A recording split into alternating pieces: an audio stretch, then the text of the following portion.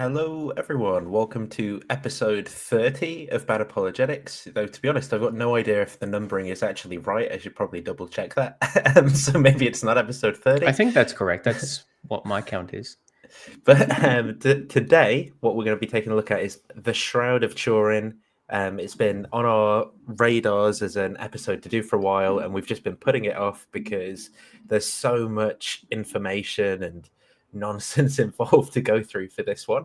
I think I don't know. My prediction is it's probably going to be a fairly long one today because there's just, the sheer amount of information to engage with.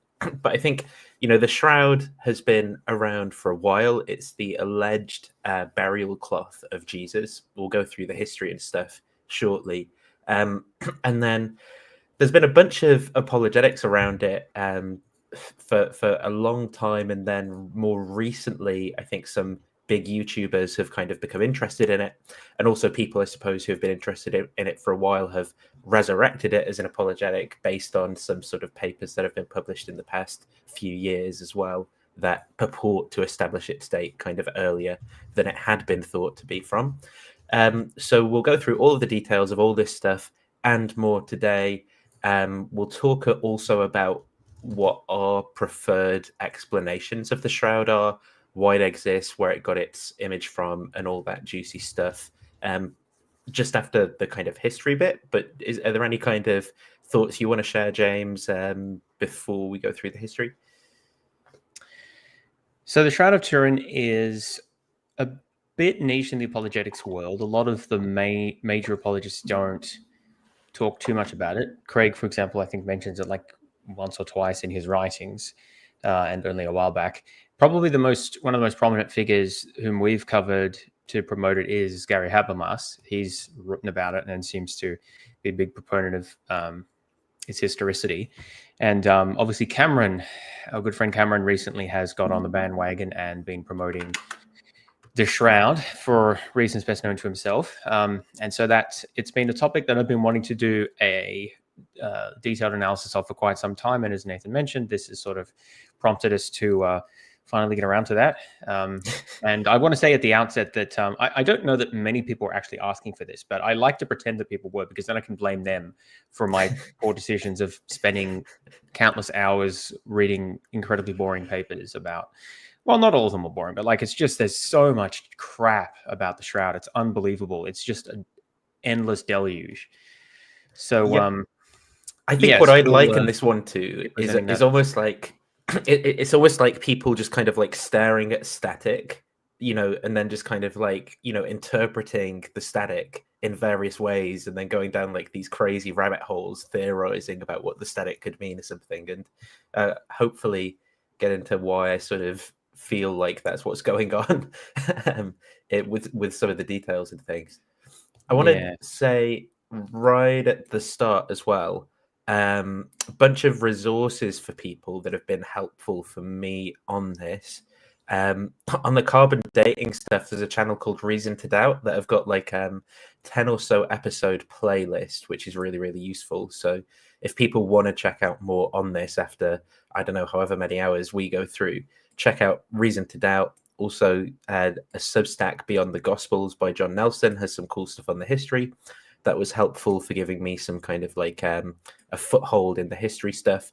And then even on the a lot of Christians have been fairly kind of credulous with respect to some of the evidence, but there's a Christian Egyptologist, David Falk, who put out some good criticisms of some of the sort of like historical and dating evidence as well on the Waxer stuff. So definitely check out those for more information if people are interested.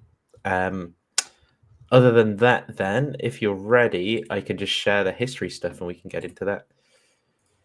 Should we start by showing the shroud, or should we save that? Oh, yeah. That's actually a good point everyone as will well. have seen it. Yeah, let me do so. Where am I? Which do I want to share? So this is what I'm going to share at the start. So here's some images of the shroud. This is after a 2002 restoration, so you get a slightly different image here of the full length of it. It was actually quite hard trying to find like good high quality images of it. This is an image, I believe, captured by a guy called Barry Schwartz. So you've got like these kind of names of people who have been involved in studying and researching the shroud. And I think, you can see the image slightly more pronounced here. Has that contrast been enhanced, or what's the I think difference so. between those two images? I think it's that the contrast is enhanced and there's like backlighting behind it, which makes the image kind of come through a little bit more. But the reason this image is quite useful later on, because there are claims about this area of the cloth, which is where some samples were taken from. So you can see actually the difference between the two, that this image is, I think this image is before the carbon dating, and then you can see in this one, see the missing piece here. Yeah, that's the piece, the bit of the fabric that was kind of cut out for the carbon dating. So we'll talk about all that stuff. But you can actually see, I was trying to find a high quality image. There's a video with some higher quality, so you can see kind of if it looks like there's been a repair or anything in that corner, which is a hypothesis some people kind of come up with. So you've got kind of the idea is that this is kind of the crown of the head, right? So it's purported to have been folded over the body. On the body, you can see various sort of markings. So some of these markings are supposed to be, again, I'm going to say alleged, because we're going to have to talk about whether there's good evidence to think that. Well, we can just describe what it is, right? So what the Shroud of Turin is about a 4.5 by 1 meter a shroud piece of linen cloth, which is held in the cathedral at Turin. It first appeared in the Middle Ages around the 14th century. And you can see from these images, the cloth bears an image of a man who appears to have been tortured, who is in a lying position with his arms sort of folded across him. The shroud is presented in the image such that there's a front and a back, as if the cloth was wrapped around a body. And the claim is that this represents the burial shroud of Jesus after he was crucified from the 1st century. Now, whether that is in fact the case is what we will be discussing mostly this evening. But that is what the shroud is. It's just this cloth with this sort of interesting looking image on it. We should probably also comment on these triangular shaped tears here, or damage to the cloth, and the markings around them. So that is not part of the original image. These were produced by an incident in, I think, the 16th century, when there was a fire in the location where the building where the shroud was being stored, and some molten silver fell onto the cloth and burned a hole through it. The repeating pattern is due to the fact that the cloth was folded multiple times, right? So it burned through the cloth in through the folds, and so that's why it looks like that. And then there's some sort of heat damage around that. So that's what we're looking at there. So that's what the shroud is. So then the question is, why do people care about it? Well, people care about it because many people seem to think that many people do think that it is the burial shroud of Jesus of Nazareth, and that this image was produced by some kind of miraculous event at the time of the resurrection. We'll talk a bit more about that later. The alternative point of view is that this was produced in the Middle Ages, and therefore represents an interesting piece of medieval religious art, but not any sort of evidence for the miraculous or for the resurrection. Cool. So in terms of the history, I also put together a little timeline of all of the kind of events right around this. So we've got, here's the crucifixion of Jesus around AD 30. There's not very much good history around where the hell this thing was for people who believe it was around at earlier dates, right? But we'll talk about some of the theories and things, whether or not they're good historically. We have the fourth letter encountered in 1215 says this with respect to relics. So the Christian religion is frequently disparaged because certain people put saints' relics, this is obviously translated from Latin, by the way, up for sale and display them indiscriminately in order that it may not be disparaged in the future. We ordain by this present decree that henceforth ancient relics shall not be displayed outside a reliquary or put up for sale. As for newly discovered relics, let no one presume to venerate them publicly unless they have previously been approved by the authority of the Roman Pontiff. Blah, blah, blah. We've thought it good to show the form of letter which Apostolic See generally grants the alms collectors, blah, blah, blah. The point is that there was this big issue of fake relics in in Christendom at the time. There's a whole bunch of reasons for this. A bunch of running jokes as well about there being kind of more shards of the true cross of Christ than you'd need to build a warship. Famously, in the 1500s, Martin Luther makes a joke about there being 18 of the 12 apostles buried in Spain, which is attributed to him in like Table Talk or something. And I think part of the reason it's not, you can't kind of one-to-one translate, I suppose, our ideas of how someone might be marketing themselves and forging something into the medieval period. This is sort of a part of the religious life of the time where people have these relics and they are genuine objects of veneration. But then if kind of someone is in possession of a relic, then it makes their location a place for people to pilgrimage to in order to venerate the relic.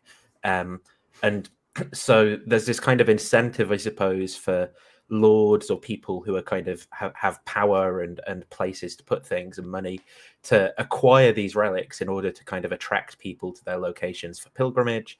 And then the Catholic Church also has this system of giving people indulgences and things for visiting those locations and seeing the relics and things. So that's in 1215 that it's a big enough of a problem of there being like fakes and things that the Catholic Church at the Fourth Lateran Council puts out this this statement is a part amongst a bunch of other things of what they want to say. So then the earliest sort of physical evidence I could find for the shroud is this thing. So this is from around the 1350s, right, that this is dated to. And this was discovered in 1855 in the river Seine. Can't pronounce it because I'm stupid in English. But the point is, it seems to depict basically this is like a lead thingy that is supposed by historians to have been given out to people who visited the shroud. Obviously, it could be later and maybe someone's pretending something. The reason it's thought to date from then is because of the shields that are on the piece of metal, which are related to some people associated with the location where the shroud was supposed to have been stored. And basically, by looking at when they were married and when one of them died, the fact that the shields are together helps you to kind of infer the date. So that Geoffrey de Chardonnay of Leary, he was the guy who he was the knight who provided the what was the donation for establishing the original location where the shroud was exhibited. So I don't know if that means that this was made at that time. Couldn't it have been made later and just retained his coat of arms on it? Yeah. I mean, it definitely could be produced later. I think the idea is that they were handing these out to people who would come to visit the shroud. So because it was moved fairly soon after that. So I guess it would have to date from, even if it's not exactly then, probably not long afterwards. Yeah, exactly. So the point is, as you'll see later, the shroud was moved around a bit early on. And the point is that the shroud kind of appears in this time zone, right? Which also happens to be the kind of range of the time zone that radiocarbon dating put the shroud in later. So we'll talk about all the radiocarbon dating stuff too.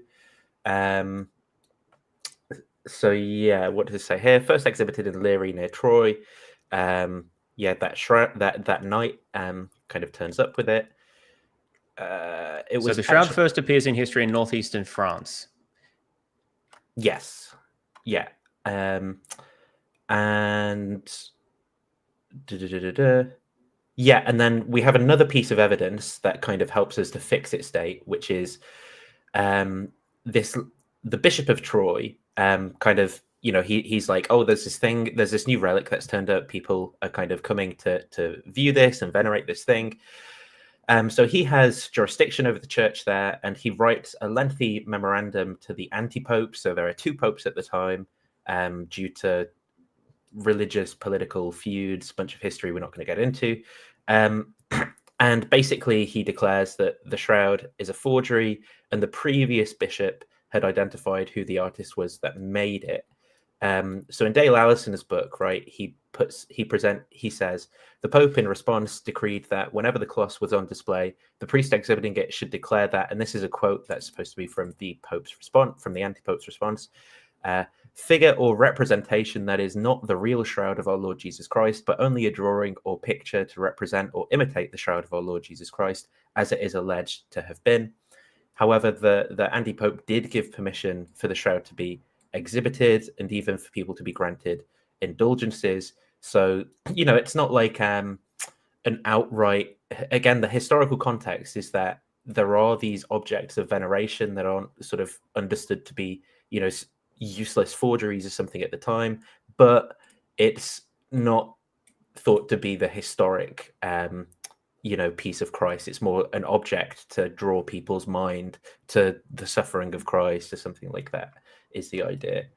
Don't know if you want to say anything about that piece, James, or happy to move on to the that is a good point that you raise about the religious context, because people often talk about it being a forgery, but we don't actually know the reason why. If it was indeed produced in the Middle Ages, as we both think, we don't know the reason why it was created. So it could have been that the original artist or artists intended to pass off the shroud as an authentic relic. It could also be that they were that they never presented it that way, and that they produced it as a pious depiction of Jesus. And both are known to have occurred throughout this period, right? So the evidence that we have is really consistent with either of those alternatives. And for apologetic purposes, it doesn't matter, because the apologetic aspect of this is that it's a miraculous product of the resurrection dating from the 1st century. So whether or not it was created by someone who had pious intentions or fraudulent intentions, 1,300 years later, is sort of beside the point. But it's something to bear in mind that we probably shouldn't describe it as a medieval forgery, because that assumes knowledge about the intentions of the artists who made it that we don't actually have any records about. But I do think it's quite plausible that it was a forgery, but we just don't know. Yeah, I think the thing about the kind of forgery language is that when apologists present this, they sort of present it as if there's this binary, right, between it either being the legitimate burial cloth of Jesus, or there being like this kind of conniving atheist who tricks all the religious authorities into, buying into this thing. Like, they're sat at home and they're like, how can I trick all these stupid religious people? And that's kind of like the binary of the explanations that apologists will often present. Whereas I think when you place it in the historical context of like, no, there's this whole like industry of artisans producing these sorts of things for the, for the purpose of worship and in the kind of context of this pilgrimage and stuff. And it's like a thing that's done all the time. Then it becomes much more plausible as part of like an explanation of how it would be produced, rather than thinking there's like, some sneering atheist with artistic skills. It's like, no, there's all these artisans with artistic skills producing these sorts of items for religious purposes, right? Yes, another thing to point out is we don't know what period of time elapsed between the production of the shroud and when it was first exhibited in the Leary. It could have passed hands multiple times, and the initial story could have changed about the nature of the relic. So it could be that it was initially presented as a pious reproduction, and then later misrepresented by an intermediary as a genuine relic. And people at the time didn't often seem to have been very concerned about the provenance of the relics that were often purchased. I mean, that hasn't changed as we see. The apologists are not very concerned about the provenance of this item. But the point is that it's quite possible that it passed through multiple hands before it was eventually exhibited. That being said, the Bishop of Troy apparently did identify the person who produced it. It's sort of unclear how he did that and whether it was like very recent or sometime in the past. But we can maybe talk about that a bit more later. Right. So then the granddaughter of this knight, the one whose shield is depicted here, I think, she takes possession of the cloth and carried it around traveling expositions, and then deeds it. Exhibitions, yeah, and then she deeds it to the Duke of Savoy. There are some interesting reports of the shroud from the time, though, that I also think it's worth bearing in mind when it comes to thinking about our explanations and things a little bit later. So we have a 1449 description from a Benedictine monk at the Abbey in Saint Jacques in Liege, who saw the shroud at one of Margaret's expositions and reported that it was Miro artifacto depicta, meaning admirably painted, with wounds on the side, hands and feet as bloody as if they had been recent. And then another excerpt from someone talking about the history of this period says, the prominence of the blood struck every observer. In his De Sanguine Christi, published in 1474, Pope Sixtus the Fourth described the shroud, preserved with great devotion by the Dukes of Savoy, as coloured with the blood of Christ. The traces of Christ's precious blood, ipsis Petrosium, I don't know what the hell that says, were again emphasised when the shroud was transferred to the Royal Chapel at Chambéry in 1502.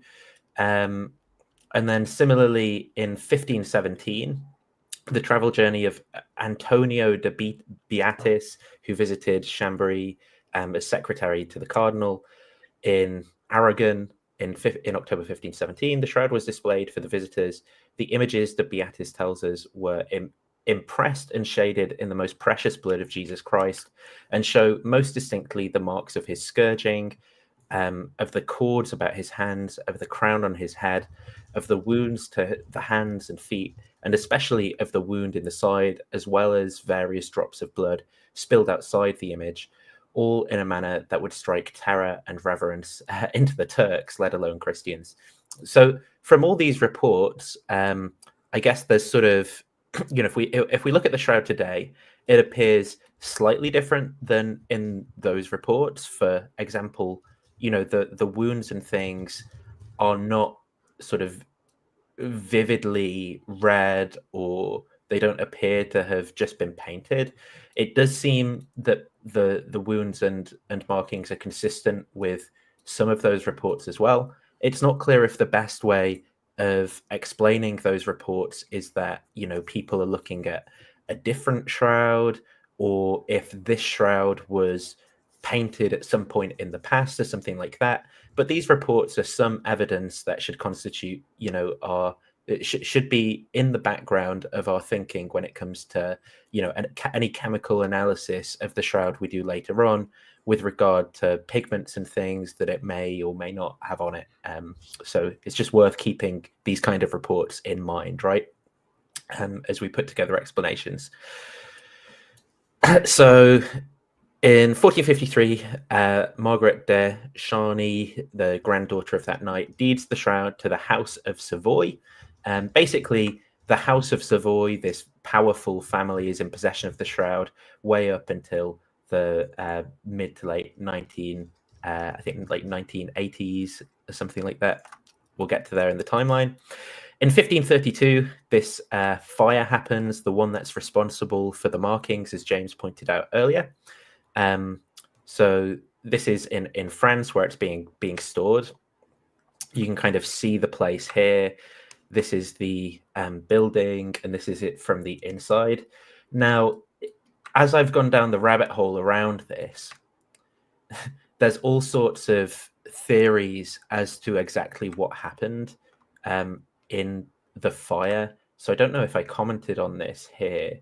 No, I didn't. But basically, there are some eyewitness reports of what happened, of like how people ran in and saved the thing. But people who are into the shroud have kind of come up with various explanations about how the burn marks were produced. Part of the reason that they've had to do that is because, if for example, fire damage might be a confound for certain forms of dating that people might be doing today, then Oh, you might have to spoilers. you may have to come up with an explanation that would, entail that the burn marks are on the shroud, but that it wasn't exposed to certain temperatures, right? Um, so, uh,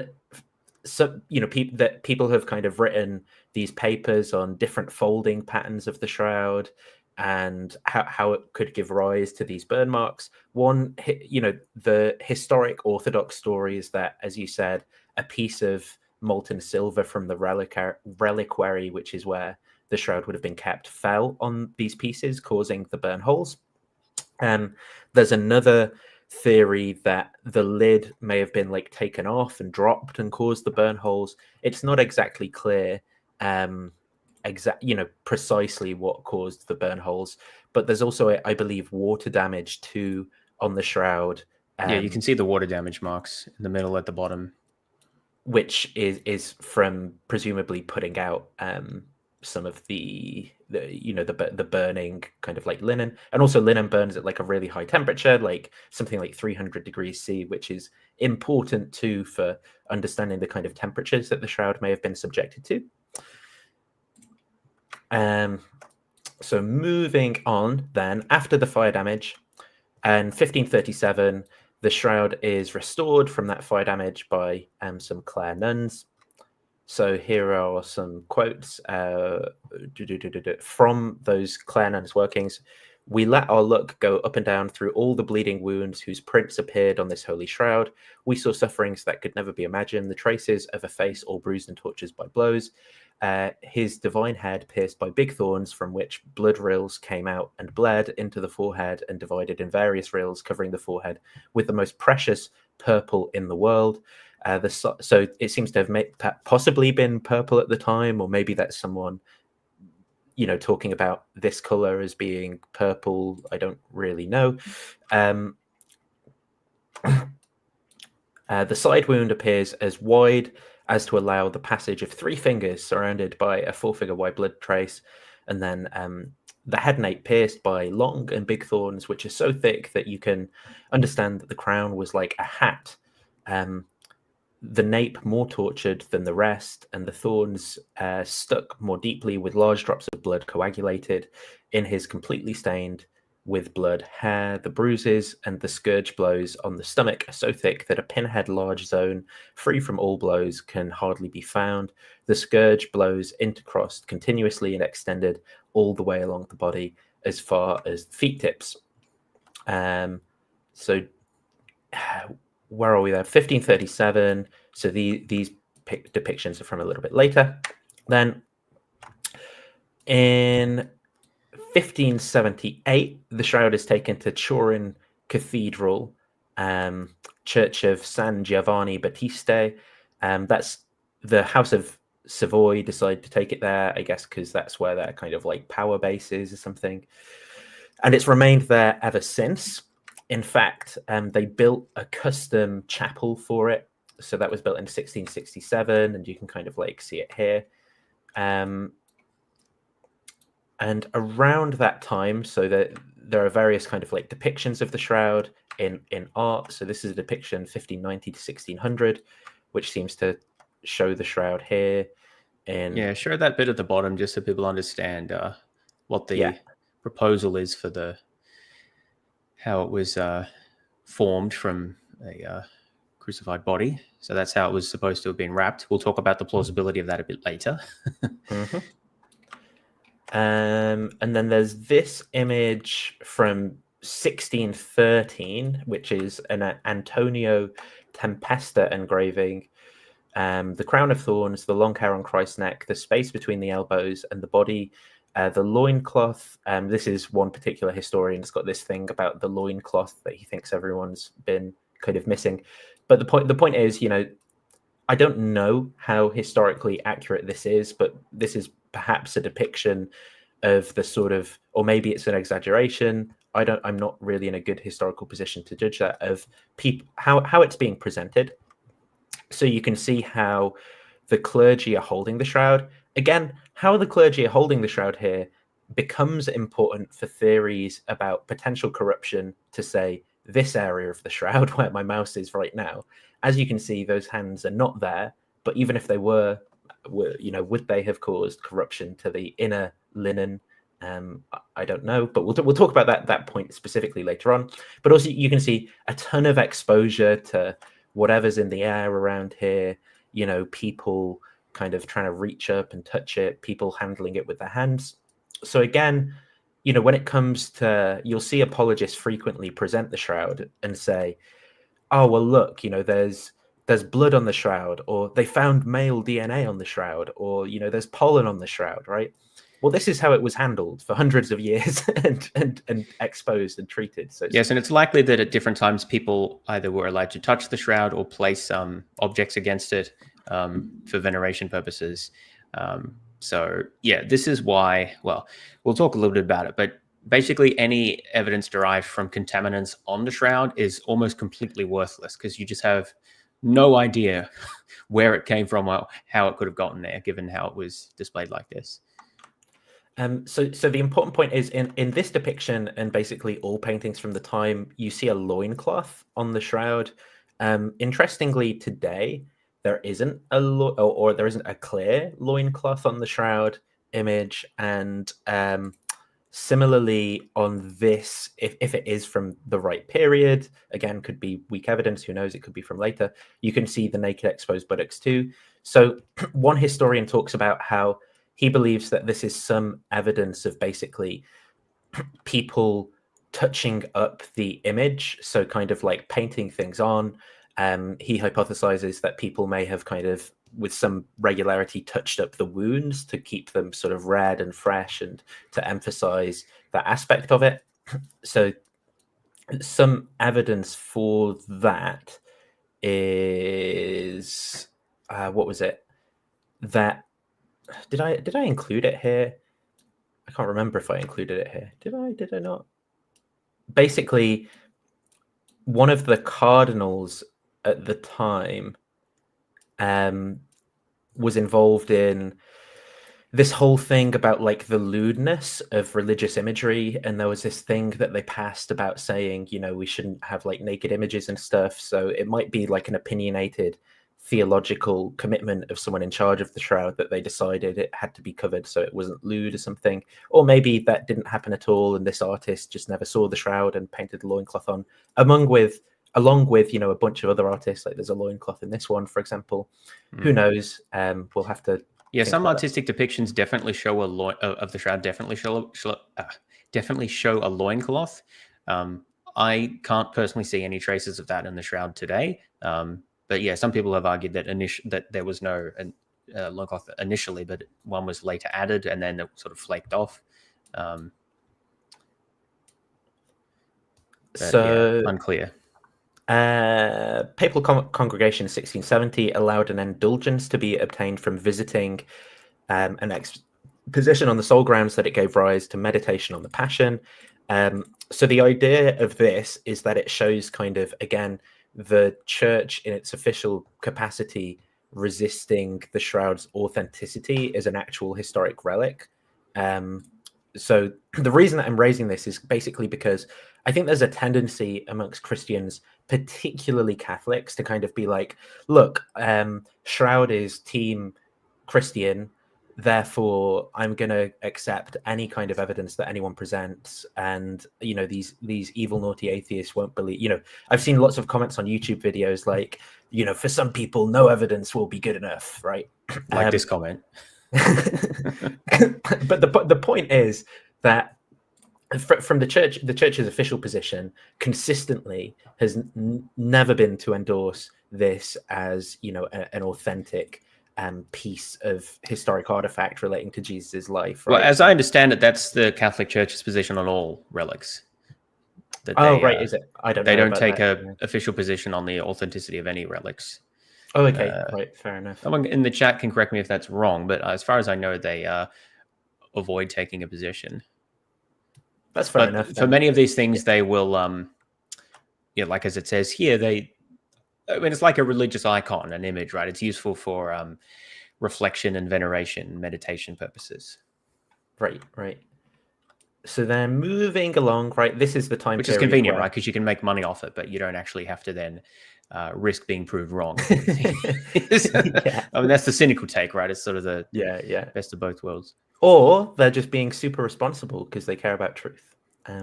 Well, yeah. So if that were the case, then that maybe there's other things they could do, as we'll see later. Yeah.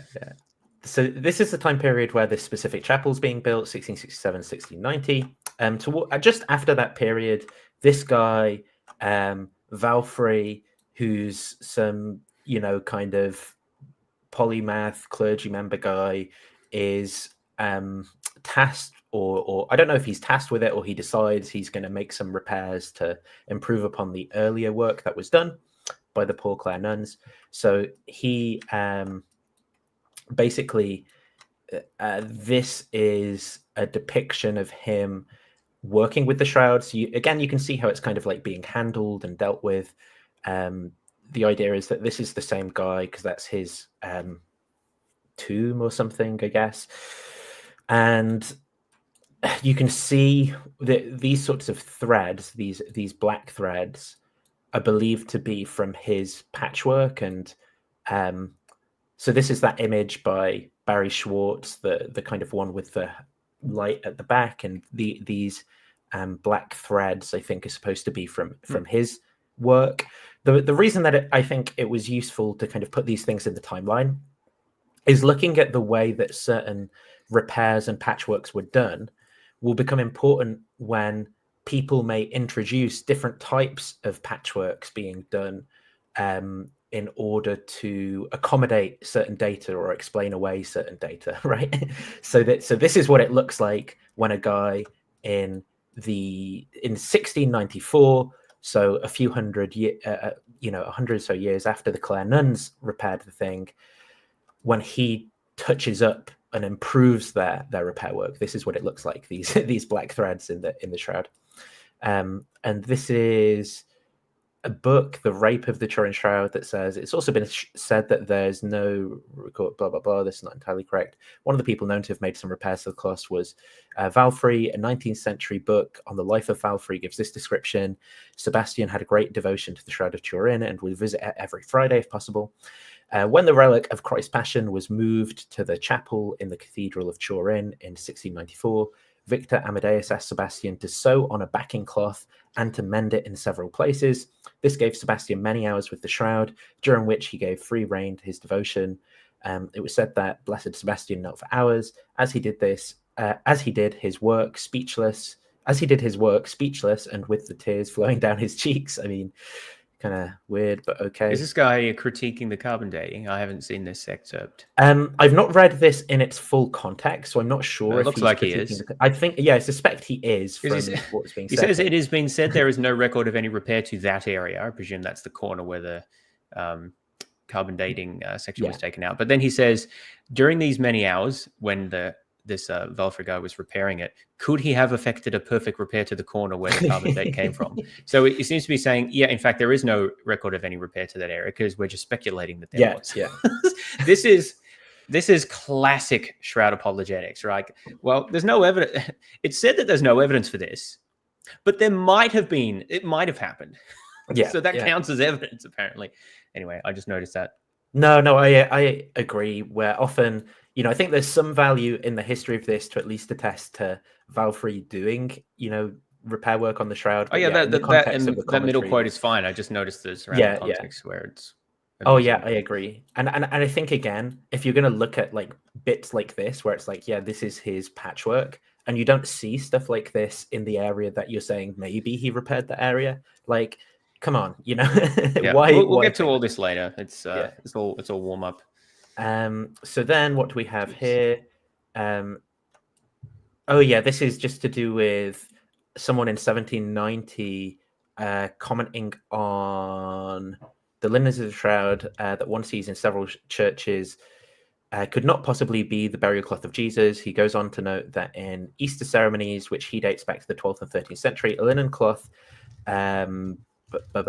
is displayed to the congregation. He goes on to tell how these cloths are preserved in church treasuries, which is why there are so many of them. He notes specifically those displayed at Cologne, Bescanon, Turin and blah, blah, blah, and argues that despite their lack of authenticity as the original shroud, they should still command veneration. So the point is here that historians have kind of disagreed over, again, the kind of context that would have given rise to a relic like this and what its purpose in church life was.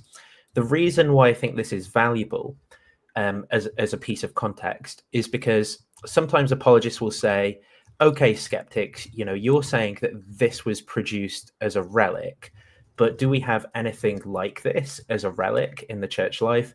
Well, here's a historian talking about, those displayed at Cologne, Bescannon, Turin, Brioude. And there's this other shroud that I think was destroyed at a later point, for example, called the Shroud of Bescannon, which is very similar to the Shroud of Turin.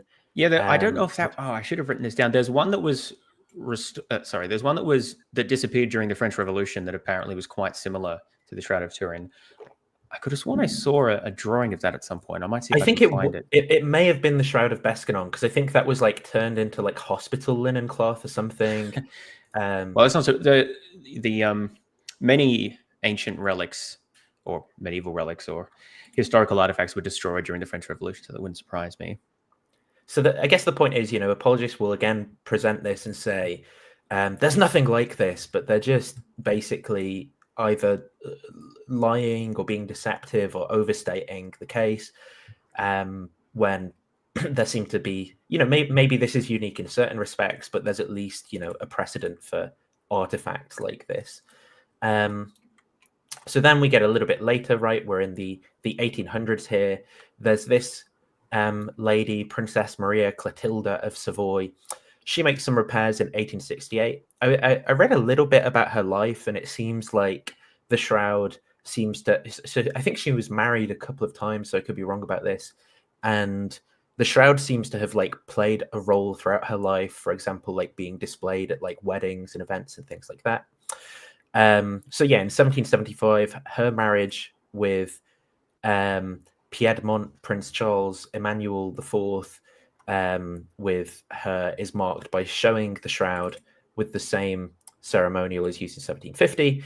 And then in 1868, and my source for this is a calendar of the shroud from shroud.com. I didn't follow through to see what their sources were, so that's why I put it in orange, because I don't know how much I trust this report. But here's what it says.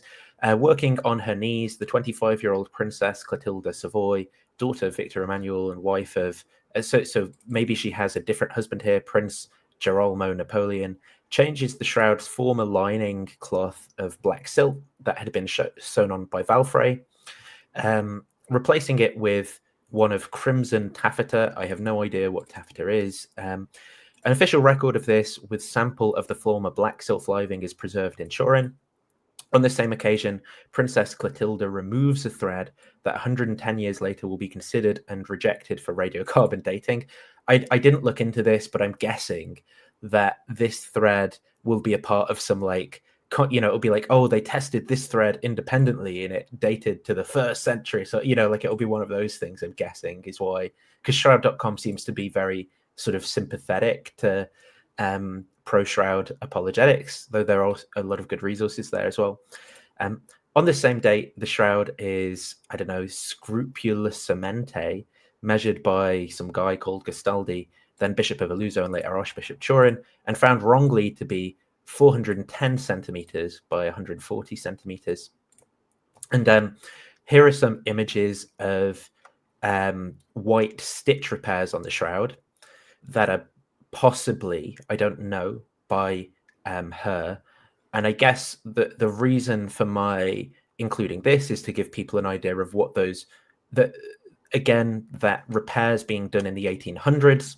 So again, hundreds of years after the original methods, and so with presumably improved methods, are still visible, right, and show these white stitching marks on the linen.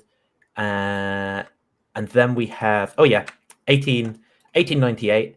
Secundo Pia. So this guy is there's a bunch of kind of people who are hanging around these power circles of,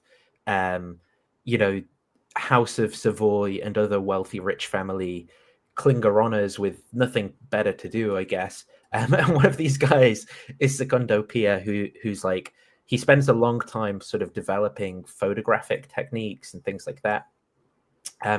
The first proper photo produced is this 1898 photo by Secondo Pia, where you see, you know, the ghostly face of Jesus in the photo negative, where the face appears positively, rather than sort of weird, I guess, like it looks on the actual shroud itself when you look at the face. Now, part of the reason, as an apologetic, the reason I've included this point is because as an apologetic, apologists love to go on about, you know, saying it's like a photo negative. They never really get into the details of why they think that that's important or relevant. Some apologists will get into those details with sort of speculative proposals about a flash of energy radiation from the resurrection causing the image production. We'll talk about all that stuff in some detail. But at the kind of lower end of the apologetic spectrum, you know, people just basically are like, look at this photo, it's creepy. Therefore, the shroud is a photo negative, implying that it's like a picture left by God. And I've seen, again, lots of comments like, oh, Jesus was kind enough to leave us a photo of himself, right? And this is just basically lazy thinking. The fact that an image is a negative doesn't mean it's related to photography. You know, it doesn't mean that someone understood photographic technology when the image was produced or anything like that. I don't know if you want to comment on that apologetic point at that level, but well, we can discuss this when we talk about mechanisms for image formation. But I would say that this photograph and the negative version of it, I think, really dramatically increased interest in the shroud, because the image is much more evident and more compelling as a negative. And prior to this point, no one had seen it in this form. And so this first photograph, I think, is one of the major reasons why the shroud became so widely known, and why there's so much scientific interest in it and apologetic interest in it. Yeah. And then I will say on the timeline that as I looked into the history, by the way, between this period seems to be when it was being kind of like exhibited and paraded around the most. But it's still being displayed all through like the rest of the time. But this is when it seems to have been like most prominently sort of shown forward. Then we obviously have World War II, right? And the Nazis are like super obsessed with the occult. They have, you know, a whole kind of alternative history, and not that there's like exactly one Nazi view of the world, but there's a bunch of weird people who think that things have. Himmler was especially interested in this. I don't think Hitler was ever very interested in it, but Himmler was. Right. So during World War II, the shroud is moved to a monastery in Avellino, more than 500 miles from Turin. So I've put that, you know, on the map here. So here's kind of where it was moved. What's that? A 207-hour walk, probably not moved by walking though, probably by, you know, truck or train or something. Officially to protect it from bombs, but apparently in reality, according to this source I was reading, to hide it from the Führer, who was obsessed with it. Again, don't know if that specifically means this was from a Catholic source, so maybe I highly doubt Hitler was interested in this. Himmler, maybe. right. I really don't think Hitler cared much about Catholic relics. Yeah. If I'm wrong, then, you know, I'm wrong, but I find that hard to believe. I have seen, I think Catholics really like the idea that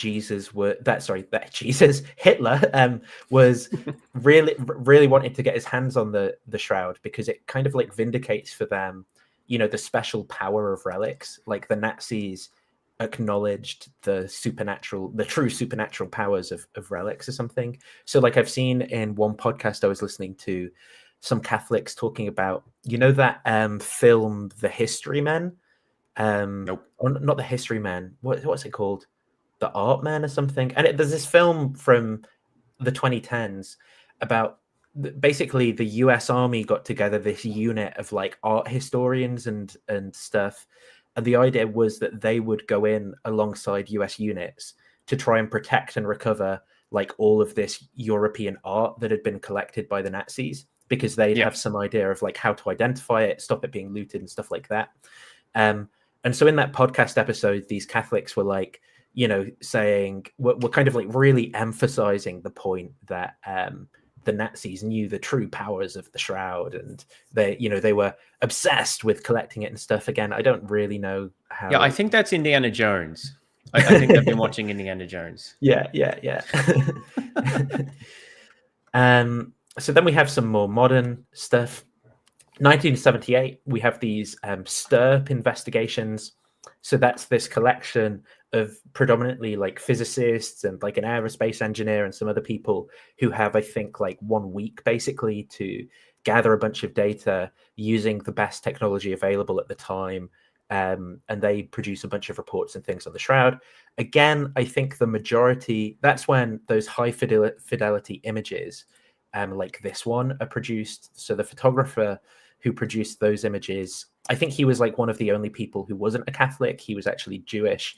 But the vast majority of the researchers here were actually Catholics and shroud sympathizers, which does become quite important as we go on. But again, bunch of samples collected, dust and stuff hoovered for analysis. And so we get like various lines of evidence. Now, as far as, maybe I missed this, but as far as I know, this is the only time the shroud has been subject to extensive scientific investigation. People have reanalyzed samples collected from that time. And later on, some extra fabric was cut for the carbon dating. But apart from that, I think that this is the only time that it's been subject to this sort of direct investigation. Yes, I believe that to be correct as well. So it's important when, again, apologists will say,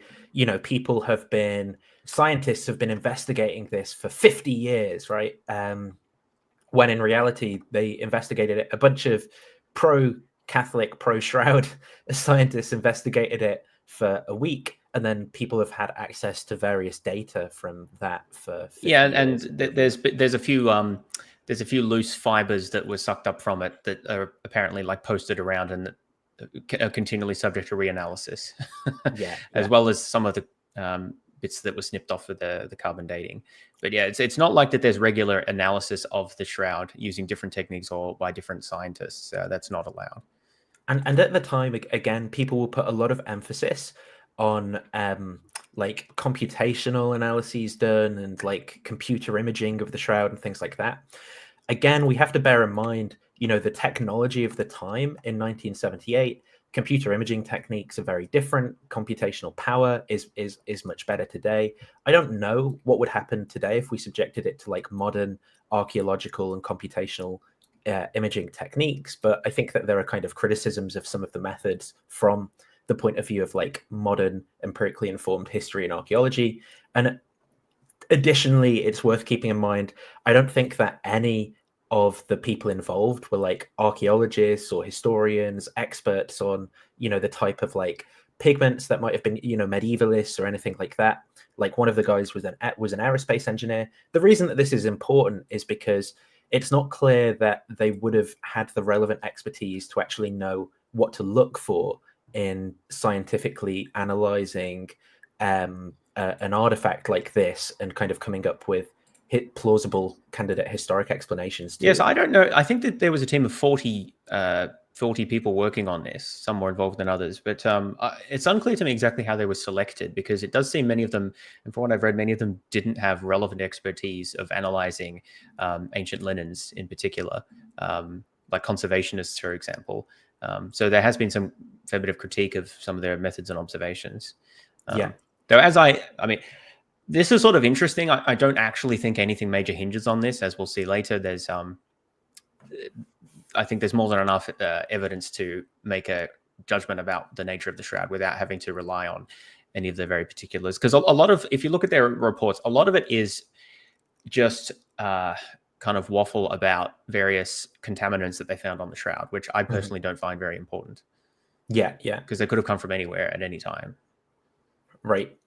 And then I guess the other thing to say about this is, prior to all of this, I guess the primary lens through which people had assessed and analyzed the shroud was historical, right? So kind of like using the methods of history. I think that this is when, at least in a lot of the testimonies I've read of modern people who believe in the shroud, there's some kind of like journalism around this Stirp investigation. And this is when the kind of scientific apologetics approach to the shroud begins. And I think that methods then get confused over how to assess the shroud. People begin to think that there's a bunch of really good scientific evidence that the shroud is like really old or has, was the burial cloth of Jesus. And from like these testimonies that I've heard on podcasts, people will fondly reflect about, in the 70s or the 80s, I was in university and I remember, reading about so-and-so publishing an article or a paper who was involved in the Stirp project, and that got me interested in this. And ever since I've been fascinated, or, scientists have been looking into this for years and they've not figured out. And that's kind of the thread that the apologetics often takes.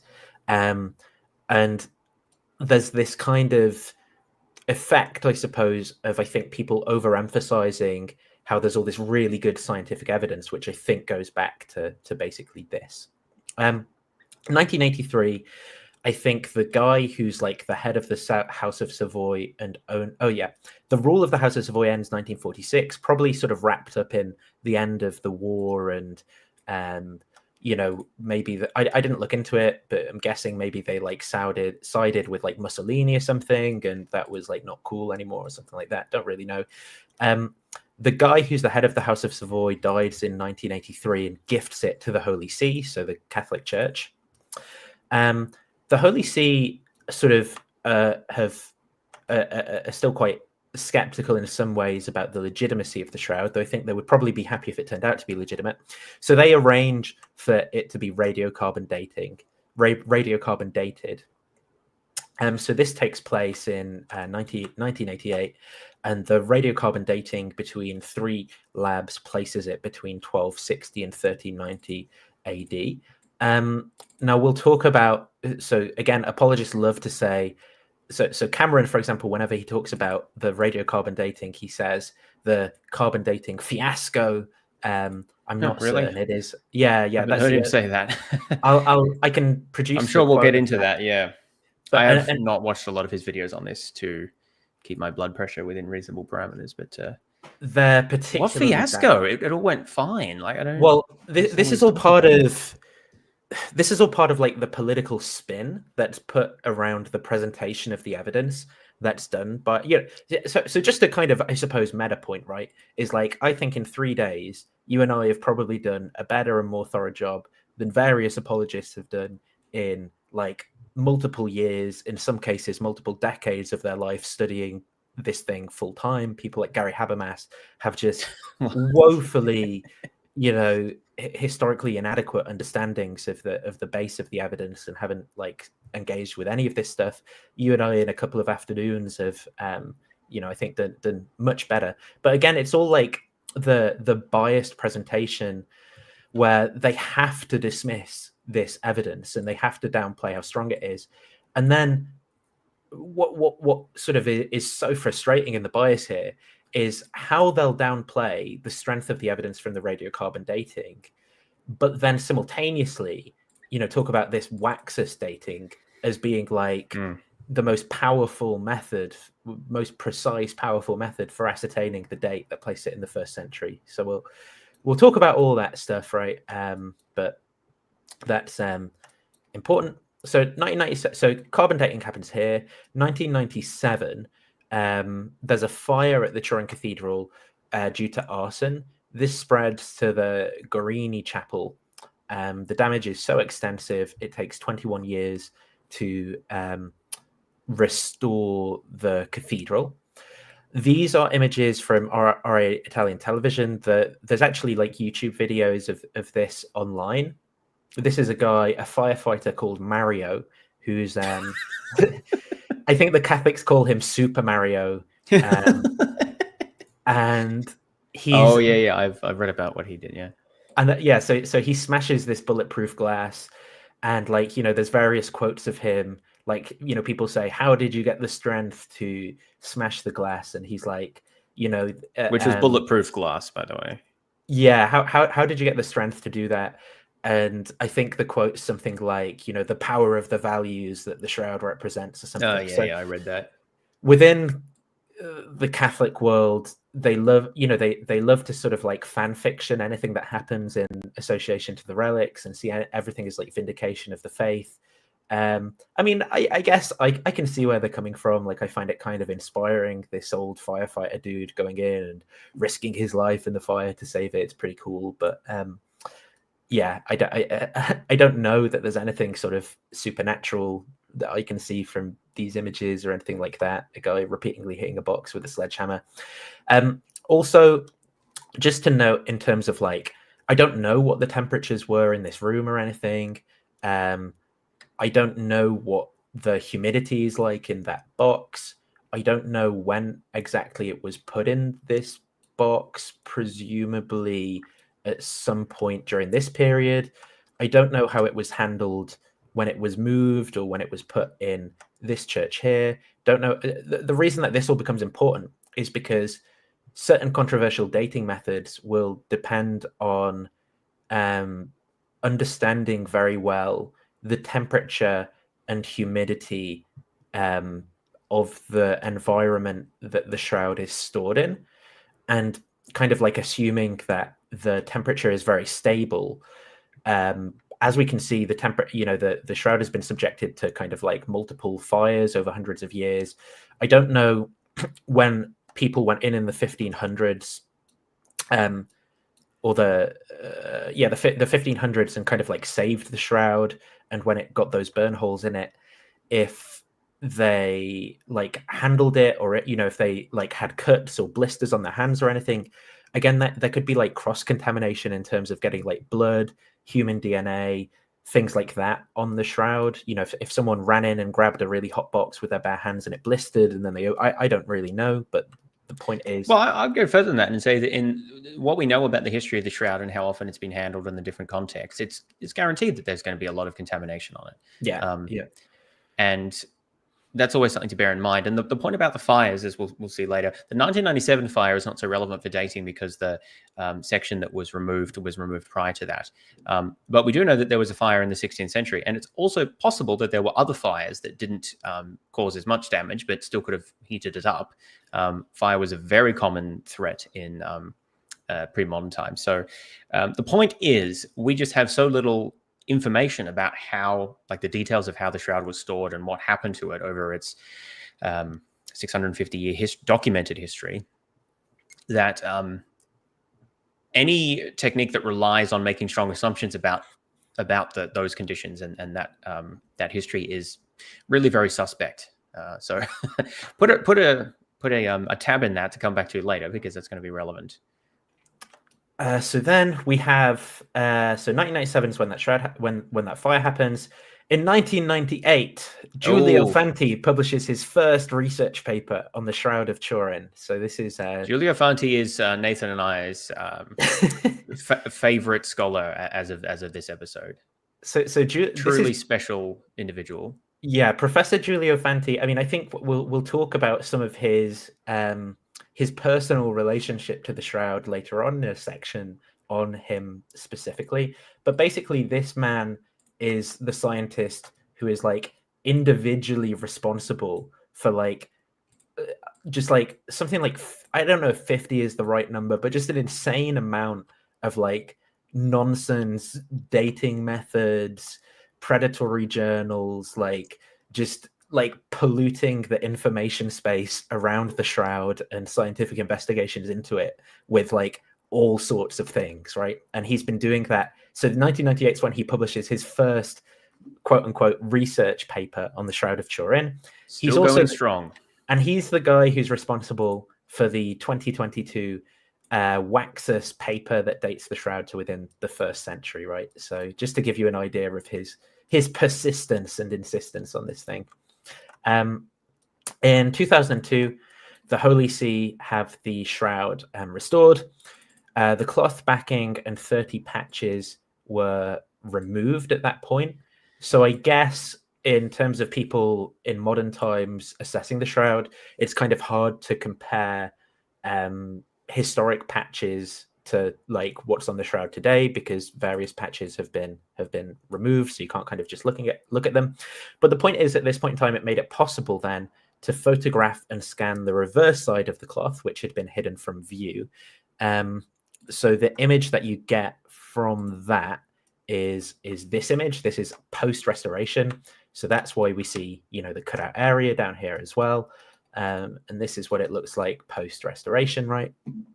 So then going back to our Shroud timeline, in 2004, there's a new kind of ghostly image. I think this was in like all the newspapers again about the Shroud.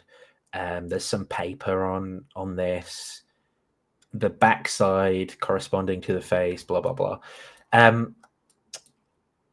2017, Fanti paper that gets retracted on the blood and using the wide angle X-ray scattering stuff. And then we have I think it was it 2023 or 2024, popular Christian YouTuber Cameron Bertuzzi converts to Catholicism and starts putting out videos that perform well, promoting Shroudology.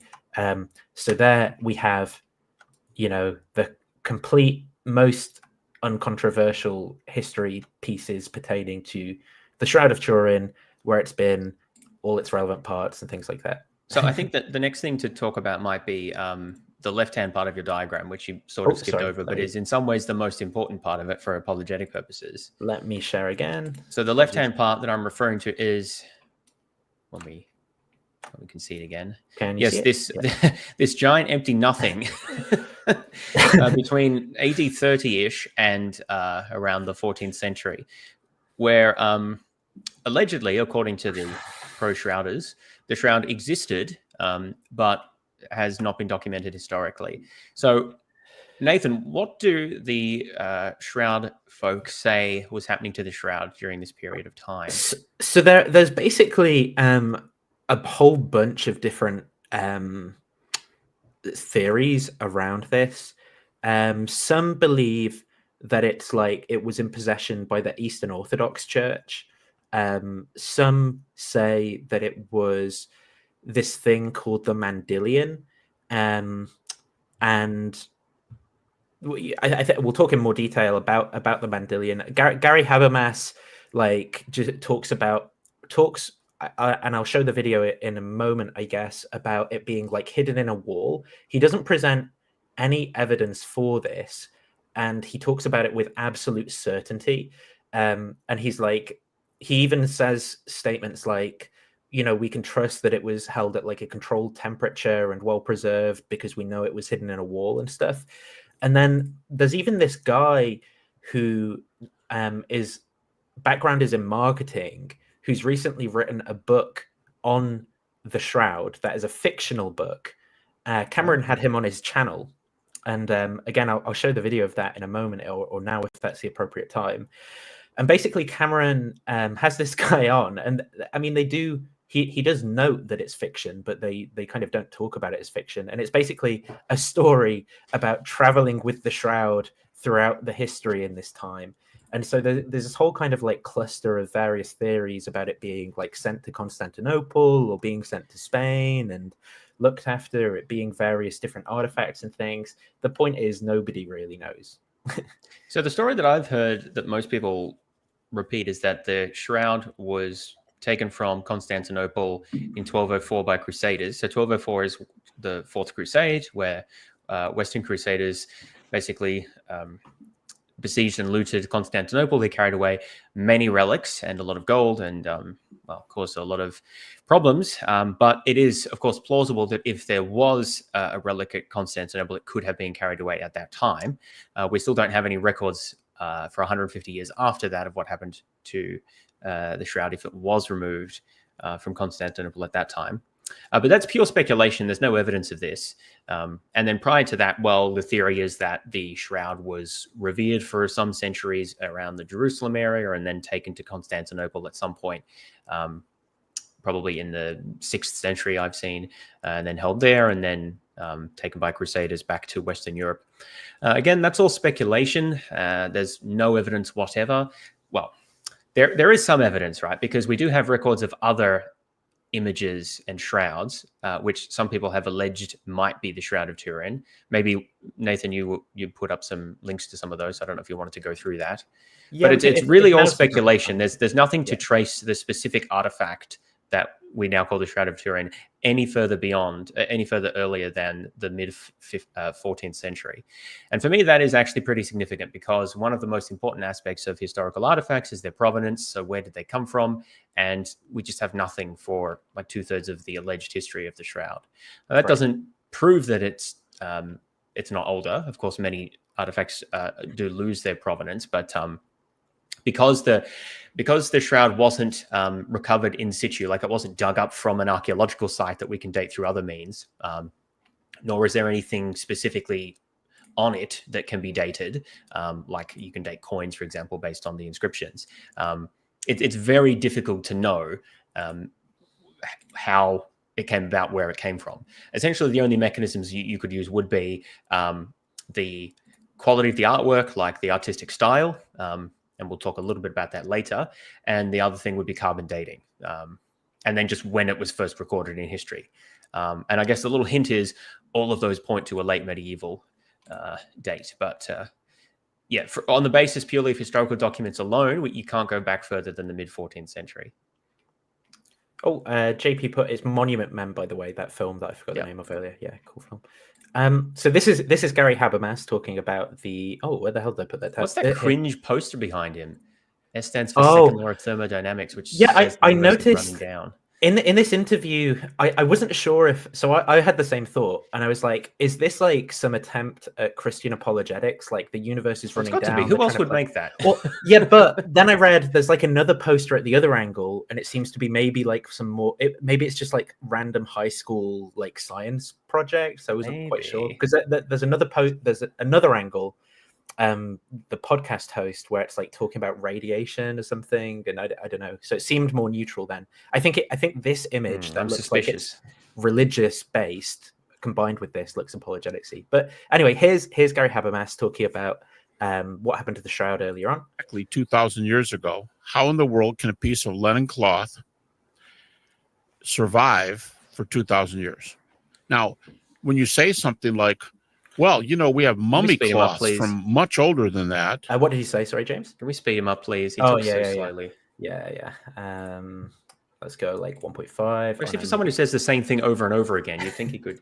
I know I'm being a bit mean, but it's just listening to Habermas. There's actually one video, a recent video from like the past 2 months where he's talking about the Shroud, and over half of it is his recollection of a phone call with one of like the STURP researchers, and like and like a third of it. So like a bit of it is the presenter just like introducing the video. Half of it's him talking about like calling this guy on the phone and recalling like, yeah, we had a good chat and all that, and like the 70s and all this stuff. And then a third of it's just him like actually talking about the Shroud, which is pretty funny. I think he could be a good like, I don't know, narrator or like audiobook reader or something for like the right type of right type of content, because he has that like old man story time kind of voice. So it's like it's like the and we wore onions from our belt. Yeah. This was the style at the time. Onion on the belt. Okay. Or we have other cloths in the museums from that time. It's not that rare a thing. When they stop and they'll go, well, I hadn't thought about that. But at first thought, it seems like it's too long to be making a difference. But it is here. And one of the main theories that might help us a little bit is that the Shroud was kept hermetically sealed, you might say, in a wall for several hundred years on its journey. And it was hidden from icon destroyers on the way from between Israel and up to Western Europe, where it's been for hundreds of years. So where's he getting this from? A few hundred years of safety. Yeah, I mean, where did that come from? Maybe somewhere some secret documents. Maybe somewhere in his 5 million words of books, he talks about some of his sources and things for this. And I mean, to be fair to him, he did say maybe, but yeah, he does. This happens a lot actually in Shroudology. They'll sneak in maybe, or it could have been, and then just present it as a fact. Exactly, and this is the problem, right? Is that he's presenting this to lay people who view him as a historian with some position of his historical authority, and just doesn't add in any of the relevant addendums about the sort of like quality of the evidence and how we should proportion our belief to the quality of it. Like, even if you're like saying, look, this is pure speculation, if you were a believer who believed in the Shroud and you're a historian, like a good historian would be like, yeah, this is not like good historic evidence for any of this. This is just like pure speculation. I mean, it's consistent with what I believe, but like, no one should believe this on this basis. This isn't like evidence we need to include, and that like people who think the shroud is a forgery need to include this. Like, well, if you think it was produced in medieval times, how do you account for the fact it was preserved in Constantinople or something? Just a short comment as well on, he mentioned icon destroyers. So yes. If, as is claimed, the shroud was kept at Constantinople for hundreds of years, then it would have been there presumably during the period of Byzantine iconoclasm.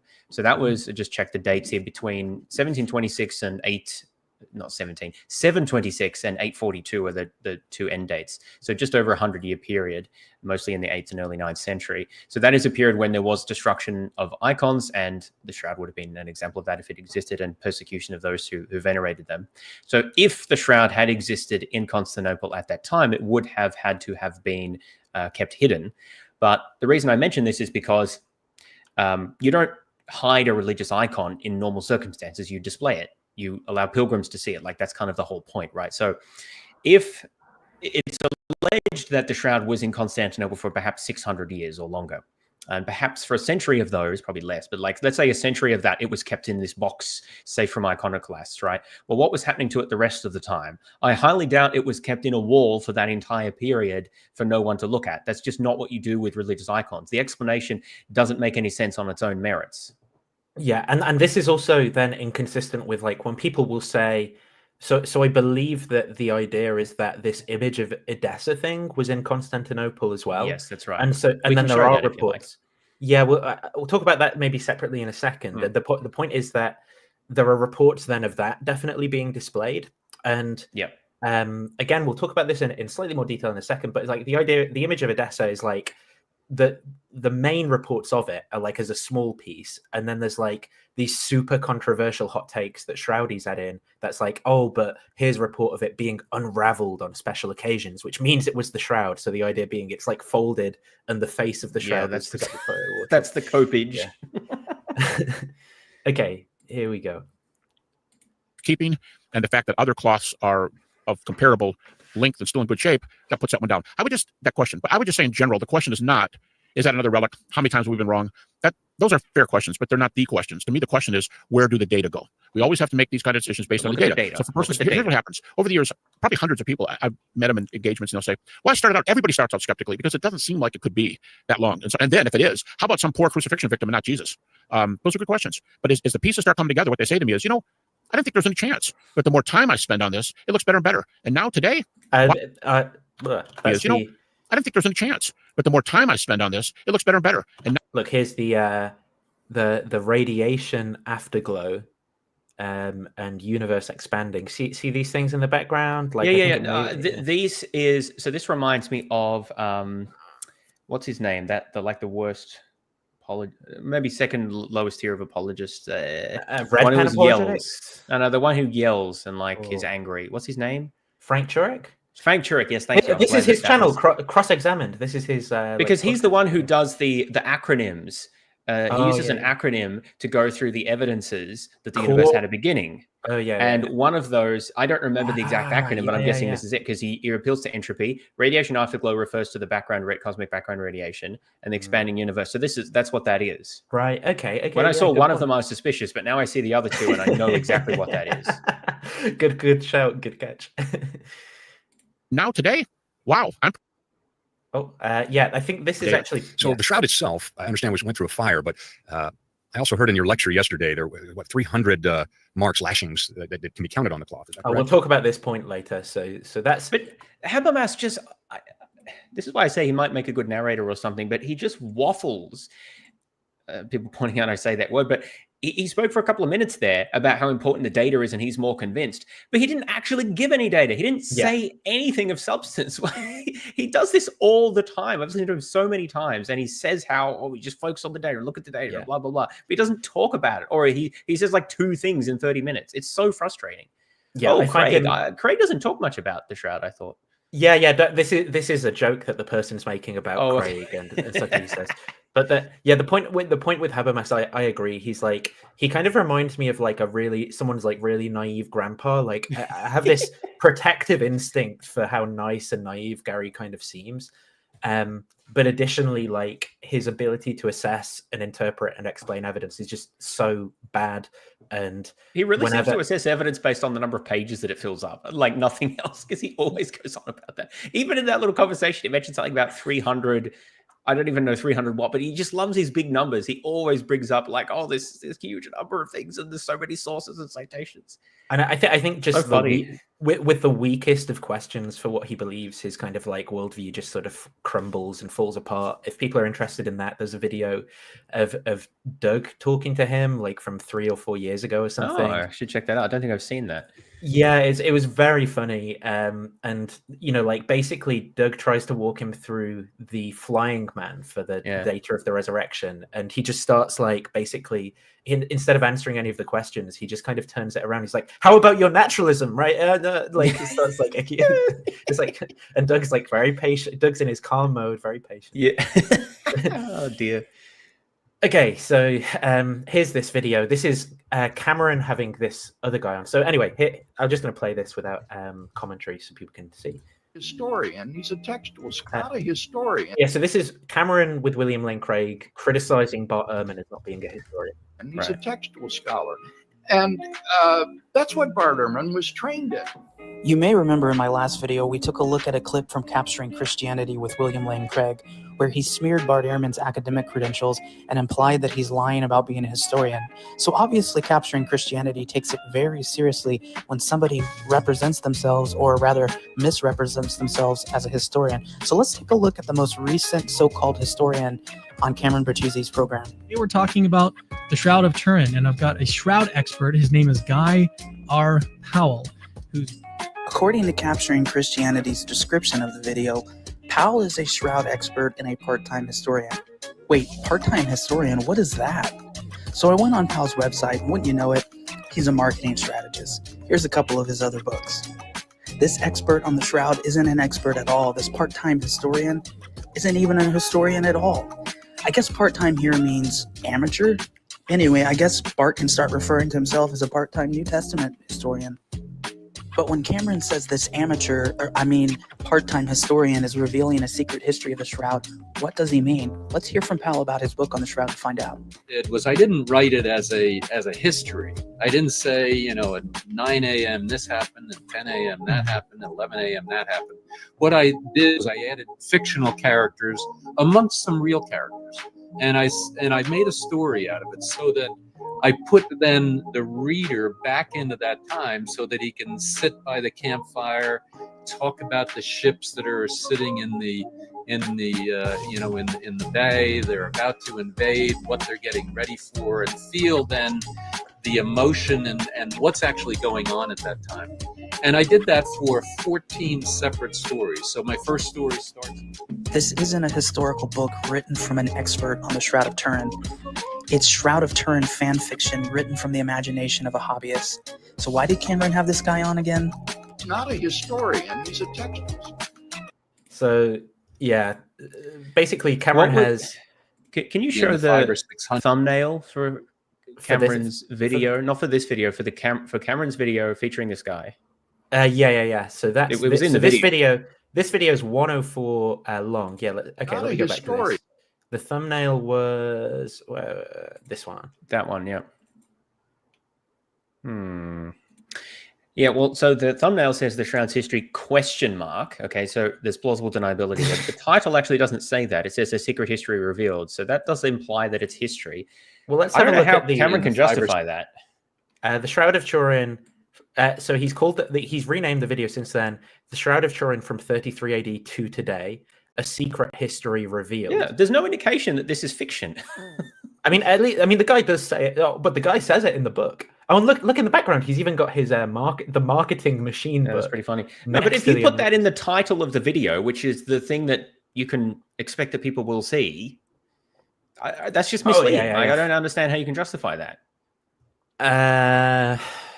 No, that's just malpractice, clickbait. I don't know what you call that. Maybe a lie might be the old school way for describing that. The carbon dating is deeply flawed. Blah blah blah. Oh look, he even left out some evidence that vindicates the Shroud. Carbon dating test failed because they only tested one spot. But just going on about the carbon dating, It's It's interesting to authentic. see how much that people just eat up the slop that people say about the carbon dating without even reading up about it. Like it was a patch. No, actually, people just say that it's a patch without any evidence, as we'll get to later. But people just accept that that's a fact, that it was a patch. It just really upsets me. No, I mean, no offense to this guy, but like, I just view someone who's a marketing expert writing a fictional book about a religious relic where people have questionable critical thinking skills and are devoted to the cause as like so cynically, where I'm like, you know, if I wanted a get rich quick scheme, I would like, you know, write a book about Trump or, you know, so, like some topic where people are irrationally committed to the cause. Maybe that's exactly what he says in the book. Like in the book about how to make money and like make a business or whatever, is like write a fanfic about an emotive religious topic. He's a scientist. Yeah. I don't know. I think that a marketing expert is maybe you know, exactly what the skill set you need for religious apologetics, right? Because that's what it is. It's just a marketing exercise, as far as I'm concerned. So, is there anything else we want to say on the like on sort of alternative theories of where it was held right Alleged now? provenance. You wanted to show the image of Edessa. Oh, Let's yeah, mention that because people bring this up. Sure. So let's go to the image of Edessa then. I'm gonna just share. What am I gonna share? Which window? Oh God, I've got so many things open. The book I want actually is, I think, this book. What Did Jesus Like by Joan Taylor. So this is a 2018 book by an historian. It's actually a pretty decent book. Blah, blah, blah. Pope Clement, Franciscans were granted authority for being blah, blah, blah. I'm just trying to find, it's around this period that I'm looking at, this area in the book, the thing I'm looking for. Jesus' self-portrait. So this is all about people, you know, like iconography of Jesus and so forth. In Constantinople, the Mandylion, far more famous and influential as a self-portrait, was the Mandylion, Syriac word for cloth or towel. The story of its creation is found in versions of the Abgar legend, which in its full form appears in the 10th century CE in a Greek text known as Narratio. The Narratio tells of a remarkable cloth in the Mesopotamian city of Edessa, blah, blah, blah, the towns in southeastern Turkey today, on the border of Syria. We learned that a certain king, King Agbar of Edessa, is ill. He sends Jesus a letter by hand of his servant Ananias, asking him to come and heal him. Since he has heard of his skills, if Jesus could not come in person, Ananias is to bring back a portrait of Jesus. So Ananias tries to get Jesus involved, but not very well. So Jesus gives Ananias a letter saying he can't come to see the king, but he affirms that the king would indeed be healed. Jesus then washes his face in water and wipes his face with a towel. So notice here, you know, in the story, right, that's the original source here, Jesus washes his face with a towel so he doesn't like lie down in a massive cloth and imprint his body with a bunch of wounds on it, miraculously leaving his likeness on it as if it had been painted. You know, no scourging, nothing, no crown of thorns. Ananias goes back to Abgar with the letter of the holy cloth. Once in Edessa, King Abgar removes the statue of a god at the main gate of the city and places the cloth there instead, trusting it would ward off invasion. That didn't apparently work. The whole city converts to the Christian faith. However, as time goes on, Edessa falls away from this commitment and forgets about this image. The Persians then besiege and attack, an event probably linked to the siege of Edessa in 544. But the bishop Eulalius has a vision that reveals where the holy image is located. He finds it by the city gate with a lamp still burning miraculously. The oil for the lamp is dripped, blah, blah, blah. The legend is told in this form, corresponds in time to the point when the Mandylion arrived in Constantinople in 944. The image was brought in by the Byzantine Emperor of Constantinople, Romanus I, with a huge amount of public festivity. It was transported in public procession through the streets to the Imperial Palace Chapel by the lighthouse. The gold casing around the image was noted, and an inscription noted which read, "Christ our Lord, whoever hopes in you shall not be brought to ruin." So note that there is no such inscription on the Shroud of Turin. As with the Veronica and the Lateran, Acarapita, the Mandylion was copied. Artistically, the Mandylion images are like the Veronica images in showing simply the face and hair of Jesus with no neck or shoulders. So this is what the Mandylion, these are copies of the Mandylion. So here's what it's thought to look like as a copy. So again, very sort of different, right, to what we see on the Shroud of Turin. Yeah, we have many images of it over the centuries. It's always depicted as a face on a cloth. Yeah. And there are some, I think earlier in this book, there were some picture. Yeah, so these pictures as well. So these are like what depictions of the face on the cloth. The Veronica, which is a different sort of like face cloth thing of Jesus that would be shown. So yeah, and I can't remember if this book then talks.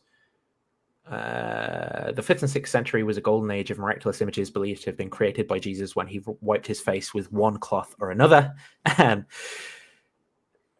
You don't want to know about the relics created when he wiped the other end, if you know what I mean.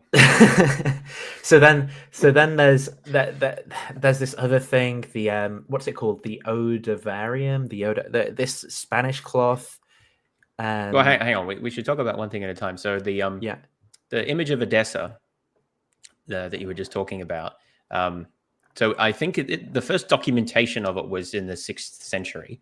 Obviously, it's alleged to come from the time of Christ.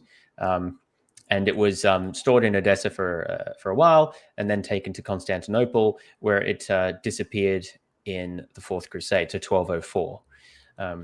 Now, from what I've read, there's some people who believe it was taken to Europe and eventually destroyed in the French Revolution. I don't know if that's actually well documented.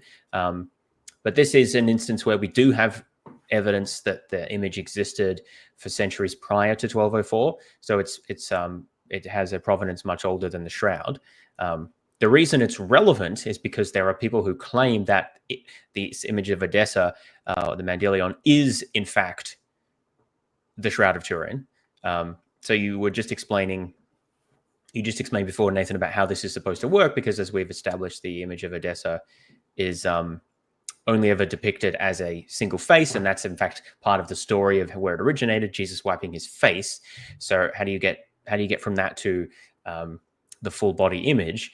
Well, the explanation given is that the shroud was folded up in just such a way that you could only see the face, and that this was what was usually shown, but then occasionally it was sort of unfolded in its full form. Yeah, there you go. That's the idea, that it was folded up like that, so that you could just see the face. So as far as I know, there's no evidence for that at all. There's no textual evidence that was the case. There's no depictions of it in the full form. It's really just a fan fiction story that links the Shroud of Turin to the image of Edessa. And even if you do make that connection, which I don't think there's any reason to do, you still have about a 500-year gap where we don't know anything about the provenance. Yeah, and I'm also not really convinced that the idea of the face being at the front is kind of consistent with what seems to at least be the historic folding pattern. I'm assuming that people consistently folded it in the same way. It's obviously possible they folded it a different way, right? But it looks like when it's been folded, you can tell that it's folded from where the burn marks are. Yeah, that's what I mean. So obviously that would be at a later date, right? So maybe people started folding it differently. Could be.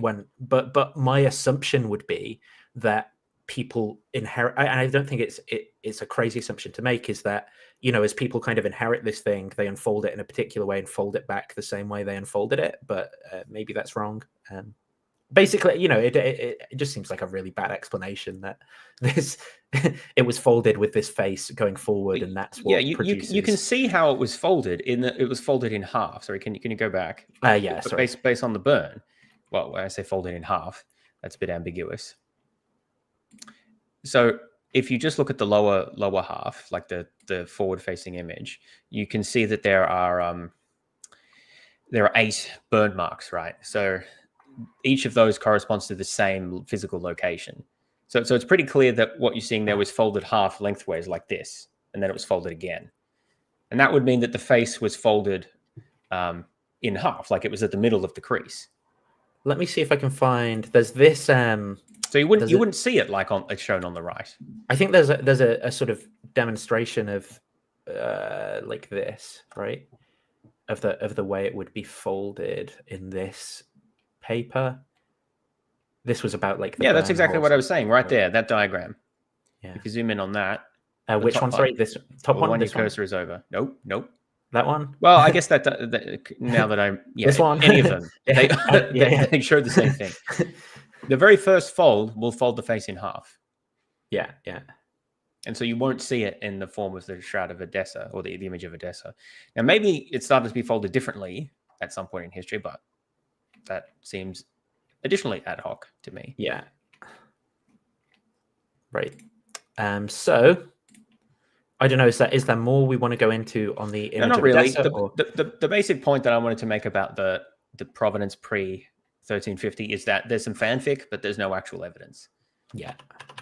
So if we were to follow what Habermas said about sticking to the facts, there aren't any. I'm just having a look at our notes to see if there's anything else to look at here. I don't think so in that section. So I guess the next thing to look at is the purported medical evidence, right? So let me open a new video where we'll look at this claim first. 3657. I don't know. So basically, as is common with apologetic strategies, people kind of like, look, there's this line of it. There's the historic evidence, the scientific evidence, the archaeological evidence, and so one of the lines of evidence in quotes is medical evidence. And so there's a number of things that kind of come under this. One of them is the sorts of wounds that are present in the image. Again, a distinction that apologists frequently fail to make, right, is between the evidence we actually have and an explanation of that evidence. So, we've seen this happen before, for example, with the Gospels, where it's like the evidence that we have is, text that says these words. And then how do we explain those words, right? Rather than the contents of them being what we have to explain. Similarly, in the case of the shroud, what we have to explain is an image showing these markings, right? But we don't actually have a man with those wounds as something that we have to explain. But apologists will kind of make that step from the evidence that we're explaining to their explanation, which is that there is a man with those wounds. And then say, that kind of counts as like medical evidence, right, in their favor or something like that. So I'm going to sort of go over, here's a recent video by Dr. John Campbell. Dr. John Campbell is actually a nurse, not to denigrate nurses or anything, nurses are great. But the point is he's a guy who got famous during the COVID pandemic for talking about like how to wash your hands at first. He then became like a vaccine denier, basically. And he still, even after all the really, really good evidence about the efficacy of mRNA vaccines, post hoc FDA phase 3 testing on various vaccines, post hoc analyses on sample sizes of millions and billions of people about side effects and things like that. He's still, based off of shoddy evidence in predatory journals, goes on about, how these things are dangerous. And he's kind of, I think, the paradigmatic case of audience capture on YouTube, where someone gets enmeshed in a bad information ecosystem and bad incentives to create certain types of content, develops an audience of sort of people with kooky beliefs. And he recently has been on this kind of trend towards Christianity. And so one of the things he did this video that's got 1.3 million views 2 months ago on shroud studies, right? And he talks in this video about medical evidence. So this is at 3657, where I want to go to here. So let's see what he has to say. Just make sure the timestamp is correct. Yeah, so we'll talk about he talks about a bunch of other things we'll talk about in this video, including carbon dating and X-ray dating. But here's the medical evidence, right? But even if it wasn't a first century date, we've still got to explain what we've seen. But carbon dating no longer be relied on. Other methods show this is consistent with a first century date to the time of Christ. Well, not that. We'll come back. Yeah, we'll talk about that. So there's this book, right, by this guy Pierre Barbet, and you'll see people all over the place refer to this guy's book. I never actually checked out the book to see exactly what this guy says, but this quote just comes up all over the place. The markings on this image are so clear and medically accurate that the pathological facts which they reflect concerning the suffering and death of the man depicted here are, in my opinion, beyond dispute. So I don't know why, you know, Pierre Bardet's opinion is supposed to convince. And it seems like it, rather than it being a medical question about the wounds, it's actually an historic question about whether they're consistent. Yeah, what's he actually talking about? Because there's no actual facts there. That's just an opinion. Yeah, exactly.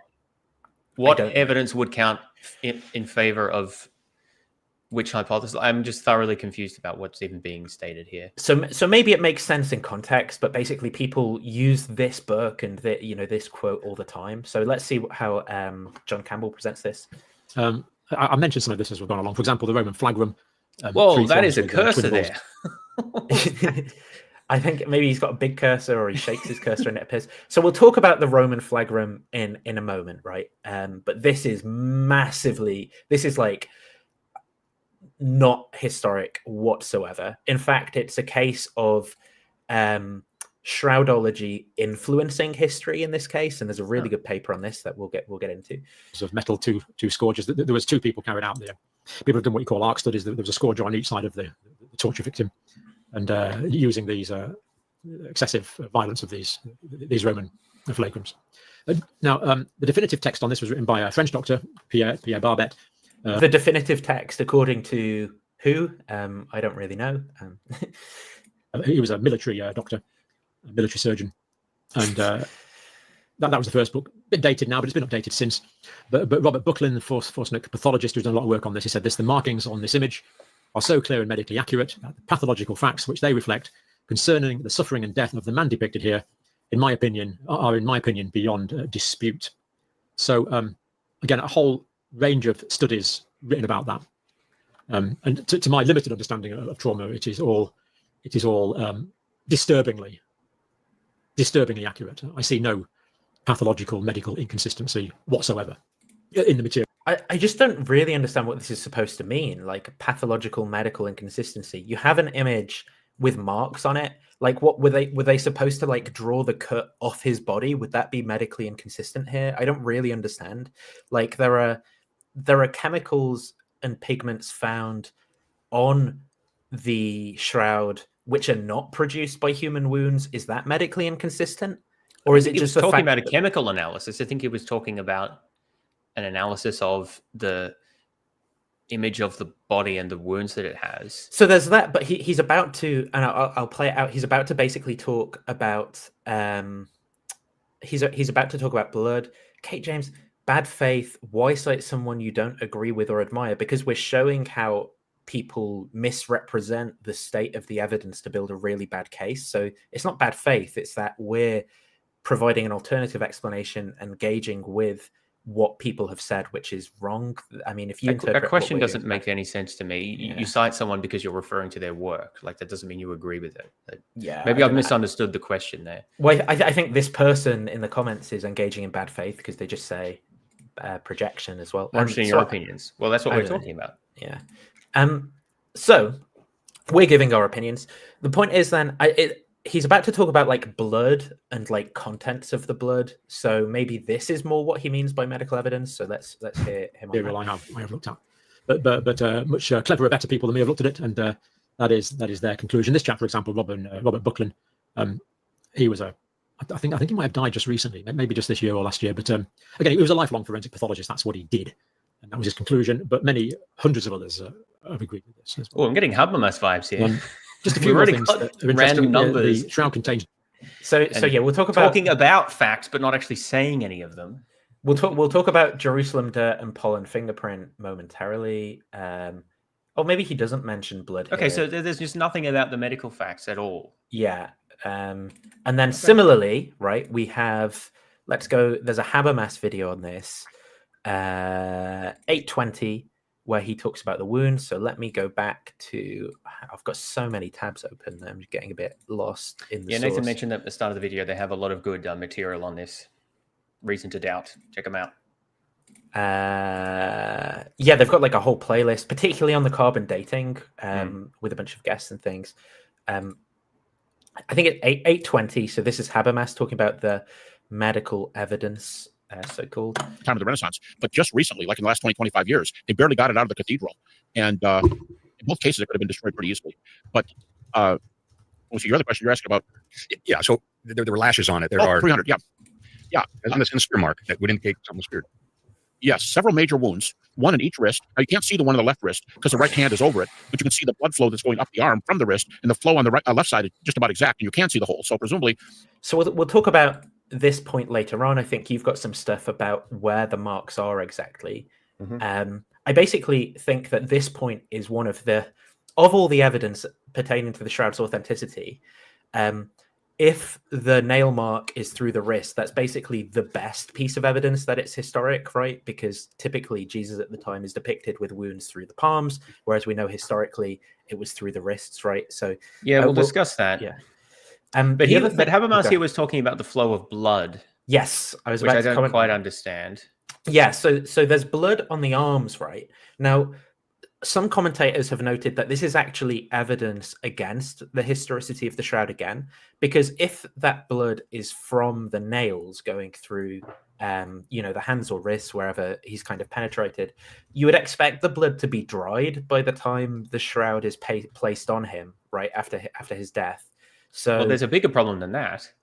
Okay, go the direction of flow. Are you going to talk about, or when Jews bury their dead, they wash them first. Yes, and that's recorded in the Gospels. There shouldn't be any blood, unless it was, of course, added later.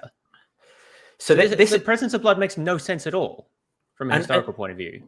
And if we recall back to these various reports of people at the time, so there's kind of like in the medieval period an obsession with the Passion of the Christ, which I'll go through a paper on in a second, which talks about some of these details, where the idea is basically through artistic imagery to bring people's minds to the various sufferings of Christ. So there's all this kind of like hyperbolic exaggeration of all of the wounds he suffers and so forth.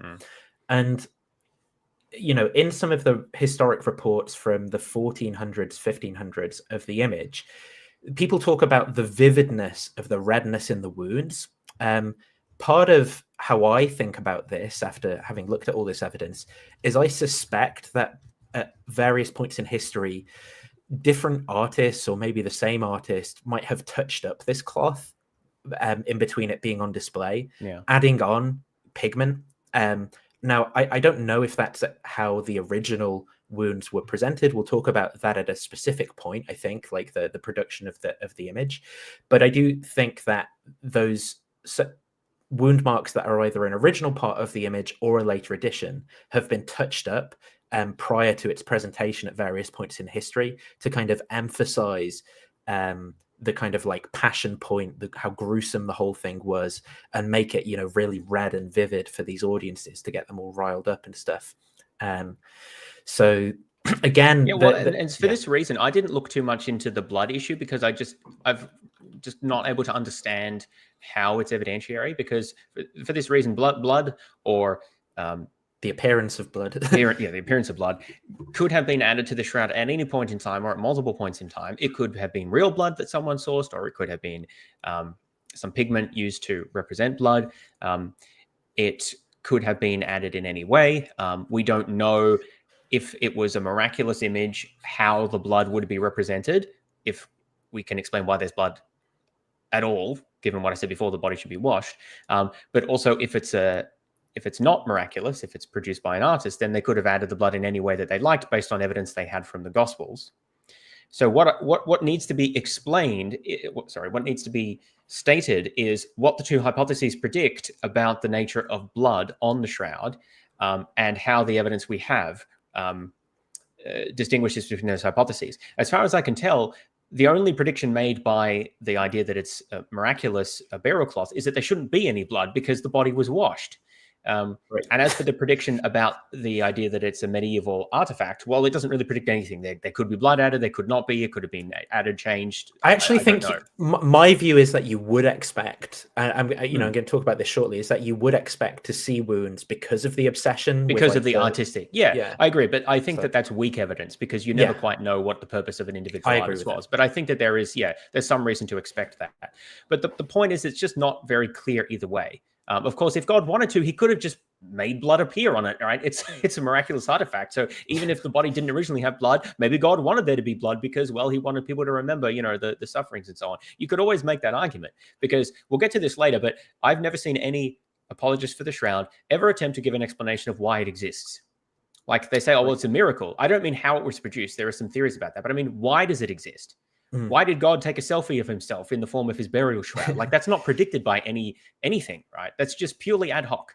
And so the problem with that is that it means that there's no constraint on what you expect to see. God could have made anything appear in the shroud. He could have made it look like anything. He could have even made it date to the Middle Ages if he wanted to. Like, I don't know why he'd want to do that, but the point is literally anything is consistent with a divine miracle hypothesis, unless you precisely state out like what the mental state, like what the objective is of God, Jesus, in producing that, producing that miracle, which of course you can't do. So that's, I think, ultimately why you never see this sort of thing considered by Shroud defenders, is because they know they actually can't explain anything about that. So here's Gary talking about the wounds some more. 2 wrist holes, 2 in the feet, with the left foot twisting toward the right a little bit. So it's often thought that the left foot covered the right foot and a single nail went through both. So it's 2 wounds, but 1 nail. And then the side wound that you refer to, you got the what looks more like a not a crown of thorns, but like a skull cap of thorns. He's pierced throughout the not just a little wreathlet, but throughout that on his head. But these whipping marks are over basically every inch of his body, with the exception of his face, his forearms, and his feet. All the rest are covered. Now, and this is the most common supposition, if the flagrum, the Roman tool, they had these strips of rawhide with sometimes a bone. So just keep that in mind. This is the most common supposition because this paper will go into a very furious detail about this. Or pieces of metal connected. It looks like there were 3 with each lash. You go, how would they know that? Because the groupings on the shroud are often in 3s. So you say 300 times, you divide by 3, perhaps. And some of those are estimates because the shroud was in a fire, so the shoulders burned out, and you have to, and other parts are burned. You have to estimate at the same amount of marks that are now, how many would there be probably in the areas that are charcoal right now that are burnt through. And so if you do it that way, you'd have to divide by 3. If there are 300, that's 100 lashes. That's probably still too many. But I would say 40 or 50 lashes is fair, with each time being hit by 3 pieces of, and what's on the end are like dumbbell-shaped pieces of lead. Again, I haven't seen this. What's the significance of 50 lashes? So I don't think it is significant. The paper talks about, in Jewish law, there was a maximum number of lashes, but there's no maximum number of lashes in Roman law. Yeah, the Romans were doing this, not the Jews. Yeah, so that I don't actually know what the significance is. I don't. Well, this is an example of what I mean. Habermas is saying a bunch of stuff, and he's presenting it as if it's evidence for authenticity, but he's not explaining why this favors authenticity as distinct from the hypothesis that the shroud was produced by a medieval artist, obviously drawing upon what they knew about the story of Jesus from the Gospels. So it's not surprising that what we would see would be consistent with the wounds as described in the Gospels. That doesn't distinguish the hypotheses. Well, the problem is as well that the description in the Gospels is very brief, so it's it's consistent with that's also true. Anything, but there's a crown of thorns pierced in the side, nailed hands and feet, that basic stuff. But, particularly with respect to the scourging though and the lashing, right? Which we'll talk about. There's basically some good. There's more historical reasons why to think that what Gary is saying is wrong here. Like there's this very good paper looking at scourging in Rome. Should we look at that now, or did you have more in this video? Let's just finish out what Gary has to say in this video. And then there is also a piece of history about the medieval reading of the Old Testament and how that led them to understand scourging as well, which I think are relevant to this point. Look like little tiny weights that you would lift, a single weight that you would lift up and down. So he's talking about implements on the end of the what he says is a Roman flagellum. 1 arm. They're small close-ups, show little tiny, like I said, they look like a dumbbell. 3 of them. So you get hit with 3 of those every single time. Sometimes they sharpen the edges. So it was designed to gouge human flesh upon contact. It was really a nasty instrument, and it's a nasty death. I noted yesterday as well. You mentioned right. So Gary just presents that as if it's all an uncontroversial history. Similarly, in what was I watching yesterday? Look at this. Just my cursed, absolutely cursed. Is this your watch history? Yeah, this is from me like looking through all Yeah. this nonsense. So in this video, there is, was it here? There's like a clip of someone putting one of these dumbbells like in the hole. Let me see if I can find it. Clear. It's all medical. This was quite a funny video. Where is it though? I want to find it. He like talks about the wound. If the sequence of events has to do with being crucified. Let me see. How it's done. Hang on, I'll have a look in the transcript, see if I can find flagellum, because it's a really good. Oh,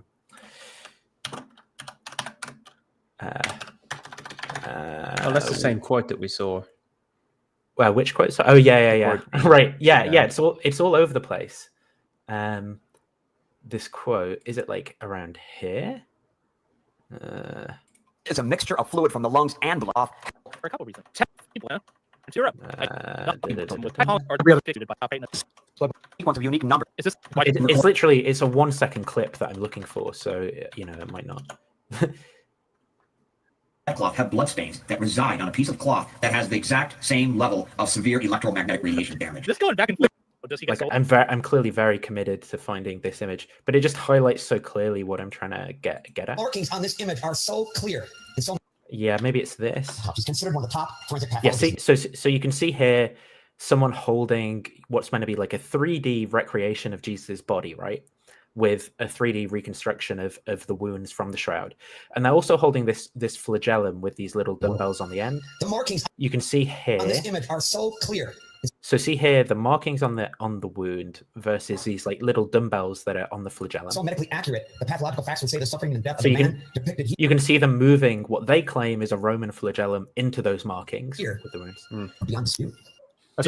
No, I'm not going to. So this is how, again, the evidence is presented by Shroudies relating to the flagellum and the wounds, right? So now let's look at this. Let's find this paper. I think it's this one. Interestingly done at the University of Turin. The Scourge of Jesus and the Roman Scourge, Andrea Nicolotti, Department of Historical Studies, University of Turin, Italy, right? And so this is an attempt to investigate Roman scourgings. Flagellation was much feared due to its brutality, produced deep wounds and in some cases could even lead to death. Jewish law established a ceiling at 40 lashes. Roman law didn't provide any limitation. Based. So, yeah, the practice of scourging, as occurred with Jesus, was used as a sort of prelude to crucifixion. That's sort of historically established. The evangelists dedicate only minimal space to this event. Despite the scarcity of information, it's not uncommon for modern commentaries of the narratives of Christ's Passion and biblical dictionaries to provide a fairly accurate description of the tools used to scourge him, and even some explanatory drawings. With this study, I aim to demonstrate the unfounded and inaccurate nature of these descriptions and drawings, confirming 3 centuries later the words of Prospero Lambertini, the future Pope Benedict the 14th. The sacred evangelists did not mention whether Jesus was scourged with rods or with tree branches tied together or with whips or cords, if he was naked or dressed, tied to a column, how many flagellants there were, and from which nation, and how many strikes were delivered to the sacred body. So based Pope here. So they do like a bunch of analysis on like the Greek words that are used. What's that, like fragilou something, which is translated by Jerome to flagellum. These are like depictions that you see in various historical books. So you can see this thing, right, with the dumbbells on the end, this thing, which is like meant to be like animal bones that are tied in some like leather bound strip or something. In 1416, Vincent Ferrer preached that Jesus was scourged by the soldiers with switches and thorns and brambles, and then by whips, the tips of which bore nodules with sharp spikes attached. This gave rise to a bias that prompted them to search for an artifact that would kind of a Roman artifact that would kind of like match, the kind of like descriptions that later commentators attributing to the Scourge of Jesus. So the author claims, this bias gives rise to consequences that persist to this day. They talk about various interpretations of devices given by various people. I'm not so interested in all that. These are like depictions, in like 1859 depictions, so 3 chords there. Don't know what that is, don't really care. This is 1896 depiction with 3 scourges. What else am I looking for? Archaeological finds. None of the scourges are reinforced with small metal globes. Where can we find a parallel that matches the shroud? To justify the marks visible on the shroud, some scholars have turned to the so-called plumbate, defined as an instrument of torture in some laws of the 4th century. Yeah, so we have these objects, when not pastiches assembled in the modern era by mixing heterogeneous authentic materials and modern remakes, were items of daily use, such as supports for lamps or scales, or fragments of the remains of pendants and metal decorations. So basically, what the author is talking about here is in lots of like these modern historic documents, so like this in 1852, where people talk about Roman torture devices, people are kind of reconstructing what they think torture devices would look like based on depictions of the wounds of Jesus, such as those found in the shroud, right? So they're kind of inferring what the torture device must have looked like based off of the holes that they see, and B, like various artifacts that people found, like, this, for example, at Roman archaeological sites. The point the author makes is that the purpose of these artifacts isn't like self-interpreting by our finding them. And in many cases in historical scholarship, they're thought to be rather like pieces of jewelry and things like that. Pieces of jewelry or decorations and things that then these people writing these fan fictions have decided must be like torture devices, when actually they're like earrings and things. So people can read the whole doc. So you can see that this is the origin for the idea of like these little dumbbells on the end. Things like this. Well, both things. The markings found on Jesus's body, and these pieces of jewelry that have been found at these Roman sites, which then leads to people saying, "Oh yeah, these must have been torture devices," right? Basically doing really bad history here. Modern archaeology is far more curious in attributing meaning to these kinds of objects. It's extremely difficult to find and identify actual scourges in a good state of preservation because some of the materials used to make them were perishable. Archaeologists can only make a positive identification when the context of discovery is explicit and must take great care in accepting certain inadequate classifications made in the past, so like these 1700s 1800s depictions, especially when the artifact was subject to arbitrary additions and restoration attempts, the typical pastiches of the 18th and 19th centuries carried out in particular by certain diggers and private collectors. Then we have it's wholly unjustified to claim that in the Etruscan age, whips ending with round knobs were used on the basis of a description of an object that's no longer available, and which not even its discoverer was able to evaluate with certainty. And seeing as dozens of similar objects were found in tombs and interpreted as having had purposes other than scourging, again, people can go into like the whole paper if they're interested in more of the details. So let's go back to this plumbati found in some catacombs.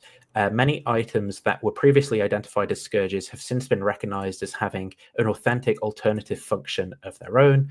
The scarcity of archaeological data does not exclude the possibility of imagining that there might theoretically have existed somewhere in Roman antiquity a scourge with rounded pendants at the ends capable of leaving the kinds of marks envisioned by mystics or imprinted on the shroud.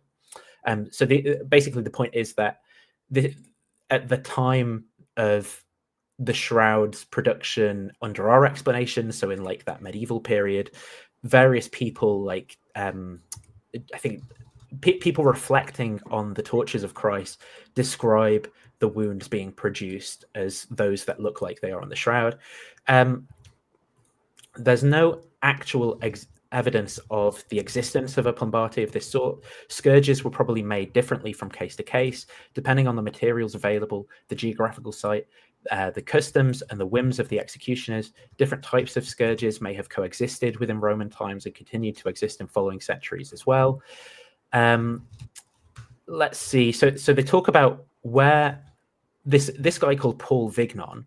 He's the guy who seems to be predominantly responsible for the idea of the whip having like these three strands with the dumbbell ends. I talk about I should point out that syndenology is the study of the shroud from that heading there. That's the technical term for it. We often just use shroudology as the sort of slang form.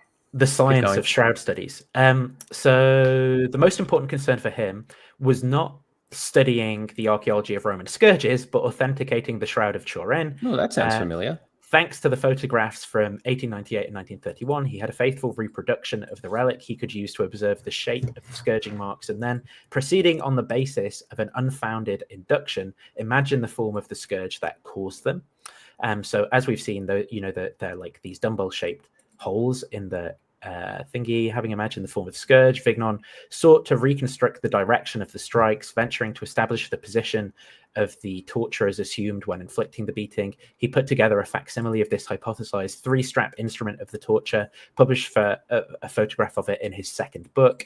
At the end of each strap, however, he does not imagine the small dumbbells mentioned in his first book, but rather two rounded weights. So he kind of like has, because the evidence is so underdetermined, he comes up with these different like hypotheses of the way that a flagellum could look. In essence, of the many types of possible Roman scourges made of cords, leather chains, plain or reinforced with knots, bones or metal pieces involving one or more straps, Vignon was not able to locate a single one, either existing in real life, drawn or carved, right? So this isn't just the claim that he can't find one archaeologically. There isn't even one drawn or carved of that type that would leave marks that would leave the marks matching those visible on the shroud. For him, however, it was enough to know that it could have existed, at least in theory, so he invented it himself. These are the images of the ones that Vignon, the three-strap one, another three-strap one, scourge invented by Vignon. Oh, that's fascinating. Didn't know about this. Some people began to claim that this hypothetical Roman scourge imagined by Vignon, never yet located, and if it had been only as one of many possibilities, constituted the typical Roman scourge. So there's this effect then where basically based off of this guy's bad history, based off of imagining what the scourge must have looked like based off of the shroud's wound, like the perfect ad hoc scourge, then a bunch of historians began to talk about this as the typical Roman scourge. So the author of this basically talks about how people Pierre Barbet, who's he's the guy who wrote that medical surgeon guy, the army doctor, who's the authority for the medical evidence, talks of the flagrum as a typically Roman instrument and describes it in a way that would coincide with traces on the shroud and Vignon's model. What am I looking for? In this case, however, no agreement has been reached. Nonetheless, the writings inspired by the shroud have been filled with descriptions and drawings of scourges modeled on the shroud's mark, suggesting that these correspond to typically or even a unique model used in Roman times, and well-known, documented by archaeology, a claim which is simply untrue.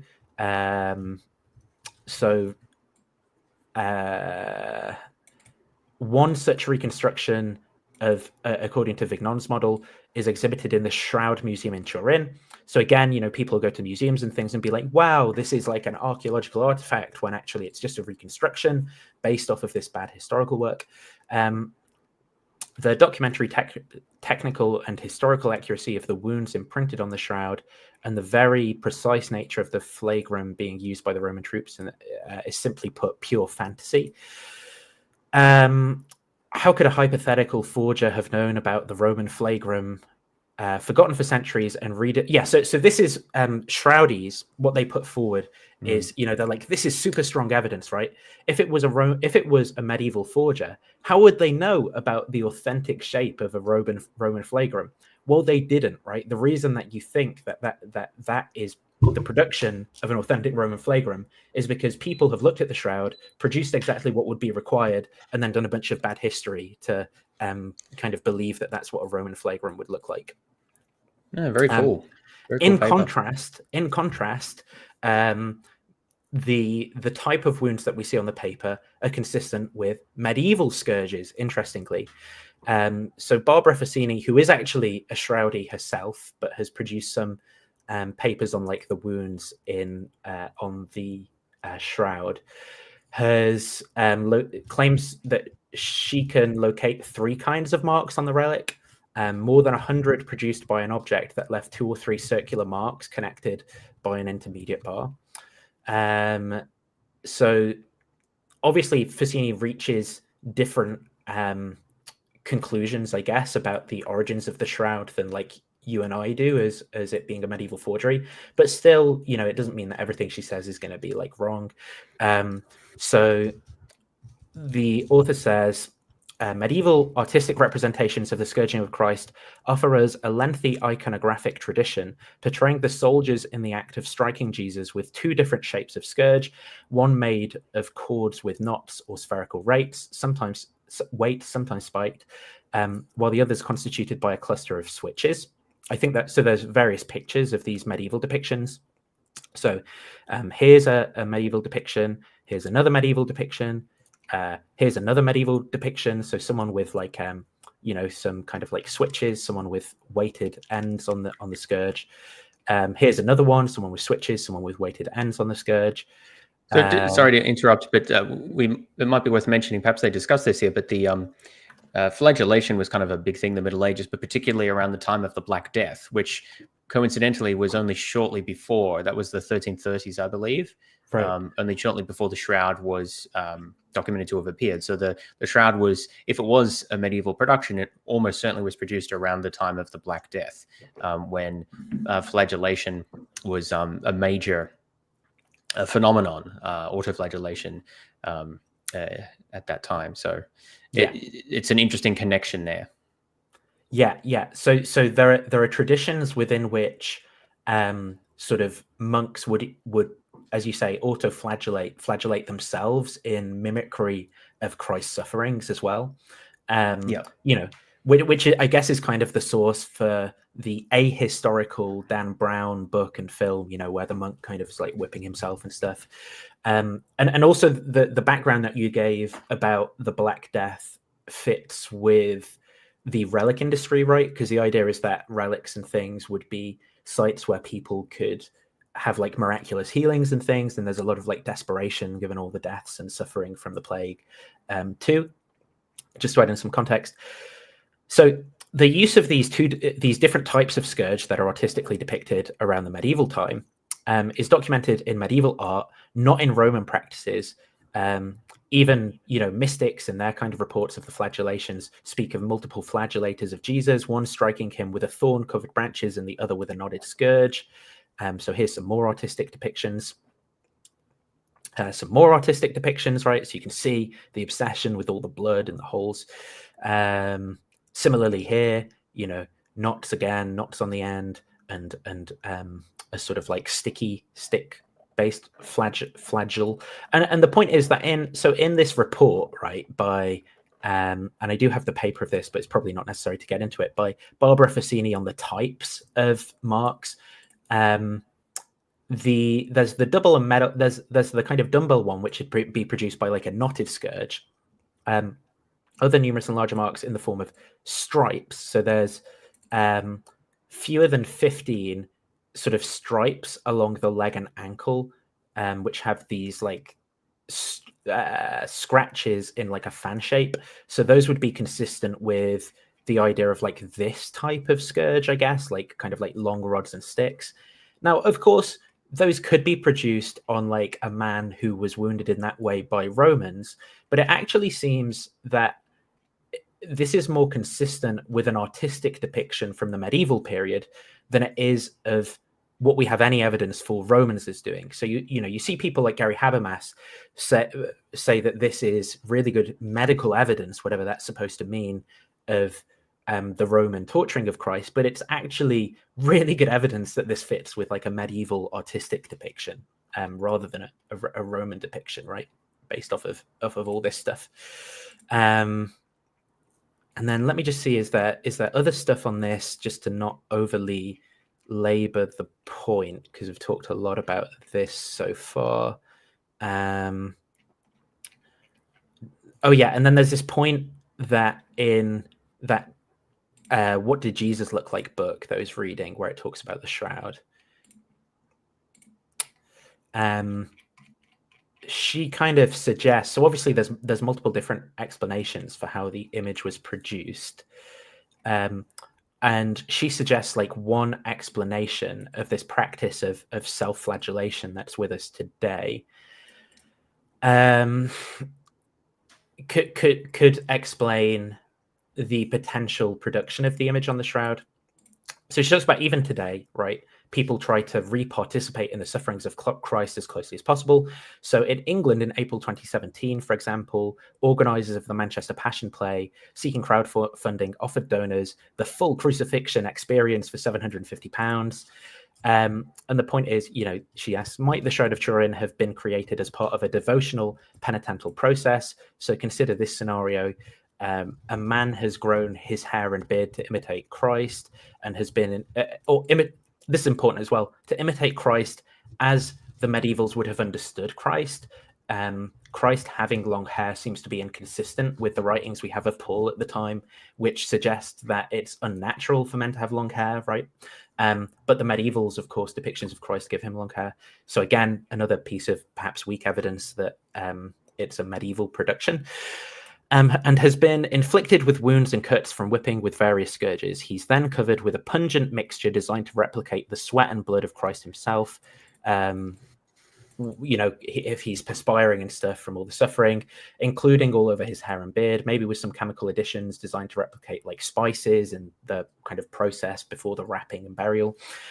His head is bound round with a cloth from beneath his chin, over his ears and around the top of his head. He's then wrapped with a long cloth that runs on the top. He's laid in a sepulchre and the lid is packed and it's all pressed onto him. The mixture along with the blood from his recent wounds impregnates the cloth as he lies as if dead in the tomb, and perhaps he really is dead. The faint yellow stain of the image of the Turin shroud would then be the end result of the performative process, and then that image is subsequently enhanced with pigment before the display of the shroud.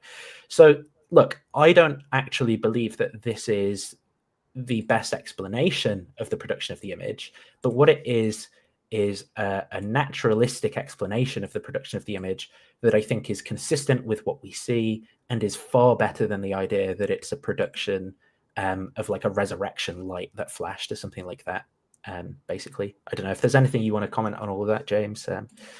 Yeah, well, it's pretty clear that the shroud cannot be the result of an actual image produced by wrapping someone in that position. We'll show an example later of what that actually looks like. It doesn't look anything like the shroud, though it's possible that rubbing a person could have been used to produce part of the image. But anyway, the idea that the shroud could have been produced as part of some sort of devotional performance is interesting. Perhaps that could have played part of the role.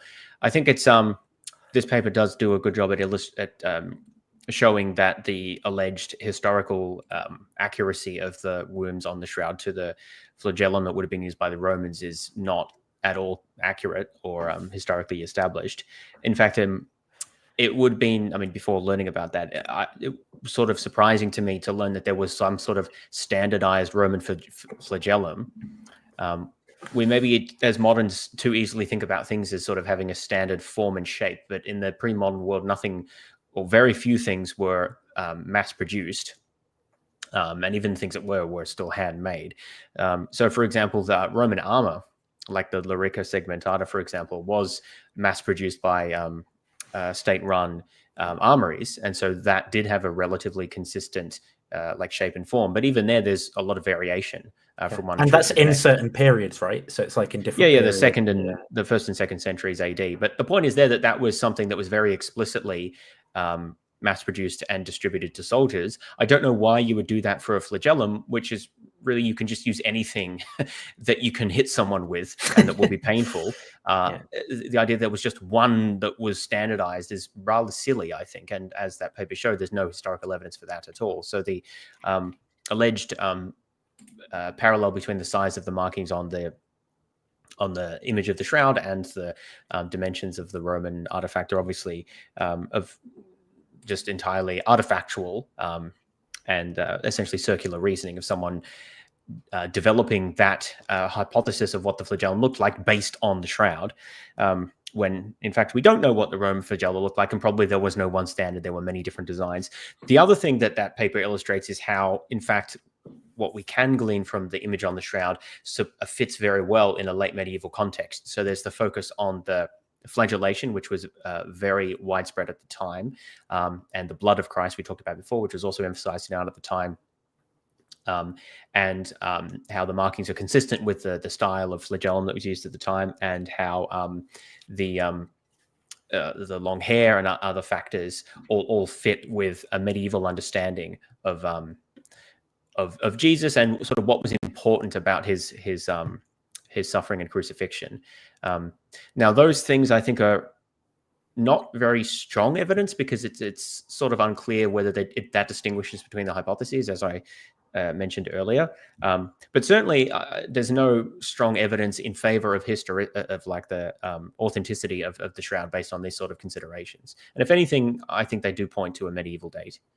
Yeah, I agree with that. And I think, again, what it should be doing for people at this point is basically undermining people's trust in the way that this information is being presented to them by apologists, right? Because apologists are just, like presenting this as if it all fits together and it's like so clear and it's really strong evidence in the one direction, when actually there's like no evidence for their explanations at all archaeologically with respect to things like the flagellum and the scourging. Yeah, well, we saw two different videos use the same quote, which is an appeal to authority, instead of what you would want to do, which is to, for example, cite this specific artifact or textual description of the Roman flagellum dating to this period matches the marks we see on the shroud, even though there's not a plausible connection between this artifact, this like Roman artifact, and a medieval date, right? That would be what you would want to show if you were demonstrating authenticity.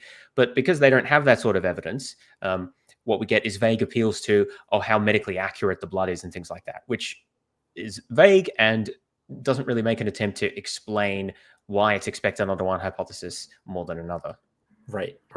So I think the other part about this medical evidence that's talked about is like the blood and stuff. I think we'll talk about that more when we talk about the potential production of the image, chemical analysis and stuff like that. So the next thing I want to talk about that's sometimes discussed in this kind of region of medical evidence is also people talk about DNA evidence. Like, so I've seen YouTube comments where people say there's male DNA found on the shroud. There's no often when people do this, there's no explanation of the inference that's being made from the fact that, from the fact that male DNA is found on the shroud to the explanation of that is the DNA of Jesus or something, or it's best explained by the shroud being Jesus' burial cloth.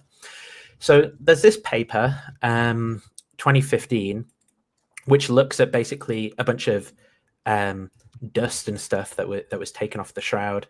So here we report is the stuff that I find really boring. Yeah. Here we put the main findings from analysis of genomic DNA extracted from dust particles vacuumed from parts of the body image and the lateral edge used for radiocarbon dating.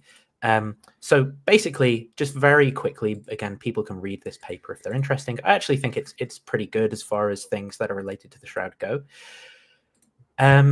So here is all the DNA found on the shroud, right? Found on that portion of the shroud, which was used for radiocarbon dating. So they vacuumed off the dust particles and extracted DNA that they found. So, it's true that we have DNA that's from the region within which, Jesus is, around here, where Jesus is like life and everything would have taken place. So maybe it could be Jesus' DNA. There's both male and female DNA. There's a weirdly large amount of Indian DNA on the on the shroud, which it's hypothesis that the cloth could have actually been of Indian manufacture. Yeah, that's one thing that they talk about, and so we'll talk about the weave in a second, and we'll get to that. It could be evidence of. There's a lot of like European DNA. There's African DNA. There's even the DNA of a North Atlantic sea worm. That it's not in this picture, but they comment on it on the paper that there's some like, North Atlantic sea worm and its DNA is Maybe Jesus was a sea worm. Yeah, who knows? But the point is that basically, yeah, no shit, there's DNA on the shroud, right? There's like all sorts on it. And just briefly, goodness knows what people have been doing on the shroud, with the shroud, to the shroud, near the shroud, for all these centuries. yeah. And then let's just say it's never been dry cleaned. The other thing, well, except from before it's been carbon dated, right? Importantly. And then there is a second. So the other claim that we've seen presented so far, just to kind of like quickly engage with that, is, but there's pollen on the shroud from the area and region within which, from Jerusalem. There's Jerusalem pollens on the shroud. And then I've even seen that presented as that there is pollen on the shroud consistent with the brambles that the crown of thorns would have been made from. I think that presentation is just so misleading. Again, the analysis, so that was an analysis of the pollens from the vacuuming done by the Stirp team. There were some of these papers that were published in the 1990s by some kind of like shroudies that were kind of talking, would selectively present the pollen data, basically saying, look, there's Jerusalem pollens on it. Yeah, again, there's not just Jerusalem pollens, there's pollens from everywhere in the world on the shroud. We've got stuff from North America, stuff from Central America, stuff from South America, stuff from pollens from Asia, pollens from Africa. Yes, pollens from Jerusalem. This is proof that Jesus appeared in the Americas, just like the Book of Mormon says. Yeah, that's right. Jesus fresh with, and actually that means there's future Christian sects to be discovered. Yeah. Asian. I mean, I would actually be really interested in a religion that kind of like put that all together in that way, to be fair. But yeah, there's pollen from everywhere. There's a ton of cross contamination.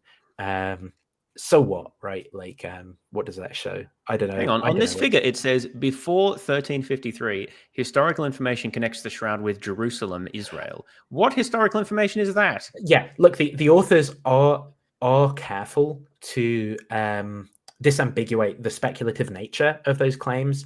I think the point that they're making is that when people talk about the shroud's origins, they talk about it. I think the point they want to elicit is that people talk about it being in these areas. So you'd expect pollens from those areas, maybe. Yeah. But you see pollens from like everywhere else. I think that's why they're mentioning that. I don't think that they're committing themselves to the Instead idea. of historical information, they should probably use the word speculation. Yes, yeah, I agree. It's uncareful wording for sure. Yeah, that's a cool map. And then if I just go in the conclusion, they mention something right in this where they speculate about like, where is it? Why can't I find it? Maybe I just can't find it anymore. Where is it? Furthermore, the result raised the possibility of Indian manufacture. Yeah, that's not what I'm concerned about. This claim, one possibility, individuals of Indian ancestry. Oh yeah, so they talk about the rate of degeneration, the rate of DNA degeneration in the PCR bases, right? So obviously there's a lot of Indian DNA on the shroud, weirdly, but the Indian DNA is relatively, I don't know if this is the right way of saying it, non-degenerated, basically. So that would seem, again, to be very, very weak evidence that it's more recent contamination. So they say this, that makes that more likely than maybe the idea that the shroud linen has Indian origins. But of course it would still be, but they're careful to say that if the evidence would be consistent with it having Indian origins as well. So I just thought I'd kind of point that out. So I think that this is like a good paper because they don't over-assert their conclusions and what the evidence shows and, make relevant disambiguations and things. Yeah. So from my my take on that is that the pollen and DNA evidence tells you absolutely nothing about the origins of the shroud. Exactly. Yeah.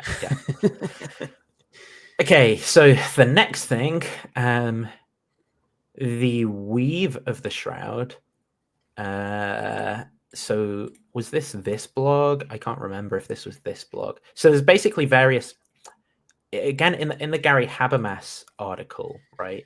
Not the Gary Habermas article. God damn, I've been talking so long that I'm like starting to trip over my words and say random things.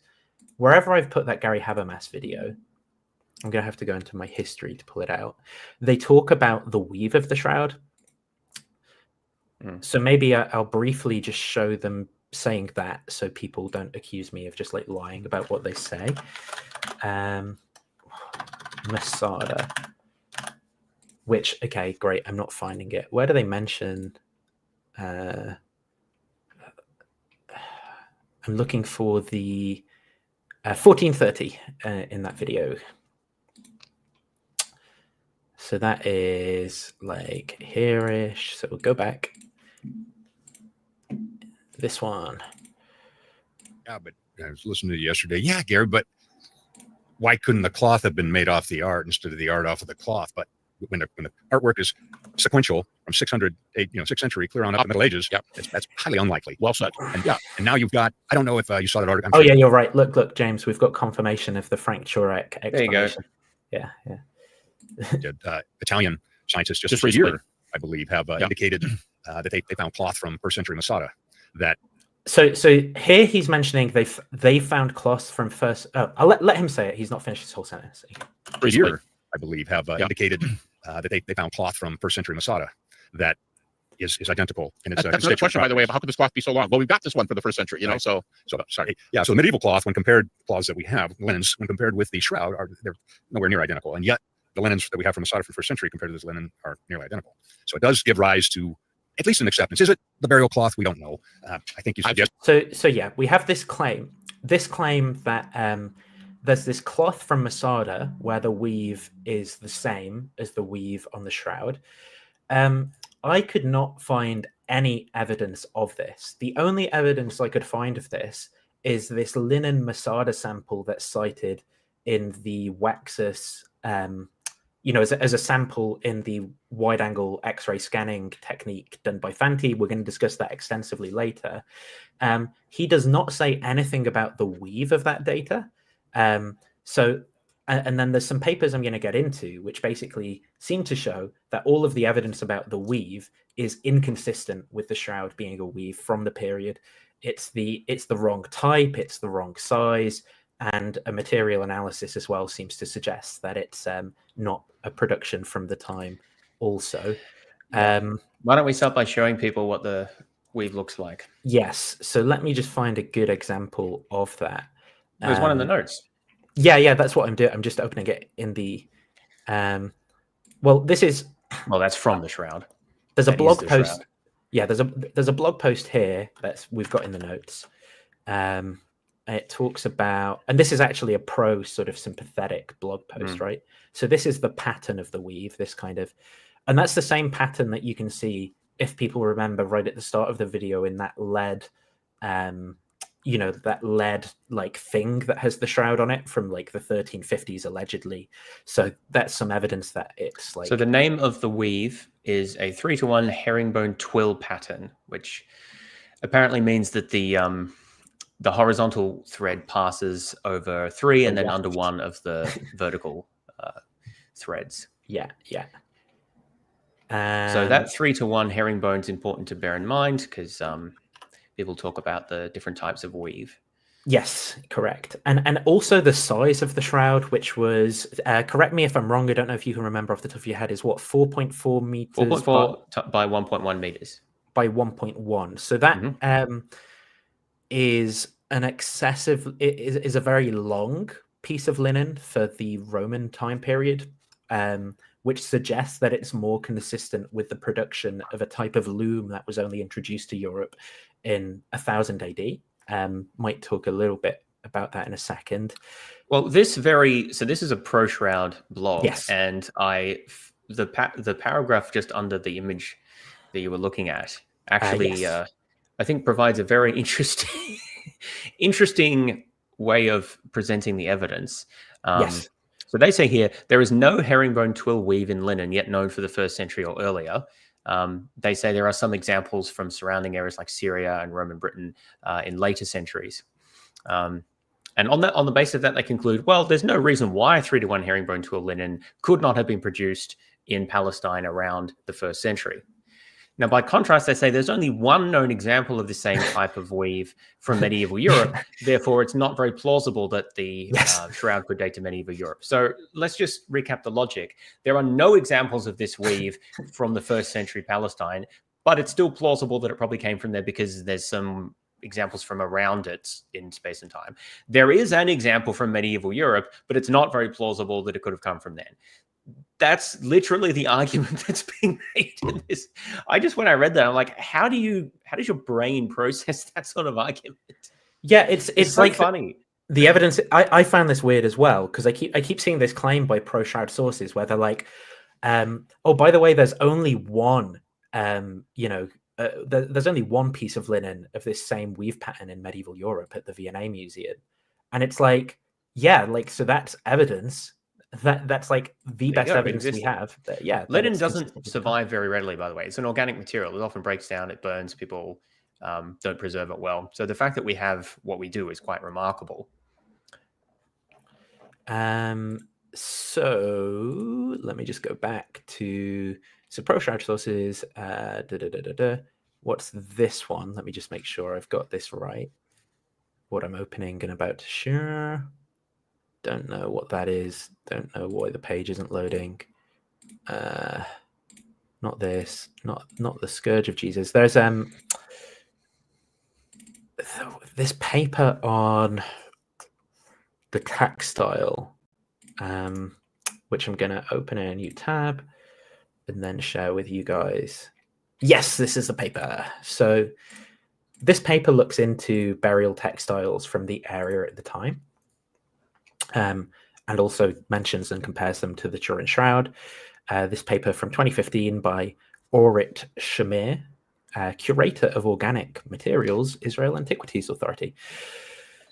So he looks at a bunch of these, basically like burial shrouds and textiles from the kind of like Israel area, right? So, did I highlight this one? Yeah. So I've got basically the use of wool textile in primary use for burials and shrouds is less common than linen in the land of Israel. So at least it being linen is like consistent with the area and period. Linen shrouds have been discovered at burial sites in the land of Israel. Linen shrouds dating from the Roman period have also been found at En Gedi, Geshir Haviz, and Jericho. Blah, blah, blah. The shroud's made of linen, but a small group of them is decorated with narrow wool red bands. So yeah, this is the point that like of shrouds from the area and period, you kind of expect to see them being decorated with narrow wool red bands, something that we don't actually see in the shroud piece of linen. Wearing garments of mixed wool and linen, which is called Hebrew sha'atnez, no idea if I'm pronouncing that right, is forbidden by Jewish law, but it can be used to make shrouds for the deceased. None of the Jewish shrouds found in the above mentioned archaeological sites and none of the shrouds made from reused textiles are made of sha'atnez. Blah, blah, blah. Talks about all this. The linen shrouds found in the land of Israel and mentioned above are undyed cream or beige, but not white, which is caused by bleaching. Let's get to the part where he talks about the Turin Shroud. So the Turin Shroud is made of linen Z-spun, which I believe, correct me if I'm wrong, is to do with whether it's clockwise or anti-clockwise. Is that right? I'm not familiar with the distinction. I think this is to do with the direction of...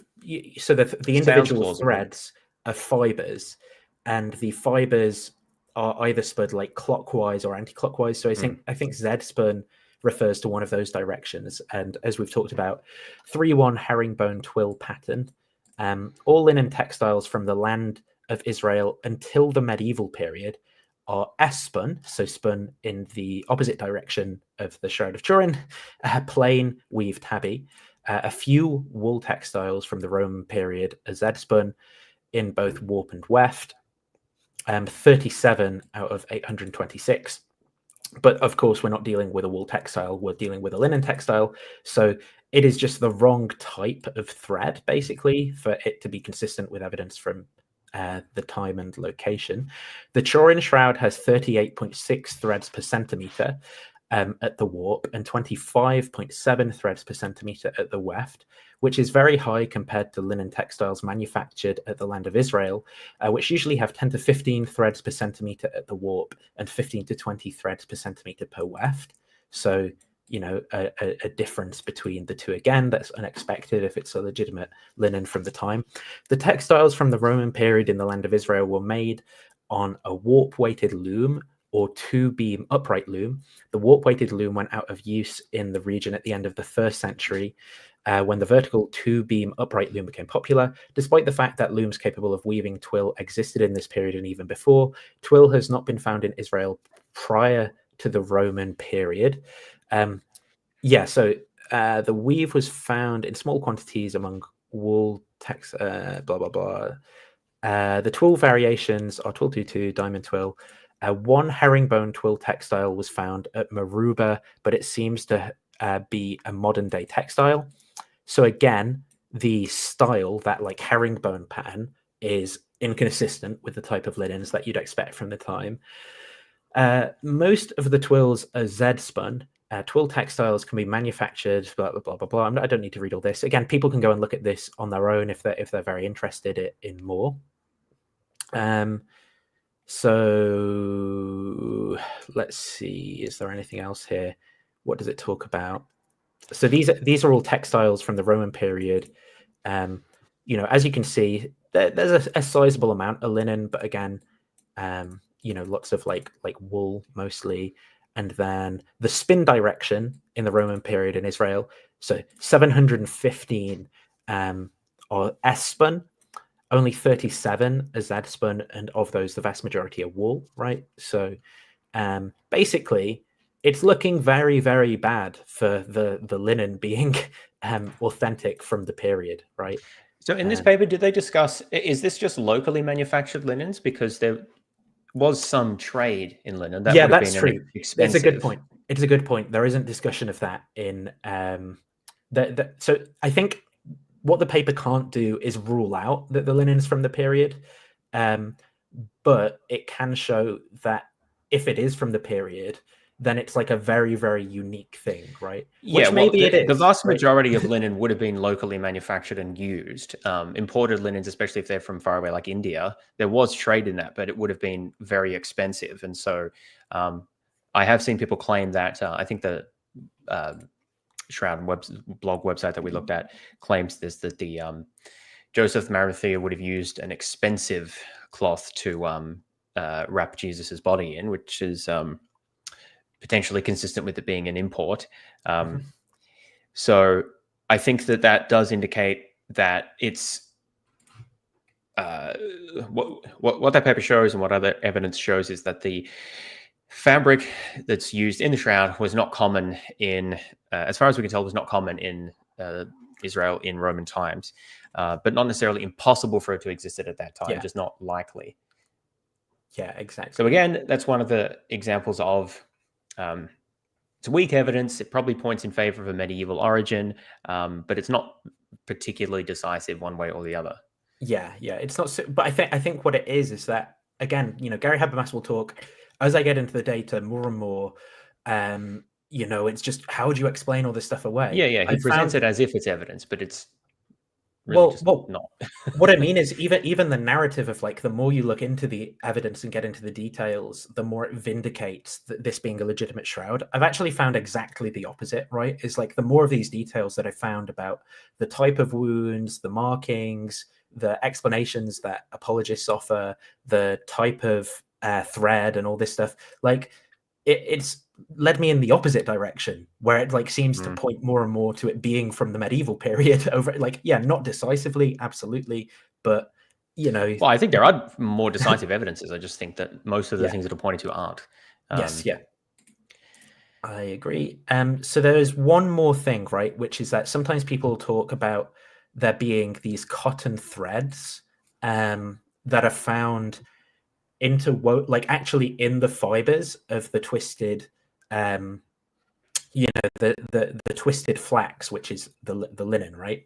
Yeah. And so sometimes when people pro shroudies, they explain this by saying the existence of these cotton fibers in the thread is an indication of like these repair jobs that were done using cotton. An alternative explanation for why, you might expect to find some threads. It's not clear that you'd expect to find them actually in the thread itself. The alternative explanation here is that the flax was processed in the medieval period, where it would have been kept alongside cotton. And so those cotton threads would have been found in the actual threads themselves, because cotton was kind of with flax in the kind of production facilities, right?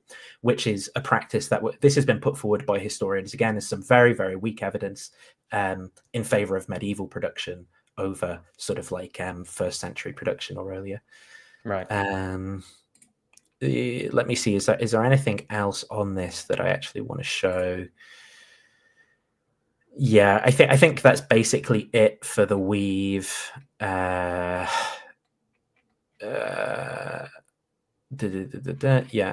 I'm happy with that. The other thing is now style and proportion of the image. Yeah, let's start talking about the image. Yes. So far, let's just recap after nearly 3 hours. So we have talked about the history of the shroud and indicated that there really isn't any prior to 1350s. And Nathan's disappeared. I guess he's been taken in his own shroud. And the historical documentation we do have is mostly of the shroud being displayed in Europe and moved around a bit from France to Italy, and the fact that it's been damaged in at least one significant fire. There are some claims of earlier provenance dating to Constantinople, but that's really just claims. There's no actual evidence of that. So then we move to talk about forensic aspects, mostly relating to contaminants on the shroud. So blood, DNA, well, DNA is in the blood, pollens, and the pattern of the blood as well. And we established that essentially none of that is really definitive of anything. There's a lot of blood on the shroud. There's a lot of DNA on the shroud. There's a lot of pollen on the shroud that comes from all over the place that just doesn't really tell us much of anything, because people have been handling it for centuries and it's moved around. So that's not really surprising. What we see of the blood patterns is, again, not surprising. It's consistent either potentially with someone who has actually undergone torture or an artist who is simulating that. Importantly, the presence of blood is not consistent with Jewish burial practices, which wash the body first, and that's described in the Gospels. And we talked about how there's a connection there to the flagellants of an obsession with the blood and Christ and the flagellation of the body in the late medieval period.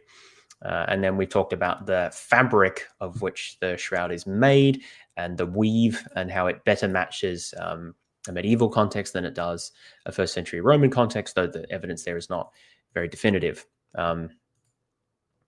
So the next thing to talk about is the actual image on the shroud itself, which we haven't got to yet. So this is something that the shroudies make a big deal over, about, well, how can you explain the image, and about 3D properties of the images and all these other things. So that's what we're going to move on to next. So do you want to talk about the style of the image? Let me see where I am in the notes to see. So there's a quote here 13? from this. From this Charles Freeman. Charles Freeman, who's a historian, wrote this piece on the origins of the shroud. The two images are not even simultaneous representations of the same body. I will say on this, I actually don't know if I agree with Charles Freeman on this point, only because I've looked at in the 90s, that Barry Schwartz person who did the imaging, right? He did some work with some like graphic designers in LA where they did like the density map of the image and stretched it out in a particular direction based on that, and they wrap over the two ends of the shroud on that image, and it does seem to sort of align pretty well. So I don't know why Charles Freeman is saying that. I think I disagree with him on that point. But well, and several hypotheses about how the image was produced would be consistent. Are consistent with it being representations of the same body, though possibly with later touch-ups. Yeah. So Charles Freeman says, this can be seen from the arms as they're shown in early depictions. If you lie on the ground and place your elbows in the same position as those on the back image of the shroud, you can quickly see that it's impossible to hold the position of the crossed arms in the front.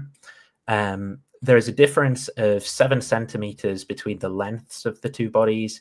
Then again, the heads do not meet, suggesting that so the point of the heads not meeting, I think, is potentially mistaken here in Charles Freeman's work as well, because, the point is that that's the top of the head, right, where it's being wrapped over, but we can talk about that a little bit later, maybe with some images to make that clearer, suggesting that this was not a cloth that was ever folded over an actual head.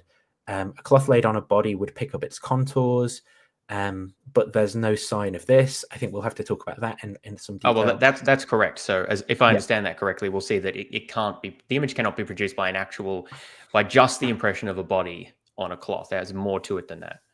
Yeah. A cloth laid on a body would... But the Shroudies agree with that as well, remember, because they argue that it's miraculous, so... Yeah.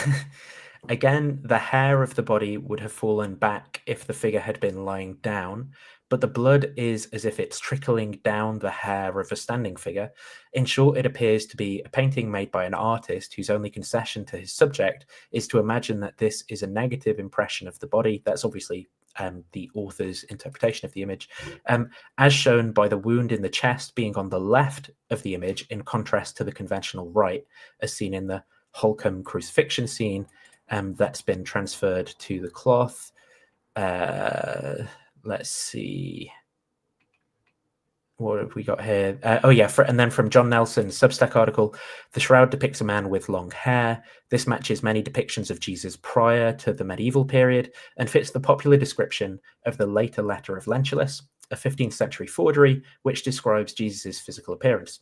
According to Paul, it was against nature for a man to have their hair long, 1 Corinthians 11. That was just for the church at the time. This judgment matches the fashion of the time in which men wore their hair short. Let's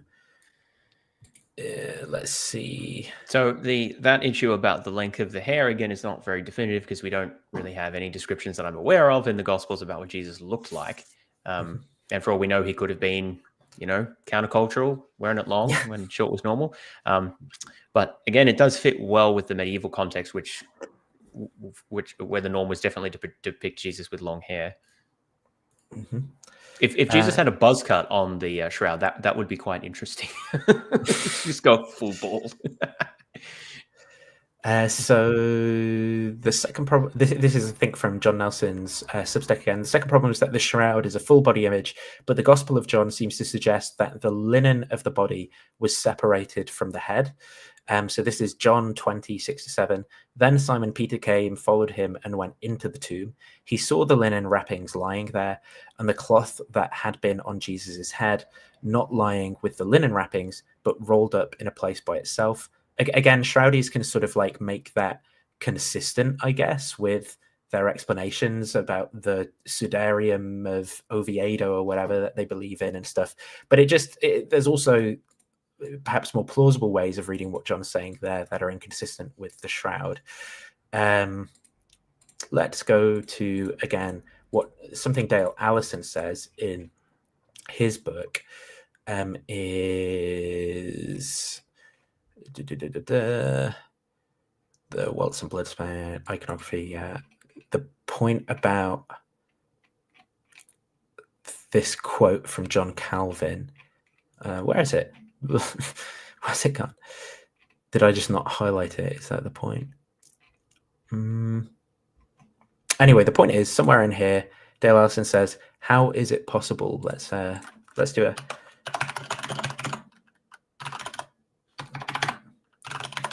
Yeah, here we go. So according to the Synoptics, Joseph of Arimathea wrapped Jesus in a linen garment, John 25:7, adds that the empty linen wrappings were left in the tomb. Or earlier sources make no additional claims about Jesus' burial garment. John Calvin asked, how is it possible that those sacred historians who carefully related all the miracles that took place at Christ's death should have omitted to mention one so remarkable as the likeness of the body of our Lord remaining on its wrapping sheet? This fact undoubtedly deserves to be recorded. So the point here is that there's no sort of like record in the Gospels of an image being left on those shrouds as well, on the linen as well. It's not clear what the linen is that's being described in the Gospels, but it seems to be like a face cloth and some sort of like linen strips, but then that may have been like wrapped around, but it's not clear that there's like one big piece like the shroud and there's no mention of a particular image. Yeah, so this lack of a mention in the Gospels, I think, is telling. Now, in my experience, Christian apologists are usually not very, well, they're not really convinced by much, are they? But particularly, they're not very interested in these arguments. They'll just say that's an argument from silence. Well, maybe they didn't want to include that detail, or they had different focuses.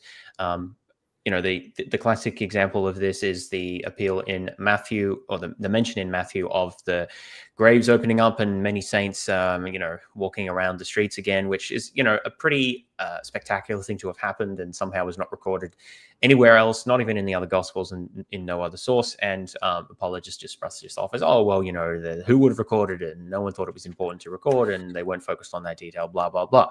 So you can imagine a similar response to the lack of mention of this image in the Gospels. Nonetheless, they do take time to mention that the linen was cast aside or was folded up. I can't remember exactly. I think John mentions about the linen being folded up. So they talk about it, but somehow neglect to mention the miraculous image that was left there.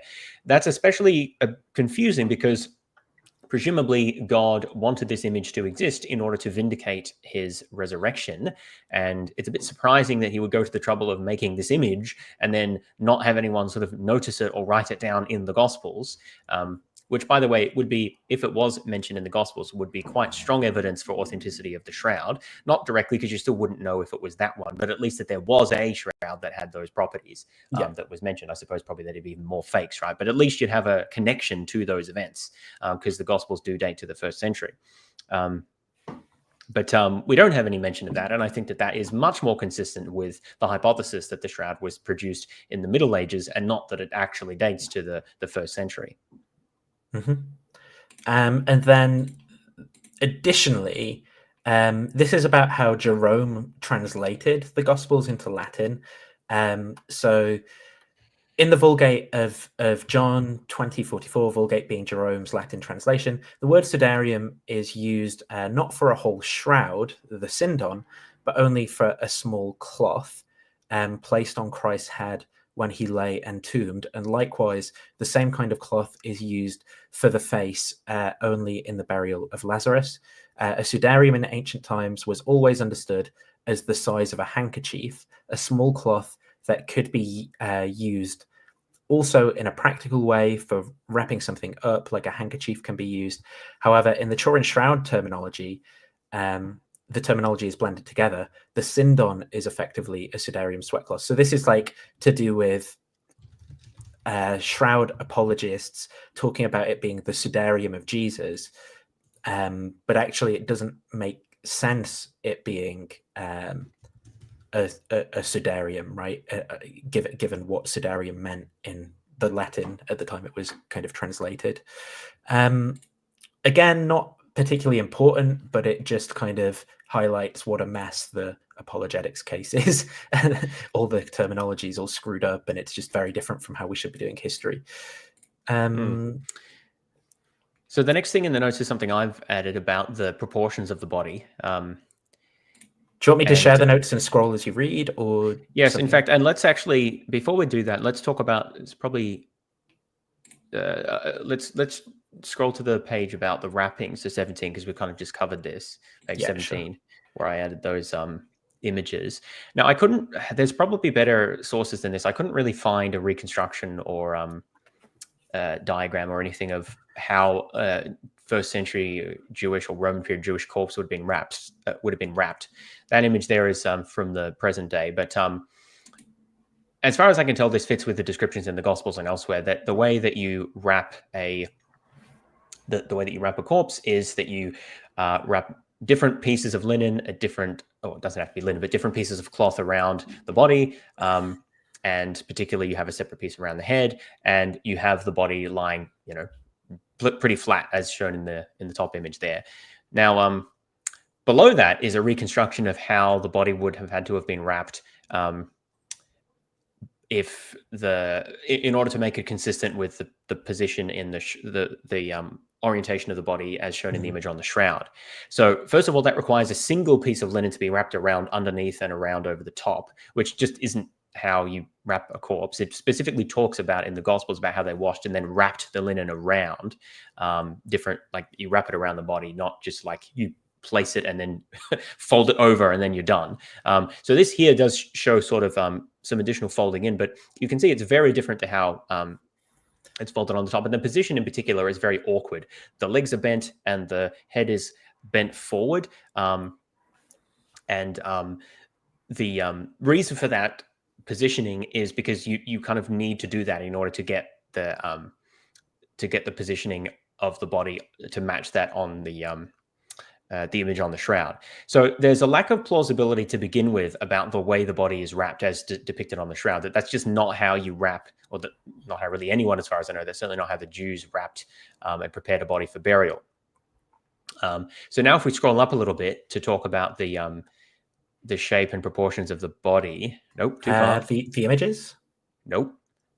We want the abnormal height. Yeah, gotcha. So the shroud's 4.4. The bit I just read. Yep. So the shroud's 4.4 meters long. Now it's difficult to estimate the exact height of the figure on the shroud because particularly the feet the image fades out on the feet and it's hard to estimate exactly where the image ends. Now, different people estimate different heights. I did this myself and I got a figure of about 1.8 meters. You can have a look yourself and see how tall you think the figure is. But any numbers that are much lower than about 1.8 are pretty implausible because it would mean that Jesus would have to have like really short chins in order for that to work. And so what that gives you is quite a tall figure, 1.8 meters. That's not impossible, but that would mean that Jesus was very tall by the standards of his time. That's still taller than average today, and obviously people were much shorter in first century standards. So again, this isn't very strong evidence, but it is a little odd that Jesus would have been that tall, and that's never remarked upon. Another way that you can estimate size is to compare the size of the head to the size to the height of the body, and I think. Oh, yeah, that's in the next quote down. So aside from just the overall height of the image in the figure, there's the relative height of the head compared to the rest of the body. The standard height of a person is about 7.5 heads. So that is like the head of the person. So their overall height is about 7.5 times the length of their head. That's measured between the top of the head and the bottom of the jaw. Whereas the figure in the shroud is about 8 heads tall. So again, that's not impossible, but it does represent a very tall person and a disproportionately small head. A number of commenters have noticed this. And if you scroll down to the image on the next page, this isn't perfect, but you can kind of see here that, can you zoom in just a little bit? Yeah, 1 second, let me come back. There you go. This is a diagram that someone produced to illustrate this point.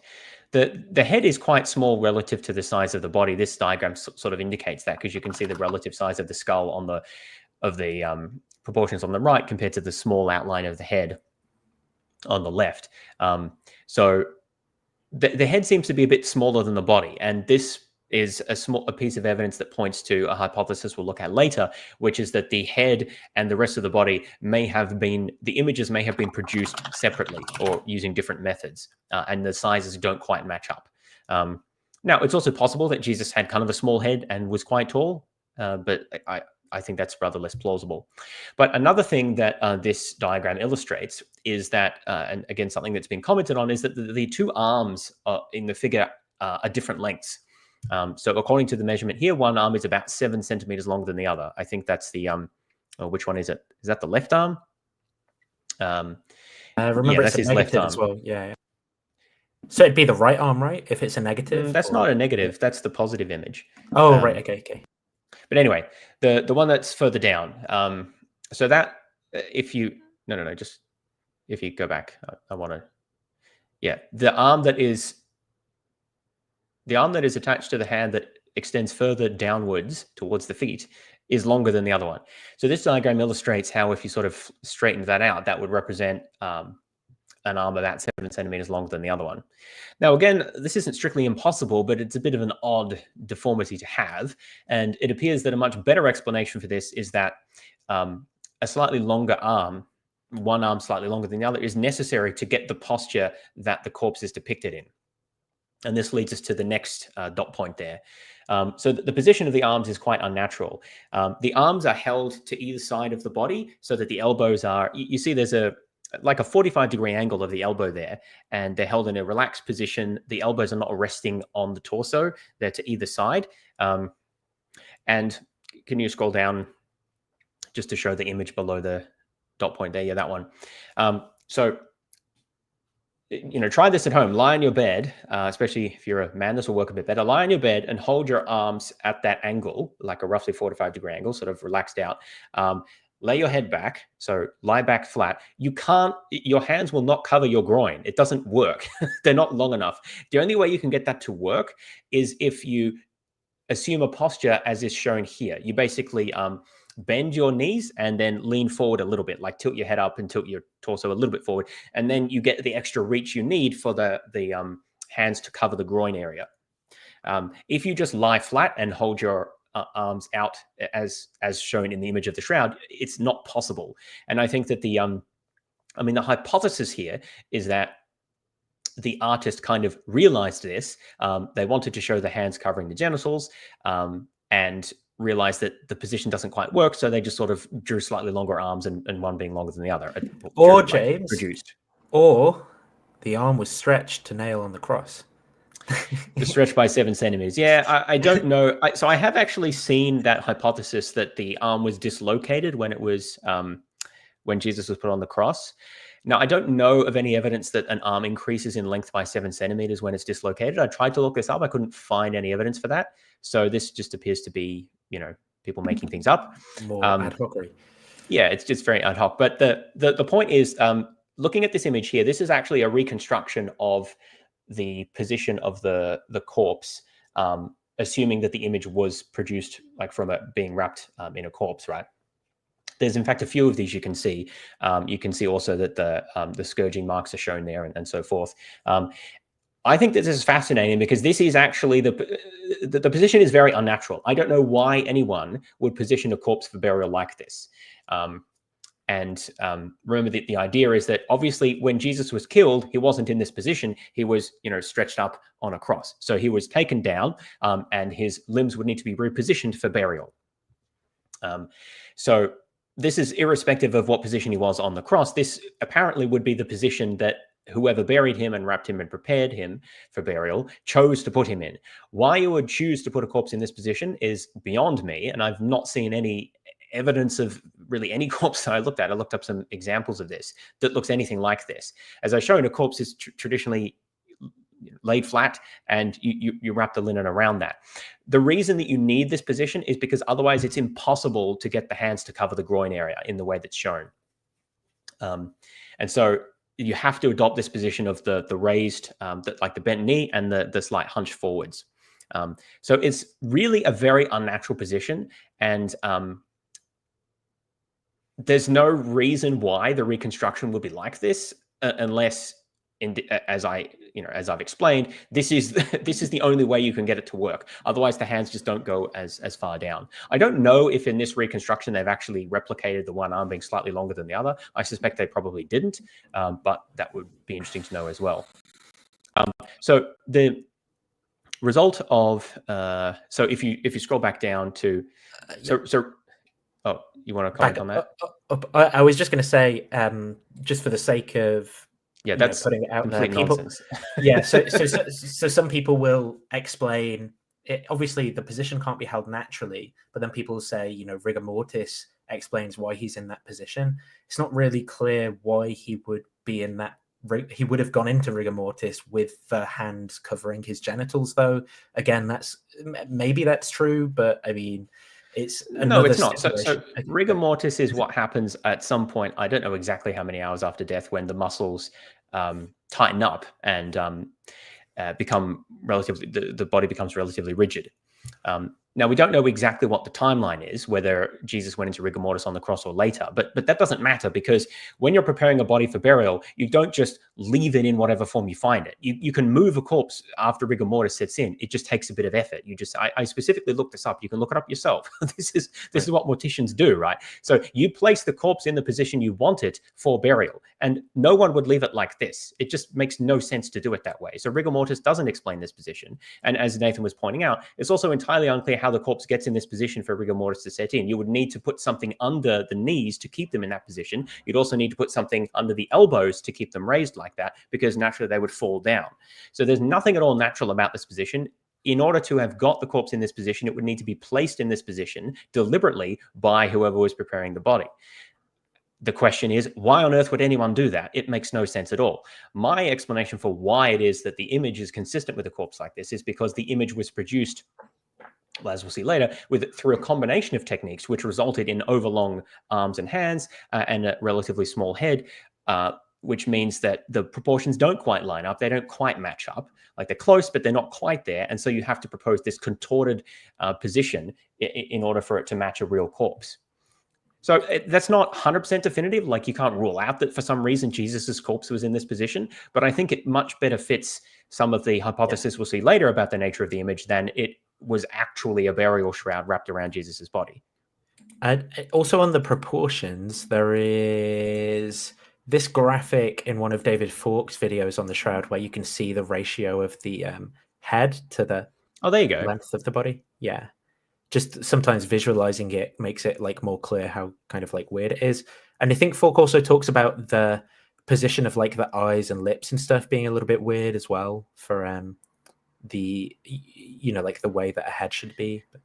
He's showing it as 9 heads there, I notice, although it's a bit unclear where the feet end. But yeah, so it's clearly significantly more than the typical 7.5. And if you actually look at it, it's a bit harder to see when you just look at the shroud image because of all of the damage. But if you sort of show the outline, it's very clear that the head is just not quite right, relatively too small.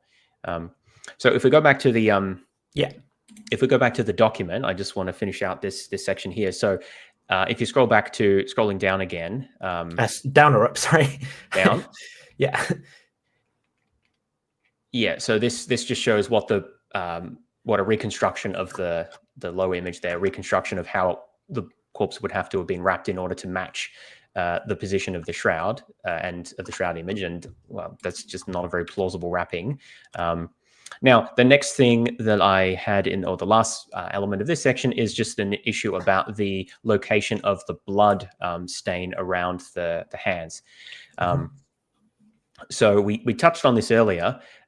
The claim is sometimes made that the shroud shows nails driven through Jesus's wrists based on the presence of the blood stain, or at least what appears to be a blood stain, and that this contradicts most, possibly all, medieval art, which shows nails through Jesus's palms. Now, I couldn't find any examples of medieval art showing, I had a bit of a look, I couldn't find any showing nails through the wrists, so I don't know if there was any artistic tradition of that, but certainly the majority seem to show the nails going through the palms. But there was an interesting paper on this, which explicitly examined this. Now, if you look, we might need to zoom in a little bit more. On the picture? Yeah, on that image there. Someone asked, does the penis show? Well, that's sort of the point, right? The hands cover the genitals, so no, it does not. So it's a bit hard to see, but if you look at the shroud, it's very obvious that the hands can't possibly be showing if you look in the middle image, which is of the shroud, what appear to be the fingers, like the appendages at the end there, can't possibly be the fingers because they're far too long, right? If you look at your hand, I mean, there's slight variation, but basically the length of your middle finger is approximately the length of your palm, maybe a little smaller, maybe it's a bit bigger for some people. For me, it's just slightly smaller. But what you see in this image here is if you just look at the appendages, the fingers look like they're almost like twice the length of the palm if you take that palm to just be the little triangular bit at the base. So the point is that clearly can't be what's we're looking at here. It seems what we're looking at is more like an X-ray image. And so what we're seeing are the... Hang on, James. You got to be careful saying that. X-ray confirmed. Jesus radiation confirmed. It's like an X-ray image in the sense that what you see are the bones of the hand. So that's the tarsals, right? They're the bones you can feel if you press down here. Yeah. What I mean is, sorry, you're not saying that the image on the shroud is like an X-ray image in the sense of it's like an X-ray image in the sense that you can see the individual bones of the hand, which you can't if you just look at your hand. That's the sense in which it's like an X-ray image. So there's, as to how that's produced, well, we'll get to that. But because you can feel the bones in your hand, any method that, say, rubbed cloth against those would rub harder against the hard bits, right, and potentially produce a pattern like that. So anyway, the point is that what you're seeing in the middle image are the base of the wrist, so the metatarsals, and then the tarsals above that, and then the actual bones of the fingers. It's harder to see on this than it is on my screen. But anyway, share yours if you want. Feel free. No, it's fine. I don't think that's going to help much for our purposes here. But I actually have dark mode on, so it actually inverts the colors, which kind of helps here. But the diagrams on either side are fine for our purposes here. So the diagrams on either side have placed the relevant comparisons of the bones in the hand and fingers next to an image of the shroud, so it's overlaid it, and you can see that the point is that the blue vertical bar, the kind of line at the bottom of each of the three images, that shows the position of the tarsal bones. So those are the bones in the hand. Just below that are the metatarsals. So the metatarsals are the bones in the wrist, right? And what you can see from the image in the middle and on the right is that it appears that the blood, so the top of the blood stain, that's where there's sort of a little bit of a circle there, that's where the nail would be, or where the nail is depicted. So the nail is depicted as being, evidently, according to this interpretation, basically halfway along the length of the tarsals, which is through the middle of the palm. So the claim that the shroud shows the blood, the claim that the shroud depicts the nails going through the wrist is really just due to a careless look at the image, because the blood does flow, is shown further down, like closer to the elbow, but where it originates is further up, which is halfway along the tarsals, roughly. So it appears that the image on the shroud depicts the nails as somewhere around the bottom of the palm, which isn't very far above the wrist anyway, so there's not a really big distinction there.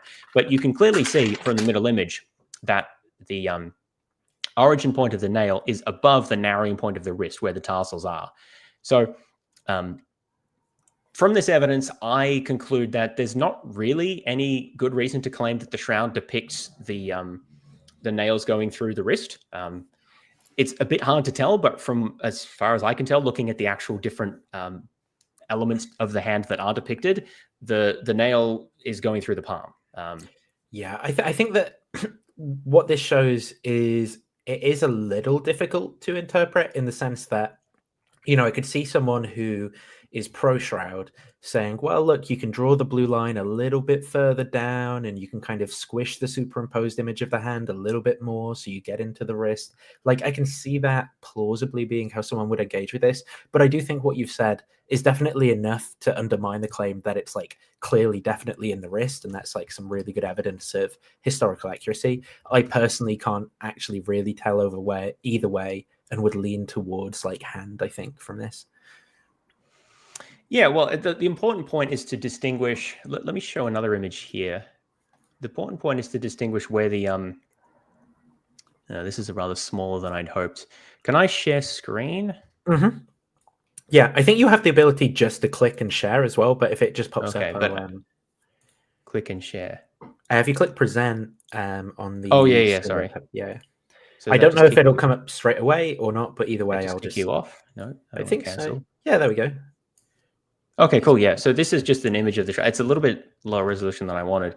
So the if we zoom in a bit here, the important point that I was emphasizing is that you can see my cursor there as well. Yeah, you can.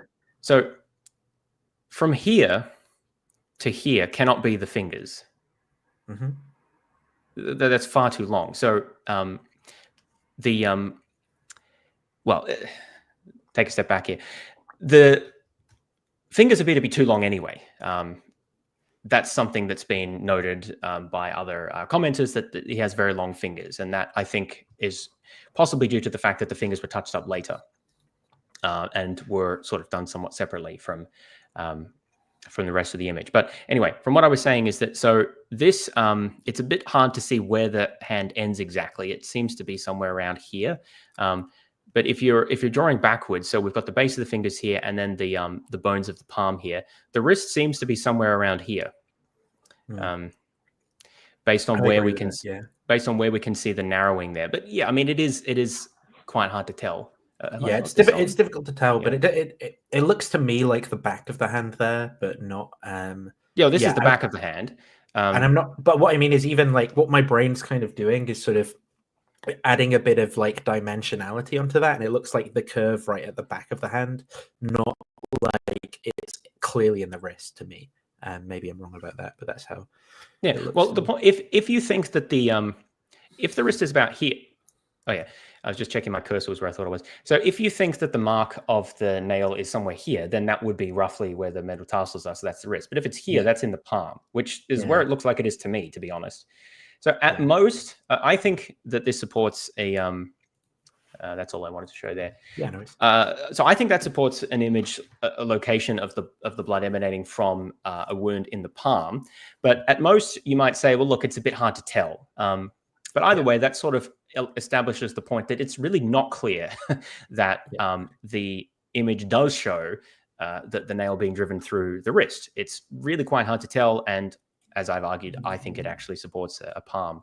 But that is another example, I would argue, of the tendency of pro-shrouders to argue that there is to state a fact that, oh well, it shows the nails being driven through the wrist, when in fact it's really not clear that that is a fact at all. Yeah, I agree with that for sure. It's just overstating the case. Anyway, that was probably too long relative to how important that point was. But this is the point. This is the point, though, with the shroud, is that all of these like little details become these like, I'm sure that like, say someone like Atangelo or whatever will produce, some 5 billion page document, 50-hour video just on this point about the hand, right? And like, you just end up in these endless, like, theorizing and modifications just to establish all these like tiny points to make this really weak evidence work. Okay. Nature of the image.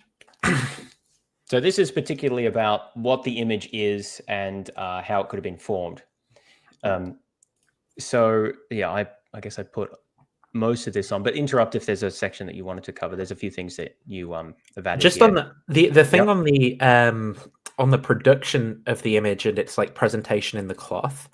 I'll see if I can find a video while you're talking in a bit, but I see a lot of the apologists basically present this in a way where it's what we see, its explanation is underdetermined, but they build a lot of their explanation into the way that they describe these fibers. So they'll describe it as like crispy radiation burning or something, right? Which is an explanation that is their explanation of the image and what it shows. So they really emphasize this point of like just it only penetrating the top layers of the fibers. They'll say, oh, so it couldn't have been paint because that would soak through all the fibers, but it's only in the top layer. They neglect to talk about like pigments and things, which I know we'll talk about in a second, because they're just desperate to establish this like weird radiation claim, basically, about it like being radiation burn. Yeah, so we'll get to that.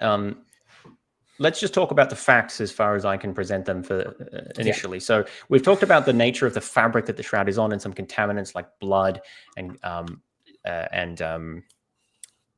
not cotton. What was the other thing? Well, you did mention cotton. Pollen. Jeez, yeah. Pollen and things like that. But now we'll talk about the actual image itself on the cloth.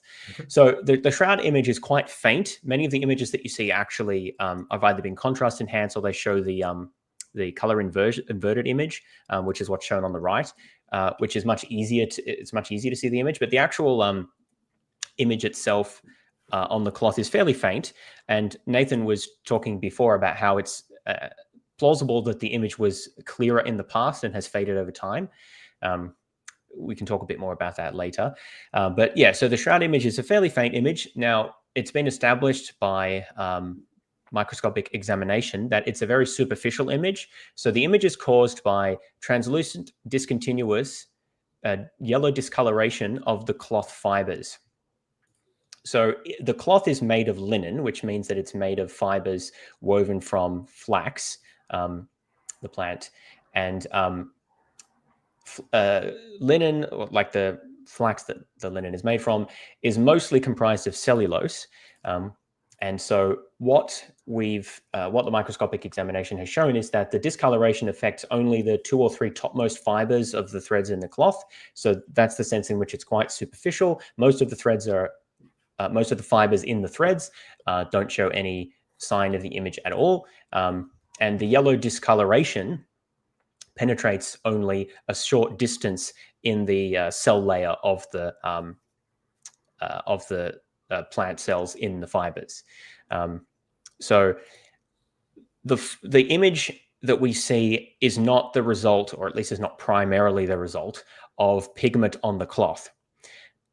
It's important to emphasize that that's a separate question of whether the image was formed through the application of pigment, which is still possible. What we can say is that the image that we currently can see is formed by discoloration, a superficial discoloration and yellowing of the flax fibers that make up the linen in the cloth only at the top few layers.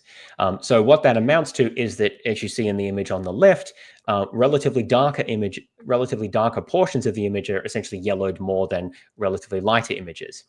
And that corresponds to this sort of inverse quality of the image, or photonegative. They sometimes talk about it, like a photographic negative, in the sense that parts of the parts of the image that we would perceive as being like closer or darker. I think I said that incorrectly. Yeah. So the parts that we would perceive as being closer are sort of darker in the image, whereas the parts that are like further away are lighter. So you can see then if you invert the colors, and as shown on the image on the right, it has a much more natural look. It looks kind of more like the outlines of a face. So there's a question as to, well, what process could produce an image like that, which with this sort of graded discoloration of the fibers. We'll look at that in a moment. But that's what the image actually is physically. So I'll just say a little bit more then about the kind of chemistry that probably, the chemistry that relates to that as far as we understand it. So if you just scroll down a little bit. Do you want this? Yeah, that's fine. Yeah. So I just put this as a bit of background. So it appears that the yellowing that formed the image. Can you just zoom out a little bit? Yeah, sure. So we can see a little bit more. It appears that the yellowing on the image is due to oxidative damage or aging of the cellulose in the cloth fibers. I combined cellulose and cloth to cellulose. So cellulose is the fibers that make up the structure of the cell walls of a plant. And they form this sort of grid-like structure, just shown in the diagram there. So there's multiple microfibrils of cellulose, which is this long polymer. So they exist in these big long chains. This will be important later, by the way, because it relates to the Sachs dating method. So we'll come back to these cellulose molecules. But the point is that when I say oxidative damage, that basically just means a type of chemical reaction where oxygen reacts with certain side chains on the along the cellulose molecule and replaces them with a slightly different constituent. We don't need to get into the details, but oxidation is basically how many things decompose or age. So rust is a form of oxidation of iron, for example, or other metals. So the point is that we know, if you can scroll down just a little bit more, so this is from a paper here that discusses this, that when you have, so this image with the question mark in the middle shows, I'm pretty sure that's cellulose in powdered form. So that's not exactly the same form as it would exist in a linen cloth, but the linen is mostly cellulose.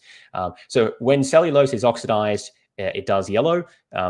So what we appear to be looking at in the image of the shroud is superficial oxidative damage, which has resulted in a degradation of the cellulose molecules in a fairly superficial pattern, so just at the very top fibers of the linen, in a pattern that gives you this sort of inverse quality image. So that's, as best as I can describe it, the facts of what the image is, right? Now, notice that I haven't said anything about what produced this chemical change in the cellulose in that particular pattern. All I've said is that is physically what how the image is instantiated on the cloth. Is there anything you wanted to add to that, Nathan? One thing is just a question from Trevor, who says, is the yellowing discoloration on the surface of the fibers that would have been in contact with the body, supposing it was kind of like folded over a body, or on the outside of the cloth? It's on the inside, like where the body would have been presented. Yeah, you can see that from looking at the cloth, right? Because it's the, maybe it's easiest just to bring it up. Can you show the shroud again? Not the full image. Yeah, I'll go. Yeah, 1 second. Let me just, rather than try to describe it. Yeah. I just have to go back. Where are we? This one. Can you see? Yeah, and can you zoom out to show the... do you want the full length one? Or... Yeah, the full length. Oh, shebang. One. That's half of it. Yeah. Oh, yeah, there we go. Yeah, so you can see here. So if you imagine a body being laid... the body would be laid on the top half with the feet pointing up, right? And then you fold the bottom, you fold it up, like kind of into the screen. And yeah, right. So that's the inside of the cloth, and the bottom and both sides of that would be touching the body. Assuming there was one. So that discoloration is on the side of the cloth that would have been in contact with the body if there was one. And as far as I understand, there's no image at all on the other side of the cloth. Yeah, I think wait, isn't there? If I go to I don't think there's an image per se, but I guess you can produce images by shining light through whatever, because that was what this whole 2004 thing was about, right? Because when the Holy See had the Shroud restored, they had the backing removed, and then well, I'm not familiar with that, but so I don't know how that image was constructed. Corresponding to the first backside. Yeah, have to look further maybe into this. So I think that's produced. Well, I can't really see an image on the right. I can just see a bit of a shape. Yeah, it's really poor quality, and I think this is obviously produced through photographic techniques. So I don't know if that's like, light is penetrating through or something. I don't know how this was formed exactly. I'd have to look at it. Yeah. Well, maybe a slight question mark there, but basically the image is on the inside of the cloth that would have been in touch with the corpse if there was one there. All right. So, and then the second point, was just, so cellulose is a type of glucose, right, in a chain that plants produce. Is that just because that's going to be made from it? Yeah. So you've got a link from Habermas here. Is it? Do you want to? Yeah. Let me go to the. Where are we? This one. Back to this video again, I guess. So this is 2240 that I want to go to in that, where he talks about image production. Let's just go. 12 minutes, premise, and suggest. One more block from archaeology. We have other references there, and as I said, to dive a little bit down this, because this fascinated me with the physics and aerospace background. The image on the shroud was not just one of blood hitting the cloth, body fluids, perhaps, in a state of decay, causing stains on cloth. It was a very different imprint on this cloth. So if we know that it is not recent, that it correlates best with experts, both with redating and with chemical analyses, that it is very old, probably first century, that it has all the marks on it that one might expect from gospel stories. We're left with, could it have been painted on, or could they have killed some poor sap, in an effort to, when Constantine's mother, was bringing all these relics and assigning values to certain things in the Levant area. Couldn't this have been one more thing that they just decided, to do just as a coup de grace against any skeptics for this new religion that Constantine had put together or brought together of both pagan and Christian religion? So, but if one is thinking all that, that's a reasonable thought. But tell me about as you mentioned yesterday, radiation. What sort of event could have been printed with that on it, and why is that really the only explanation? I don't know if we want to actually talk about that at a later point. The radiation. Well, yeah, we can go through the radiation hypothesis later, because unless you really want to. No, it's not that. There's a different video that I'm looking for where an apologist describes it a bit different. I think maybe this would be a better clip. But let me just find, if I look in the transcript of this, I've watched so many of these videos that they're all kind of mushed into one. The word I'm looking for, this is it. That image. Yeah, this guy is a very interesting character. He's like, I think in terms of like Catholic apologetics for the Shroud, he turns up all over the place, kind of giving these talks, and he's very, very excited about the Shroud. So I can tell.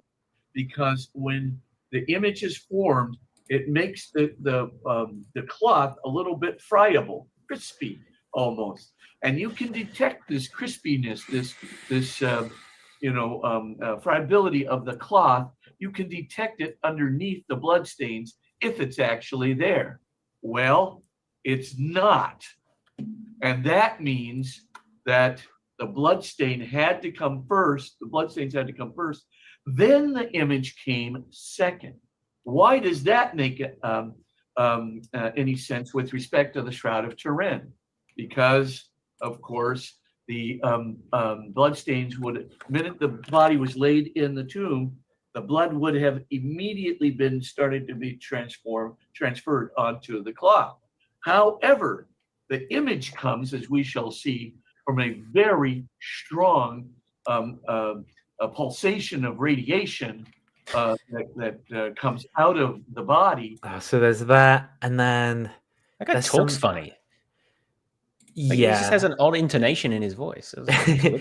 There's some, and then there's a little prop that some of the Shroud people like to introduce, which is like, I'll see if I can find it, but it's basically a bunch of straws bundled together, and they talk about how that kind of mimics the cellulose polymer structure of the flax fibers. And then they sort of point to the top layer of the straws.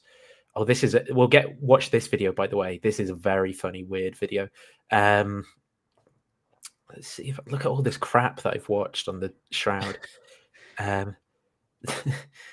Is it this one with... It might. It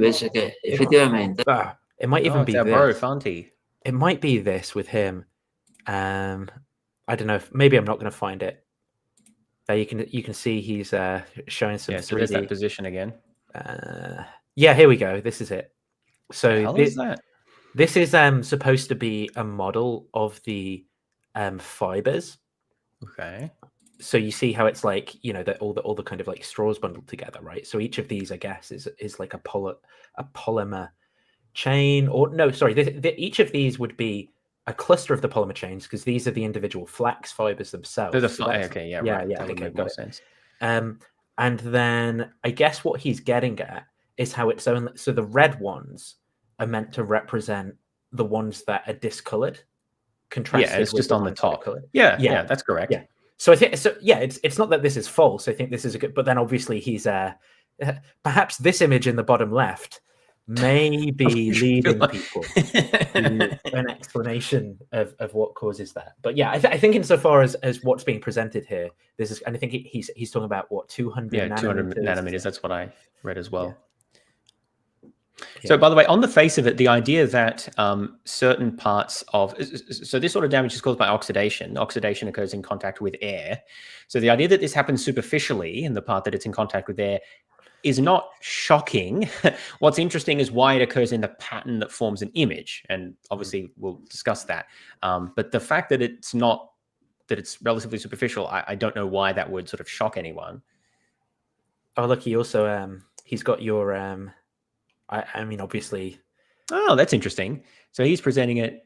You see how he's showing it just at the through right the at the hand intersection there really. between the wrist and he's actually got it at an angle. Yeah. So this is sort of consistent with what I was saying, that like you can argue that it was just through the wrist there, but it's so fuzzy that I think it's not at all clear. And personally, I think that it's more consistent with the palm, because it just depends where you define the wrist to be. Mm-hmm. And so you anyway, just can't really tell. We'll come back to some more Fantiology later, because yeah, plenty more of that. Plenty All right, so yeah, that was that. Then where were we? Oh yeah, so the shroud image. So let's talk a bit about how the image might have been produced. So this is probably going to be one of the more controversial parts of this video, that along with when we start talking about the carbon dating, because I've been doing a little bit of reading about how the image might have been produced, and there's quite a few hypotheses there. So the first thing that I wanted to show you is this image here. So this is from a reconstruction by Gala Shelley. So his hypothesis, and it's not just a hypothesis, like he actually did it, of how the shroud may have been produced, is the one that I find most compelling. But what you're looking at here is not a reconstruction of the shroud. This is, let me get it right as to exactly what this is. So for what you're seeing here, he placed a real body, a real human body, in contact with an overlaid linen cloth. I think I didn't write. There was some sort of pigment that he placed on the cloth. I can't remember what the nature of the pigment was. I should have written that down here. Oh, is this? But, no, I'm thinking of a different one. Doesn't matter. So he put some sort of pigment on the cloth, and then he put some pigment on the body and then placed a cloth over it. The image on the left is what was formed from using a dry cloth. On the right is what was formed using a slightly damp cloth. So this is an image that you get from direct imprinting of pigment from a body onto a cloth, right? And you can see that the position is roughly similar. Now, also look at the head. Yeah, that's what I was about to say. So the shape of the body is sort of roughly correct to what you see on the shroud. It's obviously the nature of the image is not quite the same, but the head is completely off, right? Now, the reason for this is because the head is the body is vaguely sort of flat, when laid out like this, but the head is not. It's very rounded, and so you get an extreme distortion, just like you get when you unwrap when you try to represent the rounded surface of the Earth on a flat map. You get distortion. It's the same that's occurring here. So there's horrific distortion of the head, such that you can't see anything remotely resembling a human face. On this point, oh sorry, if you, I was going to say, so on this point though as well, regardless of imprinting technique, right? That's just what happens when something is imprinted on a flat surface that's curved around a head. Yes. So even if radiation of a cloth wrapped around a head were the cause of the discoloration, wouldn't you also then expect this pattern rather than a normal face? Or well, the radiation would have to be, I guess, directed to produce that type of image. And so if I was a shroudie, I would say that, well, God made the radiation produce the image in that form, right? And look, if you're going to say that, it's unclear why you even need to introduce the notion of radiation, because God can just make the image otherwise, right? This comes back to what I was saying before. Why does the image exist according to the shroudies? And there is no explanation, right? It's just, well, I guess God wanted to make an image, right? He just felt like it, taking a selfie, whatever. Now, if that's your hypothesis, then that's actually consistent with any evidence at all that you might observe, because God could have felt like including that, right? Without additional constraints, you just have nothing to work with. So this is sort of the problem that they have with accounting for the shroud. It's just they have no basis to appeal to. So the point I wanted to make here, though, is that you can't get an image like the shroud just by wrapping a body in a piece of cloth. It doesn't work, particularly the head. So that isn't how the image was formed, at least not by itself. Let's see. I'm just looking at what the next thing is here. So another question that's arisen is whether there are signs of pigment on the shroud. Mm-hmm. What is clear is that the majority of the image that we see is not due to pigment. It's due to discoloration, yellowing of the superficial discoloration of the linen fibers, as we discussed just before. However, it is still possible that there originally was pigment applied to the linen in some form, which has now mostly flaked off or been rubbed off or removed or disintegrated. So the evidence that I could find about this is mixed. So Walter McCrone was one of the researchers who originally looked at the shroud in the late 70s and early 80s. I actually think what it was, right? So there's a bit more about this earlier, is that he was sent samples from the Stirp stuff. So I couldn't figure out his relationship with Stirp, because as far as I know, he wasn't part of their group. Yeah, he was working at the same time.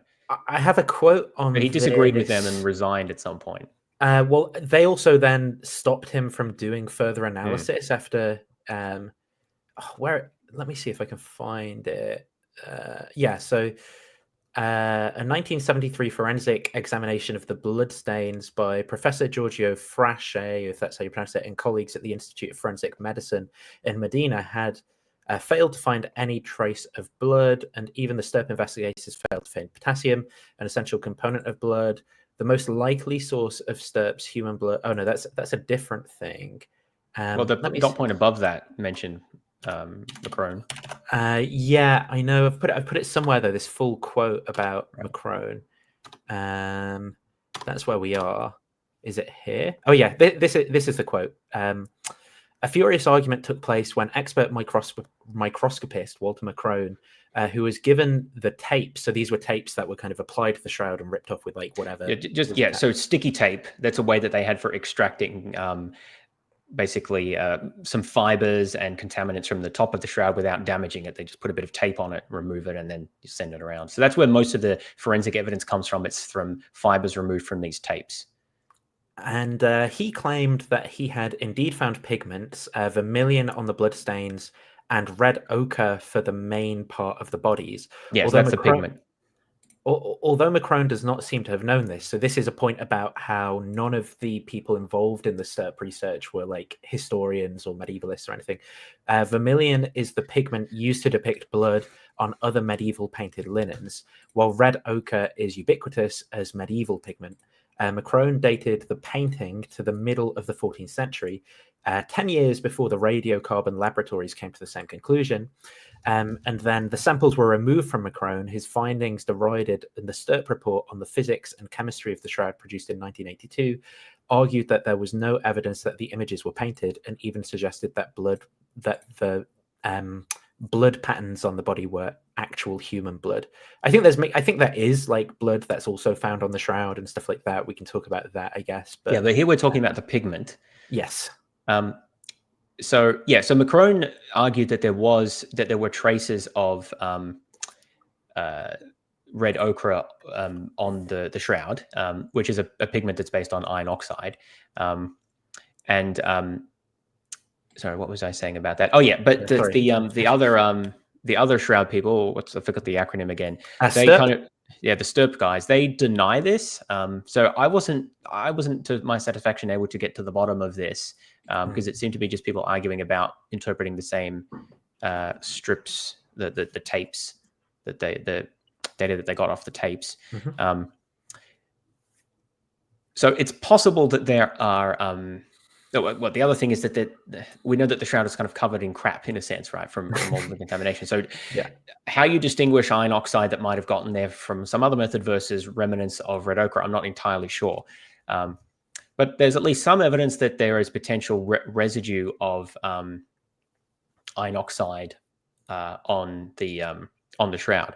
So that has led to a number of hypotheses, or helped to foster a number of hypotheses about how the image might have been formed. So just to recap here, what we need to explain is not, contrary to what some of the shroudis say, the actual process of forming the image as such is not difficult. It's oxidation of cellulose molecules on the superficial fibers. The part that's trickier is explaining how the oxidation occurred in the pattern of a person, right? So really what you need for that is the application of some kind of substance in contact with the linen in the appropriate pattern, which then facilitates oxidation over time, leading to the yellowing. So it's even possible that initially the image on the shroud was produced entirely by the pigment, that over time the pigment wore off, and what's left is the oxidation that's produced as a result of the linen that it was in contact with. So it's hard to know whether that's true or whether the initial image actually was produced by a method which involved removing the pigment, of which there's a hypothesis. So there's sort of different combinations of there's different possibilities about at what point the pigment was removed and whether that was entirely deliberate or whether that was sort of progressive over time. So I found a few different possibilities of different people who sort of tried this using slightly different techniques. So I'll just sort of walk you through them. Just before we do that, still on the red ochre point. I personally, I don't know if you're going to agree with this. I think there's room for, like, it's not going to be super strong evidence, but given the reports of like the Clare nuns and other people, that go back to like the 1400s, 1500s, reporting what it looked like, the image on the shroud, saying, particularly discussing the redness of the image and so forth, I suspect that even if the whole image wasn't produced by red pigment, that at least like wounds and things were touched up with red pigment is my opinion, in order to kind of like, again, present the wounds and get people to like see how horrible it was and shock them and stuff like that. So I do think that red pigment has been applied. I could be wrong about that, but that's sort of part of my preferred hypothesis for this whole thing. And then the second point, just about the red ochre, I don't know how good this is, but again, David Falk, the Egyptologist, there's this approach to imaging used in archaeology. So, for like, paintings on walls and stuff that can sometimes be like cave paintings. They can sometimes be faded, and so there's this approach of de-stretch that gets used for identifying red ochre in those paintings. Again, I don't know how good it is in this context, but he kind of gave that a go. So now let's get into my observations and what I've ultimately concluded about the Shroud of Turin. Now, there's a tool that's used in archaeology that's called de-stretch. And what de-stretch does is it's keyed in to identify the presence of red ochre from the surrounding matrix. Now, red ochre is essentially iron oxide. It's rust. And one of the things about de-stretch that's really interesting is it can tell the difference between the wavelength of light that comes off of red ochre versus other iron pigments. For example, hemoglobin. Now, one of the things about heme, which is the iron complex of blood, is it doesn't oxidize to a red color. Heme oxidizes to a black color. So, like, for example, loss of blood eventually turns black. It doesn't stay red. And de-stretch is a computer program that can differentiate between heme, oxidized heme, and red ochre. So when I took the full color photo of the Shroud of Turin and passed it through processing through de-stretch, I noticed large amounts of red ochre on the shroud. Okay. So this is not the presence of blood. This is the presence of red ochre. And this is a well-established tool in the field of archaeology that's used to read, say, faded ochre paintings off the sides of temple walls, off the sides of, say, stone quarries. It's a well-practiced and well-vetted tool. And here we can see in the bright purple on the Shroud of Turin here, red ochre. So there's an issue here that this has been heavily painted over. If there's been any sort of original here, it's completely been covered by red ochre. There's a light wash of red ochre over it, and with definitely highlights of red ochre. So that's an issue. The second issue is... Yeah, so I don't know how good of a method that is in this case or much about it, but I'm not good with colors, but wasn't the purple mostly around the burn patches though? Yeah, that was something I thought about this as well, where I was like, that's a bit weird.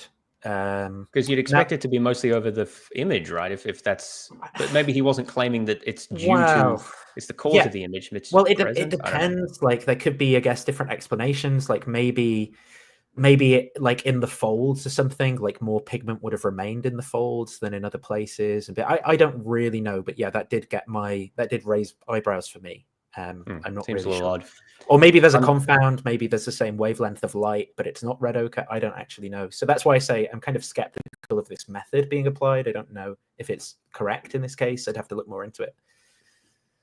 Yeah, I'm not sure. I don't have enough background. Okay, so... But yeah, anyone who watches this who is in that field and knows about de-stretch and stuff like that, please comment further. I'd love to find out more about that, or if there's like other imaging tools that could be used on the image to figure that stuff out. Anyway, so different techniques then of image creation. Oh yeah, so there's a few different. A number of people over the years have attempted to recreate the image on the shroud. Mostly people do the face. So there's at least one attempt I know of full body reproduction. So this first one here uses a dust transfer technique. So Emily Craig and Randall Bressi in 1994 used a very simple method of using collagen dust, basically carbon dust consisting of carbon, essentially. So they made a drawing of a Jesus-like face, and then just on a newsprint made from wood pulp, excuse me. Then they placed the drawing on the table and covered it with a piece of linen, and used a wooden spoon to press the linen against the newsprint to get the carbon dust to adhere to the linen. And the result is what you see on the left there. So that's the actual original photograph, and the right is the color inversion of that. Obviously, the style is not quite the same as the shroud, but I think one thing it clearly captures is the three-dimensional qualities of the image, particularly you can see that on the right. And that's going to be a product partly of how they formed how they do the original drawing, and then how much force you use when pressing on different parts of the image to get the dust to adhere to the linen.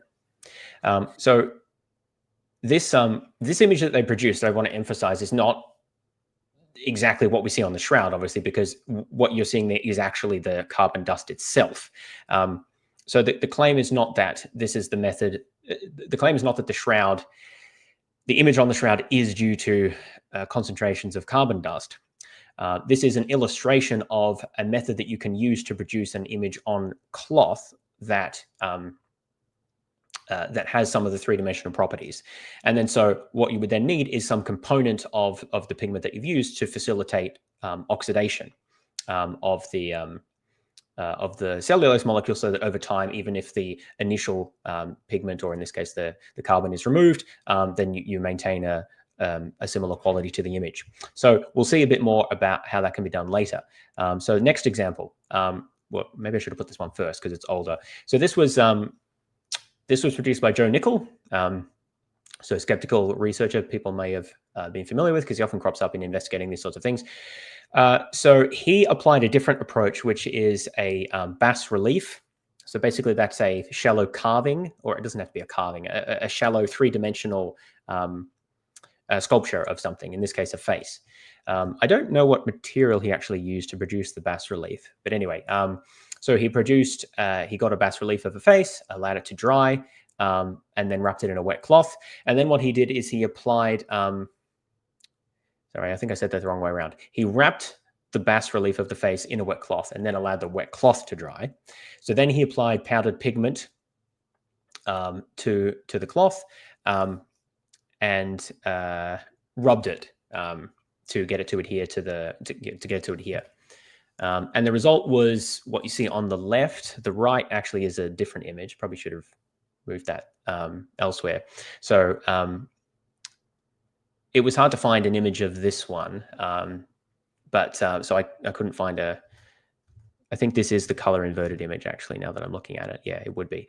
But anyway, so this is another example using a bas relief approach. So instead of the first image that we saw was just basically a drawing, this actually uses a three-dimensional representation of a face, which you then place a cloth over and then rub them together. So these two approaches, or variations of them, were sort of combined by Luigi Garlascelli, excuse me, which is the, I'm moving it just so we can get them on the right. same page. Yeah, there we go. Which is, I think, the best attempt to reproduce the shroud. And I recommend having a look at the paper. There's also there's a video of this that I can show while you're talking. Oh, yeah, I didn't see the video.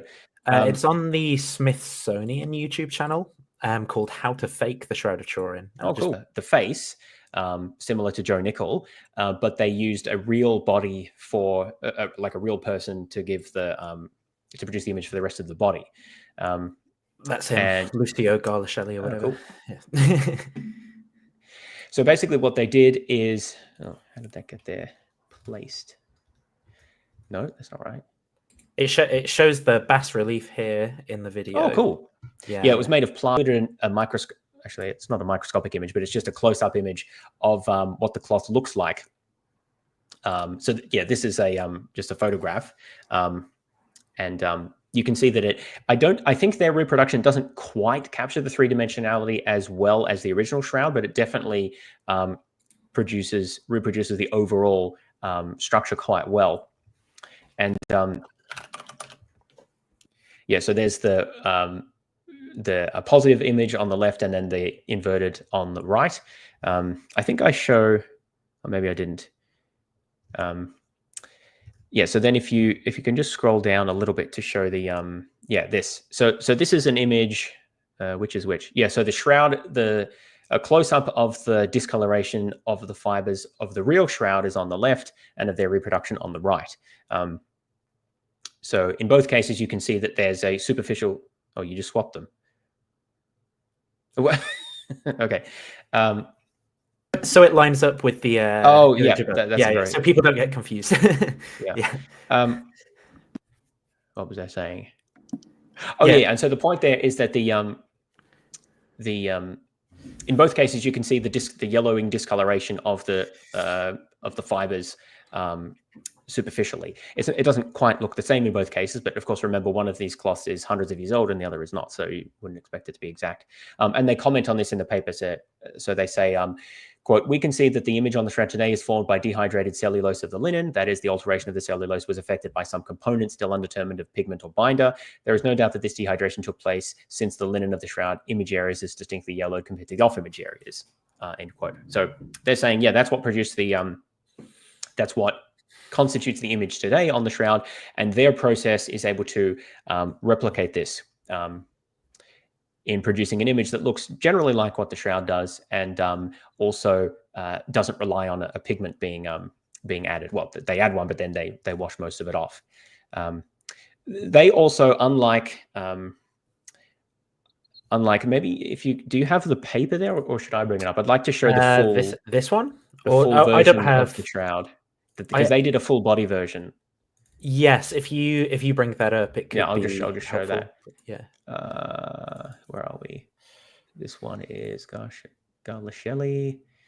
Oh crap! I've got dark mode on, which will confuse things. Dark mode is really not good for this because it flips the positive and negatives, and my brain gets a bit confused. Or maybe dark mode is good because it allows it looks better interpretation. Yeah. Yeah.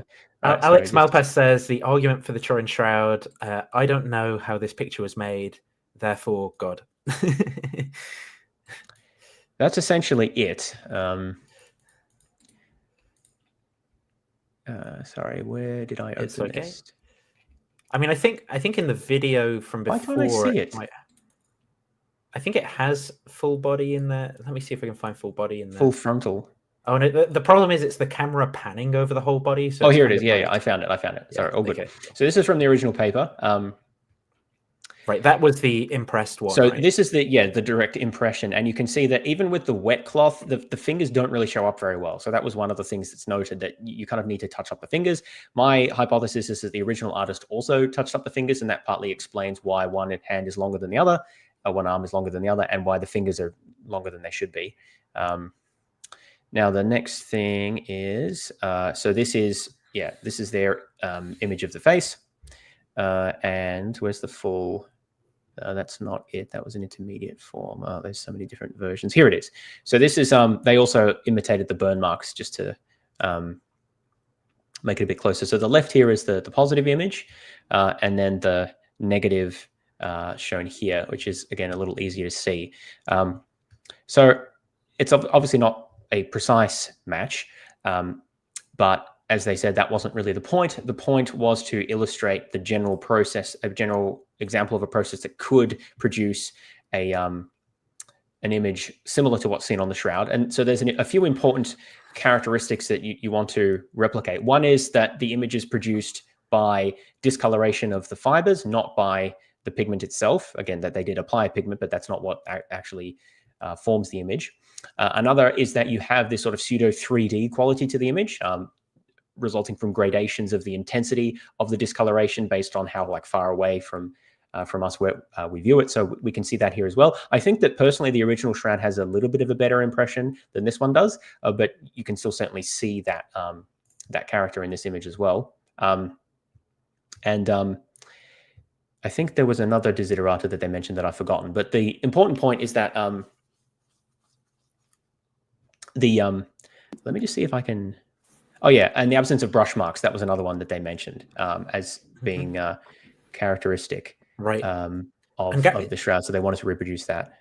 Gary Habermas as well talks about not only the absence of brush marks, but something he calls like painter's fatigue as well, where he says, look, if it was painted, you'd kind of expect to see like the person get bored and fatigued, so they'd like draw the same patterns over and over again.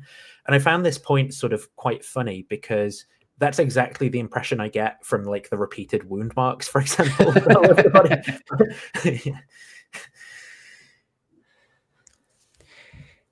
Yeah, they also showed that you can get these, I mean, I don't know that this really tells us much, but 3D processing of the image can be used to produce this sort of, what's the word for this? It's like a density stretch, I've heard it called. Density mapping. Yeah, that's what I wanted. And some people show this similar images of the shroud as if it is evidence for something. I don't really know what the point of that is. It does kind of indicate that there is like a gradation. It's not a the image is not it's sort of weird, right? Binary. There's a sort of yeah. It doesn't look exactly like the shroud, but the point is that the fact that you can produce images like that is not unique to the shroud. Oh no, sorry, I mean on the shroud's 3D. Well, that stretch. too, yeah. If you do if you do a 3D stretch of the shroud, you actually get something that looks more like the bas relief. Like if I, sorry, I don't mean to stop that. Which one is it? On this one, they tried to basically do the same thing, right? Or not do the same thing. Sorry, they did a 3D stretch of the shroud face. Oh God, where am I going to find it? And it's like it just looks really weird. Let me see. I'm pretty sure they call it like a density stretch. Is it this? I don't want to play the audio because I don't want to get like copyright striked. But is it here? Yeah, there you go.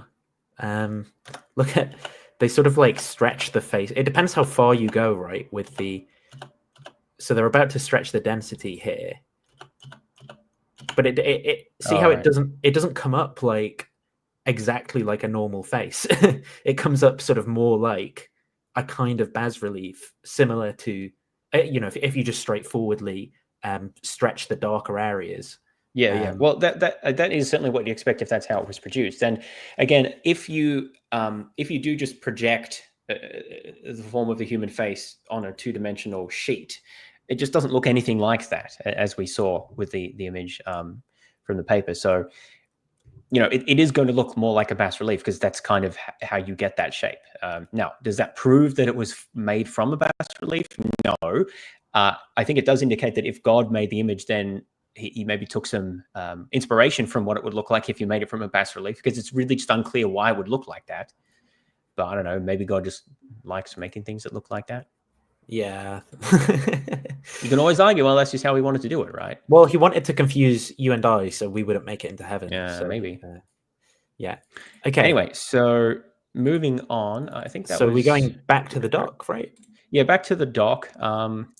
I just have one last example that I threw in near the end there of someone else who also did something similar with a simple sketch with iron oxide on cloth to produce the 3D effect. So that's just another example of that. That's that thing. We already talked about that, yeah. This video, new video, 114.15. This is from Matt Fradd, Pints with Aquinas, another Catholic apologist guy.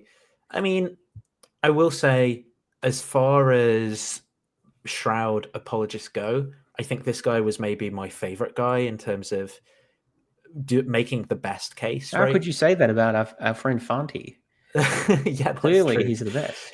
That's true. Well, Fanti is probably, I mean, as we'll show, I think my favorite example of like a case study in like cargo cult science and like bad methodology. But well, actually, now that I think about it, right? So you said that this other guy's your favorite shroud apologist, but Fanti is not a shroud apologist. He's that's true. The shroud apologist. So he's in yeah. a category of his own. Exactly.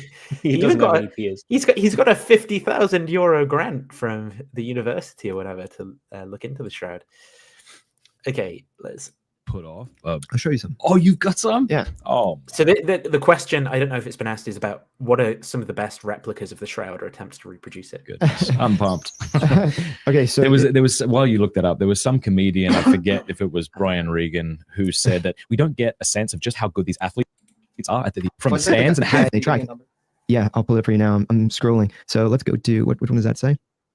60? 60 of 63. So this is one. There's some more as we scroll down, but let's do 60. So there's some that have said that the shroud, it's really bad. They call it, instead of the Shroud of Turin, I'm sorry, Lord, to say it, but the Shroud of Urine. Have you heard this before? No. Because we haven't called it that. Like, so okay, maybe I'm going to take back saying this is my favorite guy. I don't know. Maybe I was like sleepy or something when I watched this, but I dislike what he's doing here, which is like saying that those who disagree with us are just mocking, scoffing atheists or something. They're just mean atheists. We're not doing that. Like, I mean, maybe we've expressed some level of emotion at some points about, you know, the degree to which people are misrepresenting like history and science and overstating the case and maybe finding that frustrating. But we're not just like saying the Shroud of Urine, haha, they're all like lunatics or whatever. Maybe the closest, I don't know if I've said this or just thought it, but my thought is like most of the people who are sufficiently motivated to do the science stuff are like cranks and quacks. I mean, I think we'll justify why, but the point is, I don't think we're just being mean here, right? We're like seriously engaging with it. We're going through the taking the hypothesis quite seriously. Yeah. So I don't like that presentation, but anyway. You can do is get this emulsion on a cloth. You it's pass. very clever. Yeah, but look, someone's like, it's what not is... clever. It's a bit clever, but it might be because I'm a dad. So dad jokes. Anyway, so the theory here is that if you have a dark room, yeah, something like with a kind of photographic effect, they said, what if you had a body out in the sunlight and then, you know, passing through this prism, see this little hole in the wall in the top right, and then what would happen is it would be projected. The image would be projected now upside down. And I saw this one actually. I think this was a really terrible explanation. But the other thing is he's got that's the one on the left, right? And that you didn't cover this in your plausible. No, that's a different one. Yeah, so this was the idea, and this is what's in the History Channel documentary, and I think this is a really bad explanation, is actually that it was an attempt at photography done by Leonardo da Vinci. And I think that but that doesn't even make sense because that postdates the Shroud by a century. Well, I never understood how anyone could take that seriously. So there is an interesting aspect to this that I think is, you know, sort of not fun, but useful maybe for investigating like what might have happened. And so the idea is like maybe the Shroud was like replaced or swapped out, or the image was like redone or something. I don't know. I mean, I do think it's possible that like different artists or people touched up the image over time, right? I think that's quite likely, yes. I think that probably happened, particularly. I don't think it was Leonardo da Vinci, though. Yeah, I don't think it was Leonardo da Vinci, and I don't think it happened with the entire image as well. Yeah. Like, so the idea with the Leonardo da Vinci thing is like there's basically a dark room with a lens, and then the Shroud is covered in like silver nitrate or something, and then there's like a naked body, or it could have been a mannequin, and then the image kind of like projects and burns into it on the silver nitrate. I don't think that happened. It's just like so far-fetched to me, and like the dates don't line up and match. But yeah, I mean, in terms of having like a straw man hypothesis to point to, I think that's a good one. But does that get you to how does that produce a discoloration in the fibers? Does that the silver nitrate sort of reacts with the light particles, and I can go into it on. Hang on, you know what? I don't. No, I'll show you. Is it this one? Let's go into it just for a second, because why not? We're doing. Well, I did see mention of this, but as soon as I saw like Leonardo da Vinci producing the Shroud, I'm like, but that doesn't make any sense. So I just dismissed it. Maybe I was too hasty. Let me see. Oh yeah, and then they did this in this History Channel documentary where they basically line up the eyes of like a portrait of Da Vinci with the Shroud's face, and they're like, look, the eyes, nose and mouth align. Like therefore, it's not even the same angle. He's not looking I straight at know. the camera. And the crazy thing about this was that they called this like some advanced imaging technique. It's like, bro, they're just drawing lines. Like, this isn't an advanced imaging technique. Well, this is the History Channel, right? Like, you can... yeah, this is some ancient aliens. But also, it's like two images of an adult male face. Like, yeah, they have two noses, a mouth, and two eyes. Did I say two noses? 2 eyes, a nose, and a mouth. Like, and they're going to be roughly in the same positions. I don't understand what they're showing me. Like, oh, yeah, look, there's 2 eyes on. Yeah, okay. Let me see if I can find. I think it's like, what am I looking for? It's like dark room or something. Yeah, here we go. So this guy made a setup, right? I remember when the History Channel used to be the Hitler Channel because they had lots of cool World War II documentaries, and now it's just the UFO and Ancient Aliens channel, and that's just really sad. Well, I think. Oh, was this? I don't know if this is actually a recent documentary or an older documentary as well. Like, I think, but maybe they produced this like 10 years ago. It's season 1. Does it say when it was first aired? No, I don't know. But like, basically, the computers that they use in this are like from the 90s. So I'd be surprised if it was like in the 2020s that people did this. But anyway, so this guy, he builds this dark room. He puts a lens on the edge of the dark room, and then he gets. So here's your graphic, right? You know, someone was commissioned to do this graphic, of course. We had this kind of money for BA. I know, it's crazy. crazy. 3D animations. Or same with the Apologetics for full time. And then they talk about like Da Vinci's face. Did they show that image that actually produced? Oh, what was it? What are you talking about? This? Very, very dark makeup there. Like, I think she's very convinced it's Leonardo da Vinci. Oh yeah, so here we go. The guy's setting up his room, putting some thing on the cloth. Then here's a mannequin that he's got, right? It reflects the light. This guy has sideburns that show he knows truth as well. I think this is a curious fellow, I would say, with the ponytail and the sideburns. And then the light goes through and produces. So this is a pinhole camera setup. Is that the idea? Yeah, basically. But like the idea is that it's like a pinhole camera that Renaissance person could have made or something prior to the invention of photography. But maybe Da Vinci had the idea of how to do it. I don't think that this is very outlandish. Yeah, I don't know that we need to. I don't think we need to go that postulate any of that. Explain that. So where actually were we then? We were talking about this guy. Back to this guy then. So he's got. I think this image on the left is that image produced by this photo camera setup, and then these two are obviously two of the ones you mentioned. So the carbon dusting and the bas relief. Create a photo negative. It works. Like the amazing thing is, it actually does produce the image of the body. Like you put a statue out in the sun, and it'll do that. There's I think it's National Geographic that has this guy in a white lab coat. I'm gonna forget his name. I know it's Nichols. I think Joe Nickel. I want to say Joe Nickel. But he's a magician by grade. But he dresses up with a fancy white coat to present his theory to you, which I'm at the end of the day super happy about, because says the man with a dog collar on. Just what he produces, though it's impressive, is nothing like the shroud, because it has clear highlights. Look at the top of the feet. Look at the top of the hands, and then the shadow under the chin and under the hams. There are no highlights and shadows anywhere on the shroud, and they don't tell you. So I basically agree with the priest guy on this. In the National Geographic version. Yeah, but why are they choosing this crappy? Like we know that they have it because that image there in the middle is from the one that I just showed. I forget his name. Let's see what he says. That's a much better reproduction.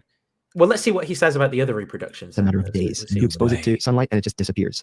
And you have to think about, imagine a human body, anatomically perfect, in the sun for 4 days. That's how long you need in order to project the image. What does that body look like after? Also, just kind of look at Matt Frad, how he nods along and stuff as this goes on. It's sort of, there's just an incredible amount of like acceptance in his responses, according to me. I find it a bit kind of funny. 4 days, like the flesh is still hanging on the body. I don't know. And they have to turn it around and do it again for another 4 days to get the back of the body. Again, this is not going to show up in the literature. You use a mannequin, though. You don't use a real human body. That's what. Yeah. Because when you're making it, you have to realize that when you're. But still, I don't think we have to defend this view, right? It's like so outlandish. A documentary. you gotta, who's paying for that documentary and what is their interest? It's not the same as peer-reviewed scientific journal articles that have to sustain the scrutiny of their Well, peers the in order goal to, of bringing that up. Well, Yeah. let's see who's paying for all this Shroud research and what's their interest. I'd imagine Yeah, if it was right. proved a fake, wouldn't that be a little bit embarrassing? Maybe we'd lose a bit of revenue from pilgrims and religious devotees. Yeah, it I would be can't super believe you weird. bring that argument up again.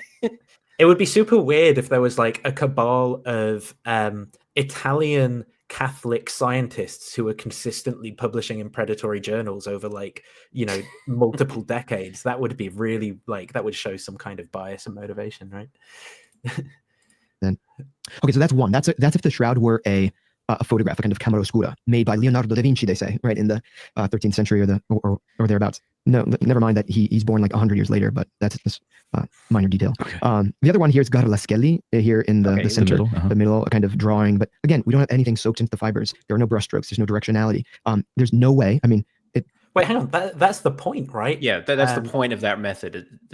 There isn't anything soaked into the fibers. There's no brush strokes. So I don't think he's read this paper, because if he had, he would know that. Yeah, and that's what so I've seen other apologists present this where they kind of say the opposite. They're like, all the attempts at reproducing it, the paints soak into the fibers, which is inconsistent with what we see, which is that it's just the surface level of fibers that are damaged. So what you want is a method that only produces the surface level. Well, I thought that's what he was fibers. saying. Well, that's what he said, but he seems to have presented that as if it's a bad thing for the theory. Well, maybe he'll clarify. Or impressive as it might be. It's still in 60, but at the bottom center, the black and white. The black and white, I believe that's Garlaschelli's image. Yeah, this is that looks almost. I thought that was the real one. Oh no. So oh, that's beautiful. Oh. Yeah. That's actually so funny. Destroyed. Yeah. So he's like, here's an example. Look how rubbish these. Look these suck. And remember what he said before? Well, you don't see how good the real one is until you put it against the non-athletes, just like at the Olympics, right? He's like, oh, I thought what's the real one? Perfect. Oh, that's amazing. The one on the right, we'll bring up the original so you can compare and contrast. But again, it's the chemical aspects, the chemical composition, and the microscopic level. That's where these. Yeah, so which aspects, right? Which aspects? We just showed how it's very similar at the microscopic level. Yeah, the middle one at least. Yeah, and if it's produced using pigment containing red ochre, well, we find red ochre on the shroud. And if it causes oxidative damage to the top layer of tissues on the cellulose, that's exactly consistent with the image. So yeah, and by the way, in terms of what caused the oxidative damage, we still don't know definitively, but it could be anything that is contained in the that's used in the process. Doesn't have to be the pigment itself, right? Right. Anything that's used in the as part of the base or whatever. Utterly fail. These aren't surface phenomena. Remember, we can only penetrate 200 to 500 nanometers. They're not even remotely close at that level. I really don't understand. He's just wrong. He hasn't read the paper, or he hasn't understood it. But I don't understand the claim he's making. Is he saying? I think he's. Yeah. I think he's saying the shroud is like that. He's saying we're only talking 200 nanometers. We're only talking surface phenomena. I guess that must be. I mean, that's the most charitable interpretation. Like that was the only thing that makes sense to me. Yeah, that would make what he's saying actually correct, right? In the sense of that is how the shroud is. But then these. Yeah, but he's presenting it as an objection to these replicas. Yeah, but what it's not clear to me if he's saying these replicas only penetrate that far, so that's bad, because they should penetrate deeper, or if he's saying that's not how I read what he was saying. Yeah, it's not clear to me what he's saying. But it doesn't whether it's that. It's either confused or wrong, right? If it's what you said, he's confused. Yeah, and if he's what I said, he's just wrong about at least the Garlaschelli one. Yeah, the Garlaschelli. Even if you think like artistically, they're convincing. This one is Emily. Oh gosh, I forgot her last name. It's like Cumming or something like that. But who thinks that it's a rubbing? Why can't you have these written down? Like, isn't that the point? That again, annoys me. Just have the names. Yeah, like these are professional people. Look, 3.2 million views on this, right? On Matt Frad's channel. This guy is an expert on the Shroud of Turin, right? So I don't know exactly if he's done a PhD in it or whatever, but like, look, the Catholic Church like funds these people to like research these sorts of things full time. God damn it! Yeah, and so like the best you can come up with. You've got to really think about who's funding this and what their interest is. Remember, but it's like the best he can come up with in his however long he's been looking at this. and presenting this is this one crappy slide where he doesn't cite any of his sources, present the information side by side, go through, even our document thrown together in 2 or 3 days in the evenings is like far superior to this crap, right? It's just crazy how bad of a presentation this is. It doesn't engage with any of the content of the papers. It's such and people who are pro Shroud or in the audience will want to be sympathetic to this. They'll look at this and be like, yeah, there we go, replicas, destroyed or whatever. And it's like, no, this is rubbish. It's just not engaging with the seriousness of those objections whatsoever. A leaf under a paper with a crayon, So it is impressive. That it is also way too accurate, and it looks like a medical drawing or something like that. It's impressive, but again, it doesn't have the characteristics that what's really enigmatic. What he means by it doesn't have the characteristics here is that it's the wrong shape and style of face. You can produce different shapes and styles of faces. The point was to show that the method could leave an imprint which would dust off and cause oxidative damage to the top layer of cells. It succeeds in that respect. The respect it fails in is just being like the same shape as the face. Right? Yeah, it's not that. I don't think it was even intended to. It was just to illustrate the technique. It's obviously a much rounder face, and that's the point I think he's making when he's like, it doesn't something like that. It's impressive, but again, it doesn't have the characteristics that. What's really enigmatic about the Shroud is that even though it's been exposed to water, indeed like soaked in water, such that there are water stains. No, there are water stains on. I noticed this as well because if there are certain controversial dating methods that depend on both the temperature being fixed and the humidity being fixed for the Shroud in order to date it, just remember that it was immersed in water. On top of the body image, and they don't obscure or dilute or mess up in the least the body image. Neither did the fire, right? So there are what you can see, and we should pull this up for the crowd here. Let's go to those first slides. I can't remember, what was it, like number 4 or so, that shows these here, there's a good one, number 6, that shows the triangles that you see here, and here. I think they've got a different person doing this overlay on the screen, so they've not caught up. Kind of these symmetrical patterns. It's because the Shroud was folded up. We've talked about this. 4 dividing lines. So folded in half right there in the center, then fold what remains in half, and then half again, so that the face is what remains. That would have been most interesting to those who wanted to show it off or venerate the Shroud. And then, of course, you fold it along the long axis, and then straps. And just to say, look, here we have him talking about the Scourging. There's that fake one, yeah. There's the fake. I think this does so much work. This bullshit piece of history is so frustrating. Yeah, that was a good find, that paper. Yeah. Anyway, so there we go. So just to recap, his that guy on the left's objection to the sorry, lost the. Yeah. Don't worry. Where are we here? Objection to the reproduction that I showed from, I won't get his name right because I keep getting it wrong. Galashelli. Sorry. The objection to the Galashelli reproduction was, well, it looks good, but it has the wrong microscopic properties, which it doesn't. Yeah. He just seemed confused about that or wrong. And I love it that, what's his name, Pints guy, thought that was the Shroud. That was so good. I actually wanted to do that. I wanted to show a bunch of these and like, which do you think is the real Shroud? But I didn't think that would work because a lot of people have seen the real Shroud image. I do think that the photographic image here, like with the darkness, is actually very good. I do think that one will catch people out. Yeah, so it's the most similar visually. I think that my impression is that the nose and forehead are a little bit too dark relative to the original Shroud, and they don't have quite the same three-dimensionality to it. But things like that amount to just like exactly how much of the pigment you put on and how heavily you press with the to get it to adhere to the cloth and things like that. And so or even deviations in the bas relief, right? I guess as well. Yeah. Like there's going to be a whole bunch of subtle factors which will make small variations like that. So what you shouldn't, and they comment on this in the paper, that you shouldn't be looking for precise replication because that's essentially impossible. You'd have to get all of those details precisely. But I'm hearing that through the ears of a Tangelo or something. Wait, so you're saying it's impossible to reproduce the image? It's impossible to precisely reproduce an image like that. Yes. Like using the same methods. I mean, obviously you could like, if you know, well, you could make a photocopy of it. But yes, yeah, exactly. We can reproduce the image if we just like. Well, yeah, there are replicas of it, but not using a method like this. You would have to. You probably could eventually get a reproduction that was pretty Yeah, you close just to need a lot of funding indistinguishable, and time. but it would probably take thousands of attempts, Yeah. varying all of the details precisely. And no that one's gonna doesn't do that. mean, yeah, and that doesn't mean that the first one took thousands of attempts to do. That means the first one was done however it's done, and in order to and then approximate to that replicate it, Though I think it's also possible the first one did take several attempts. Yes. They may well have practiced for a while, probably not thousands, right? But we don't know how long they worked at it. And there's these other shrouds around, like the Shroud of Bescanon. Maybe they were produced by a similar artisan or someone, both in France, right? Maybe it's the same. Yeah, it's possible, especially if they were not initially produced. If they were not initially intended to be passed as fraudulent, they were intended as devotional devices, then they may have produced multiple variations. Obviously, if it's intended to be fraudulent, multiple copies doesn't really make sense. But if that's not intended, then that's possible.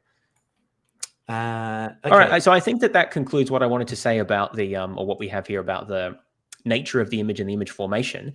The next section we have is probably the most controversial aspect, which is the dating. Here we go.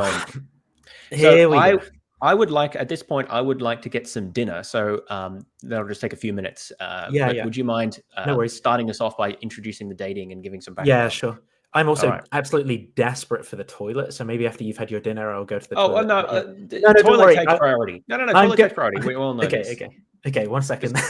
I'll go afterwards. All right. Let's say, so while Nathan's doing business, so in 1988, the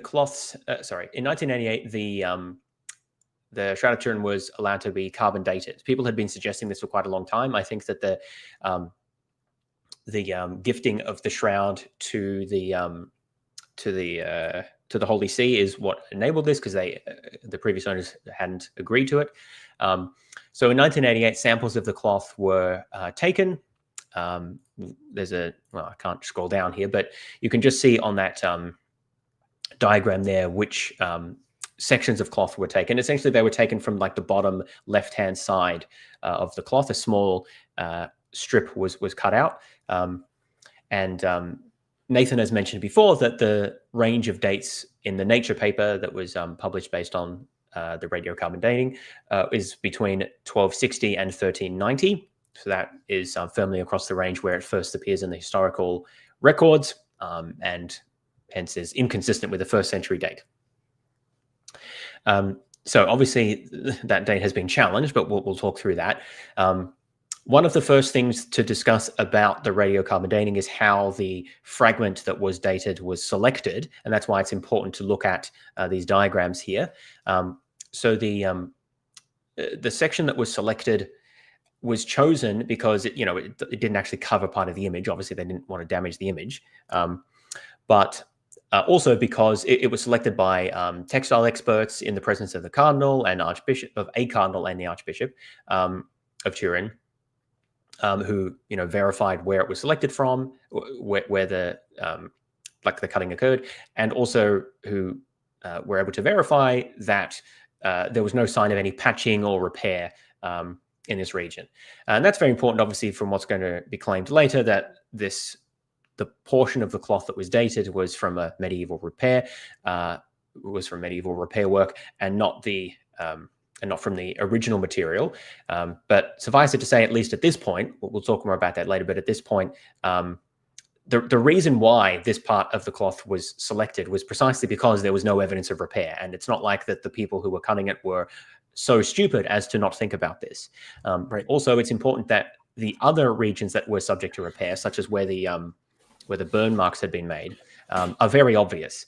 And so this region of the cloth didn't show any signs of that. So I'll just comment on the shape of the cuttings that were made, because that's just important later on. On that point you just raised as well, there's actually, in that terrible History Channel documentary, there's a really good point on the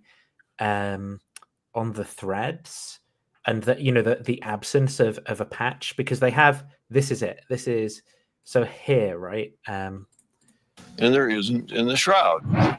What we're looking at here is a transmitted light image of the shroud taken by Barry Schwartz in 1978. STURP physicist John Jackson says that Rogers is mistaken. The radiocarbon sample would be in this area here. And if there had been a reweave of the fabric, we should see a disruption in this striation pattern. So you see the striation pattern of the weave that's systemic to the shroud in a very subtle way, but we just don't see anywhere any kind of disruption. Even so. So just to... Yep, that's a really good. So I've seen similar images, but that was a good presentation. So it's important to note that the image that he's showing there was taken before the carbon dating and before the fragments of cloth had been cut off. So this is on the left here, shows you the parts of cloth that were removed for carbon dating. So what's called the Rees fragment, R-A-E-S, that was removed in 1973. So that's already missing from the image you see here. I mentioned that because I think some of the studies later use fibers taken or fragments taken from the Rees section there. So that had already been cut off for analysis in 1973.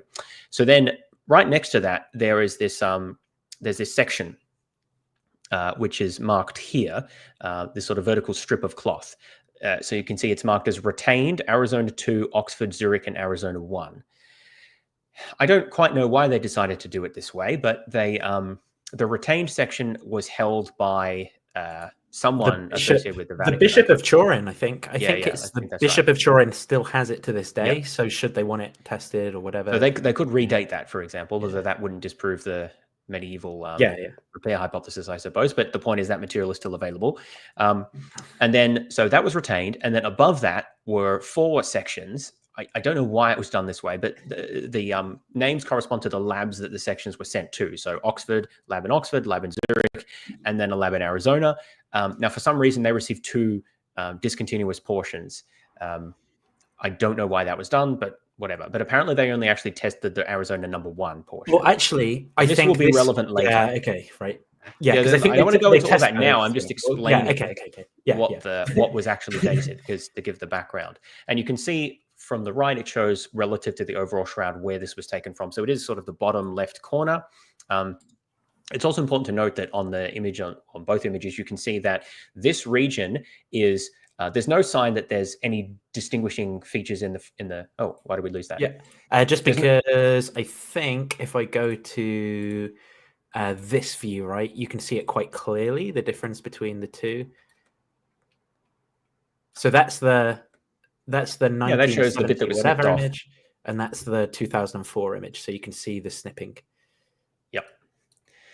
And you can also see that site is relatively close to a burn site, as well as water damage. You can see that sort of circular graded pattern there. Yeah. So the fact that the site of the carbon dating is close to the burn and water damage will be relevant later.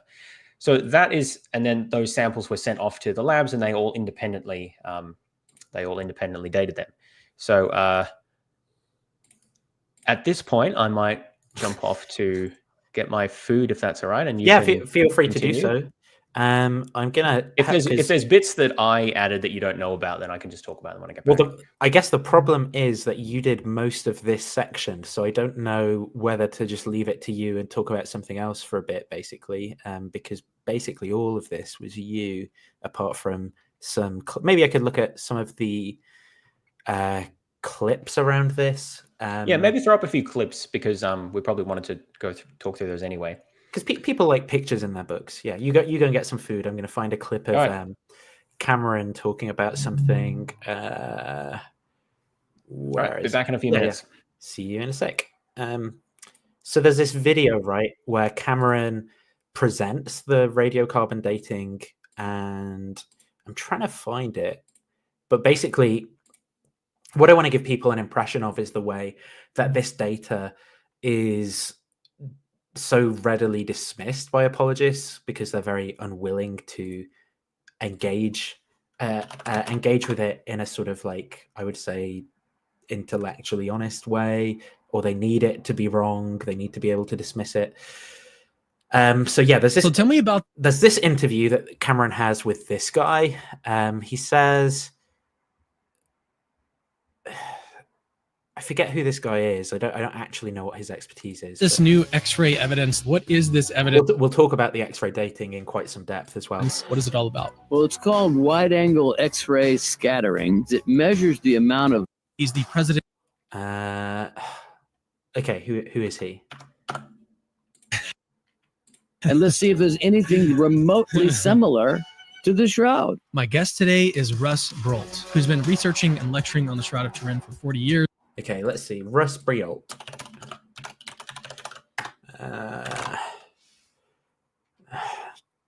Is there like a Wikipedia or something? So he works for the National Shroud of Turin Institute, or National Shroud of Turin exhibition. I don't know what his background is. Biography on Real Seeker Ministries. Been researching and lecturing on the Shroud of Turin for over 30 years. Highly acclaimed presentation as Shroud Encounter. Yeah, but what's his like educational background? It's just, does he even have any relevant expertise in history or anything like that?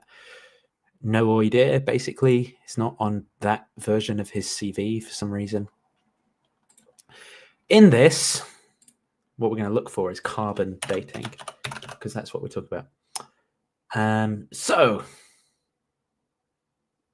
where are we? We're 107, so we're past there.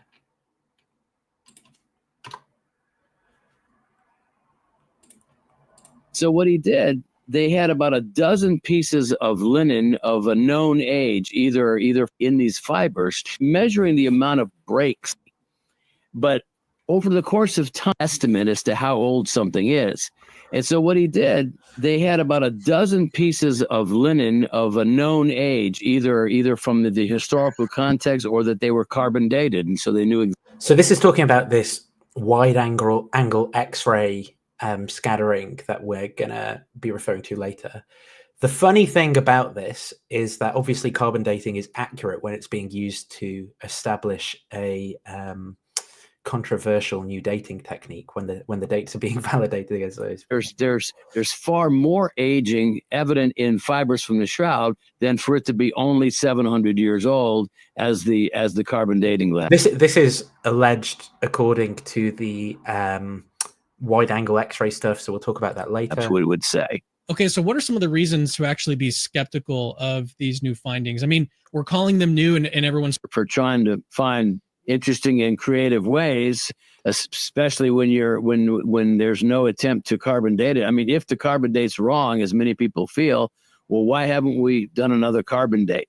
And it's and that's a question for the Turin authorities. Oh yeah, we'll talk about this later as well, which is the sort of the general reluctance of people who are responsible for the shroud, including the Holy See, the Bishop of Turin, who has that patch, to put the shroud forward for retesting, especially given the way in which like these carbon dating results, which for me seem fairly definitive, are disputed.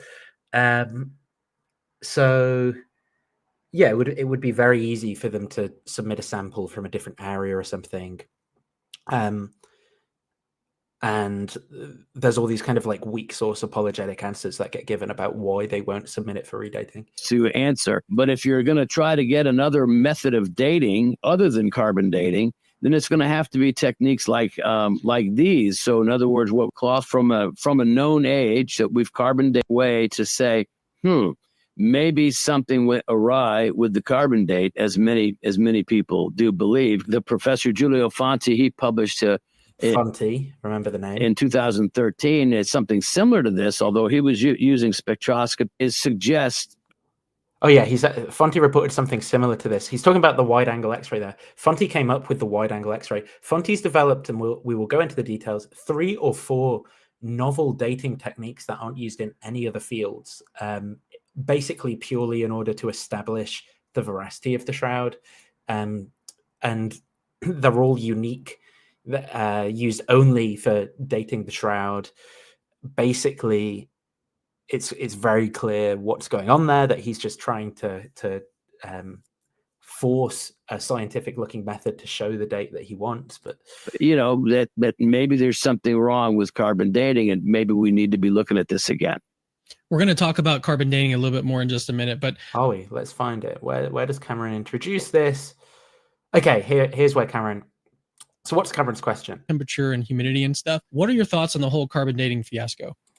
So it's hard to get Cameron's sort of opinions on a lot of this stuff, I guess, because the only other videos he's got on this are like either him interviewing people, or there's one where he's reading ChatGPT. Or no, there's two actually. There's one where he's reading ChatGPT. There's one where he has ChatGPT reading an email chain of him with a professor in voice mode, but he's like pretends that he's doing an actual interview. It's one of the most bizarre things I've ever seen.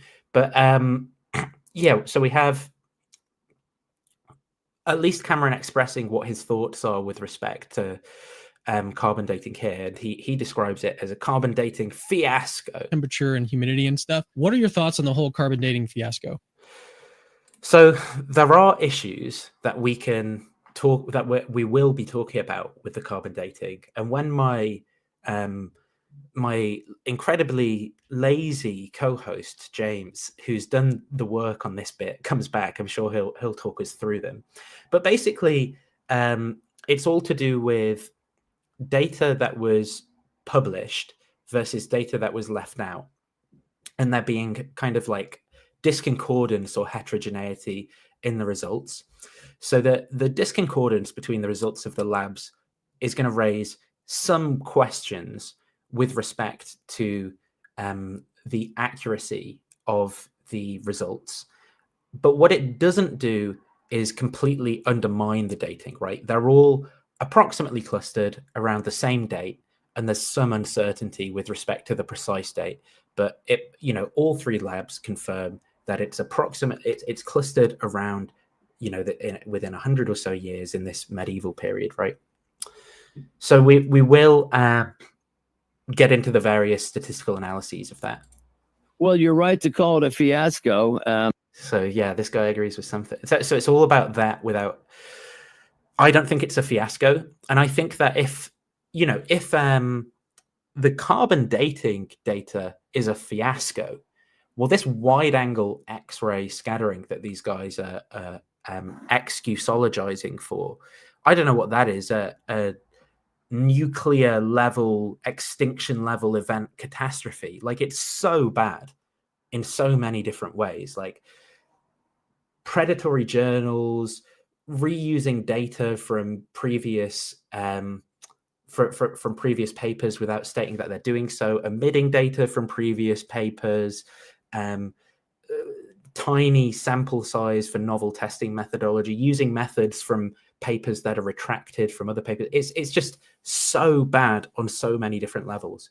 So to say because there's some heterogeneity in the results of the carbon dating that's a fiasco, right, is I just don't know where that leaves them with respect to the Waxus stuff.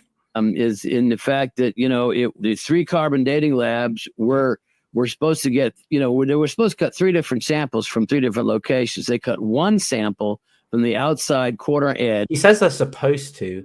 I don't know what he means by supposed to. That I agree with him that it would be better if we had samples from different places on the cloth, because at least it would lead to it would more easily undermine these sorts of objections. Though my guess would be, if we had samples from three different parts of the cloth that were all carbon dated and there was like heterogeneity, instead of them saying, and there was like any of this kind of like slight deviation that we see, instead of them saying that's because of an invisible weave, which acts as a confound or something, I think that we would get them saying like, oh yeah, well, clearly this shows still we can't trust the dating results because the areas were handled differently, so that confounds the results with respect to the carbon dating, or something like that still, I suspect.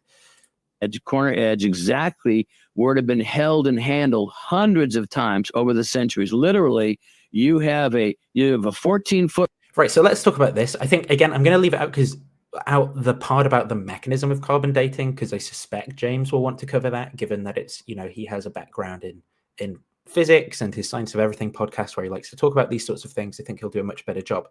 But basically what this guy is saying here is a common apologetics point And that common apologetics point is that there's this confound in the carbon dating, which is that this area of the cloth down here in the corner here is where it would have been held hundreds of times by the clergy. So there'll be all sorts of later carbons on the thing. Now, the first thing to note is I don't actually think that that area is an area where it would have been held, as he's sort of gesturing. I think it would have been held more likely up around here. Maybe it would have been handled here. I mean, the whole thing is subject to tons of cross-contamination, as we can see in, you know, some of that earlier artwork, like on my special timeline from the start. You know, this is this 1613 depiction of the shroud being shown to a crowd, assuming that this is kind of historically accurate. Look where people are holding it, right? This guy's holding it here in the top corner. The actual area that was seemingly cut out, if we go back to here, is down here on the shroud, right? It's, you know, we can see it quite clearly. It's here on the shroud. So this area, so that's the Arizona 1 sample, and then like the Oxford sample, for example. It sounds like my incredibly lazy co-host is back, from what I can hear. So, you know, if we look at, for example, how it's being handled here, it's not clear that that was precisely the area that is being like handled all the time by the clergy. If it was along this edge, I'd be more, I'd give more credence to this objection. But even if it was handled all the time, and it doesn't matter, because the point is that they cleaned the samples to get rid of any like stuff that might be on the surface of them to begin with. So the point was to test basic carbon date the linens in the core of the threads rather than like surface molecules that might be sitting there. I think James will probably cover this when he gets around to talking about some of these things a little bit more. So this kind of objection about it being handled, and so there's like a confound in the carbon dating, I think is just a complete red herring. I don't think it's a good objection. There are, you know, as I've said, some reasons to question certain things around the carbon dating, but certainly not to completely undermine it, right? There's some heterogeneity in the results. I don't think a good explanation is that they were actually dating carbon from the hands of the clergy who handled the thing in medieval times. So let's go back then to the video of this guy's objections. Long cloth, and it would be held up by clerics of the church, would hold it upright, grab it right at that corner where it was cut for carbon dating. 14 feet long, so you have 5 or 6 people up here on the platform holding it out for people to see. And this is how it was exhibited over 275 times from 1413. So Eat Bee Honey says Nathan would find a picture of the one time in history the shroud was handled from the top corner and not the corner that was carbon dated. Now, I don't know if this is a joke, but I clearly said that, you know, I think it probably was. There probably was cross-contamination on the sample. The point is, I don't think that it's always that this picture that it's always being handled there. I don't know that that's correct. And the other thing is that the entire sample is cross-contaminated in this way, in various ways, from being exposed to the public, from people, you know, if you go to like an Orthodox church or something, or a Catholic church, you'll see examples of, you know, people going up to like icons and kissing them, or holding icons and relics they have up to relics in order to kind of like, I don't know, get some kind of holy transference or something like that. The whole shroud is cross-contaminated in a similar sort of way. I don't think that we can sort of single out this particular region in order to say that this particular region is more susceptible to cross-contamination. The best bet I think you have for that is maybe talking about like the water damage and fire that's close to the area, because that would actually interfere with the like structure of the cellulose and linen, particularly if the humidity led to like microorganisms living on the linen as well and interacting with it or anything like that. Again, this is all the stuff that I'm sure James is about to talk about in a moment when he finishes eating his food or whatever. But yeah, I just think that this objection about the handling is like a red herring for understanding like a confound in the carbon dating.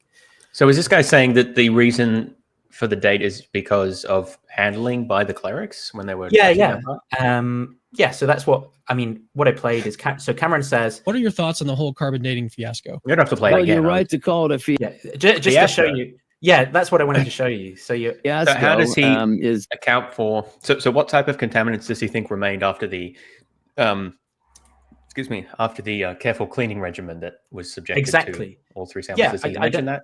No, I don't think he does. He just says, hold it upright, grab it right at that corner where it was cut for carbon dating. 14 feet long, so you have 5 or 6 people up here on the platform holding it out for people to see.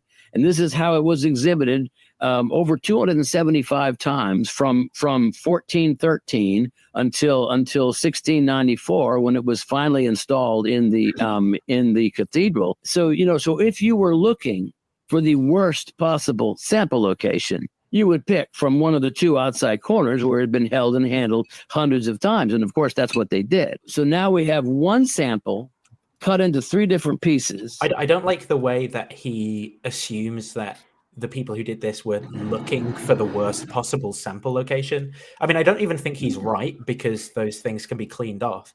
But the idea of that they were deliberately looking to like undermine, they were just hoping the carbon there would be some medieval priest hand carbon on the shroud or something is really weird. Yeah, I mean, as if the Catholic Church, which was ultimately in charge of this, wouldn't have loved for it to date to the 1st century. So it really doesn't make any sense at all. Yeah. They would do that. But the worst place to choose to carbon date the sample, the shroud, would obviously be one of the very clear medieval or early modern repair sites, which we know exist, right? So you could have chosen one of those, and it presumably would have, in fact, dated perhaps to the 16th century when the repair occurred. So I'm not sure why a clearly not repaired area would be a bad site just because some people touched it sometimes. That shouldn't affect the carbon date. If that was true, then carbon dating would be useless as a method, because all artifacts are subject to contamination and typically handled or buried for a long time or exposed to the elements. Well, don't give them more ammunition, because I've seen some shroudies go along with that, right? Where they're like, look, there's this one example of a living snail now being dated to like 20,000 years old. Well, so the problem with that is that doesn't work. Look, let's go back to the paper and I'll explain. Yes, yeah. That's what I was waiting for. Look, James is back. He'll explain things properly now.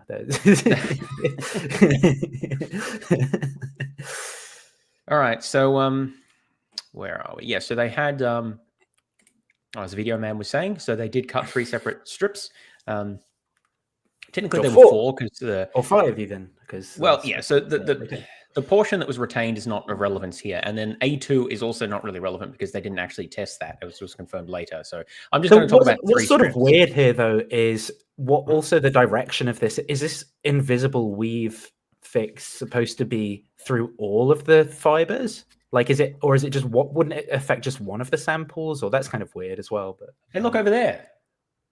No, I'm just trying to distract you from asking questions about the yeah. It doesn't make any sense. We'll get to that. I don't know how much you already talked about it, but we'll go through that a bit more. Okay, so I'm just going to talk about the 3 samples because that's what's relevant here. 1 through each lab. They were sent to the labs. This was there's a lot of I didn't document that here, but there was a lot of press coverage of this at the time. There was a great deal of public interest, and so there was a lot of very careful regimen was followed in terms of the handling of the samples and the treatment and so forth. So the samples all received their materials separately and used their own methodology for cleaning them and then testing them. So they didn't use exactly the same methods. I mean, generally the same process, but like the precise details differ a bit from each lab. Each of the labs tested, so they received a sample and then they cut it up further and tested 3 to 5 different fragments to give. And to note on this, I've seen on the reasons to doubt thing, they talk about whether the way in which the fragments were cut up would have had any relevance, and like why it doesn't have like relevance to various sort of conspiratorial hypotheses about what's gone wrong with the carbon dating, if people are interested. Well, I'm not sure exactly what they discuss there, but they probably discuss much of the similar material that I will go through probably in more detail. There was a paper that looked at this, just trying to see. It's probably the same one where it's like there's all the possible Listed ways here. it could be combined, basically. Yeah, they did an analysis of this. Oh, it'll come later. Anyway, as usual, Nathan's jumping ahead. So Sorry. let's see. Let me just make that a little smaller so we can fit it on here. Okay. We've moved. Yep. Okay. If we just show that. Yes. So each of the labs very carefully cleans their sample and inspects it for contamination. No contaminants were found on any of the samples. This is very important. So you don't just shove, I suppose you could, but one doesn't typically just shove an artifact or a piece of it into the into the machine that does the dating. You do carefully treat it first to remove contaminants so that you're only dating the part of it that's relevant, which in this case are the linen fibers. So that is what was dated. And the results are shown here in this figure here. So is it worth, by the way, could you describe what like the underlying theory is about carbon isotopes? Oh, carbon dating. Yeah, I can go through that. Sorry, I didn't include any of that. So let's see. In the atmosphere, there is, oh, sorry, I'll take a step back from that. So plants incorporate carbon into their, well, actually any living organism does, but here plants are relevant. So plants incorporate carbon into their structure, which they extract from the atmosphere, from carbon dioxide in the atmosphere. Well, that's at least a significant source of carbon. And the carbon in the atmosphere from carbon dioxide, well, that's extracted from the carbon dioxide, mostly is of the isotope carbon-12. That's the predominant isotope of carbon. So that means it has 6 protons and 6 neutrons, hence 12. But there is a relatively rare isotope of carbon called carbon-14, which has 2 extra neutrons, so it's a bit heavier. That is produced by interactions of interactions with the, well, I actually don't know the precise process, but I think it's interactions from solar radiation in the upper atmosphere or something like that. So carbon-14 has a relatively short half-life of like 5,700 years or something like that. And what happens is carbon-14 is being constantly produced in the upper atmosphere. And so the supply of carbon-14 in the atmosphere is being replenished over time. It's not precisely constant over time. It varies with certain factors, but that there's ways that that's calibrated.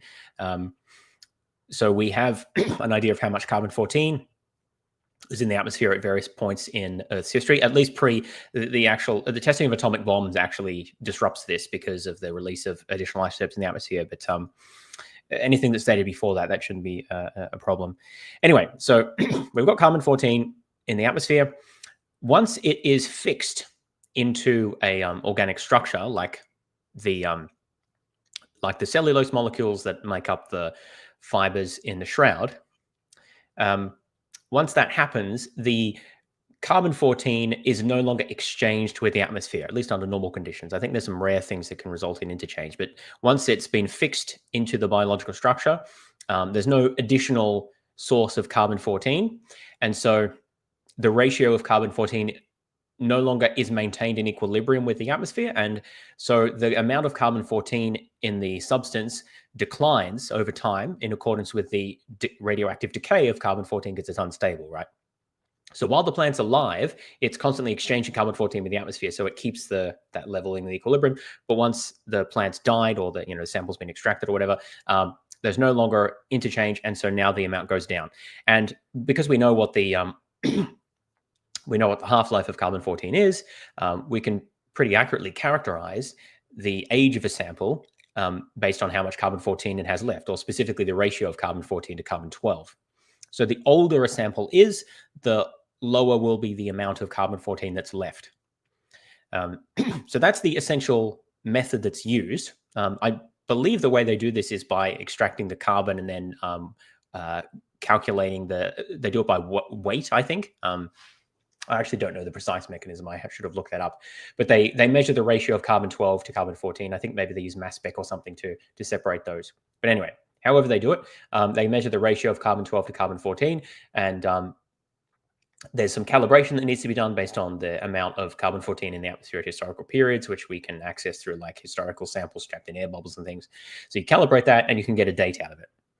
So long story short, the amount of carbon-14 tells you how old a sample is. The less carbon-14, the older it is. And this works out to, I think, about 100,000 years you can date objects with organic material in them. So that's the brief idea of how it works. So carbon-14 is very suitable for dating an object like the shroud, which is made of linen, so it's organic. You can't date, for example, an entirely metallic object like this. You can try to find like organic residue on it or things like that, but that's always a bit tricky. But this is an organic object, so that's fine. And it's well within the range that's covered by radiocarbon dating.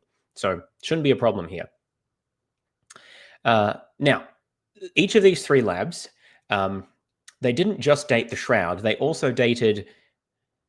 Wait, I've got 3 here. Why do I feel like it was 4? I guess it was 4, including the shroud. No, there are, yeah, maybe 4, including the shroud. I was going to say you've got 4 on the graph, but yeah. Yeah, I just don't know why I thought it was more. Anyway, they also dated 3 other samples from that have a known historical provenance. So we know within about a century or so how old it was. So what we see here are just the raw results from each of the 3 labs. So A, O, and Z correspond to Arizona, Oxford, and Zurich. And you have the, I think, which is the 95% confidence interval as the range shown on the horizontal axis. So the horizontal axis shows the radiocarbon age. So that's years BP. That means before present. And radiocarbon dating defines present as 1950. So that doesn't really make much of a difference here, but just be aware of that. There's like a 50-year difference. So that's not literal age on the bottom. It's radiocarbon age. There is a calibration process that is necessary in order to convert that to a calendar date. But again, it doesn't really matter much for our purposes here because it's close enough. And the vertical axis just essentially represents which sample we're looking at here. So there's 4 different samples, and each of them were dated by the 3 different labs. Now, this is showing this result in full, I think, is very important, because for people who are skeptical of carbon dating or have other issues with the way that the carbon dating was conducted by the labs, need to be able to explain this full pattern of results. Now, there are still possibilities. You can still advocate for the invisible repair hypothesis. We'll get to that.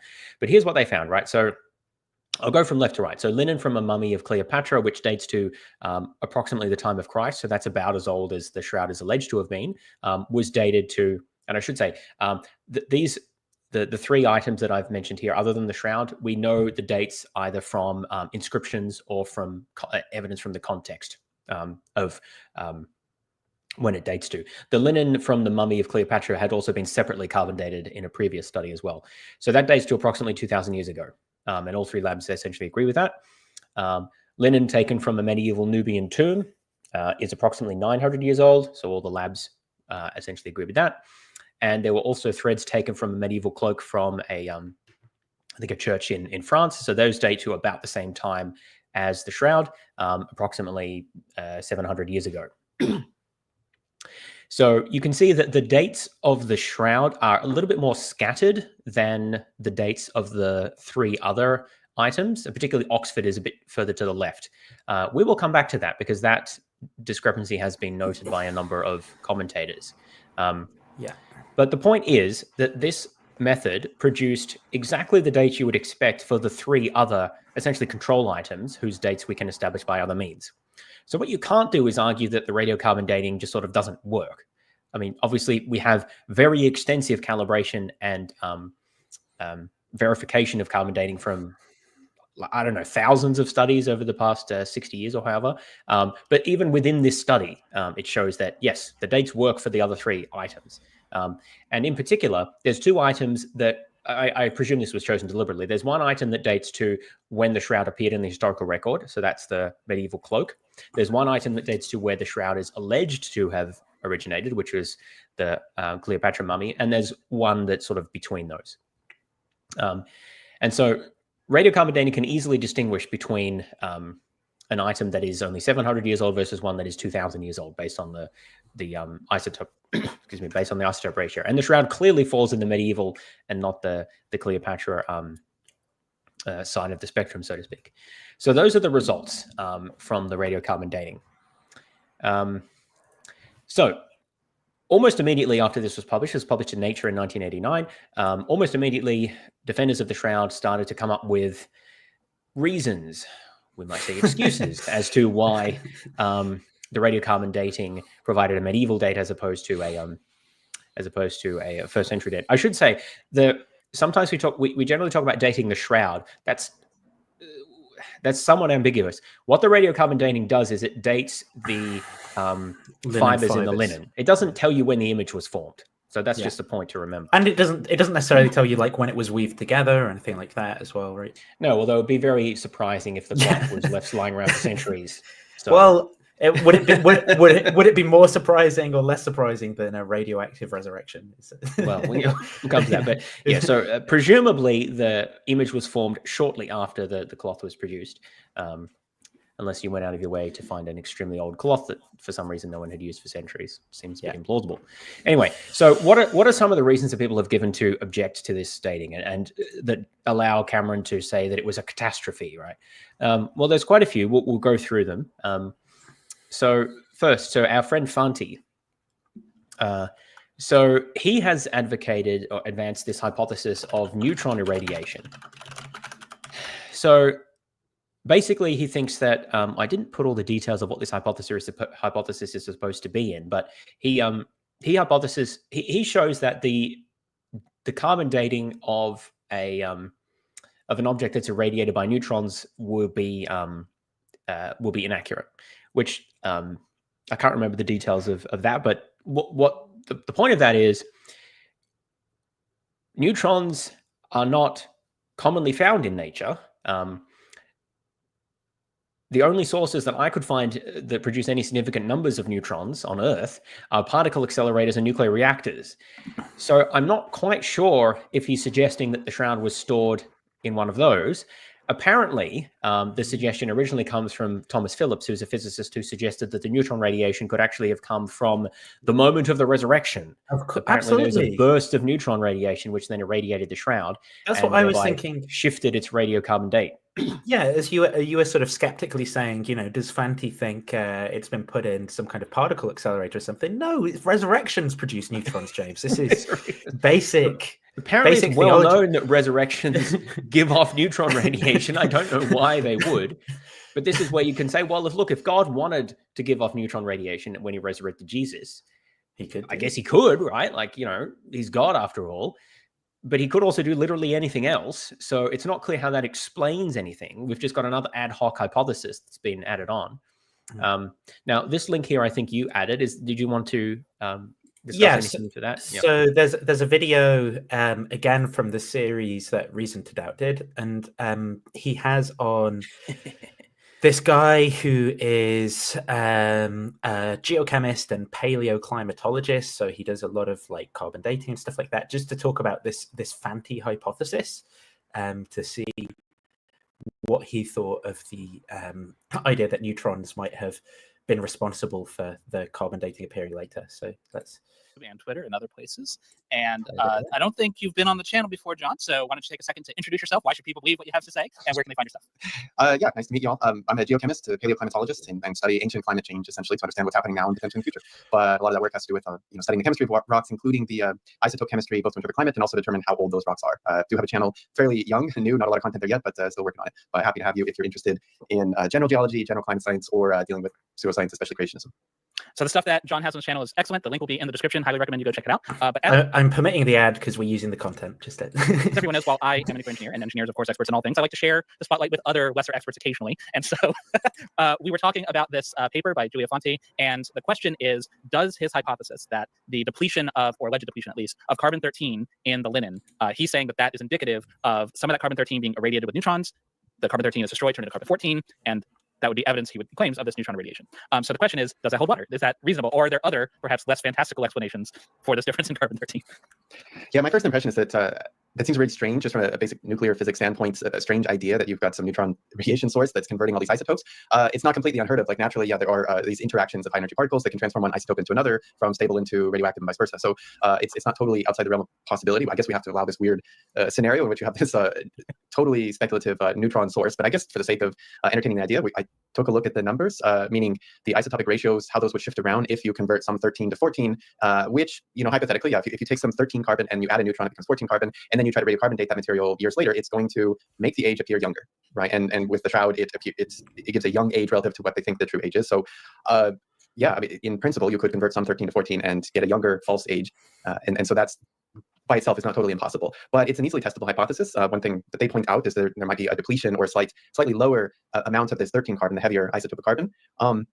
But if you look at the relative abundances of 13 and 14, the carbon 13 makes up about 1 of every 100 atoms of carbon. If you could sample it randomly from somewhere in the Earth, right? So 1% of carbon is 13. See, it has 1 extra neutron. But the amount of radiocarbon, or 14 carbon, if you just look at the atmosphere as a whole or the planet as a whole, it's very, very small.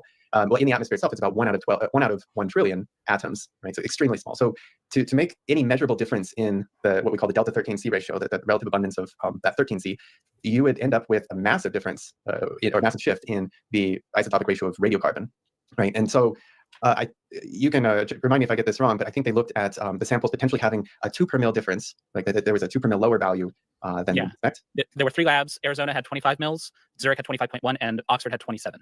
Mm-hmm. Yes, and those are negative. And just to remind everybody, per mil difference or per mil deviation, think of it like a percentage, but it's smaller by a factor of 10, right? So if you have a 1% less of something, 1% smaller ratio, doesn't matter what it is, that's similar to, or the same as saying you have a 10 per mil difference, right? So 1% is 10, 1 part per 100 is 10 parts per 1,000. So when we say this carbon had a value of minus 25, that's to say that the amount or the ratio of 13 carbon in that sample is 2.5% less than what we call the standard ratio. And the standard ratio is given by basically the value of limestone precipitating from the oceans. And it's a very specific fossil. Like we take this and we say, okay, that's the standard. That's it. But it's about the Is that standard just like picked arbitrary because you have to have some standard? Yeah, it works very well, practically speaking, because a lot of materials we would, a lot of this study starts with looking at changes in the ocean over time. So it's helpful to know like what is the average value or typical value of a carbonate material that's precipitating out. So the standard is called the PD belemnites. So it comes from PD, Carolina. It's a specific belemnite fossil that we take and say, whatever the ratio of 13 to 12 is in this fossil, that's our standard. And anything that deviates from that, we'll call it, minus 25 per mil. It means it has 2.5% less of the heavy carbon in it than this specific fossil. So it's helpful to track things because organic matter, if it's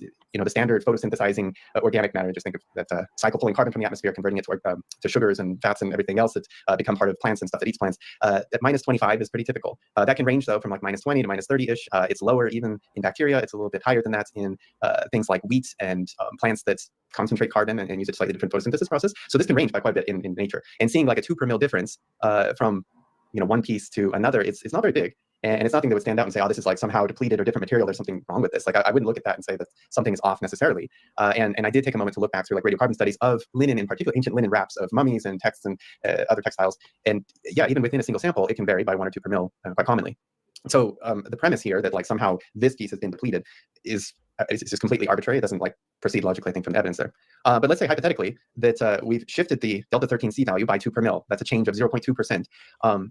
What happens if we convert all of that from 13 carbon into 14 carbon? What happens to the radiocarbon age? So I did the calculations by looking at what these relative abundances are in carbon to the atmosphere. Like I said, 1 out of every 100 carbon atoms is 13 carbon, and 1 out of every trillion is 14C. So if we took away enough 13 carbon atoms and converted them to 14 carbon so that delta 13C value goes down by 2 per mil, then what happens to our delta 14C ratio is it increases by a factor of, let me look here again, 5 million. Yeah.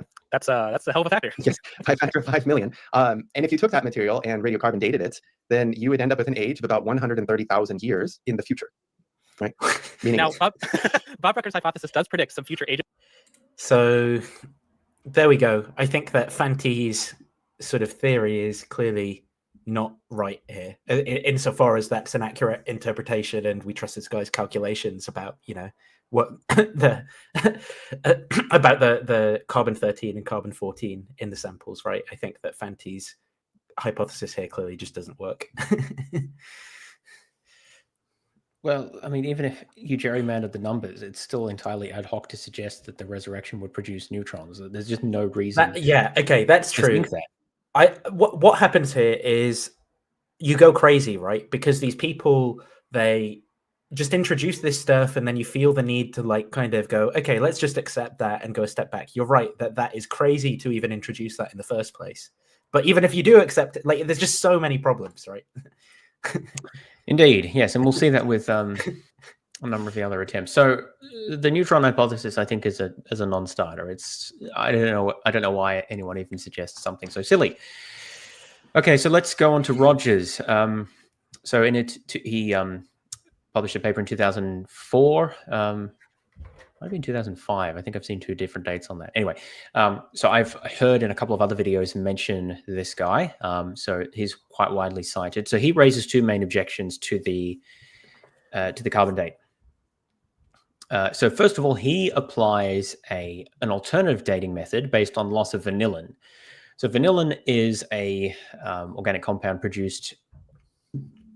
Sorry, oh yeah. Can you just scroll up a little bit? Mm-hmm. Can't quite see it. Yeah, there we go. So vanillin is an organic compound produced by thermal decomposition of lignin, which is a chemical compound found in plants like flax. So basically what happens is lignin decomposes into vanillin, which itself then decomposes over time. I'm not entirely sure what into, but anyway, the point is that you can potentially use the amount of vanillin in a linen sample like this to estimate how old it is, based on how much remains. It's essentially similar to the carbon-14 process, although importantly, this is a chemical process, not a radioactive process, and that makes an enormous difference. I'll talk a bit more about that later. And how would that be affected by neutron radiation? I actually have no idea. That's a very interesting question. Yeah, it is very interesting when you start to combine multiple of these hypotheses. They start to go a bit crazy, but anyway. So using this method, he dated the shroud to be between, I think, 1.3 and 3,000 years old. So that's an extremely wide range, but 2,000 years is what they want, so it fits in the middle of that. Yeah. So that's the first objection. He has an alternate dating method based on loss of vanilla, and that dates the shroud to be much older. The second objection is that he tested fibers from one of the carbon dated samples, and he claimed to observe evidence of hang on, what was it? What do you call it? A plant gum contaminant on the surface of the like coated on the surface, I think it was, of the fibers. Yeah, I just put a quote about that on it. Okay, so I've not looked into that. Do you know how he obtained that sample or anything like that? Or it's so hard to keep track of how they all. So there's quite a few samples floating around. So it's either from Stirp or Oxford or yeah. So okay, if you scroll up, it's easiest to show the diagram. From here, this one. That one, yeah. Zoom in a little bit. Let's go 200. So as far as I know, there are a few different sources of fibers that people test. So one is the Stirp fibers from the late 70s that they vacuumed off the main part of the shroud. Now, that's not going to be relevant here because those are from across the shroud. And remember that we're particularly interested in the radiocarbon dated section. So a second source is this portion removed by Gilbert Rees here in 1973. I think there are samples or fibers from that people have also tested. So that's right near the radiocarbon sample. So it's also, I'm pretty sure I saw some papers that used material from that. I say it's hard to keep track because there's so many papers, I can't remember which one each of them used. Yeah. Now the unused portion, I don't think anyone's touched that. And then there are the portions that were taken, that were sent to the different labs. So those labs in turn cut up those pieces into smaller fragments. And I think some of those, and so at least some of those labs retained some of the smaller fragments. And so some of the tests were done either from fibers taken off those samples or from little pieces that were left over and have been passed around. So yeah, basically there's three sources I'm aware of. There's the Stirp, like vacuumed off fibers, but those come from the whole shroud. Then there's the Rees sample from 73, which is right near the radiocarbon dated samples. And then there's pieces left over or fibers taken from the actual radiocarbon dated samples themselves, because the labs, at least some of the labs, I don't remember if it was all of them or just one, but at least some of them saved part of it, and some researchers were able to get a hold of it. But anyway, so for this particular paper, it's one of the second two sources. So it's from one of these pieces of material here. I don't remember which one. I'd have to go back and check the paper. Yeah, sure. But that's where that's coming from. Okay. And that, by the way, has been a bit of a source of contention for some of these subsequent analyses because they don't always have a clear trace of the provenance. Trace, of the provenance. That's what I'm looking for. They don't have a clear provenance of the material that they're using and what's happened to it, which is sort of ironic, given that that's sort of the problem, the cause of the initial problem. If there was provenance of the shroud back to the 1st century, we wouldn't need this. But anyway, so coming back to Rogers. So yeah, his alternate dating method and then the contamination that he argued. So this is where we introduce the notion of a novel dating method. So we'll see a couple more of these. What some shroud defenders like to do is, if they don't like the carbon date, they make up their own dating method and then use it to date the shroud. And invariably, the dated range includes the 1st century. So Rogers seems to have pioneered that approach. His vanillin dating method is novel. It's not widely used or calibrated. And so I don't see why there's any particular reason to take it seriously. But because dating methods like this, even if they're based on an underlying logic of something, because basically to date something, theoretical, all you need is some chemical, well, if not chemical, just some physically measurable aspect of the sample that changes over time in a somewhat regular way. Theoretically, you can use any such thing to construct a dating method. But the challenge is the devil's in the details. You have to be able to validate that and calibrate it against a range of ages through different materials and what happens to how does it depend on the way that material was stored or treated or all sorts of other things, right? This is all of even the important different questions you need to labs. assess. How does it replicate consistently across labs, all these different factors, right? So that has been done extensively for carbon-14 dating. And one of the advantages of carbon-14 dating is it's a nuclear process. And nuclear processes are basically not affected by the chemical state. As long as the material stays essentially physically intact, there aren't chemical processes that can change carbon-12 to carbon-14 or vice versa. So that's a big advantage of radiometric dating methods, is that there's relatively little sensitivity of the technique to any chemical changes that the chemical alterations that have happened to the substance, as long as it remains physically intact. There can be certain processes like introduce new material or so on, that can be a problem. But like just chemical interactions, chemical reactions that, for example, oxidize the cellulose or something like that will not affect the radiocarbon dating process. But that is not true for methods that rely on chemical modifications, which includes this vanillin dating process, and we'll see later Fantis or Fantis dating methods as well, all of which rely on chemical processes. And there's a huge range of things that can affect the rate of chemical processes. So they're much more suspect than a dating method that's based on nuclear decay, which, as I said, is essentially unaffected by chemical the chemical processes or the chemical environment. So this vanillin dating method is novel. It's not used by anyone else. It's not calibrated. So there's really no way to tell how reliable it is.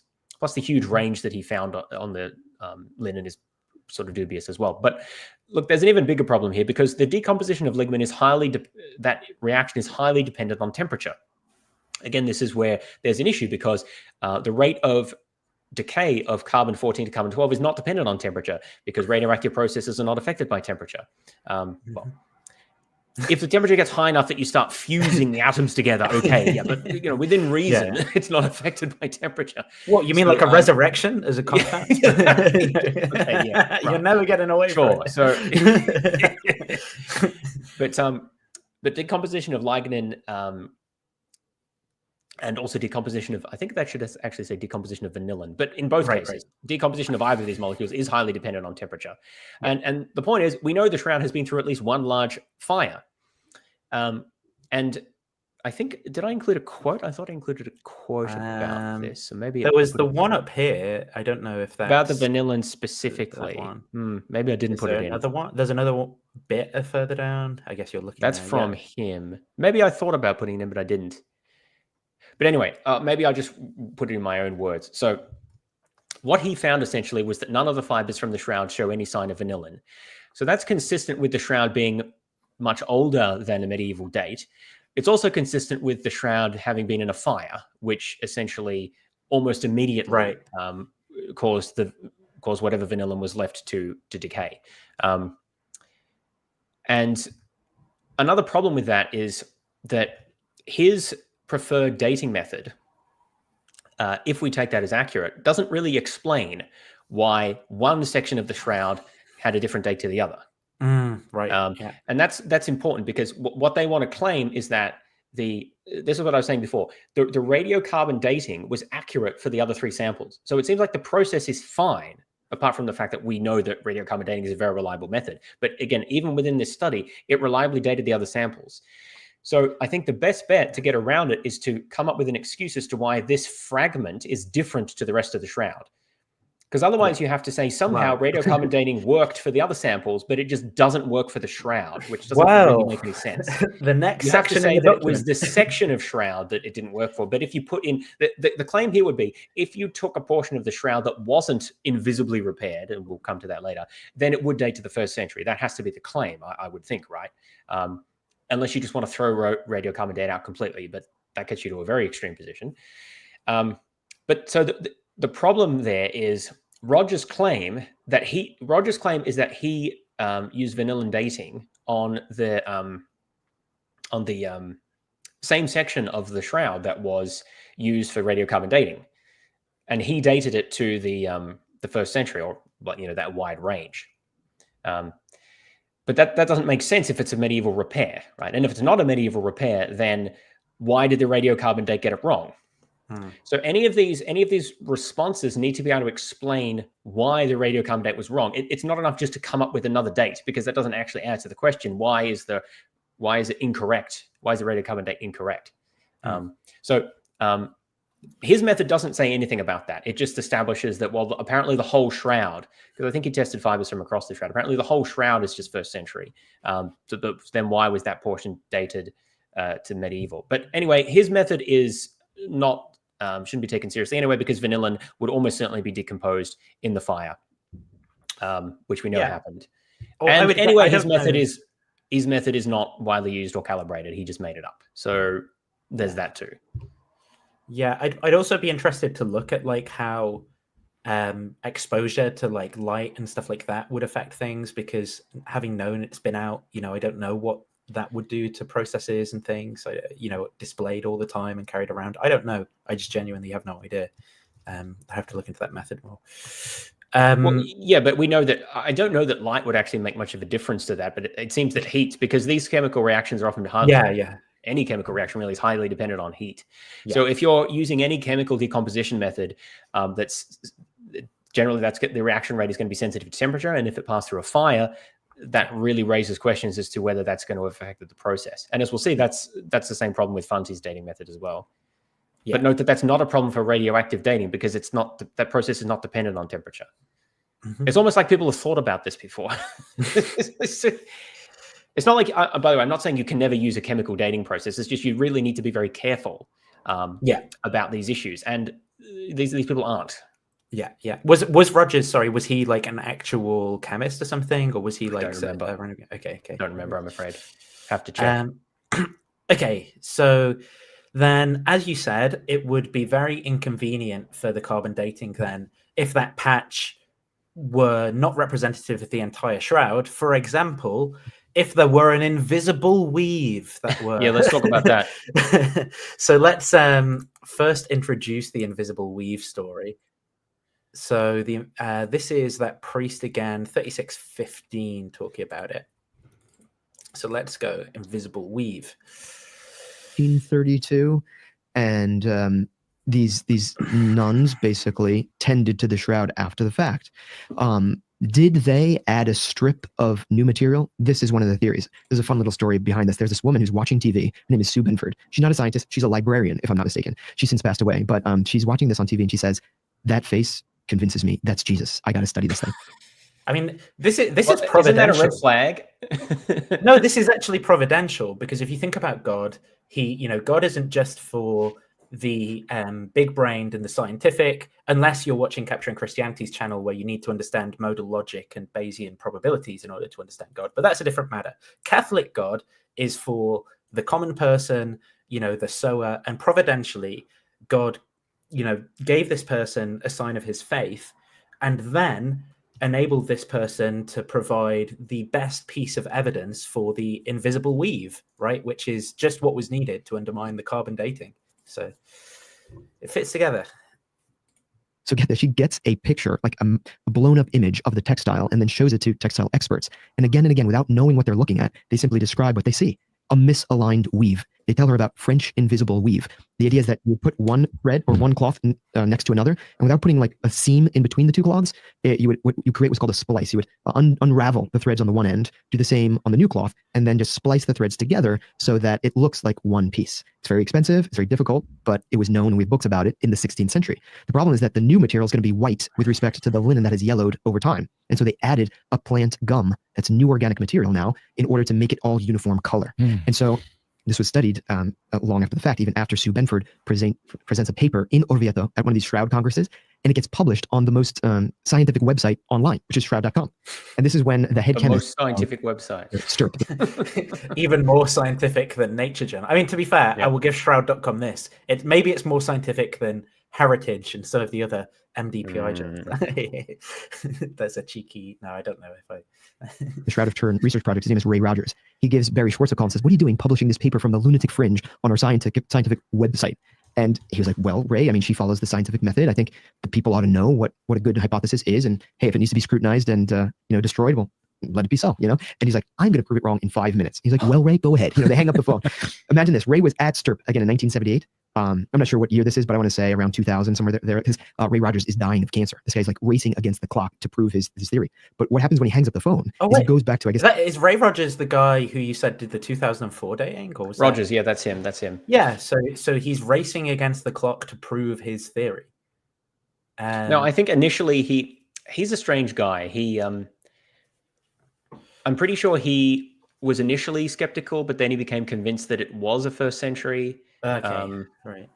But I'm not sure that he thinks it actually was the burial shroud of Jesus. I think he has a strange combination of views. Okay, right. It's his little manila folder or whatever, where he's got a little strip of the shroud. He went home with a sample of the shroud that he could put under a microscope and examine, and he finds cotton. That's very convenient. Of course, the shroud has no cotton. It's all... I was just, it's like I was searching under the pillows on the couch, right? And I just found a piece of the shroud. I remember. I took it home. Linen. But he says, "I can't believe I'm saying this, Barry," calling him back now, "but I think she's right." And so Barry Schwartz will race against the clock, all the time he's got left on this earth, to present one last paper and arguing in favor of this theory of French invisible weave, basically that although the shroud be from the 1st century, there was a strip that's from the 16th century, so that what those different laboratories were actually analyzing, just one strip. I'd love to see this superimposed, like where this strip is supposed to be, was a blend of 1st century and 16th century material, thus giving us this medieval date, which is of course an average. Because I don't know if you know, I should explain for our listeners how radiocarbon works. Please, and for me. Yeah, so we don't need to do that. But what I am interested in then, so if we go back to, that thing that we were just looking at before, right? So remember, this is where they're saying... In a very subtle way, in this striation pattern that's systemic to the shroud in a very subtle way, but we just don't see anywhere any kind of disruption. So here, right, this is this high quality image of the shroud before the radiocarbon sample was taken from here. And I don't know where this invisible weave is supposed to be visible. Well, you just answered your own question. It's invisible. What's invisible? Yeah, okay, great. It's undetectable by any method except radiocarbon dating. Now, what's more impressive is that it's even undetectable by other dating methods, as I've just mentioned, and we'll see with Fanti as well, because he dates, at least one of his experiments uses the same material, and he dates it to the 1st century. So it's very impressive. It only dates, it's invisible and undetectable, and only dates to the 14th century when radiocarbon dated. I tell you what's even weirder about this is that in this random corner of the shroud, they choose to use this expensive invisible weave method, which shows no results. But in other places on the shroud closer to the image, they choose to patch it with like threads and things that can be seen. Yeah, so this is in our notes. So this has been pointed out before. But again, we're jumping ahead a bit because we should explain. We should explain. Yeah, so Benford originated this this hypothesis about the invisible reweaving. I've got a video of the invisible weave, I think. I think this is it. So I can play that while we... This is just some random like how to knit thing, I think. I think I saw this one as well. Showing an invisible weave. So you got a hole in your thing. Yeah. So the way that that guy in the video described it didn't seem quite right to me. I'm not a sewing expert, but I did read up a bit on this. This French reweave is used to patch relatively small frayed or damaged sections of a fabric, like you see here. It's very time consuming and difficult to do. The way he described it, it sounds like he uses it to join two pieces of fabric together, but that's not my understanding of how it works. And what it essentially means is you're directly adding in additional threads to follow the threading pattern of the fabric, so that it looks, well, seamless, I guess, literally. The other thing about this, though, is like if you look at them doing this here, assuming that this is, the alleged hypothesis, it's very localized to like this area, right? Like, so you'd expect to maybe see it in one of the samples, but why would you see it across all of the samples? Yeah, well, that's what I said. It's used for very small. Every source that I could find indicates that you use it to patch a very small area, and it's an advanced, difficult technique that you use for an important garment that you really want to preserve. And one of the important things about it is that the term invisible reweave is really just a marketing term. There's no such thing as an invisible reweave. It always leaves traces because you're adding additional threads to the fabric, and you sort of have to put them somewhere. And usually what you do is you kind of hide them underneath, so that from the front, well, the side that you care about, I guess, to the naked eye, it's a bit hard to see because it's relatively low resolution, but I've got some images on the document. Yeah. To the front, from the front, it will be relatively difficult. You see, they've added these threads in, and now they're cutting off the edges of them so that it looks relatively seamless, but they still added material to the fabric, and that will be visible because you've added stuff to it. Yeah, so if we go back to the document just to show some of those images then. Like this. Yeah, so this is from a good PDF like paper on this that talks about this reweave hypothesis. So on the left is a fabric from a reproduction of the shroud, which has been repaired in a section, and that's the front portion of the image. The repairs are fairly hard to see. It looks relatively continuous. But on the right is the back, and here you can see the added stitches, which is very obvious. And this is just illustrating a point, which is you can always see the French reweave, even if you can't see it on the front. You can always see it on the reverse of the fabric because you have to put the stitches somewhere. Every source that I could, I'm not a sewing expert, but every source that I consulted said this point. And from what I understand about how it works, that makes sense. There's not actually such a thing as an invisible reweave. That's more of a marketing term to illustrate how good it can be. So there's a problem on the face of it that this sort of reweave should always be detectable, certainly by fabric experts, the people who know what they're looking at. And the people who were involved in, I mentioned earlier, in selecting the section of fabric to be removed were capable of, or should have been, and as far as I know, were capable of detecting a reweave, of detecting a patching. They didn't see any sign of it. In fact, no one ever mentioned this possibility of a reweave until after the carbon dating. No one ever before suggested this, right? Because there are patches that are repaired on the shroud, and they're obvious. They're not subtle, right? And the idea that there's a reweave just in this small section there, no one had detected this before. No one had said this before. It's entirely post hoc. Now, another problem with this, apart from the fact that reweaving leaves a trace and there isn't any there. Apart from that problem, there's also the problem that you were just talking about, which is the plausibility of this happening. Because reweaving is a difficult and expensive process. And you really only do it if there's a good reason to do it. There isn't any reason to, first of all, there's no reason to repair that section of the shroud. I have a quote on this. I'm sure. Yeah, what I recall is like them saying, "Oh, it's being handled all the time." Like the way that they kind of lead people up the garden path here is they'll go, by them I mean apologists, is they'll say, "Look, it's being handled all the time in that corner, so it's fraying apart. They need to repair it so it doesn't just unravel." Like, yeah, well, the thing is, there's no evidence of fraying from that portion of the cloth. Yes. Oh, yeah, I agree. It's just a story. The problem with that is that I note this here. So the idea is that apparently the edge of if you scroll down a little bit, it shows the edge of the cloth. Yeah, you're talking here? Yeah. These images here. Oh, on the far left is an example of this reweaving process. Again, this is a different image, the far left here. You can see how it is used. It's used to repair a relatively small hole due to fraying in the fabric. I've never really seen it used like at the very edge of the fabric. Maybe you could, but all the examples I could find, it was more like in the middle of a relatively small patch. But anyway, if you look at now Mech 17 and 18, the middle and the right-hand one, these show the front and the back of that part of the fabric of the shroud where the part was cut off. There's just no evidence of fraying there. Now, apparently what we'd have to believe is that all of the damage occurred in the first roughly 1,300 years of the shroud's existence, and then it was repaired using this invisible reweaving method, and then no further fraying damage occurred after that, because there's no sign of any fraying today. It's all in very good condition. I guess there's like maybe this tiny hole here you could, but then why would they have patched it here? But I don't know that that's actually a hole. I think that's just a. Maybe it's hard to see. I don't see yeah. that in any of the other images. Yeah, I'd need shining the light through this. Yeah, I'd need to look at the big sort of. I'd need to look at this sort of stretched out in high resolution or whatever.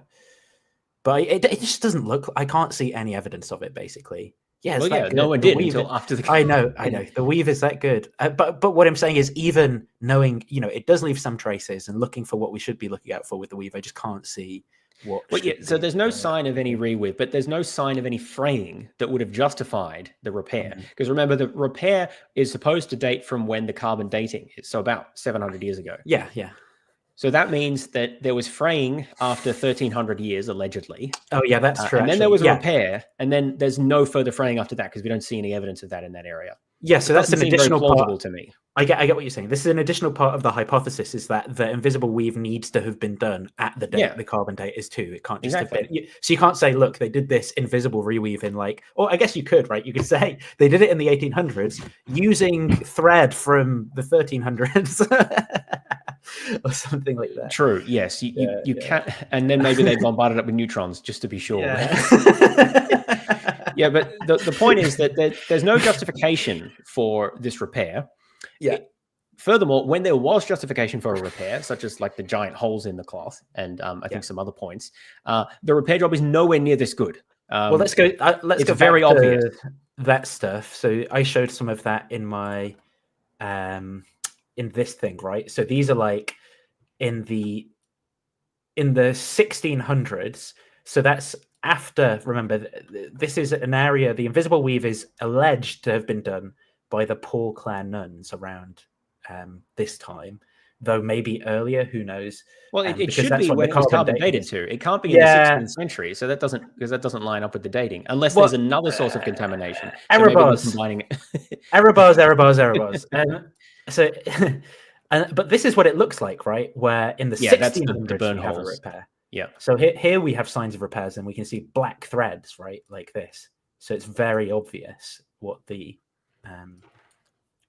repair patch is like. Yeah, I mean, you can see the stitches connecting the different sections of fabric together, right? There's nothing invisible about that. So what we have to assume is that, so in order for this hypothesis to make sense, we have to assume, first of all, that there was enough fraying damage for the first 1,300 years to warrant a repair in this location, but no visible damage subsequently to that. I guess it was handled really roughly, and then not, despite the fact that the images of them holding it up are all after this time it was allegedly repaired. So that alone doesn't make any sense for the justification for why it would need repair. Then we have to assume that the technique that was used was so good that no one could detect it at all, and still can't actually detect it. And then we have to also assume that when it was later repaired, these same techniques were no longer used, even on much more important, like central parts of the shroud. And this all despite the fact that we know how French reweaving works, and it does leave a trace. There's no possibility of it to be completely invisible. It just doesn't make sense. Where's the thread going? That would literally have to be a miracle in and of itself to be that undetectable. So maybe this is what the reweave hypothesis just makes no sense. Maybe this is what Cameron meant by the carbon dating farce or whatever he said. Maybe the farce is the reweave and how crazy of an explanation that is. Maybe. He called it a catastrophe, right? I thought it was a word beginning with F. I can't remember. Maybe I'm wrong. There's so much nonsense we've gone through that my brain isn't remembering. And I would also say that there's that fiasco. Oh, fiasco. Yeah, you're right. That was the word. But remember, it's not just that there are all these implausibilities of the reweave hypothesis. There's no actual evidence for it. Yes. Like the only evidence for it is the carbon dating. Is to make sense of I don't like the carbon dating. So that's the evidence that explains the carbon dating, right? If well, you make does it all of these though heroic really? assumptions, Yeah. It's like, look, if you assume it was repaired at that time. Yeah, I mean, can we explain? How does it explain? What's it supposed to explain about the carbon? It's supposed to explain a 14th century date. It explains that by the introduction of 14th century fabric. I guess what I'm getting at is, you know how we have the heterogeneity in the results, which we haven't exactly. Well, we haven't got to that yet. Yeah, but is it supposed to explain that as well, or just the date? Well, that's actually a good point, because I don't think so. Now, you could hypothesize that there's like a gradation, because I should say there is an additional aspect to this that I hadn't mentioned, which is that I can go back to the doc. Yeah, it's on the Benford actually. So one hypothesis would be that you introduce the material in the 14th century. But another hypothesis was actually that this repair does date to the 16th century. So that's, I think, the variation of the hypothesis you were talking about with the nuns. And they estimate that if 2/3 of the material that was dated dates from the 16th century and 1/3 dates from the 1st century, then that would average out to give a 13th century date. I'm not sure if that math is quite correct, but whatever. The point is that they're hypothesizing a mixture of material. Now, in order for that to work, that ratio would have to be fairly consistent across all of the sections that were tested and that were all sampled out. Yeah. Yeah, and so you need a massive French an invisible. Yeah, it's reweave. huge. Like it's way bigger than any French reweave that I've seen. Also, that's a huge amount of added material. That's 2/3 of the fabric added in that whole area in the 16th century, which I just can't see how that could possibly not be detected. That's a massive. It's a miracle of fabric. Well, it would really be a miracle.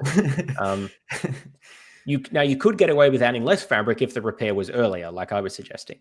But remember that there's no actual evidence for any of this. It's all supposition that attempts to explain why we got a 14th century date. Now, an alternative explanation is simply that the cloth comes from the 14th century, which doesn't require us to make any additional suppositions and heroic assumptions. Yeah. Oh, yeah, there's the... Yeah, some of these quotes got a bit out of order, but I'll just read this quote here. The shroud was examined by scores of scientists and various experts in 1969, 73, 78, 88, and 1997, both before and after the recent radiocarbon samples were removed, and before the repair reweave hypothesis was first presented in 2000. But no repairs were ever discovered at this site. How could a repair or reweave be made that could fool so many experts and scientists on 6 occasions in the last half of the 20th century? How could a medieval repairer fool photomicroscopy that was performed on the shroud? In 1978, 5,000 to 7,000 photographs of the shroud were taken at various wavelengths and magnifications, but no photographs or microphotographs have indicated such a repair. That's from the paper here. That's really, I tell you what's interesting about this as well is that, so we're supposed to believe the evidence for this is that some woman in America who knew upholstery was watching a video. Like, why did she decide that there was a French reweave there? That's what I want to know. Like, what did she just decide? Like, was she trying to explain the radiocarbon dating? Did she look at some image in particular that made her think it was a French reweave? Like, I don't know. Maybe there's some further digging to do, but what was her justification for believing that? Right? I have no idea. Yeah. Okay. from actually, I think I read about this somewhere else that one of these people was actually just looking at photographs of the shroud, and they came to the view that it was a French reweave based on the photographs itself. In that corner or somewhere else, or I don't know. Yeah. Okay. So, French reweave.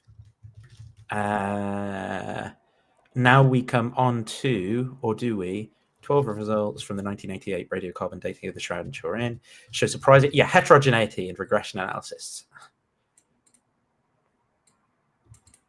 Are you with me, James? Are you? Yep, just recalibrating like Fanti's techniques. Like a wide angle X-ray spectrometry. Yes, okay, so far we've gone through, well, let's just summarize. So we went through the neutron hypothesis, which I think is just silly on the face of it. Then we talked about the Rogers vanillin decomposition dating method, which we discussed is not very credible. He also talks about we didn't actually talk about this, that the radiocarbon dating area is uniquely coated with a plant gum residue. I don't quite know how this is. I don't know how he reconciles that with the cleaning methods that are used by the labs. I don't actually think he discussed that. And I think I've got another quote about that somewhere else, because another lab looked at this and they couldn't actually find what he was talking about. But anyway, so we might come back to that. Then there's the invisible reweave hypothesis, which we just went through, which is also not credible. So now that all of the attempts to actually that's this paper. Now that all attempts to directly discredit disprove the radiocarbon dating have failed, the critics of the Shroud instead resort to just muddying the waters. So this is the Riani paper, and there's in fact a bunch of papers that have done similar things.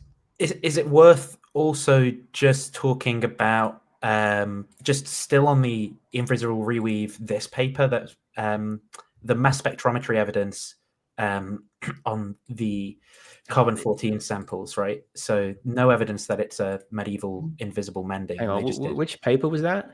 This one. That one. I didn't.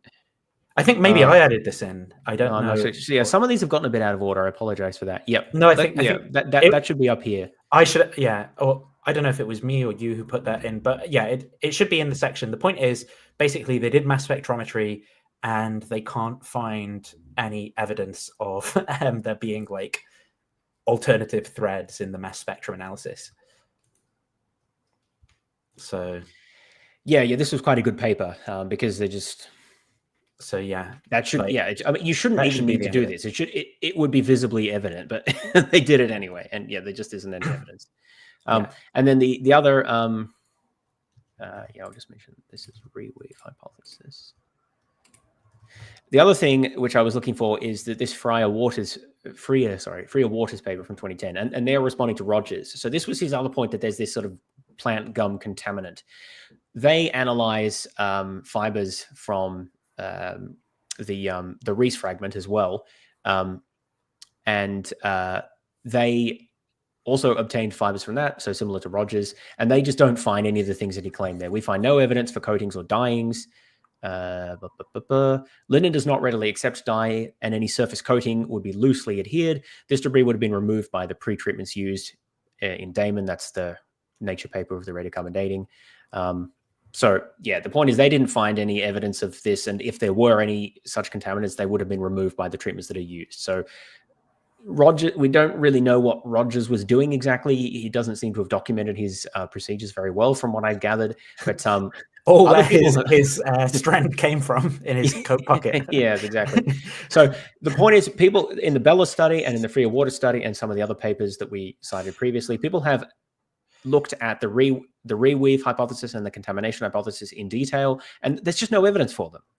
In addition to the fact that they're implausible on the face of it, there's also just not, the evidence isn't there for what was claimed. So given that those direct attempts to discredit the radiocarbon dating failed, there's been a retreat, I would describe it, to a more indirect method, which is not actually refute, but just kind of muddy the waters. Yeah.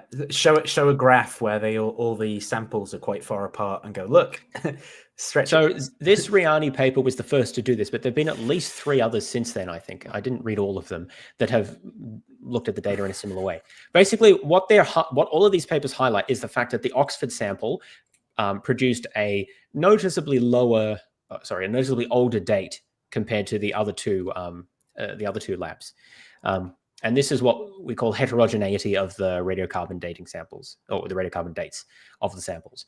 So there's a difference between the labs, and the difference is statistically significant. So that's essentially what this paper established. They did something a little bit crazy, actually. So their hypothesis seems to have been that there was, because we know that there was a spatial arrangement of the strips that were given to different labs, they hypothesized that there was a relationship between the date of a given fragment and its position on the cloth. Now, remember I said that each of the 3 labs in turn cut up their sample into 3 to 5 additional like sub pieces and then dated them separately. So there were actually 12 subsamples in total that were analyzed across the 3 different labs. And whilst we know which samples were sent to which 3 labs, we don't know which of the individual like subsamples were from which locations within the full sample. So they tried all possible 387,072 combinations of these arrangements. Yeah, these are all the different configurations that they tried, which is a bit of a crazy thing to do, but you know, I guess they wanted to be thorough. And what they found is that there is a statistically significant association between the ordering of the samples on the fabric and the date that each of them was dated to.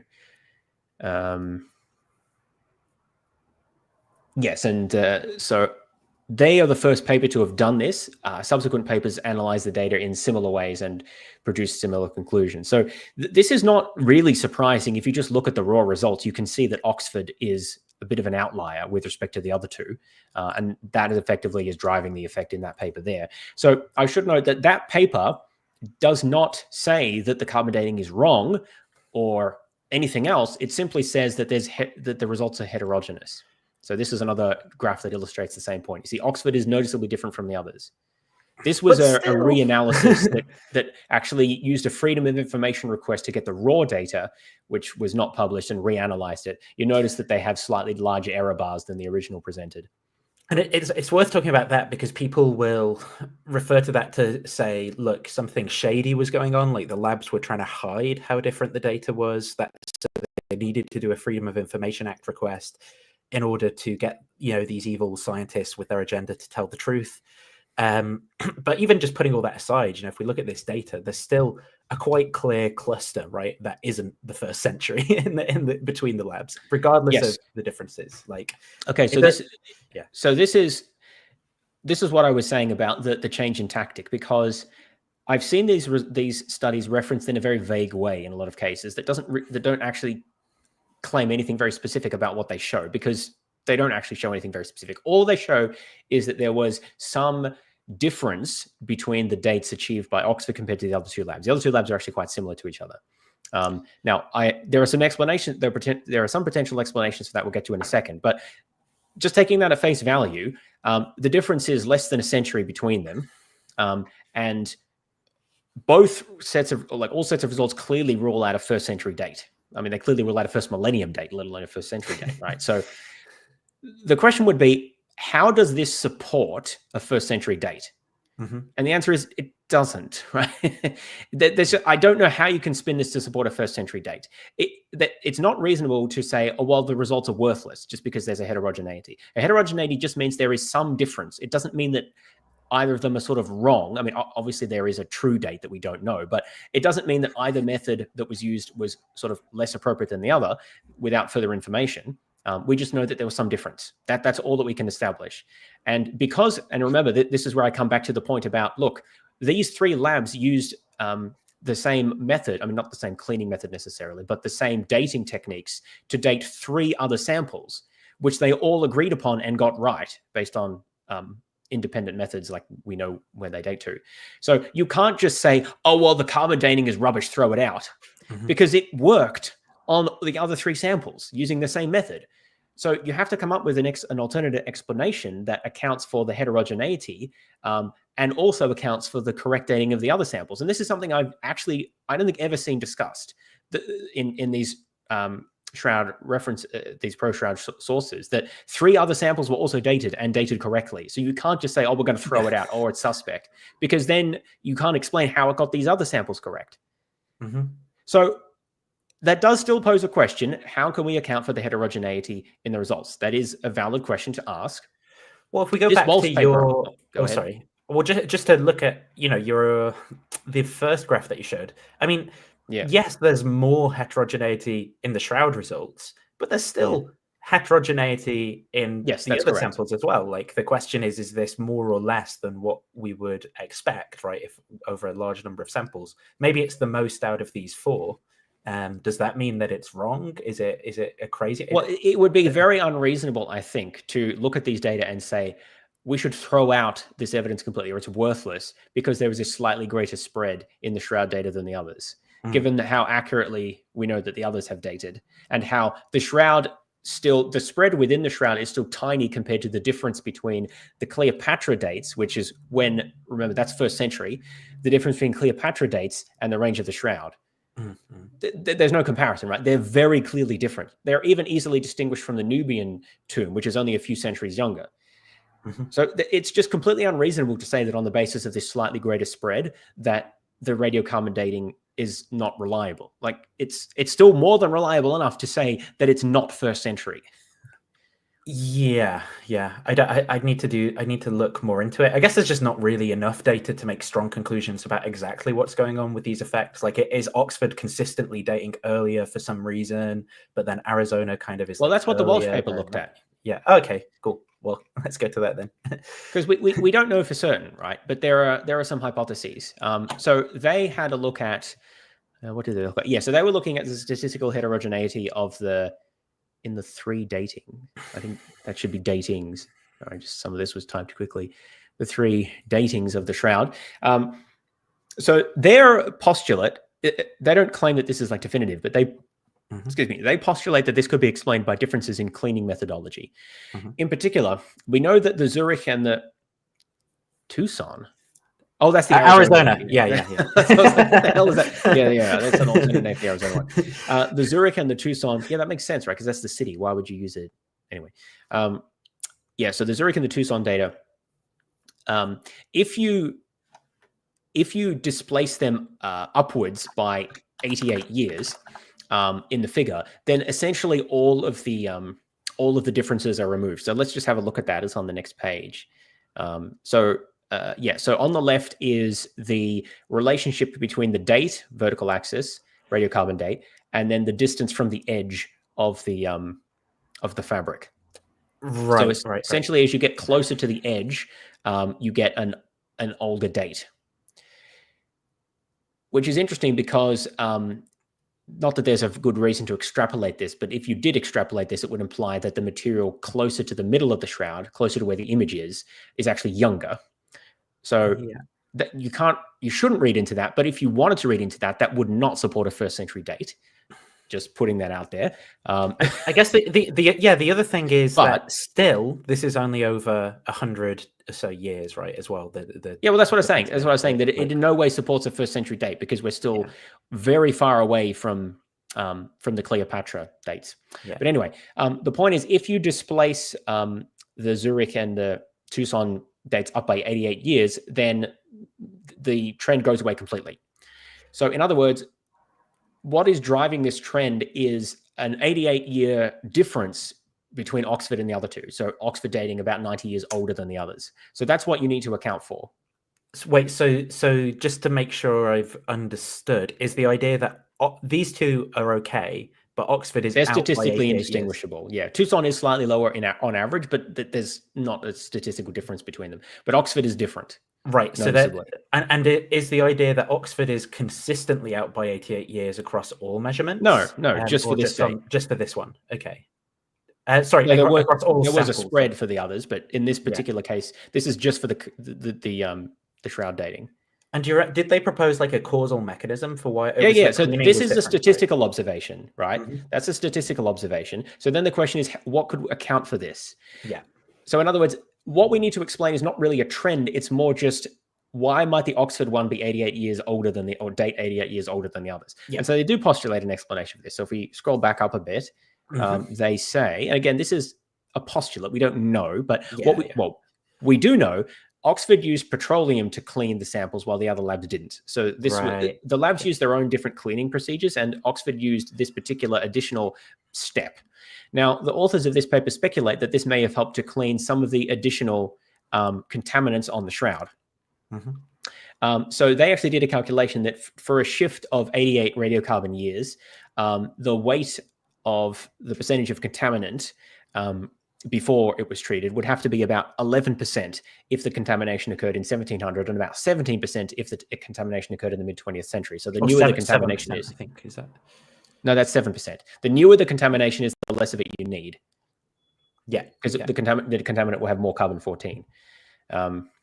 I think you misspoke and said 17, though. That was what. Sorry. Yeah, 7%. Yeah, I did. You're right.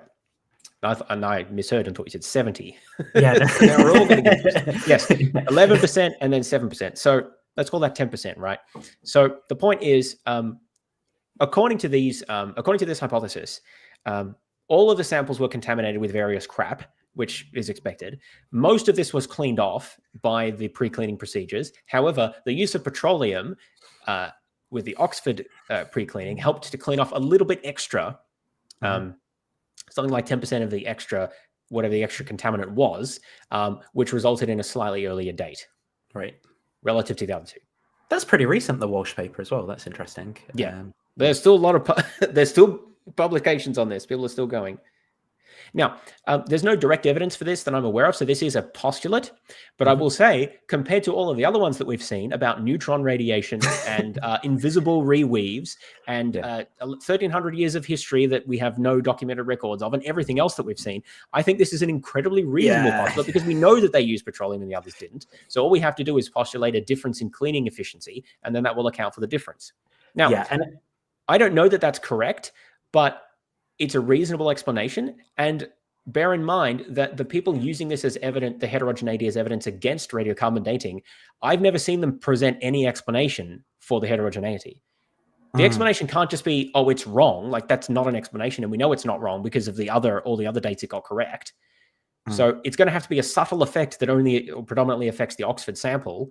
And they just don't have anything to offer. Now, of course, they could accept this as the explanation, but the problem is then that you just have a medieval date, and there's nowhere to go with that. So what I see is this heterogeneity used to discredit the radiocarbon dating without any particular explanation as to why it discredits it or what the alternative explanation is, because they don't actually have one, right? The way it's done is that, we know the radiocarbon date is bad because invisible reweave, because heterogeneity, and then they present Fanti's dating results because they prefer those. Well, they were holding it in the corner, James. Like, the guy did this with his hands.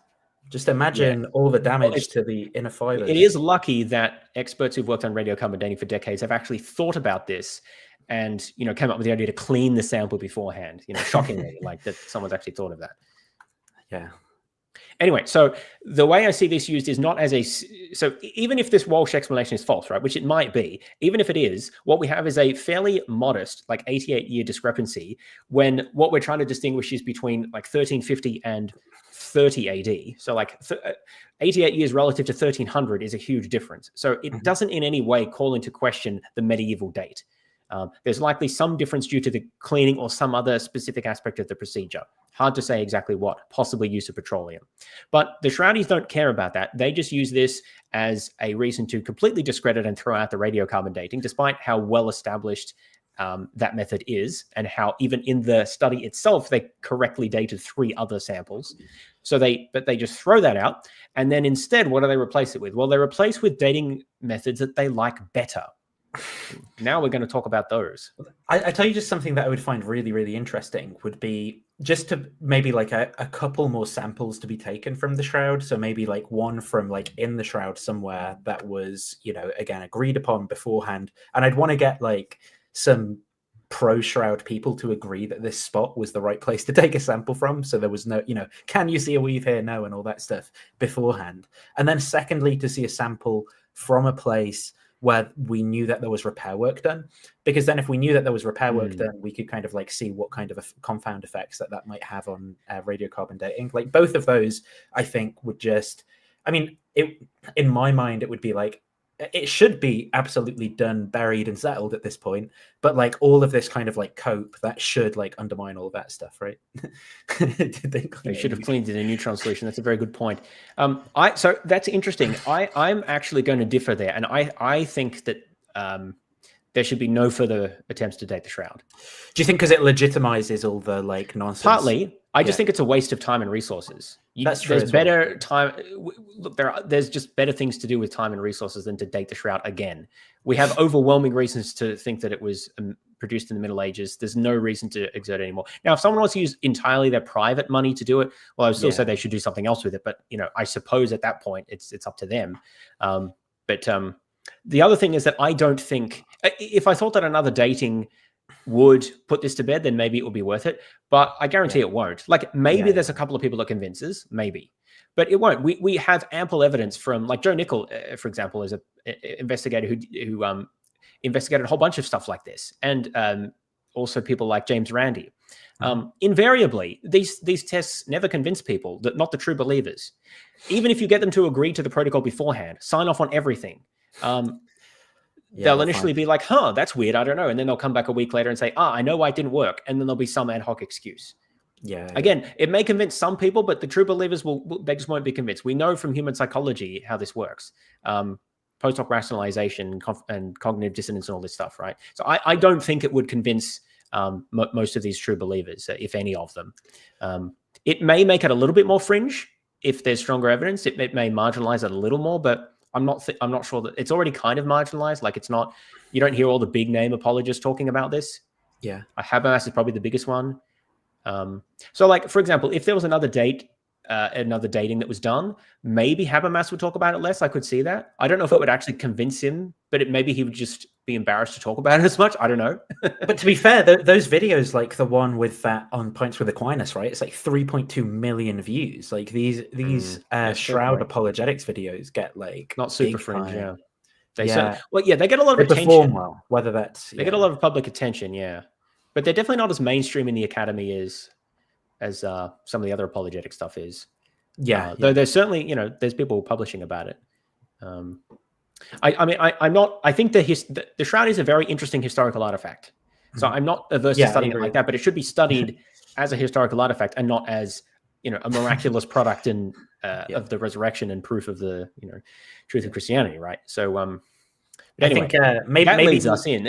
Well, maybe Cameron's been raising all these funds for private carbon redating of the Shroud of Turin, and that's what's been going. Well, that would entail Cameron doing something useful, and I don't know. That's a bit mean, I suppose, but like, come on. Look at all the topics that he covers. These were 2 points I just wanted to look at quickly. Why not do a retest, right? So that's the big question.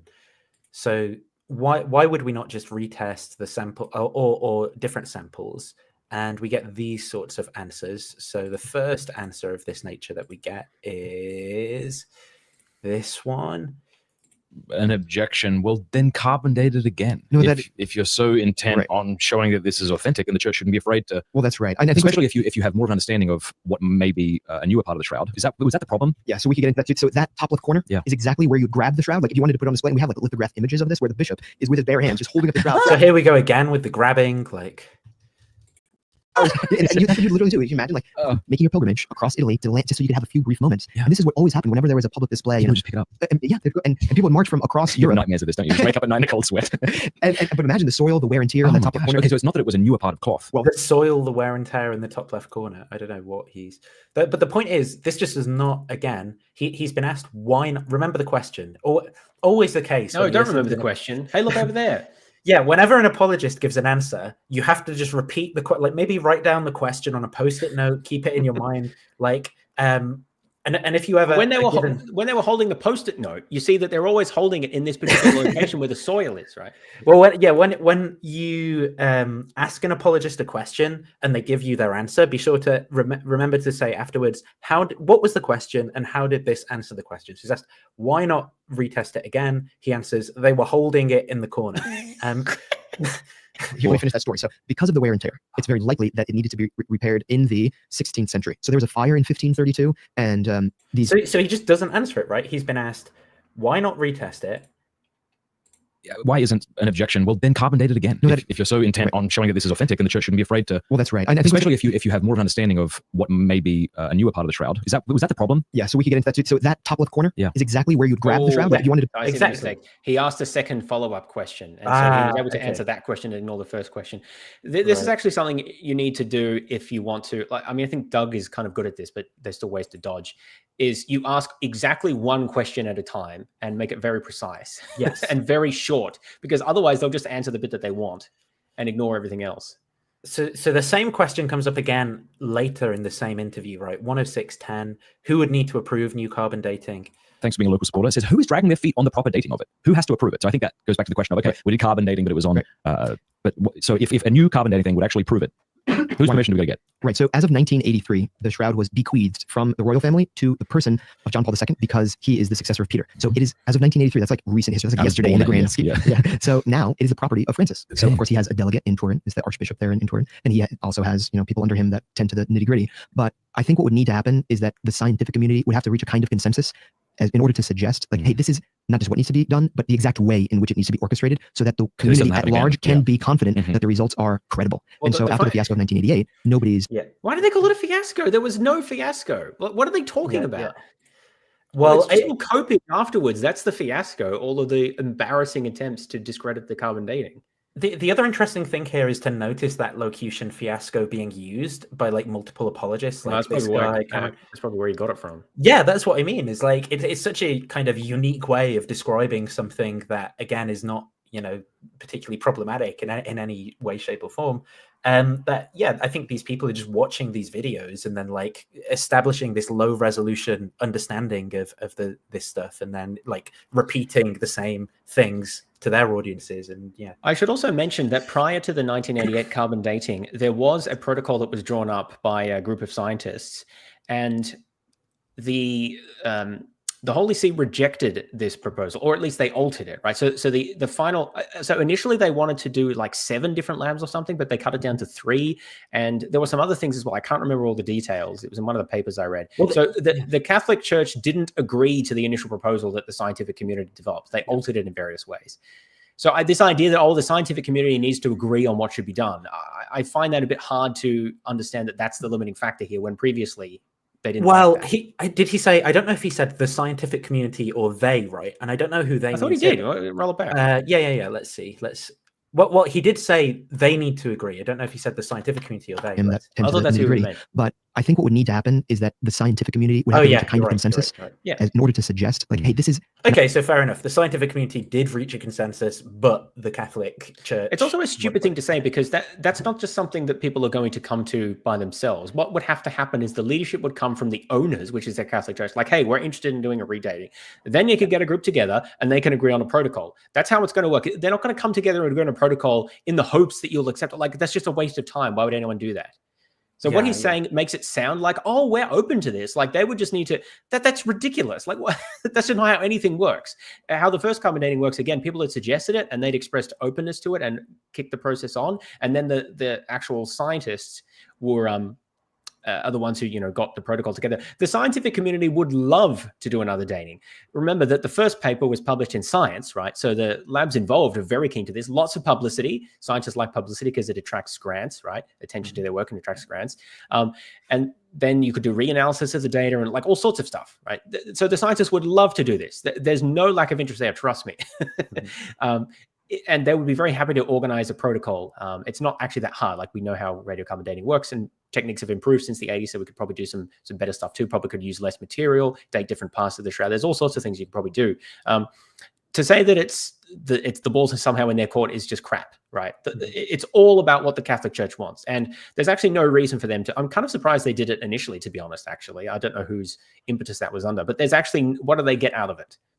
There's no upside for them. There's only downside. So I don't see why they would do it, unless maybe at some point a pope or someone else in a higher position like really pushes it, because there are some Catholics who are actually interested in this kind of thing, like genuinely. But unless that happens, there's no upside for them. I think when they came into possession of it, it was sort of a win-win, right? Because it's like, look, either this thing is going to turn out to be it'll turn out to be medieval, in which case, look, we've consistently maintained a position of relative skepticism on this thing. But if it turns out to be positive, then we're vindicated in having exactly. actual show. So, but it's a bit more embarrassing at this point now that they've held it for so long. Yeah. And then what was the other point? So he agrees, basically, the Catholic Church would have to agree with, it's the Catholic Church would have to sign off on it, but he wants the scientific community to come forward and say. Now, I wonder when he says the scientific community would have to agree as well, if he means sort of like various cranks like Fanti and others would have to like say, no, you can't carbon date it in that way. You've got to have, one arm tied behind your back and close both eyes or something, because the only way to accurately carbon date it is to like just rip it in two, and like nothing else would work. And pass it through a neutron beam. Or, Neutron. Now that's a really uncharitable reading of what he's saying, but it's like, just basically to build in all of these sort of like checks and balances that the cranks and crackpots would want, such that it could never be falsified. Like the test would never be a valid measure anyway, something like that. Yeah, I just find that a very lame response. I'm just going to play out just the rest of this tiny section to see if he says anything else useful on this. Not just what needs to be done, but the exact way in which it needs to be orchestrated, so that the community at large can be confident that the results are credible. And so after the fiasco of 1988, nobody's like just itching to do this. And I just want to say that we're in a great place right now to talk about the Shroud, and we need more people. I love what I do. I love that I get to go around the world talking about the Shroud. And I have in China and Hong Kong and Singapore and the Philippines and throughout Europe and here in the States. But I wish I didn't have to in a way. Like I wish there were other people that would get on board and James, I wish we didn't have to do this, you and I, Saint James and Saint Nathan. But it's so important what we have to do, saving the world through counter-apologetics, that we do it anyway.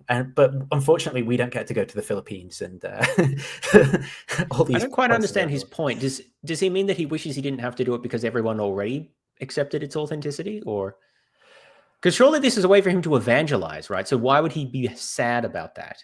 Yeah, I don't know the point he's making here insofar as it relates to like a reason to think like everyone should just believe the Shroud is true, or maybe he means he wishes that there was like good carbon dating that just settled it in the first. Yeah, maybe he means I'm so confident that the carbon dating would show the 1st century that I wish we had something like that. Like he's signaling his confidence in that, like he's on board with more testing. Like it's not my fault that they're not testing it more. I wish we had that, because it would show the 1st century. I don't know.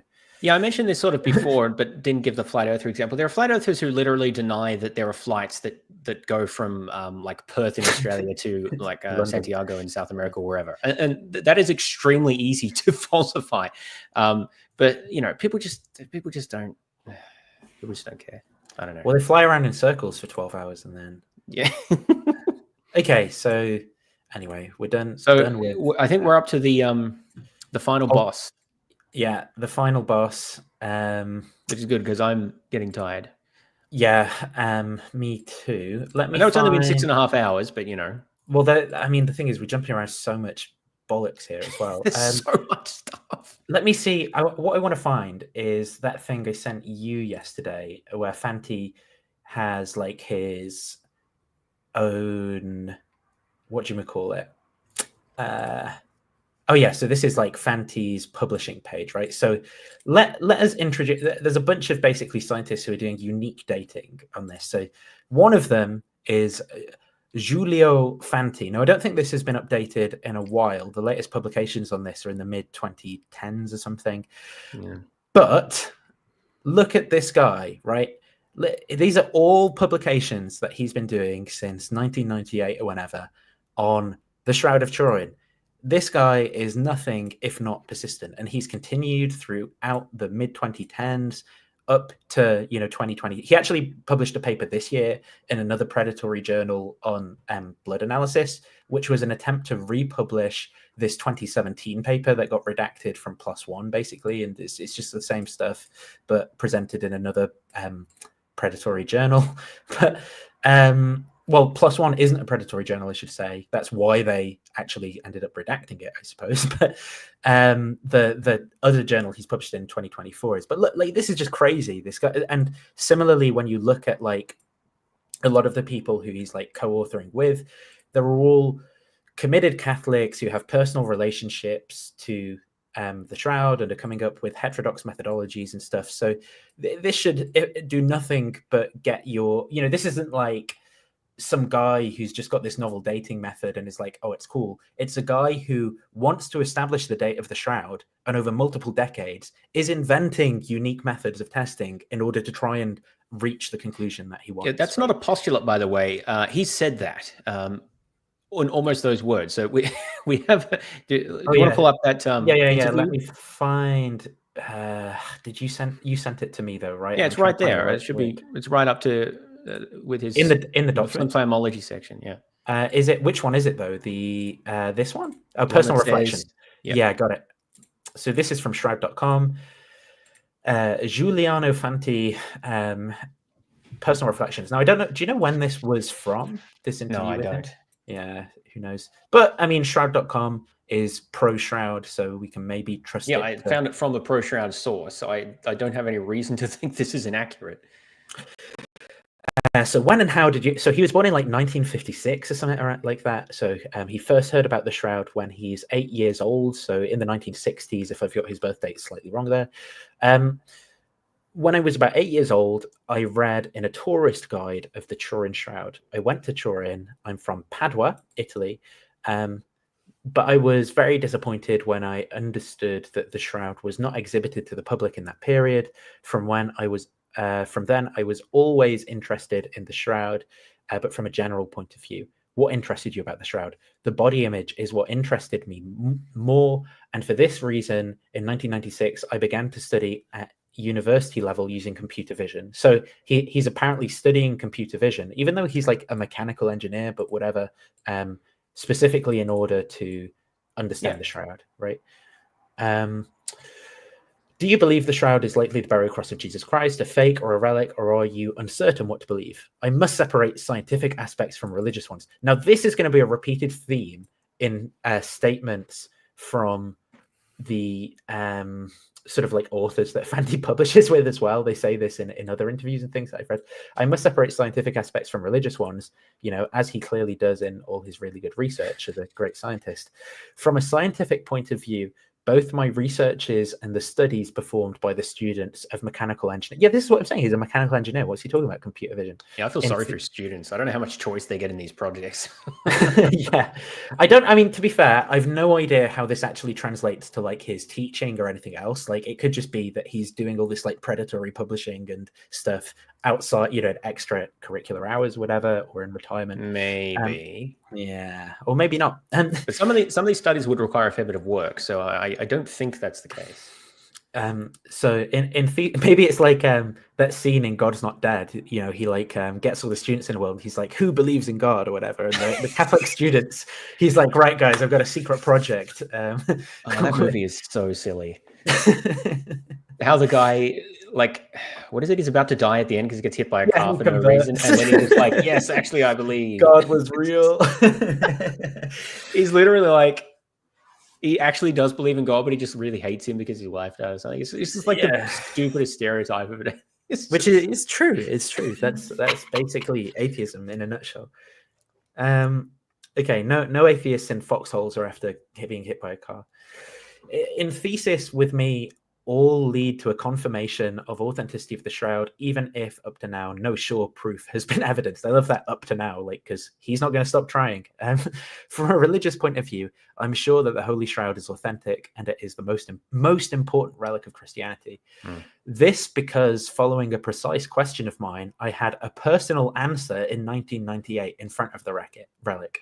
So how anyone can think that this is a neutral, non-biased scientist, I don't know. He's a guy who's had some kind of emotional experience in front of the relic and been trying to vindicate it ever since, potentially even before that. Yeah, and he explicitly says he chose his course of study on the basis of trying to prove the Shroud, and then he had a religious experience in front of the Shroud, and that's what convinced him. When I was a boy of 8 years old, I only took a photo of the Shroud, but in 1996, I began scientific research, which also involved many students and other researchers, both from Europe and USA. Have you ever seen the Shroud at any other exhibitions? Yeah, they probably don't need to read all the rest of this, but... experience in the presence of the Shroud. I again have to separate scientific points of views from religious ones. So, he's very careful. He wouldn't spend his whole life doing bad scientific research trying to vindicate this thing. Sometimes I experience nothing, especially when I was in front of the shroud as a photographer or a researcher. But sometimes when I was as a humble believer, especially during the Holy Masses, my interior sentiments were very strong and not easy to describe in few words. Not really sure what that means. happens to me as well if I eat a bit too much pizza the day before. Have you ever been number involved... 9? Hang on, what motivated your work and why? Oh yeah, this is where I've already answered that, so I guess it's just pure motivated reasoning because he believes in it. I am the leader of different scientific groups principally addressed. So it also, like, even in this text, from a pro-shroud source, he comes across as so defensive. Like, I've already answered the first I thought that as well. I'm the leader of different scientific groups principally addressed to the understanding of body images formation. Just this year, my university financed a project of mine, 54,000 euros for scientific studies on That's the a very shroud. strange answer. If someone asks what motivates you to do this research and you say, I got a grant for it, that doesn't sound like... That sounds like you just care about the money. Now, I don't actually think that's true in this case, right? Because I think he really believes, but it's just a weird answer, right? What motivated you? Well, I got a grant from 54,000 euros, but he says just this year, my university. So I expect he probably has many other grants as well. Mm. So point 9 then, do you favor or believe any of the current theories on how the image got onto the cloth? If so, please name the theory. It's a hypothesis, not a theory, because it's not yet validated by science. So again, that's just incredibly defensive, but also isn't this like the talking point that like anti-evolutionary young earth creationists use when they say yes, yeah, which I mean, I have no idea if there's cross-contamination here, but this is just not the sort of response I typically see given by scientifically minded people. Like, yes, they might make some distinction between the kind of like credence between different explanations and how vindicated things are and stuff, but it just comes across as like really, really defensive to me. Yes, I will say though, it's possible this is translated from Italian. Yeah, okay, that's and fair. I don't know that it was translated well, but even so, yeah. In fact, at this moment, the body, like, what a reasonable answer would look like to me that didn't sound really defensive and weird would be like, yeah, there's multiple rival explanations. I think that like that Italian chemist who made the imprint on the Baz face has an explanation that's empirically adequate, but I favor my theory because blah, blah, blah, or something, right? That would be kind of like a more normal way of responding, I think. And then maybe to say, I believe my theory because as a religious person, I've had it confirmed to me through faith, but actually all the science is kind of like underdetermined in terms of what the correct explanation is or something. In fact, at this moment, the body image cannot be completely explained nor reproduced by science. I think that's just false, right? But again, he maybe believes this. I am, however, convinced that the coronal discharge played an important role in the body image formation. I just like the contrast between, well, we can't explain it because it's not validated by science. And then he just comes out with the most ridiculous, unscientific and non-substantiated. And he says he's convinced that it played a role. The coronal discharge theory is that there was a burst of radiation at the time of the resurrection, which somehow imprinted this image. Right. Which is just pure fan fiction. Like there's no scientific reason to think that. And there's no religious reason to think that either. Like, where does that come from? From the Gospels, like that it imprints that this image from radiation. God doesn't need coronal discharge to make an image on a cloth. He could just make the image. Like it just where does this? Yeah. This is a bizarre idea. It's like I just don't get it. So yeah, Dale Allison in his bit on the shroud in his resurrection book, he says like postulating radiation as the cause of the image is basically no better than saying like, and here's how Jesus walked on water. He had like neutron beams shooting out of his hands and feet. Exactly. It's so silly. Like it's just random ass conjecture. It just makes it try to sound more scientific. That's the only purpose of it. So it sounds like they're not. This kind of sounds like they're not satisfied with the previous question. Do you feel that you have a calling or vocation to be involved somehow with the shroud? Yeah, because he didn't answer the question. He said, "Well, I get money for it." So that's fair enough. Please describe what motivated this in bold. I don't know if it was in bold when it was put to him. You to make a commitment to the shroud and why. I can say that starting from Nice Congress on the Shroud, in which I presented my proposal in 1997, I have had so much material, both bibliographic and physical types, all the material free and much without requesting it, and so many requests to work with me, especially from my students, that now I cannot stop my researches from a certain point. I mean, talk about sunk cost fallacy, right?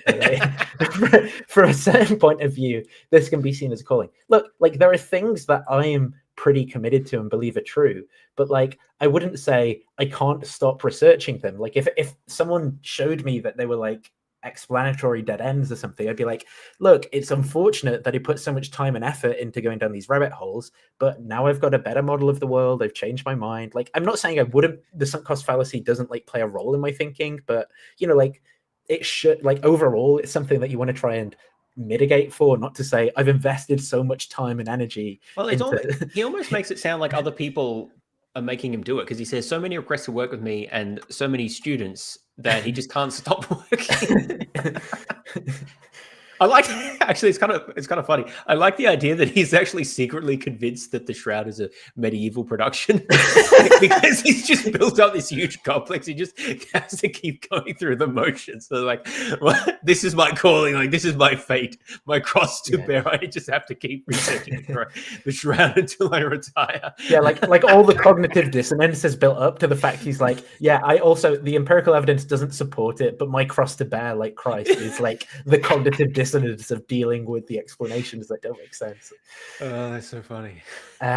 Any personal reflections, experiences? The Turin Shroud is a very interesting object to be studied from a scientific point of view, but it is not only this, especially from a religious point of view. It's the material proof of what Jesus Christ suffered for me and for all mankind. But there is something else more important. After many years of scientific studies and reflections, I see the body image on the Shroud as a photo of Jesus Christ's resurrection. And this image assures me that there is another life after this one. This is the reason why I'm pushed to change my objectives in life. I'm just going to comment on this and find it strange that isn't the resurrection body... Oh, no, he does have the wound still, right? Because he says, put your hand in my side. So, yeah, so it would be consistent that the resurrection body has the wounds on it still. I guess it's kind of, you know, as we've said, it should have been cleaned, so the blood's sort of weird. But like, what's weird about it is why so is the radiation only emitted from the skin, but like doesn't get no, it gets the radiation. Where's the radiation being emitted from? That's my question. Is it being emitted from inside the body? And so it like comes out of the wound holes more, so you get like darker imprints there, but the skin kind of like stops it. Well, it apparently isn't emitted from like the head in a normal way, because as we've seen, the projection doesn't work, right? You would have this issue of the distortion. So the only explanation there that I can see is that God made the radiation direct in just such a way that it produces this image. And at that point, why not just dispense with radiation entirely and say God made the image? But I think that some people just feel uncomfortable about that. They feel uncomfortable just come out and straight up saying God did it, right? Yeah. They'll imply it by talking about these sort of miraculous events and things, but they have to cloak it in this sort of pseudoscientific language. Well, it's like if you just say God did it, though, right? But you say, well, I've got a mechanism, radiation. Well, how did the radiation happen? God did it, right? Like, why not say there was, like, I don't know, red ochre pigment and that caused oxidation on those parts? How did the red ochre pigment get there? God did it, right? Like, yes, exactly. Whatever you do, even if you try to make it sound more plausible by establishing some causal mechanism of the aging, at some point you're just saying God did it, as long as God's involved in like some miraculous I think the trick is to avoid explicitly stating that and just leave that as the kind of implied part, because it sounds silly and you want to seem more scientific than that, and maybe also a little more mystical. So you talk about coronal discharge, and then you make vague claims about... Which makes me think of gonorrhea, by the way. Yes, well... Yeah. But this doesn't just apply to this. It applies to all sorts of things as well we've discussed before, that apologists usually like to avoid giving explicit explanations of how things are supposed to work, because I think they realize that often it comes down to God did it, shut up. But I agree with that. But what's interesting to me about the Shroud is that the people who are into it clearly have this kind of like, they love the details. Do you know what I mean? Yeah. Like they love going down. So there's like, it's like the actual mechanisms of the explanation pertaining to theology and God, There's no, but like because they have some details, they just go crazy on like these random, like the flagellum and the balls and the yeah. Well, I think that they would actually not like to think that God just kind of did it. Like they would prefer to think that there's some discharge which then had this reaction and neutrons and I don't know whatever else was going on. Like I just feel like they find that more satisfying in a weird way. I don't know. That's just the impression I get. And they talk about the nanometers of light and stuff, and anyway. So let's get. I just wanted to point out, by the way, this is sort of not that crucial, but even if the shroud was a miraculous artifact, it doesn't actually prove the resurrection of Jesus, right? Because we know from the Bible that Pharaoh's priests could replicate some of the miracles of Moses, and elsewhere it indicates that. And Christians apparently believe that demons can, deceive us. Yeah, exactly. The demon hypothesis. Alex Malpast, finally, thank you for your super chat. He asked, have you considered the demon hypothesis, right? And I think he said he'd be interested. Well, I think there are some clips of Cameron asking his guests this question where you get like inadequate response, or he asked them, how have you ruled out that like aliens did it? And you just it's so funny because this guest is like clearly some kook who's just doesn't really think about these things, and he doesn't have he's got a stock answer for everything else, but he's clearly never been put this question before, so it catches him off guard, and he just like you can see him trying to come up with something like, because he wants to show the confidence that aliens didn't, but he's like, oh, alien, yeah, we can't dismiss that, something. It's like so rubbish. But yeah, I don't think we can rule out that demons would do it. I think he says demons, we know from the Bible, demons don't like holy things or something like that, right? Demons have a revulsion to Christ, is what they say. But hang on, how do we know Christ is in the image? Like, presumably demons get a lot out of this if they mistakenly lead people into false religious beliefs or worship it. God doesn't want that us to worship explanation seems to be assuming that Christ is in the image. But I think the point is, if demons made it, then he wouldn't be, right? It's a fake under that hypothesis. So anyway, I don't know why. How I just want to point out that often there are leaps of logic that are not. Well, we'll see that with Fanti's hypotheses as well in other respects, that things don't actually follow. The shroud could be miraculous, but it doesn't actually follow that Jesus is the Son of God, for instance. Because this was. Never mind. I'm just no. Carry on if you want. Well, I was just going to say, Jesus being the Son of God does not explain the shroud, right? That there's nothing entailed about that you'd expect a shroud. So it doesn't actually support that explanatory. Like you can't say, well, Jesus being the Son of God is supported by the shroud, because it's not explained by it in any way. You'd have to add an extra postulate. This is what I talk about in the minimal response to the minimal facts, that Jesus appearing to his disciples and then appearing to Paul are not explained by the resurrection. You have to add the postulate that he wanted to appear to them, because he could have done anything, right? But Christians just seem to never think about this. And even when I put it to them explicitly and walk through the steps, I think it still doesn't click, because they're just so used to thinking it in a certain way, where they're so used to thinking, oh, well, shroud, Jesus, resurrection, yes. They don't actually think, well, why would we, how does the resurrection explain the shroud? Actually, it doesn't.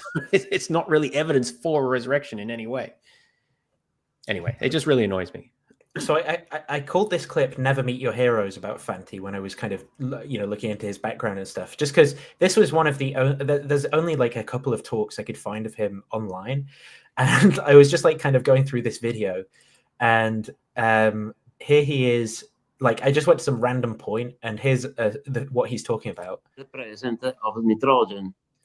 Instead, in the analysis of the blood coming from the shroud, we see the absence of this peak. The absence of this peak can be related to the fact that the nitrogen of the blood of the shroud, subjected to the burst of energy, was transformed in carbon-14. Thus altering the results. So this is actually highlight. So here he is talking about how this radioactive burst produced a peak in blood that we wouldn't expect to see. But an interesting thing about this as well is, I guess this would this undermine what the other guy was saying about the ratios of carbon-13 to 14 that you would expect from a neutron beam, because he was assuming that it would be the carbon that was converted to do those calculations. Oh, right? carbon-13. Well, this is nitrogen-14. Yeah, exactly. That's what I'm saying. So he would still produce more carbon-14. No, yeah, but the counter argument the guy gave was that carbon-13 was being converted to carbon-14 to give more carbon-14 availability to kind of confound the date, right? Yeah, but you still get more carbon-14 here. Yeah, that's what I'm saying. So if this is the right explanation, would this would undermine maybe the previous? Why am I doing this? Why am I doing all this work for this crazy explanation? I don't know. Point is, I have to have that other guy see his calculations and see if this potential process. Yeah, I'm not sure. Undermines. I just like it that you try to explain this by putting up this equation where the obvious question is, where do these neutrons come from? And the answer is literally just a miracle. So just say a miracle. I don't see how this adds anything. Yeah, and it is the nitrogen in the air? Is there nitrogen in what is the nitrogen availability like inside the shroud? Or if there's like a layer nitrogen of in organic materials, I don't know exactly what the ratio is to carbon. Yeah. Anyway, so there's Fanti delivering one of his theories. There's who the guy is. The man himself. What did we want to look at next? Never meet your heroes. Over the past 50, this was your bullet point, I think. Over the past 15 years. Yeah, this is where I go through the dating aspects. That's what I added here. So shall we go on to those? Yeah. Okay. So I can. Wait, what's this first one? Oh, that's the predatory publishing one. Yeah, I just Oh yeah, I added this. Yeah. So I had a look. Basically, if you look at the paper, there's this heritage paper. The most recent paper by Fanti is this one that's like, when you see apologists saying, look, there's this new dating, right? It's this wide angle X-ray scattering data, and that's what we're going to be talking about in this section about Fanti a lot. But he's done a number of different sort of like a number of different unique dating methods. And then the paper Heritage, which is one that a lot of Shroudies like to get published in, but also that the Fanti papers are in. So there's this 2017 paper in PLOS One that got retracted. I'll talk about that separately as well. But MDPI, which is Heritage, is a sub publication of MDPI, is a very kind of controversial paper where it seems to have been in lots of disputes about the way that it conducts its practices, how good their peer review process is, various kind of withdrawals of support, different countries putting their papers on like sort of like lists and things and giving them scores. So it did get a score of like 0 from the Norwegian Scientific Index, but that was then changed to 1, which means it is academic. But then following a survey sent to them, the Norwegian Scientific Index has a special rank called Level X to denote journals undergoing evaluation. So MDPI has gone on Level X, where it's it's kind of being questioned, allegations of anomalous citation patterns. So again, you'll see in a lot of Fanti's papers that what he does is he just like cites himself like 1 billion times. And this is sort of like incredibly peculiar. He'll be like, this. So for example, he validates when he dates the shroud with this Waxis method. He's like, and this dating method has been born before. You like look at citation Fanti, 2020, right? And it's like for Fanti again. And then you look like, okay, what's the pedigree for the citations in the X-ray dating paper? He's like Fanti. So it's just like him basically citing himself and a few other kind of heterodox scholars. So yeah, a lot of concerns about these MDPI papers. Maybe that's not sufficient to undermine everything that's going on in this heritage journal, but there is going to be a pattern of Fanti publishing in low quality and predatory journals that comes up with some of his other papers as well, just to note. Yeah, and part of the reason for that is because he's introducing very novel techniques, which if you published in quality journals, there would be a lot of questions about, particularly regarding the validation. And I guess he doesn't want to have to deal with that. So he publishes in much lower quality journals, which is interesting because from an academic's point of, like from a career point of view, you generally want to publish in much better journals. And it seems like he does sometimes try, like PLOS One's a pretty decent journal. So I'm not entirely sure what the publishing strategy there is. It seems to be a little inconsistent. But anyway, I guess as long as he can get grants, then that's perhaps the most important thing.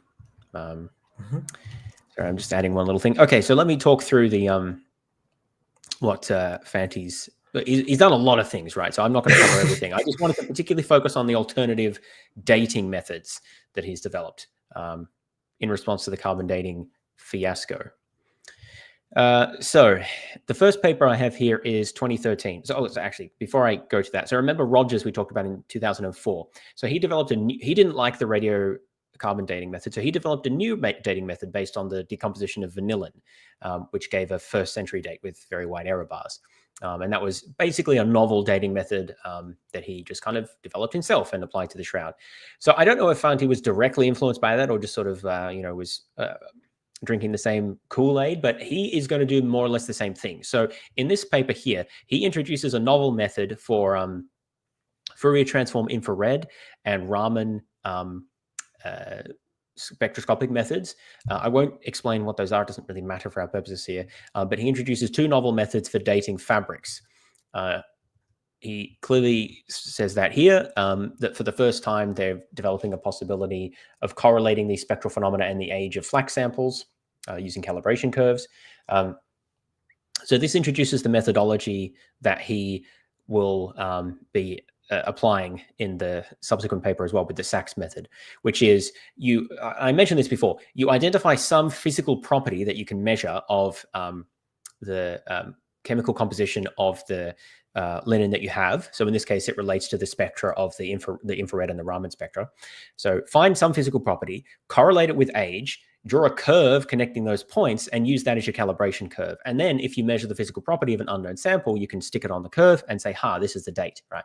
So in general principle, that's fine, but you have to make sure that this is well validated and calibrated across a wide range of different types of samples and different conditions. Yeah. And so like replicated think about by additional labs. So think about like when we talked about the carbon dating, right? And we're like, yeah, but what if, a nuclear bomb was detonated in the atmosphere, and so that changes the amount of available carbon-14 or something like that, right? Like if you only, if you only calibrated the sample across like some small period of time or something like that, you would never know that it was like illegitimate for samples in that particular range. Like there's going to be details like this for all methods, right, that are going to be borne out through a wide range of testing methods or different labs finding things out or different contexts and things. Yes. So the general concept is not obviously wrong, but you really do need to carefully validate new methods like this. So in this first paper here, he's just introducing the idea. So, okay, well, that's interesting. Maybe that will be useful. And he talks about, it'd be good to have easier, cheaper methods, non-destructive methods, and so forth, because radiocarbon dating is a destructive method. Okay, so in that paper, he just introduces the method. In the next paper, 2015, he uses these novel methods to date the shroud. And lo and behold, it dates to the 1st century. I know that's a shock. So he applies the calibration methods that he derived to basically, you measure as I said, you measure the spectra using these infrared and Raman spectroscopy. You calculate some physical characteristics. I didn't look into the details of this one. I looked into the next one a bit more detail. And then you stick it on your calibration curve and you get a date there, right? So okay, he did that with. He also used some mechanical methods as well, which I understood even less well. But so was the idea with the mechanical methods like Young's modulus or something? Like I thought it was. So he like stretched and pulled the cloth, and I think the more it ages, the more it changes these mechanical properties or something. Again, I didn't look into the details of that, but he applied a bunch of different methods that date the shroud to the 1st century. Oh, it says Young's modulus there, actually. Yes. Yeah. Breaking strength and so forth. So that's more of a preamble because I wanted to focus a bit more on the Sachs one, which is the more recent, but I wanted to establish that this is part of a pattern. So at this point, he's already introduced several new methods in those previous papers for dating linen samples. But he's not done because in this 2019 paper, he's going to develop another method for dating linen samples. And this one is based on small angle X-ray scattering, or SAX for short. So SAX is just like Raman and IR. It's an established method, but using it for dating, particularly dating linen, is not something that's been done before. And so again, he says that clearly in the abstract here. We propose a new method for dating ancient linen threads by inspecting their structural degradation by means of wide angle. I don't know why he says wide angle there because it's small angle later, but anyway, by X-ray scattering. And so what he does in this paper is conceptually very similar. He subjects a bunch of samples to this X-ray scattering, measures certain properties of the resulting spectra, and then uses that to construct a curve establishing a relationship between the known age of these samples and the properties that he's measured from the scattering, and then he constructs a calibration curve, right? And again, in this paper, no mention of the shroud. This is establishing the method. Now, can anyone guess what he's going to do with this method? Oh, but before we get to that, you put this table in. Oh, this was to do with what? I mean, we can talk about this after we look at what he's going to do with the method. But the point I wanted to raise, we all know what he's going to do with the method. Yeah. The point I want to raise is, so this is from his 2019 paper, right? Is that's what this is? So he has all these samples. Now, this is also, he talks here about where is it? See, this Siege of Masada sample. Again, that's the thing I was referring to earlier when, Apologists was saying things like, we know the weave is similar to cloths found at the Fall of Masada. I don't know. I couldn't find any reference to linen from the Fall of Masada outside of this sample that is supposed to have been used in the Waxer study. And then in the paper, it doesn't mention anything, or in either of the papers, it doesn't mention anything about the weave of the cloth or anything like that. So I've got no idea, to be honest. But the point is, basically, these are all his measurements, right? And the idea is that there's some theoretical basis for understanding the decomposition of beta cellulose, what am I saying? Polysaccharides, polymers, whatever. Yeah, that's right. So it breaks up over time. It breaks up over time such that the type of scattering that it emits is going to be different as it breaks down over time. Right. And so the idea is then, if you measure all of these things and assumptions about the constant rate of breakdown, so that means like assuming the temperature and humidity being a certain the type temperature of way, is very important, and the humidity as well, important, because remember, we're talking here about the breakdown of cellulose. Now, I think that we don't have the right enzymes to break down cellulose in our guts, but lots of humans don't, but lots of microorganisms do, right? So that if you look out there on like beta cellulose decomposition, there's loads of papers on like anaerobic microorganisms, aerobic microorganisms, molds, fungi, bacteriums, all sorts of things that will consume this thing. And the reason that kind of is also related to the humidity point, because different levels of humidity, exposure to different things is going to also mean that you've got different kind of like microorganisms living on the surface of this thing, interacting with the cellulose, and so aging it, which would be a confound for this technique. Because what you'll notice about all of the samples that he's using here is that they're basically all from the Middle East, like mostly mummy examples, which have been stored in dry areas, right, where they presumably wouldn't have been exposed to the same sorts of microorganisms as might be found in, I don't know, France and Turin.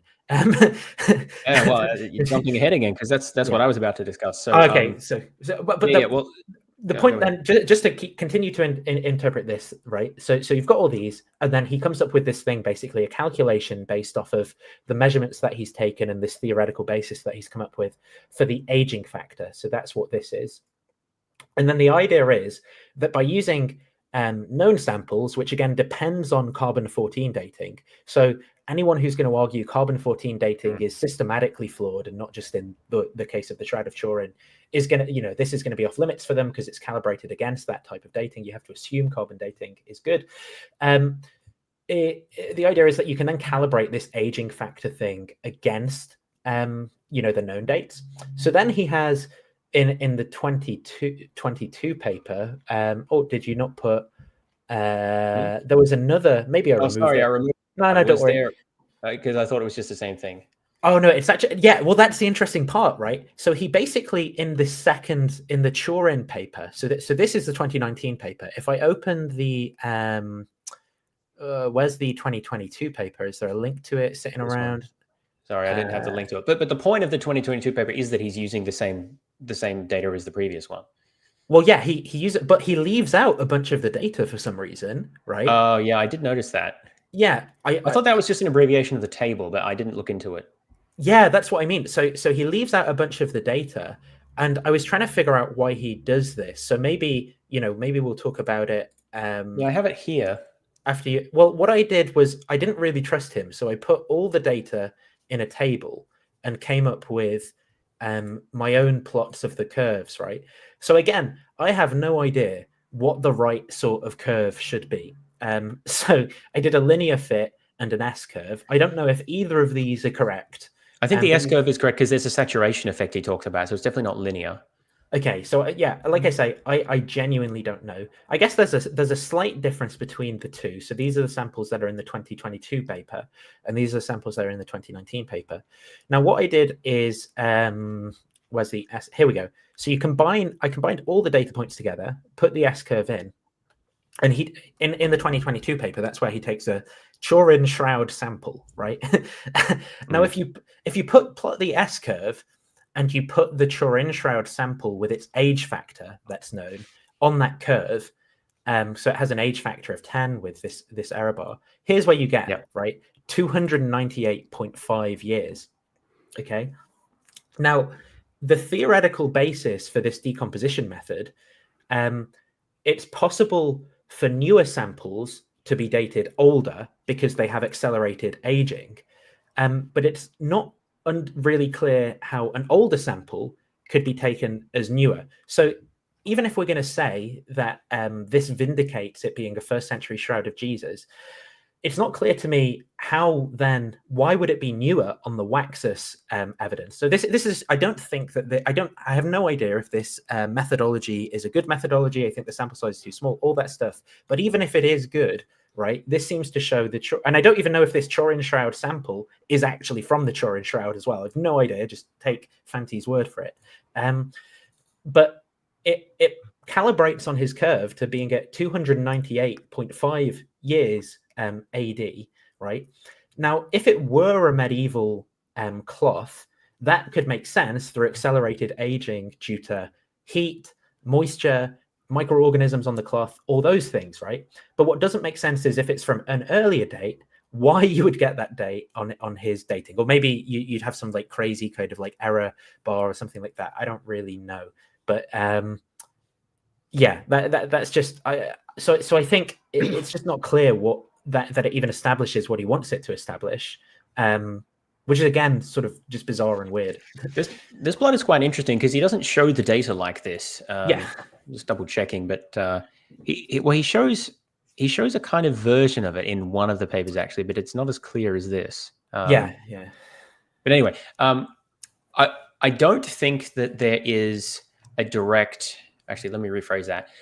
I tried to reverse engineer how he actually computes a date based on the age factor. Based on the age factor, and he doesn't explain this very clearly. Like the equations are there, but it's a bit of a muddle to work through. So I don't know that it's as straightforward as plotting the curve. I think maybe it's more not, steps right? to it than that, but he doesn't explain it very clearly. But anyway, where was I going with that? Yeah, so that's it is interesting to look at. But let's talk. Can you pull up that table again that you were looking at? Because I don't know why he shows a different form in the 2022 paper, but this is in the 2019 paper, and he does cite the 2019 paper extensively in the 2022 paper. So these are the data that he's used to construct the calibration curve for his Sachs dating method. And as Nathan mentioned, it's quite interesting. So what we have are two modern fabrics, that's A and B. For some reason, B is listed first, but anyway, then we have two medieval fabrics, both from the Middle East. And then, 5 from mummies in Egypt, or 3 in Egypt and 2 in Israel. So they're all from the Middle East. And all of those date to well before, like 2,000 years plus older. So there's a number of things about here. Remember that he is going to apply this method to a cloth that is potentially medieval and potentially 2,000 years old, that, as far as we know, has spent the majority of its life, or possibly all its life, in Europe, or maybe Constantinople, but that's still not Egypt or Israel. So different conditions. And also notice that all of the older samples are from mummies. Now, a mummy is placed in a tomb, so it's a very different environment than the shroud, which is, from what we know, never been placed. Well, maybe it was initially placed in a tomb, but after that, it's been not kept in a tomb, right? So this is okay as a starting point, right? You need to, you need to use something. But this is just way too small in terms of the number of samples that you're using here, because it's what, 7 samples? It's 5 mummies, 2 medievals, and then 2 moderns. So that's 9 in total. 9 different samples to construct this calibration curve, and then he is going to apply that out of sample to a very different type of fabric in a very different environment. That is wholly inappropriate, like scientifically. There's no way, like, it's okay as a starting point, a hypothesis, but you need to establish that this curve is going to be applicable to fabrics in different geographic locations, stored in different environments, it's taken from a different type of sample, like a mummy versus a burial cloth versus other types of fabrics. And 9 is just too small. You need a much larger sample size than that. I actually saw part of a video where Cameron was responding to this. I don't know if it's one that you had listed later. Yeah, we'll get to that, because Cameron's responses were very funny, I think, as they often are. But and he's definitely reading ChatGPT, which is even funnier. So the methodology in principle is like interesting, and I did find I looked up this paper in Google Scholar to see if anyone had cited it. Mostly it's nonsense and other shroud stuff. I found, I think, 2 review articles which cited this Sachs method, and both that they were saying like, oh, this is interesting. Maybe this will be useful. There's no one else who's actually deployed it anywhere. And I agree that it might be useful for certain things, but you can't just assume that based on 9 data points, 5 of which are Egyptian mummies. Or that's what I was going to say is, how many of these data points, just assume that the shroud was medieval, right? How many data points do we have from a medieval period to 2. calibrate what the... Yeah, exactly. 2 points, draw a line, right? It's wholly inadequate for this purpose. And so that's a major problem. And I guess the other thing is, just on that point as well, in terms of the fiber content of, so I'm assuming that all of the other samples that he had were flax linen. He doesn't really seem to give enough information to be clear on exactly what the composition is of the thread. But again, if the thread of the shroud is linen, but with some kind of like cotton pieces in there, again, if it's medieval, and people have found cotton in there from other analyses, maybe there's kind of like these flax threads with cotton. How does that affect the X-ray scattering of? I don't know. We would need data to kind of like assess those sorts of things as well, right? If we're assuming a method that's calibrated for only one type of material, when we might be looking at a different type of material or something. So it's going to be a good method, right? But this is just not good enough to establish what it's supposed to. Yes, it's far too preliminary to use for any purpose like this. This would need to be replicated, validated, and tested for, 10 years on a wide range of different linens from different conditions before I'd start using it out of sample to date something whose date is taken as being unknown. So there's huge problems with that, as we've explained. Then there's a further issue, which is with respect to the temperature. So I'm just trying to see, what did I put? The temperature equation, or this one? Yeah, this graph, right?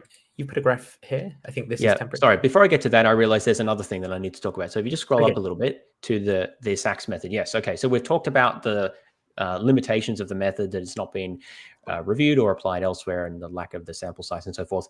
It's also inconsistent with the repair hypothesis. Now, this is because, and I double-checked this, and I've even inserted it here. That's very handy of me. So in this sample, he, which is actually kind of suspicious, because remember I showed you the previous one with the Raman and the IR? In that case, he used fibers taken from the 1973 sample. No, that's wrong. Sorry. He used fibers taken from the group with the acronym whose name I always forget. The STERP analysis, right? So in the previous, geez, I put that in the wrong spot, I realized. In the previous dating method with the Raman and such, he uses fibers taken from the STERP analysis in the 70s. However, in this paper, the Sachs method, he uses a sample taken from the corner that was radiocarbon dated. So these are samples from different provenances. Like one is fibers from the majority of it taken in the 70s, and the other is from this corner in the 80s. I don't know why he's testing different parts of the shroud in different cases. I don't know if there's been any cherry picking involved in that. You know, I don't want to accuse anyone of anything, but it's just weird. I don't know why he's doing that. But even aside from that, this means that you cannot simultaneously believe, I mentioned this before, you can't simultaneously believe in this Sachs dating method and the medieval repair hypothesis, because he's dating the same portion of the sample. So it can't, that if Fanti is correct, it can't be a medieval repair because he's dating it to the 1st century. Or maybe it's a medieval repair and this shows that Fanti's method is wrong, right? That's also possible. You could go the other way, yes, but you can't believe them both. So it's hard to reconcile this with the carbon date, even though Fanti basically says, oh, well, the carbon date's unreliable, so we just throw it out. But actually his method is irreconcilable with the carbon date, and he doesn't give any reason. Like the reason that you might give to reject it, that it's patched, doesn't apply to his claim. So the only other explanation would be that there was so much contamination for the carbon date that it threw it off dramatically, which, as we've shown, would require a huge amount of contaminants, which somehow wasn't removed across all the cleaning samples, and was not observable by people who analyzed it. Also, wouldn't you expect, like, you know, if there was contaminant, wouldn't you expect to get kind of like two clear results, like at two different dates? Like one of them would be the 1st century and one of them would be the potentially. It depends. Potentially, because it was cut up into small pieces. It depends how uniform the contamination was. It has to be pretty uniform contamination to have explained the results. Otherwise, I think you would see more variation. But anyway, you also have to assume that contamination didn't affect Fanti's Sachs method. Now, he actually claims that this method doesn't require any treatment of the sample. Like you don't have to clean it or anything, which I find a bit hard to believe, but I don't know enough about the method to say whether that's plausible, but I just find that a bit implausible myself. So the only way you can reconcile Fanti's dating method with the radiocarbon date is if you say that there was so much contamination, which was undetectable, that consistently shifted the dates way earlier, and that contamination didn't affect the Sachs dating method. So a series of what I would call heroic assumptions you have to make in order for it to all fit. This is an interesting point as well, right? Because I don't know how I'd like maybe there's a lot of provenance about the carbon dating involved in these other samples, but insofar as and maybe this Shroud of Turin sample isn't one of the samples from the carbon dating, right? But assume it was. So then we have one sample that we know was carbon dated in a well-attested way that aligns with other labs and things like that. So insofar as that disagrees with Fanti's date, that should be strong evidence against his dating method, right? Like it would seem to be evidence that would disconfirm that his dating method is good for getting the date right, but for a novel method that's got, you know, very few samples or something. Yes, well, that's I think what a sane take would be, and indeed, if he published it in a decent journal, that is maybe a response that he would have gotten from reviewers. Because to any credible scientist, the radiocarbon dating is way more credible than what he's doing here. And bear in mind that he's dating the same piece of shroud, so the repair thing is not even relevant there. So it's really hard to defend this sort of thing. But there's another problem, which you've mentioned before, and you can scroll down to a second major problem. So this is the issue of temperature, because let's look at this graph here. Should I try and get them together, or is that no? They're separate points. Okay, yeah, that's fine. Well, they're not separate, but anyway. So this figure here, this is from his. Hey, can we see the figure? The full figure, yeah. Let me zoom out a tiny bit, see if I can get both. So this is from his paper. And what he's showing here is the sensitivity of the AP, which is the aging factor. What P stands for? No, there's AF, which is aging factor, and AP, which is aging something else. This is what I mean. It's hard to follow, but anyway, it's some measure of the age that's taken more directly from the X-ray method, but not yet calibrated directly to age. So basically what he's doing, vertical axis is that like measured property, and then the horizontal axis is the actual time that the sample has been aging for. And what he's showing here is a number of different curves, each of which is for a different temperature. So this is the temperature, he calls it the average temperature at which the linen has been stored in that time. And the temperature so if you see, it says in the middle, it says measured value on TS sample, so around 0.6. So that's the value of this AP thing that he measured on the Shroud of Turin sample, so 0.6. So sort of read across from that. So the temperature that he assumes is between 22 and 23 degrees Celsius. Yeah. And notice that that corresponds to an age of 19 to 21 centuries. So essentially that gives you a first century dating, right? Mhm. So 0.6 is the measurement. And then if you assume 22 to 23 degrees, you get an age of about 20 centuries, which of course is, what we want. Now, notice what happens if you assume different temperatures. If you assume it. Oh, sorry. Yeah. You're about to make this point, but I don't even know that this average temperature thing is going to be right in the case of the mummified samples that he has as well, because presumably they're going to be exposed to incredibly high and incredibly low temperatures in the areas of the world that they're in during the day and during the night. Like that, I'd have to know exactly where those samples were stored and found. So each sample needs its own temperature plugged in. So this is like you get the calibration using all of the different, the calibration curve using all of the different samples. And then in addition to that, you need to plug in a temperature parameter for that specific sample to get an estimate of its age, right? So I'd have to look and see how he actually got the temperature. Well, I think it was an average. They used an average of the country. Yeah. Well, that would explain it, but that's not a very good method because it needs to be specific for the exact environment of that sample. So it's like 24 degrees or something that they use, whereas potentially like you've got 100 degrees or something if it's I don't know, that's kind of maybe a bit crazy, like 50, 60 degrees or something if it's like some desert area, and maybe at night you've got like minus 20 or something, and what does that do? I don't know. Yes, so that I also found that odd that he talks about this as the average temperature, but I don't know why the average temperature would be relevant. It could be the way he's parameterized things. Again, the details are a bit hard to follow, but because the temperature of a chemical reaction is not, let me restate that, the rate of a chemical reaction does not usually depend linearly on the temperature. Right. It's usually a much more complicated relationship. And so it's not obvious that like if sometimes the sample is at higher temperatures, sometimes it's lower. I don't think you can just average that out. Yes, and right. get the average temperature. I think the higher temperature is much more important at driving the decomposition. But maybe that's already factored. I don't want to say definitively that that's not factored in because I don't know enough about the precise details. But I'm kind of skeptical. I think it wasn't. If I look in the first, let me see if I can find it in the first paper, right? Yeah, well, while Nathan's looking at that, I'll just finish explaining the point here of the additional curves here. So if you assume that the average temperature was 27.5 degrees, notice that takes you back from a 20th century date, 20 centuries old date, a first century date, to a 7 centuries old date, which is essentially a medieval date. And that's interesting because what that amounts to is if you go from assuming that the shroud was stored an average of 22.5 degrees to 5 degrees higher than that at 27.5 degrees, you change the date all the way from 1st century to 14th century, effectively, which aligns with the radiocarbon date. So this just illustrates that this method of dating is massively dependent on the temperature that you assume the sample was stored at, like hugely dependent. It's not a small effect. It dominates everything else, really. Like that's only a 5-degree difference. So Nathan, have you found that? I'm looking for it. Yeah, they did. Yeah, let me bring it up to show you. I think it's this area, right, where he talks about average. So these are for all the samples. And I think he's like age of the samples drive, normalized aging parameter, AP values obtained, and average room temperature at which the samples have been degraded.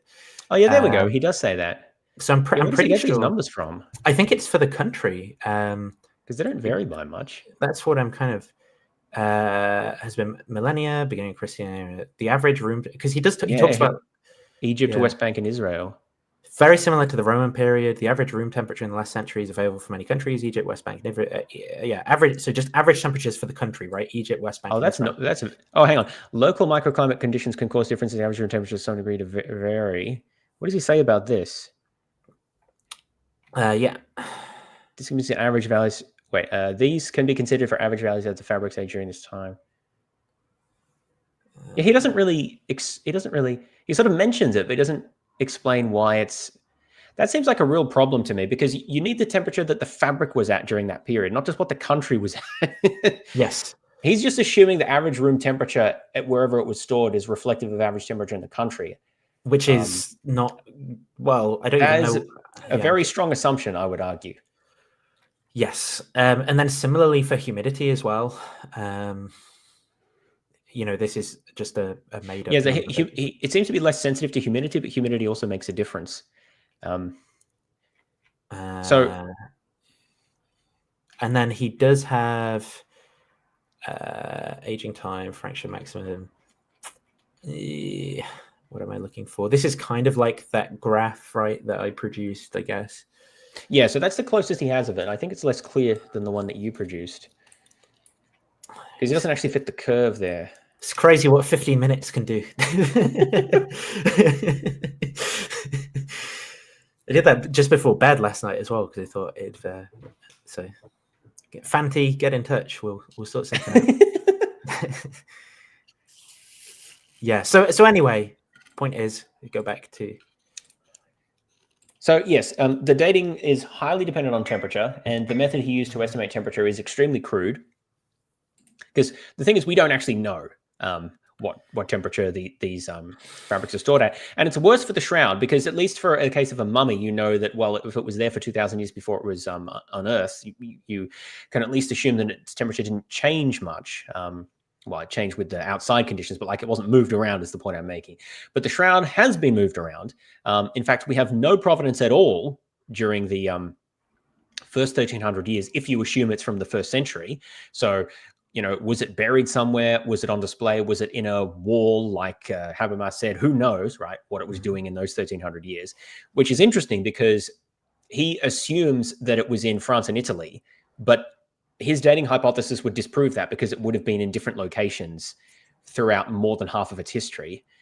So he doesn't really factor that in, as far as I can tell. But anyway, but also the microorganisms, I think, is a big thing as well, though, right? Because he's talking just about the effects of temperature and humidity, but not of like it being eaten by fungi and things. I don't know, but like I tried to just look into like some of the processes around cellulose decomposition, and a load of the stuff I ran into was like, about microorganisms respiring. Yes, and this is what I was saying before, that these chemical dating processes are inherently more variable than radioactive based methods, radioactivity based methods, because there's very, very little that can affect the rate of radioactive decay.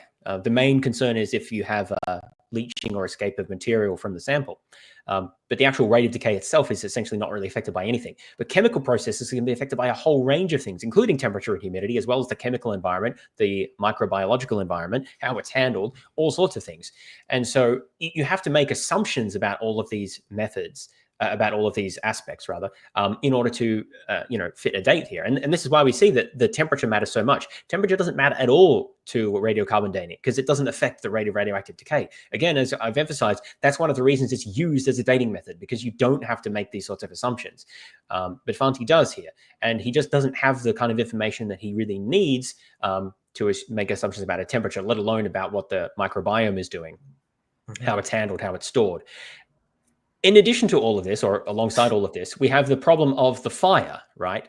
So this process here is highly temperature dependent. And we know that the shroud was subject to at least one major fire. Now, he does discuss this in the paper. And this is something that Cameron was talking about as well. Now, parenthetically, I thought Cameron did a terrible job at explaining what he was talking about, because when I first watched the video, I had no idea what he was talking about. You mean ChatGPT? Sorry, ChatGPT. Then I read the paper and understood what he was on about, but we'll get to that. So what Fanti argues is that even if you assume that the shroud reached temperatures of 200 degrees... You mean that the shroud was baked in an oven for 2 hours? that wouldn't substantially affect the results. So he gives some analysis to show this. But critically, he doesn't explain why he chose 200 degrees, because silver melts, I think, closer to 1,000 degrees. And we know that molten silver dripped on the shroud. Now, the shroud would combust if it was all at 300 degrees. But the point is, we don't actually, parts of the shroud were singed. So those presumably reached higher than 200 degrees. I think that linen combusts at like 300 or something. The point is, we don't know what temperature the shroud was at, or how long it was for that temperature, or whether there were other instances where it was in a fire. If it was in a box, the box could have heated up substantially without the shroud actually catching fire. We don't know what temperature that reached, or for how long it was held at that temperature. So he just plucks this figure of 200 from nowhere and then says, oh, well, even if it reached this, it doesn't matter too much. I find that very unsatisfactory. He doesn't really have any justification for that figure. I couldn't see any reasoning given as to why you would choose that. And it seems to me that for a process that's so highly temperature dependent, reaching very high temperatures like that, it seems quite likely that that would have an effect on the date, especially because you just don't know how many times that may have happened, that it could have been heated in various ways. He has to assume that that never happened. Yeah, it's like how does the not only heating in a fire, but then like thousands of years of exposure to like summers and winters, and maybe it's indoors, right? Are people never heating themselves, or is it, you know, like how does that? You don't know how it was stored or where it was stored for most of the time. You just don't know. I mean, so the assumption here, even in the attempt that he makes to make things a little bit better, is that baking in an oven at 200 degrees is analogous to all of that, not just to the temperature of the fire, but like, you know, all of that time period of heatings and things. And I don't know how long it was at various different temperatures, or what the analog of putting it in an oven would be to kind of simulate that. What am I looking for? I'm looking for by the way, it's one of the things that I got my image from, because I was going to say in order to basically, you know, apologetic their way out of this, there's this thing that people can appeal to, which is in my Shroud timeline. It's this. See the cubby hole in the wall? Ah. Well, what if the Shroud was in a box in the cubby hole in the wall, right? Well, then in that case, it's going to be a little bit colder than the fire that's happening here. I mean, even again, I think this is just like really conjecture, and we know that the Shroud must have been hot enough with whatever touched, you know, whatever singed it to burn those parts. Well, wasn't that place built in the 17th century? No, that place was the original frat place in France, and then the place in the 17th century was the other one. So this was I see. Yeah. So that's the France place where the first fire took place. But there is, basically, I think you can get deep into the weeds on this stuff and maybe weasel your way out, but there's just enough uncertainty around all that stuff that, like, I don't know, man. I don't know that I trust this a dating method that's so dependent on humidity and temperature. Well, not when it's not been appropriately validated, calibrated, tested, applied.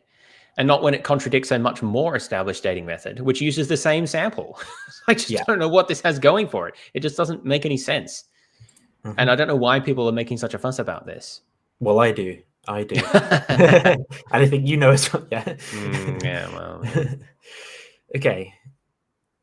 So this next. So that's all I have to say, actually.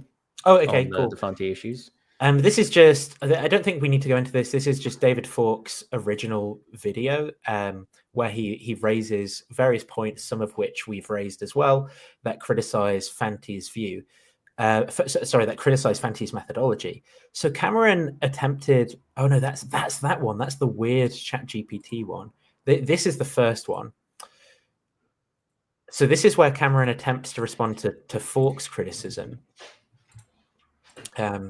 So here we go. Scientific evidence that the Shroud of Turin is the authentic burial cloth of Jesus. This popped up on my X feed. Sachin Jose, who I follow, he said this: the latest scientific revelation reveals that the Shroud of Turin was first made around 2,000 years ago, coinciding with the time when Jesus was said to be. Again, that around 2,000 years ago is doing so much work if the dating method actually puts it in like the 1st or 2nd century. But yeah. Alive and ultimately crucified, suggesting that the burial cloth bearing the imprint of Jesus is authentic, and he's getting his info from the Sun. I saw this start to pop up pretty regularly, though. We've got Father Calvin Robinson says, a good news day, if you will. Okay, so is this proof of the Turin Shroud is real? Scientists make startling discoveries solving this history. That actually is going to play a very big role. This is one of the assumptions that's sort of built into their hypothesis. We'll discuss that a little bit more. Workout using a technique called wide-angle X-ray scattering. Think about like giving the linen a superhero a lot more than you'd expect if it were just a footage. As Shroud had been kept in a hotter. I think this is the wrong video, actually. So that's where Cameron... that's where he just introduces it. There's this video that he does that's a response to David Fawkes that I want to look for. It's like around 4 months ago. There's this. I feel like I'm pointing out the obvious again, but even if the shroud does date to the 1st century, that doesn't actually mean that it's the burial shroud of Jesus. Right. It could have been produced in the 1st century by a believer as well. But yeah, apparently people have forgotten this. its mysterious origins, this artifact has intrigued scientists and theologians alike as its image remains unexplained by conventional methods of art and photography. In 2022, a team of researchers made headlines with a very bold claim. They used a cutting-edge technique called wide-angle X-ray scattering, or WAXS, to date the Shroud of Turin. Their findings? The shroud could actually be 2,000 years old, potentially placing it in the time of Jesus. This revelation sent shockwaves. Potentially placing it in the time. I mean, that's so broad, right? It could also be 20,000 years old, placing it in the time of ancient aliens. It could be. Yeah, but the point is, right, it could be, 200 years after Jesus. Like, is that good enough to establish? Like, what would you say if this dating method put it in the year 200, right? Like, would you still think? They would say that contaminants just moved it off a little bit. I mean... through both the religious and scientific communities, but now their critiques are literally pouring in. All right, with this background now set, let's shift gears to the present day and focus on one of the most vocal critics of the recent findings, Dr. David Falk. What's his take on this groundbreaking research, and could he be exposing fatal flaws that others have actually missed? So in their video, Falk and his producer wasted no time ripping into the 2022 study. They kicked things off by pointing out that only 9 comparison samples were used, a number they argued was far too small to draw any reliable conclusions. You should not be drawing strong conclusions from a small sample size. You shouldn't be drawing conclusions from a small sample size, but I think it gets worse. They also took issue with the study's lack of blind sampling, accusing the researchers of introducing bias. So there's no blind sampling here. That's terrible methodology to provide this as a means of... Yeah, so this is also the case, right, in the carbon dating, that there was no blind sampling, and I think it would have been better if they did that. But I think with carbon dating being so well attested to, it's more acceptable, at least in that case, whereas in the case of this novel testing method, like something like that would be really, really important, particularly if your researchers were people who had personal experiences with the cloth and were on a vendetta to establish its date at a particular age. Yes, well, I didn't actually mention this at the time, but it's also possible. So there were 9 cloths that were included in that 2019 paper that he used to calibrate. Now it's possible. Now, I don't want to say this is what happened. I'm just, hypothetically, right? Yeah. Suppose there were 18 pieces of cloth, and then one could imagine a researcher picking 9 that fit to a better curve and just publishing those. So such things have been known to happen. Let's put it that way. Or suppose you tested it and you got a value, like, oh, that value is a little bit weird. Let's just give it another go. So there was this aspect actually of the paper that I don't know if you can tell me about, but it is this part, right? So they take it. Why do they decide to draw these lines where they draw them, and then they take measurements within 10 degrees? So I was like, why? I don't know enough about the methodology. Maybe you do, but why here, say, rather than here?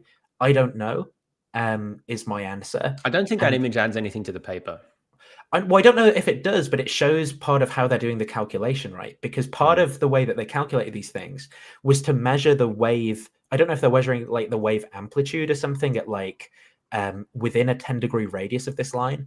But what happens if you draw that line here, right? Do you get different measurements, presumably? Like, why there? And so I definitely have question marks about what's going on in this move to make the measurement and whether that changes anything. Like, I don't know if they're measuring the difference between the peaks in the amplitudes, which kind of seems consistent throughout the circle, or if it's anything to do with the intensity, then are they choosing, does it matter that so there's a lot of question marks. And because of my general distrust of Fanti at this point, if it does make an effect, I wouldn't be surprised if he was kind of like moving the line around until he found a point that gave him the results he want as well.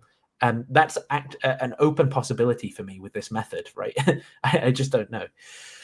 But I could be wrong if he was kind of wrote a clearer paper about what's going on with the methodology here. I'd have a better. Well, this is why things need to be replicated by an independent lab, and you need to establish the sensitivity of your technique to alterations in these parameters. But particularly when there are only 9 samples used, and I don't know how these 9 were selected, and because we know about Fanti's history, I'm very suspicious about what criteria we used to select these and what would happen if you chose different samples or if you analyzed them in slightly different ways, use different parameters. So I don't think that's an unreasonable thing to say. That's exactly the sort of questions you'd be asked by competent reviewers. So I assume that that's what was being discussed here, because Cameron doesn't give any explanation as to what he's talking about when he says like the small sample size. He's not actually talking about the measurement of the age of the Shroud of Turin directly, because there's one Shroud of Turin, right? He's actually talking about the calibration of the method, but he doesn't explain that at all. Like the image is up there, but if you don't know, like I watched this before I read the paper, so I just had no idea what he was talking about. But Cameron, we'll see his response.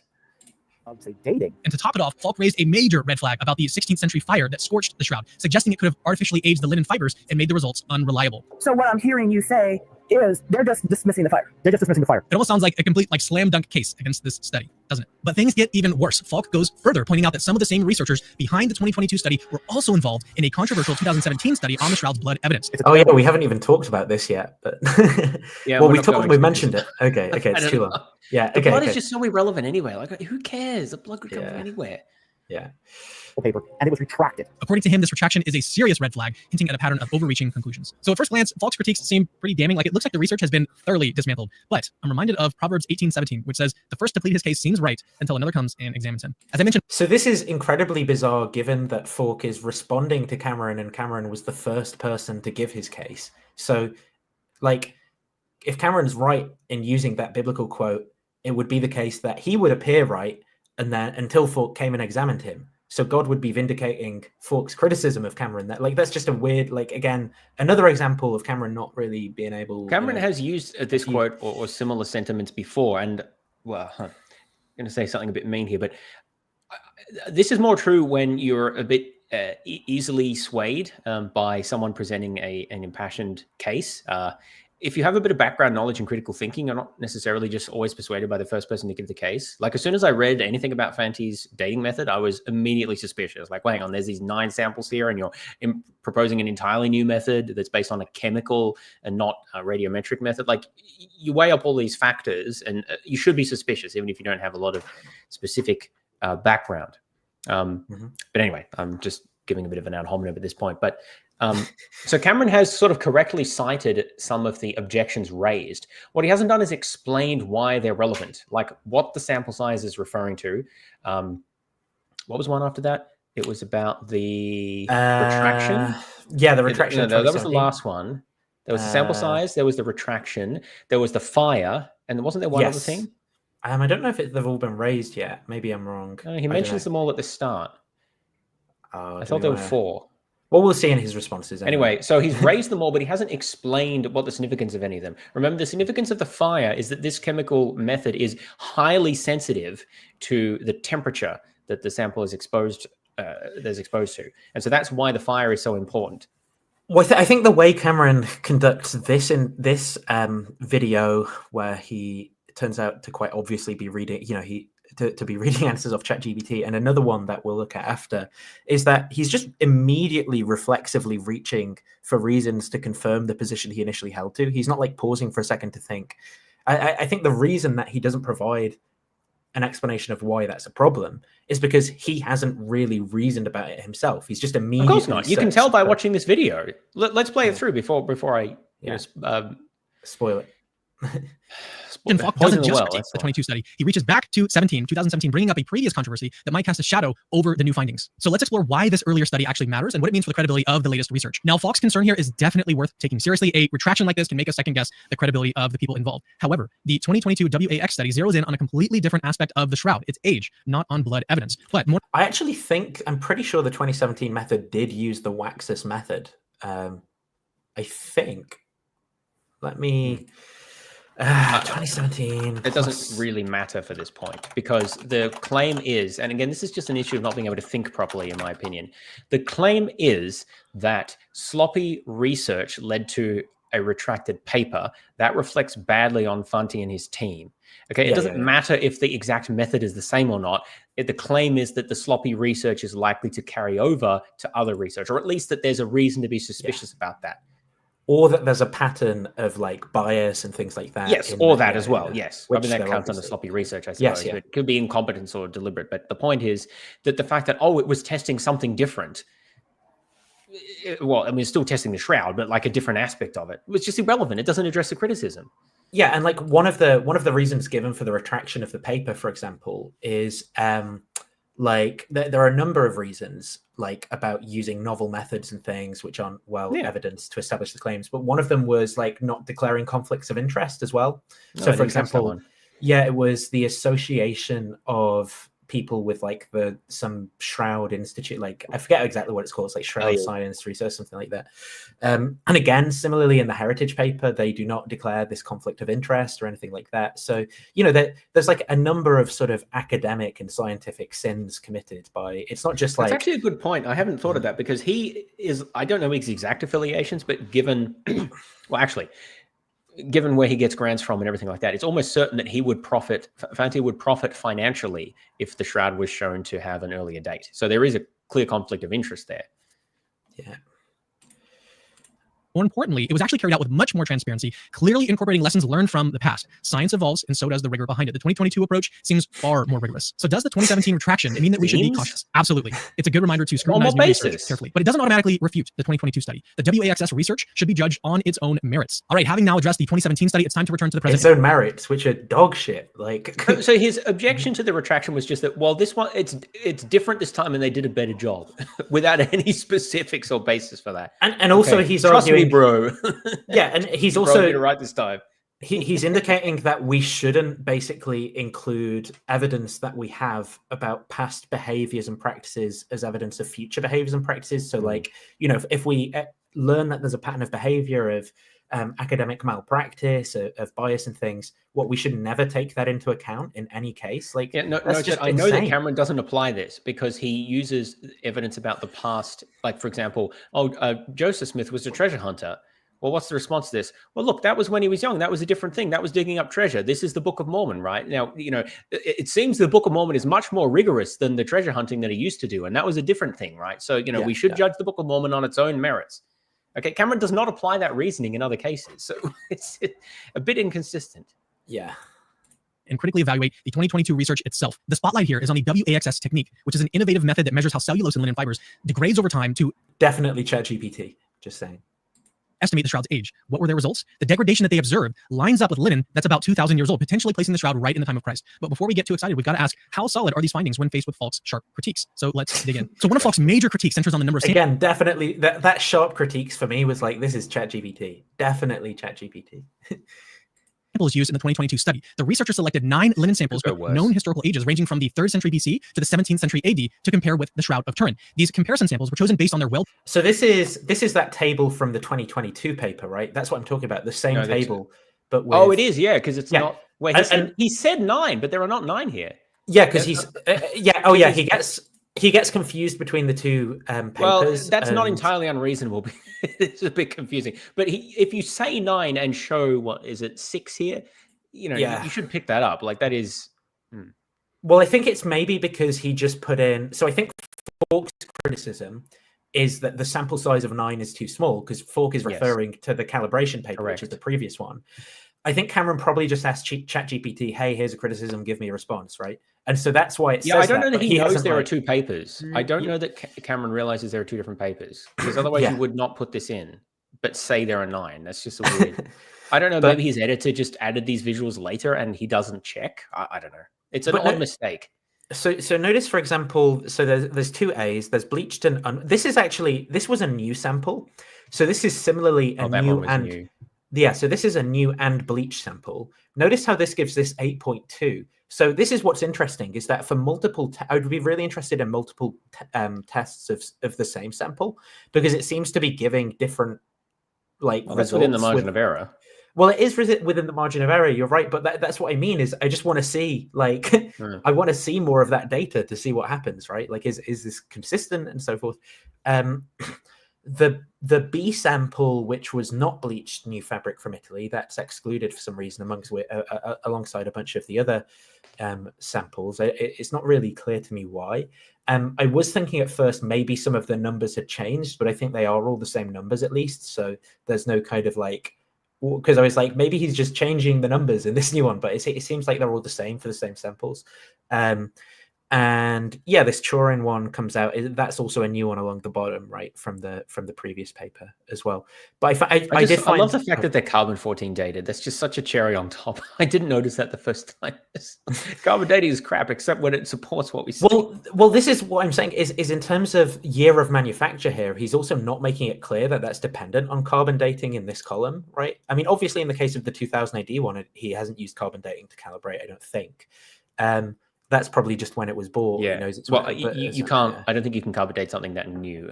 Right. That's true. I also don't think you can carbon date things that are. I don't know if someone in chat knows this, but I think anything that's like post 1950 is contaminated. Right. Okay. By radioisotopes. Maybe there's a way to control for that. I don't know, but anyway, you wouldn't radiocarbon date something that new. So the point is, I find even the presentation of the data in this table like kind of peculiar. You know, like. You've got a whole bunch of different types of data that differs row to row. That's like all included in one cell. Like, okay, it's from here in this. It's from the siege of Masada, Israel. Is that where it was stored all these years? Is that where like? Oh yeah, it does say 14C here. To be fair, so you do know it's carbon 14 dated. But then you've got so it was carbon 14 dated or not. That's also in this cell.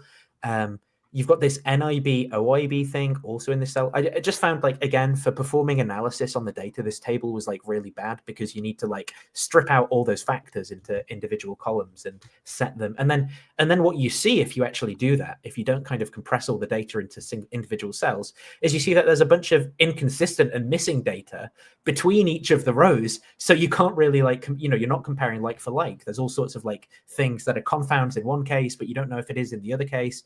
Like he's mentioning in this one case that it's, well, we know from the previous paper, for example, like this is flax, but then it's like, what's the weave on the other ones? What's the fiber? Things like that. So I just find this, like, again, to be bad data for ascertaining anything useful. It doesn't, like, you should be trying to make it as clear as possible all of the relevant similarities and differences so you can see what any of those confounds are between each of the samples, right?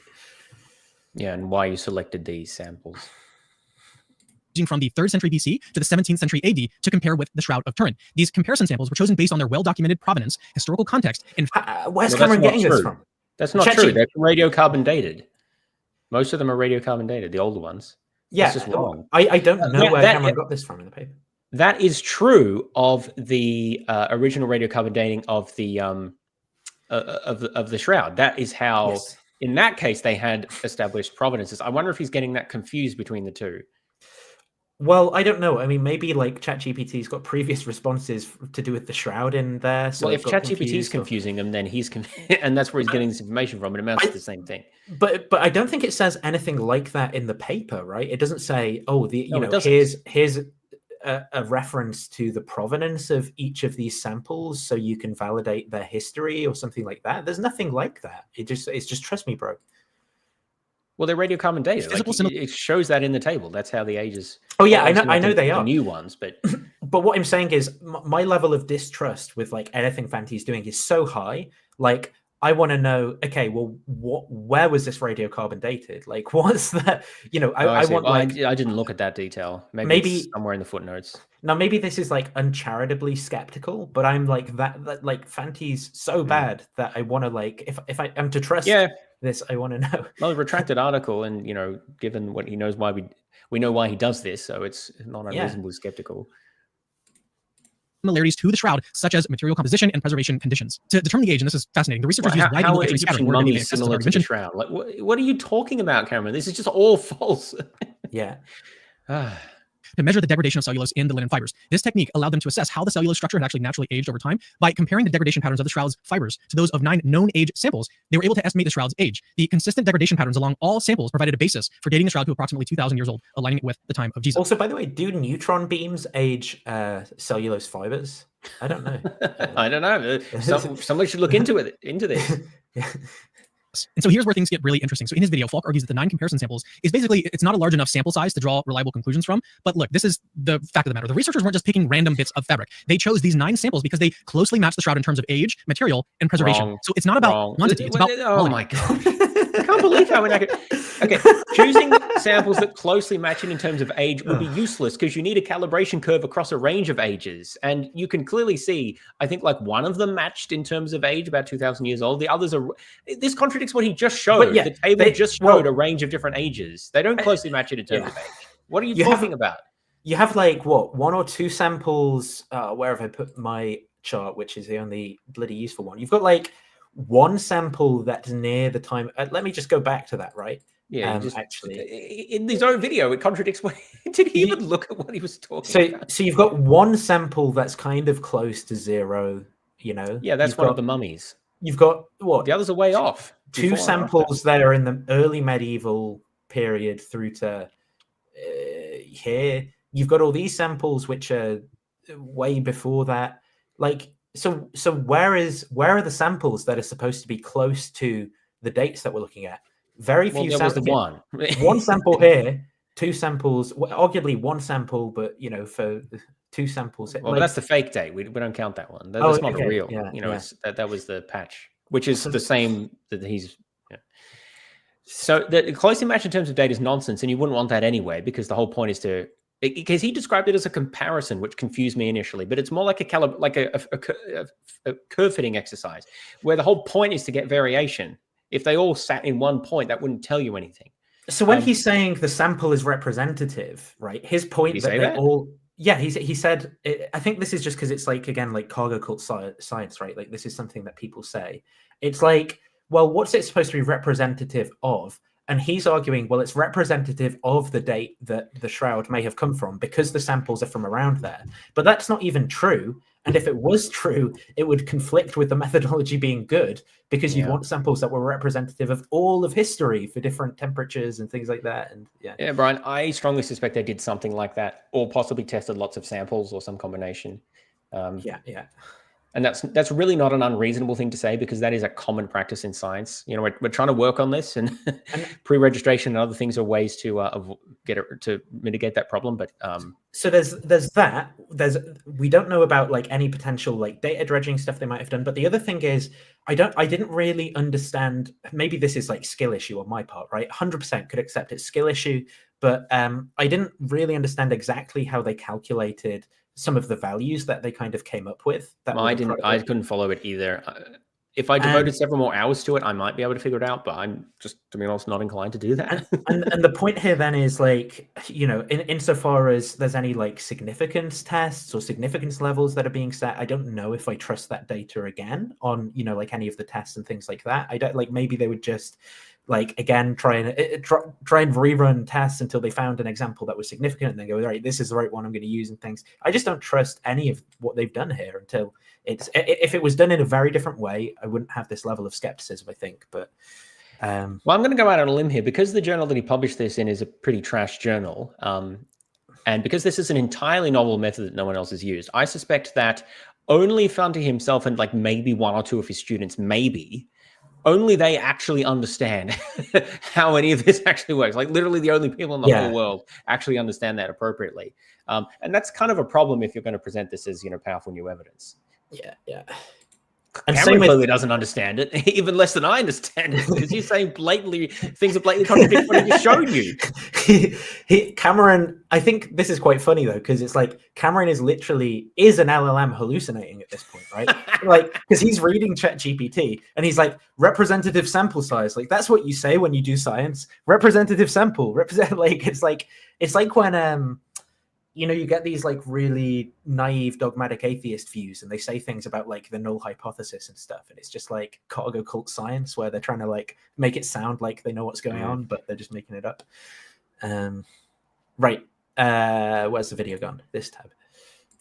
Furthermore, the scientific results utilizing WAXS were uniform across all 9 samples. So in other words, the results from the WAXS test were the same for all 9 pieces of cloth. Sometimes a smaller, more consistent data set can actually tell you more than a larger, inconsistent one. And what does he mean when he's saying I they're have no idea uniform? what he means they were uniform. Because they were different. Look, there might be some aspect he's referring to, but given the previous comments that he just made, I don't have any confidence that that's correct. Yeah, I mean, they're definitely different, right? Because otherwise, how do you get the curve? Like, I don't know the sense in which he means they're uniform. Maybe let me see if that word's in the paper, because maybe he's. By the way, we discussed the fact that they're not the same age. They're also not from the same place or the same type of object. Like many of them are mummies, which is very different to the shroud.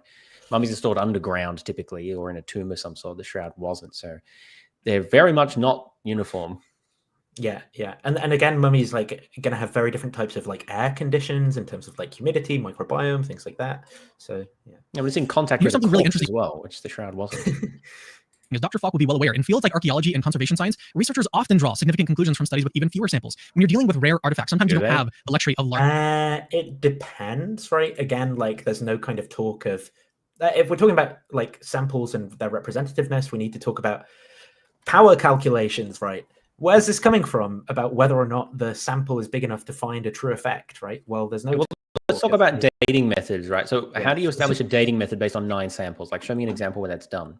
By the way, what Cameron is about to explain here is that because they're rare and valuable artifacts, we don't have the luxury of having large sample sizes. I hear that claim made sometimes, and I don't think that people who say this actually have listened to what they've just said, because they're just, if they say, well, we don't have the luxury or we can't have access to whatever, that just means that the evidence isn't good.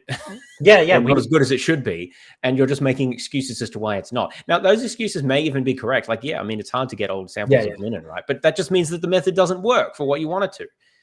Well, that's the point. That's right? just an admission. If you have like underpowered data, you just shouldn't consider it to be good evidence for your conclusion. That's and that's like a massive issue, right? In all sorts of different fields, particularly in like social sciences and things, is people publishing underpowered surveys. No, Nathan, but if it's hard to get better data, like that improves your power, doesn't it? Like the more of a sob story you can tell about how difficult it is to get the data, like you just get extra power from that. I'm pretty sure that's how it works. I read that. Because like, if we're going to accept this, there's all sorts of cases where there's underpowered data that we can use to find effects. Well, then there's a lot of this underpowered data is going to show like these really rubbish explanations of religious belief, and like we can explain away Cameron's religious belief based on some rubbish like psychological analysis that's done on like 2 of my friends in university or something. Like, no, we shouldn't be doing that just because there are all sorts of cases. Again, which cases is he appealing to? How are the methods relevantly similar that are being applied in the 2 cases? None of this. It's just hand waving, right? Say a sentence that makes it make sense. Large data sets, and yet these studies still produce reliable, widely accepted results. The success of which ones? How are they? It'd be nice if you gave a single example of this claim. Caesar crossing the Rubicon. Maybe he's going to do that. Yeah, but in the case of Caesar crossing the Rubicon, we're applying historical tools, right? So if we apply the same historical methods to the shroud data, we don't get that early date. We get that it's guess what? We get a medieval date. Oh. and what we're not doing is trying to establish on the basis of these historical tools a novel scientific dating method, right? Yeah. So you need to find it needs to be a relevant example where we use really sparse data to establish a sketchy new dating technique, right? When do we ever do that?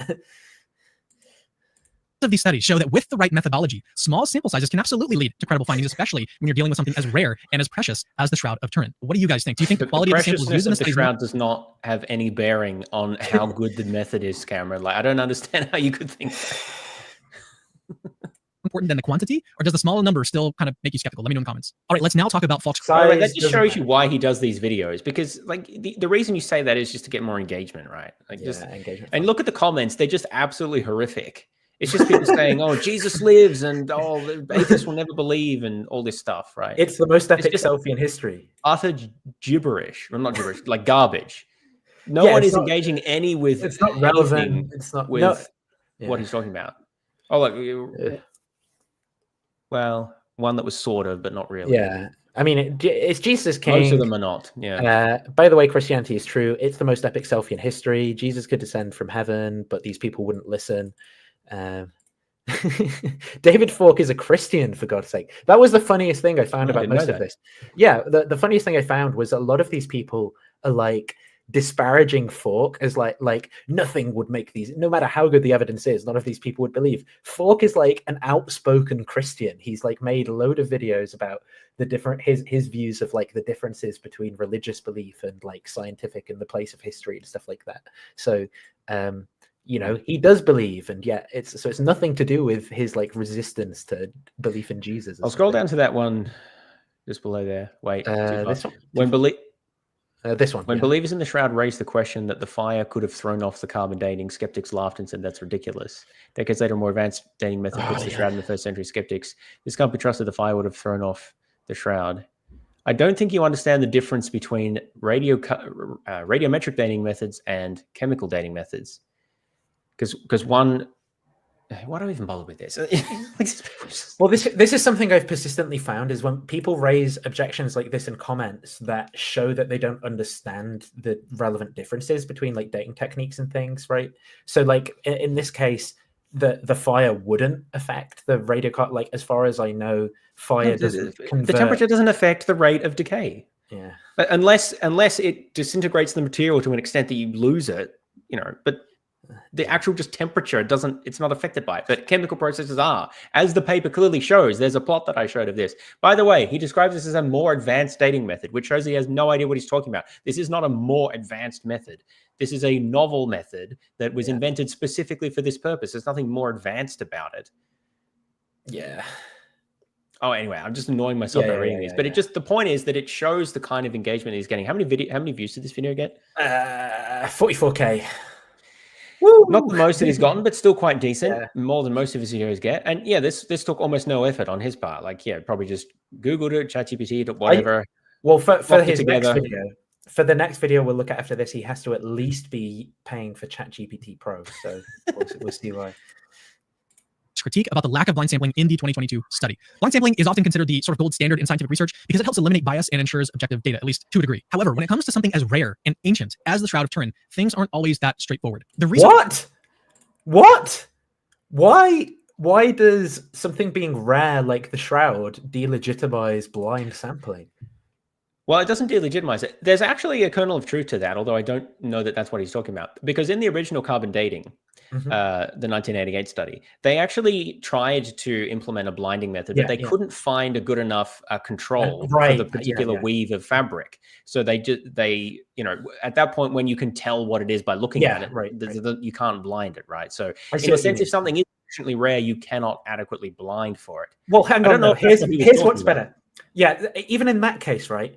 Which is better or worse, James? Okay, I'm going to give you two pieces of fabric, not tell you which is which, but you know, you have some knowledge about herring twill and the way it's spun, so maybe you can infer which one it is, right? So there's that on the one case. So maybe that would be a confound, your knowledge and inference about the herring twill, versus you know which one is the Shroud of Turin, and in 1998 you had a religious moment in front of that shroud, and you think it's the face of Jesus, and you've been for 20 years trying to establish that this is which of those might have a biasing effect more than the other, right? Well, and the issue there is because in the radiocarbon dating instance, there are very few degrees of research of freedom that were available. There are some, like the exact cleaning method that's used. There's probably some calibration at a very local level, but it's basically a standardized process, right? In the case of Fanti, he's inventing the method. So he has huge range of researcher degrees of freedom, it's called. And that's really where blinding becomes an issue, because when you know the results, that you can kind of, often subconsciously or consciously sometimes, tailor the method to get the results that you want. And that's why blinding can be helpful. It can avoid that problem or mitigate that problem. And yeah, it's much less of an issue when this method is standardized, because there are fewer, none necessarily, but fewer of these researcher degrees of freedom. Yeah. But I would suggest, I don't think blinding is a huge issue here in itself. Oh, yeah. I mean, we don't have constructed the method and the choice of samples and the temperature and all that other stuff. I would put blinding as a subsidiary issue. But it would be a good, there's a whole host of things here that would be really good. Like seeing way more data in the paper, pre-publication, right, of methods and things, right? There's so much. If it's pre-registered, that would be much more convincing. Yeah. I always say pre-publication rather than pre-registration. Don't know why. Well, it's we're working with pre-publication. incredibly limited and precious material. And their top priority was preserving the shroud's integrity while still getting meaningful data. In cases like this, they had to rely on other controls and methods to keep bias in check. Interestingly, the researchers point out in their conclusion that the much smaller samples required for WAXS allow for repetitive measurements, which actually could be used for blinded future studies. This was actually a significant limitation in earlier radiocarbon dating studies, where larger samples made blind testing difficult. So while the current study didn't use blind sampling, the researchers are already thinking ahead about how this method could be incorporated in future investigations. All right, let's now talk about the fire. Beyond these sort of that's how he methodological justifies concerns, the technique. I'm a bit cynical about that. He uses that as a justification for why you might be interested in this, but we know why he's really interested in it, because he's told us. Right? It's not really a secret. Points to a physical event that could have skewed the results, the infamous 16th century fire. Could this blaze have altered the shroud's perceived age, or are the study's findings still credible? So we all know that heat and fire can mess with the chemical composition of materials, and it's crucial to think about how this might have affected. I don't know that everyone does know that, Cameron. I don't know that Cameron knows that. I don't Because there are people in your comments who don't seem to understand the difference between a nuclear process and a chemical process, and they're pretty damn different. I would be very surprised if you could ask Cameron a question like, draw me the chemical equation for an acid dissolving in water or something like that, if Cameron could do it. Like, I'm not just saying this as like a pure ad hominem. Like, I just think he doesn't really have a very good understanding of any of the sciencey type stuff. Maybe he does, because I guess he's got a photography background, so maybe he's got more of a knowledge of some of those sorts of things. But from other things he said, I don't know. Yeah.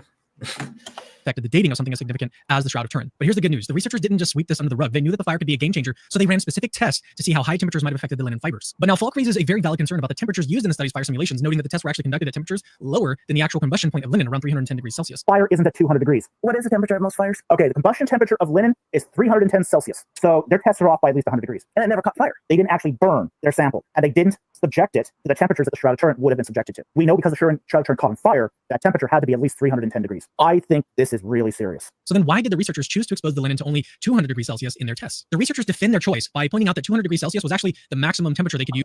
Because they tried 300 and it gave them the results they didn't want, so they did it at lower temperature. Possibly. Yeah. While maintaining the same colorization found on the shroud. According to their findings, exposing the linen to higher temperatures would have actually altered the appearance of the fabric beyond what's observed on the shroud itself. Check out figure 20 in this paper by Giulio Fanti. Their testing showed that the linen could endure about 200 degrees Celsius for 30 minutes. This isn't the same paper. Yeah, this is a different paper, but there are all sorts of issues with this as well. That Falk went into in a response he did to this.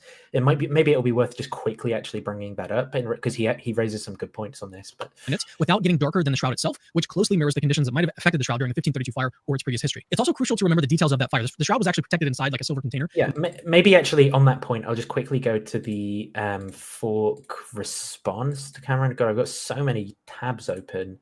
Where am I? Also, I think we're both dying at this point as well. I'm going to need to go to bed very soon because I'm falling asleep at the chair. But we can. I want to finish this video. Okay, so there's one more video that I have to show you then. But I need to get quickly. Where's the David Falk thing? I'm doing so bad. So Falk mentions. Why does he mention temperature?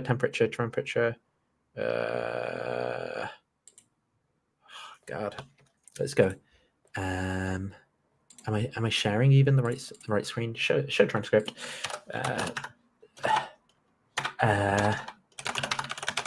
Temperature. Where is it? Discoloration, or is this the right one?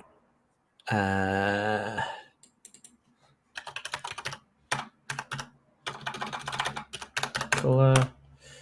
Oh yeah, here we go. So is it here? Choice point at 200 was the maximum temperature. They could use white, maintain the same colorization.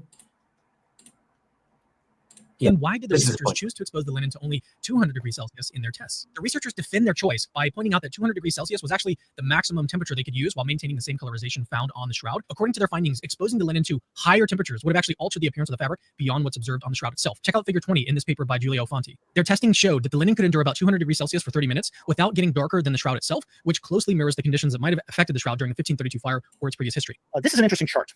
And I want you to look at that. And I'll put a larger version up here on screen. I want you to look at the 150 degrees Celsius at 5 minute sample.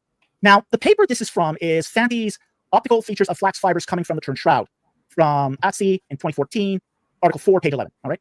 Now, that paper doesn't say anything about the initial sample, other than it is a, quote, Turin Shroud like fabric made by Leotex, Italy, end quote. And we notice here on the graph that the initial fabric is not shown in any photographs. These are all heated samples. None of them are the original. The closest we're going to see to the original is 150 degrees for 5 minutes. Now, as I said, Fanti tells us nothing about the original fabric, not even the Leotex product number.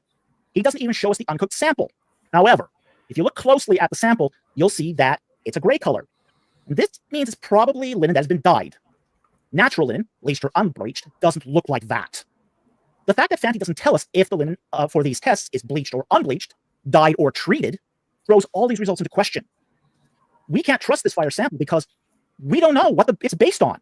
It's based on some random bolt of fabric from some factory, the Leotex factory, but we don't know what it is. Is it dyed, bleached, unbleached, treated in some way?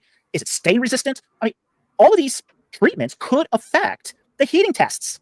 So the fact we're not told is just more bad methodology upon bad methodology. Previous history. It's also crucial to... Okay, so there's that point, and then the second, so just to go to, where are we? I don't understand the justification that Cameron is explaining. Why does it matter if the color stays the same? And well, I if think it the idea stay the would same, be, isn't that so much the worse for his dating method? If it, like, I don't. Well, or for his colorization method or something. Well, it's like, right? well, So, yeah. if it went hotter than that, it would change the color. So does that mean it couldn't have gone hotter than that? Like, I just don't.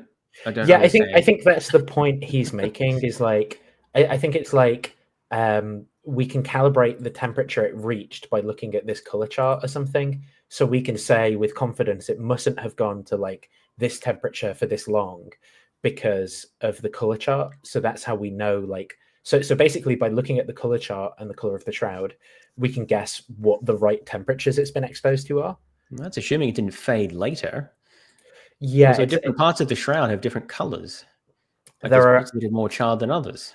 When you spell out what the argument in inference is, then it just kind of like, again, we've got assumptions on assumptions on assumptions, right? About this is a representative type of linen. The process is that there's not like coloration or discoloration in either direction on the shroud. Various things like that. Which closely mirrors the conditions that might have affected the shroud during the 1532 fire or its previous history. It's also crucial to remember the details of that fire. The shroud was actually protected inside like a silver container when the fire broke out in the chapel. The intense heat melted part of the silver on the outside of the case, which then dripped onto the shroud, causing the burn marks in the holes. But the linen itself didn't combust from the ambient temperatures in the room. It was the molten silver that sort of dripped in and caused the damage. So I think Cameron's best bet here is to reject the idea that the burn marks are caused by molten silver. If he wants to do that, there is a paper on shroud.com he can find that will argue that. I don't know if that's the right, but the point is, regardless, right, that is hot enough to clearly burn the linen, right? And molten silver, I think, burns at like 900 degrees C. What does Cameron think happens to the air inside a box that's made of silver when you heat that box up to 900 degrees? Does he think that the air just stays cold inside the box? Yeah. Or yeah, if it doesn't make any sense. Or if that molten That's called an silver, oven, Cameron. That's what an oven is. If that molten silver at 900 degrees C falls down and hits the fabric, does the fabric just stay the same? The fabric isn't the silver, so it stays the same temperature. What? Like, yeah, but in both cases, it doesn't really make much sense. Yeah. So no, it didn't heat up because it was protected by a box that was heated to 900 degrees. So clearly inside it was nice and cool. A box stick your head in an oven and like it's nice and cool in there. And it's worth noting that this other paper talks about the box actually probably being like a tin box, right? So if it's a tin box again, that's still a conductor. What does a conductive metal do in a fire? It gets very hot. So yeah. So the shroud that was tested in the study was taken from. In fact, a conductive metal will sometimes get like hotter than the surrounding air, right? If it's well, it generally will be, right? Because the air is relatively insulated, so it won't get as hot, but it will still get hot. Again, that's what an oven is. Of the shroud, far from the areas that were directly affected by the molten silver. Given all of this context, the researchers might actually argue that their use of 200 degrees Celsius that's was not really right. appropriate. He hasn't shown the whole cloth because the part that was cut off is right next to a burn patch. Something's gone wrong here. Ambient temperature. Yeah, it's here. It's just he's not showing. He's just cut off the burn patch. What a oof. The room. It was the molten silver that sort of dripped in and caused the damage. Moreover, the piece of the shroud that was tested in the study was taken from a corner of the shroud, far from the areas that were. Oh, he has circled it, But yeah, but in a it's cropped cut off image. the lower part Yeah. that includes the Let's little go burn to patch. let's go to the That actual. is so dodgy. I don't know if Cameron's actually done that to himself or he's just copying an image from somewhere else. But either way, I think I've seen that image in other places. Yeah, look, it's right. It's right there. You can see it right next to where it was cut off. There's the burn patch. It's only a few centimeters away. Oh my gosh. Yeah. That's really bad actually, because that is so it's like, yeah, if the sample was from like here or something, maybe I'd be like, yeah, I don't know how much the temperature would have affected it. But here, come on. Okay. Let's go back to what the hell were we even watching? My brain can't maintain all the tabs. Directly affected by molten silver. Given all of this context, the researchers might actually argue that their use of 200 degrees Celsius in testing was not only appropriate, but necessary to simulate the heat exposure that most of the shroud would have actually experienced. So heat that was enough to cause superficial changes, but not enough to cause combustion. By choosing that exact temperature, they aimed to replicate the real conditions that could have affected the shroud during that fire without artificially aging the linen beyond what is observed today. So in short, while Dr. Falk is definitely correct that the test didn't replicate the highest temperatures of that 1532 fire, the researchers' methodology was carefully designed to reflect the actual conditions that the shroud would have endured, particularly in the areas that were not directly burned by the molten silver. We've covered a lot of ground actually in this video from Falk. Do you know how you could replicate the conditions that were undergone by the shroud? Yeah, you could just replicate those conditions. Like you could put it in a box and heat the box up and see what happens. Right? Like you don't have to just guess the temperature based on these heuristic arguments. You could actually just do an experiment. Like that's such a stupid. So there's one more video. I think this might be the last one because yeah, don't worry, no worries. My brain is actually going to start dribbling out my ears. I think if we can get through this, that is fine for. Oh look, also like it's funny that the time Cameron gets into the shroud is like just about the same time that he's like getting into demonology and culture war garbage. Wait, is that? Oh yeah, it's the prophet guy who predicted. That one. Shooting and demons, and it's so sad how far the channel has fallen. And for people who say it was always this bad, sort videos by date, right? Sort by newest and by oldest, and tell me the channel hasn't gotten worse. So watch this video. This is very interesting. The Shroud of Turin. Is this the actual burial cloth of Jesus Christ, or is it, as skeptics have long claimed, a masterful medieval forgery? What if I told you that there is new scientific research that may have actually just shattered that skepticism? For centuries, people have debated whether this is the actual image of Christ himself imprinted onto the fabric at the very moment of his resurrection. And now, thanks to the groundbreaking work of Italian scientist Liberato De Caro, we may be closer than ever to answering that question. I am Cameron from Capturing Christianity, and in today's video, I am absolutely thrilled to share my exclusive interview with Dr. De Caro, whose research using a cutting-edge technique called wide-angle X-ray scattering, or WXS, actually strongly suggests that the shroud couldn't. I have no idea if what he's showing there is wide-angle X-ray scattering.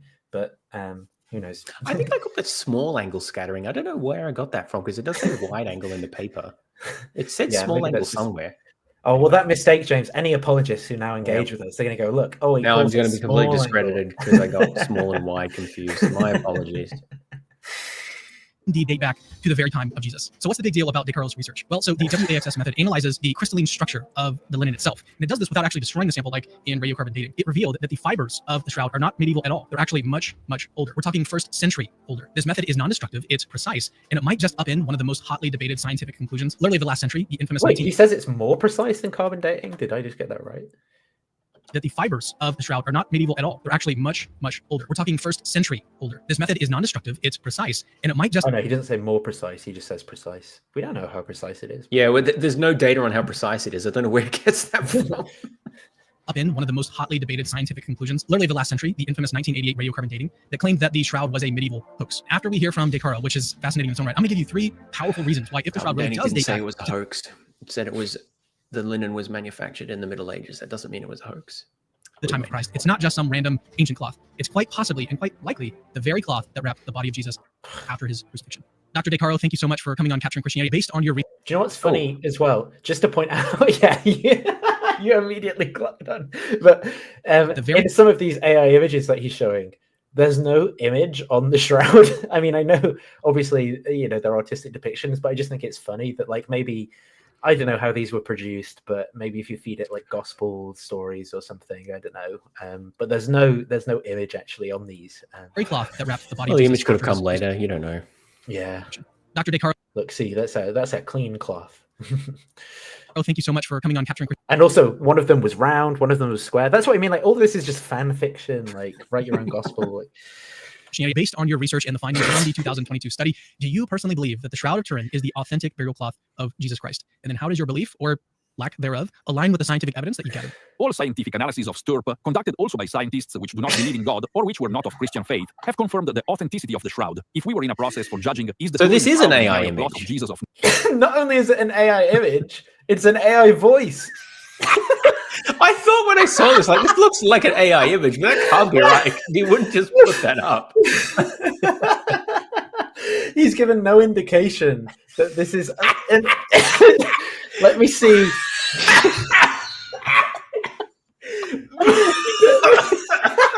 He doesn't even mention. He doesn't even mention with an AI. He doesn't even mention.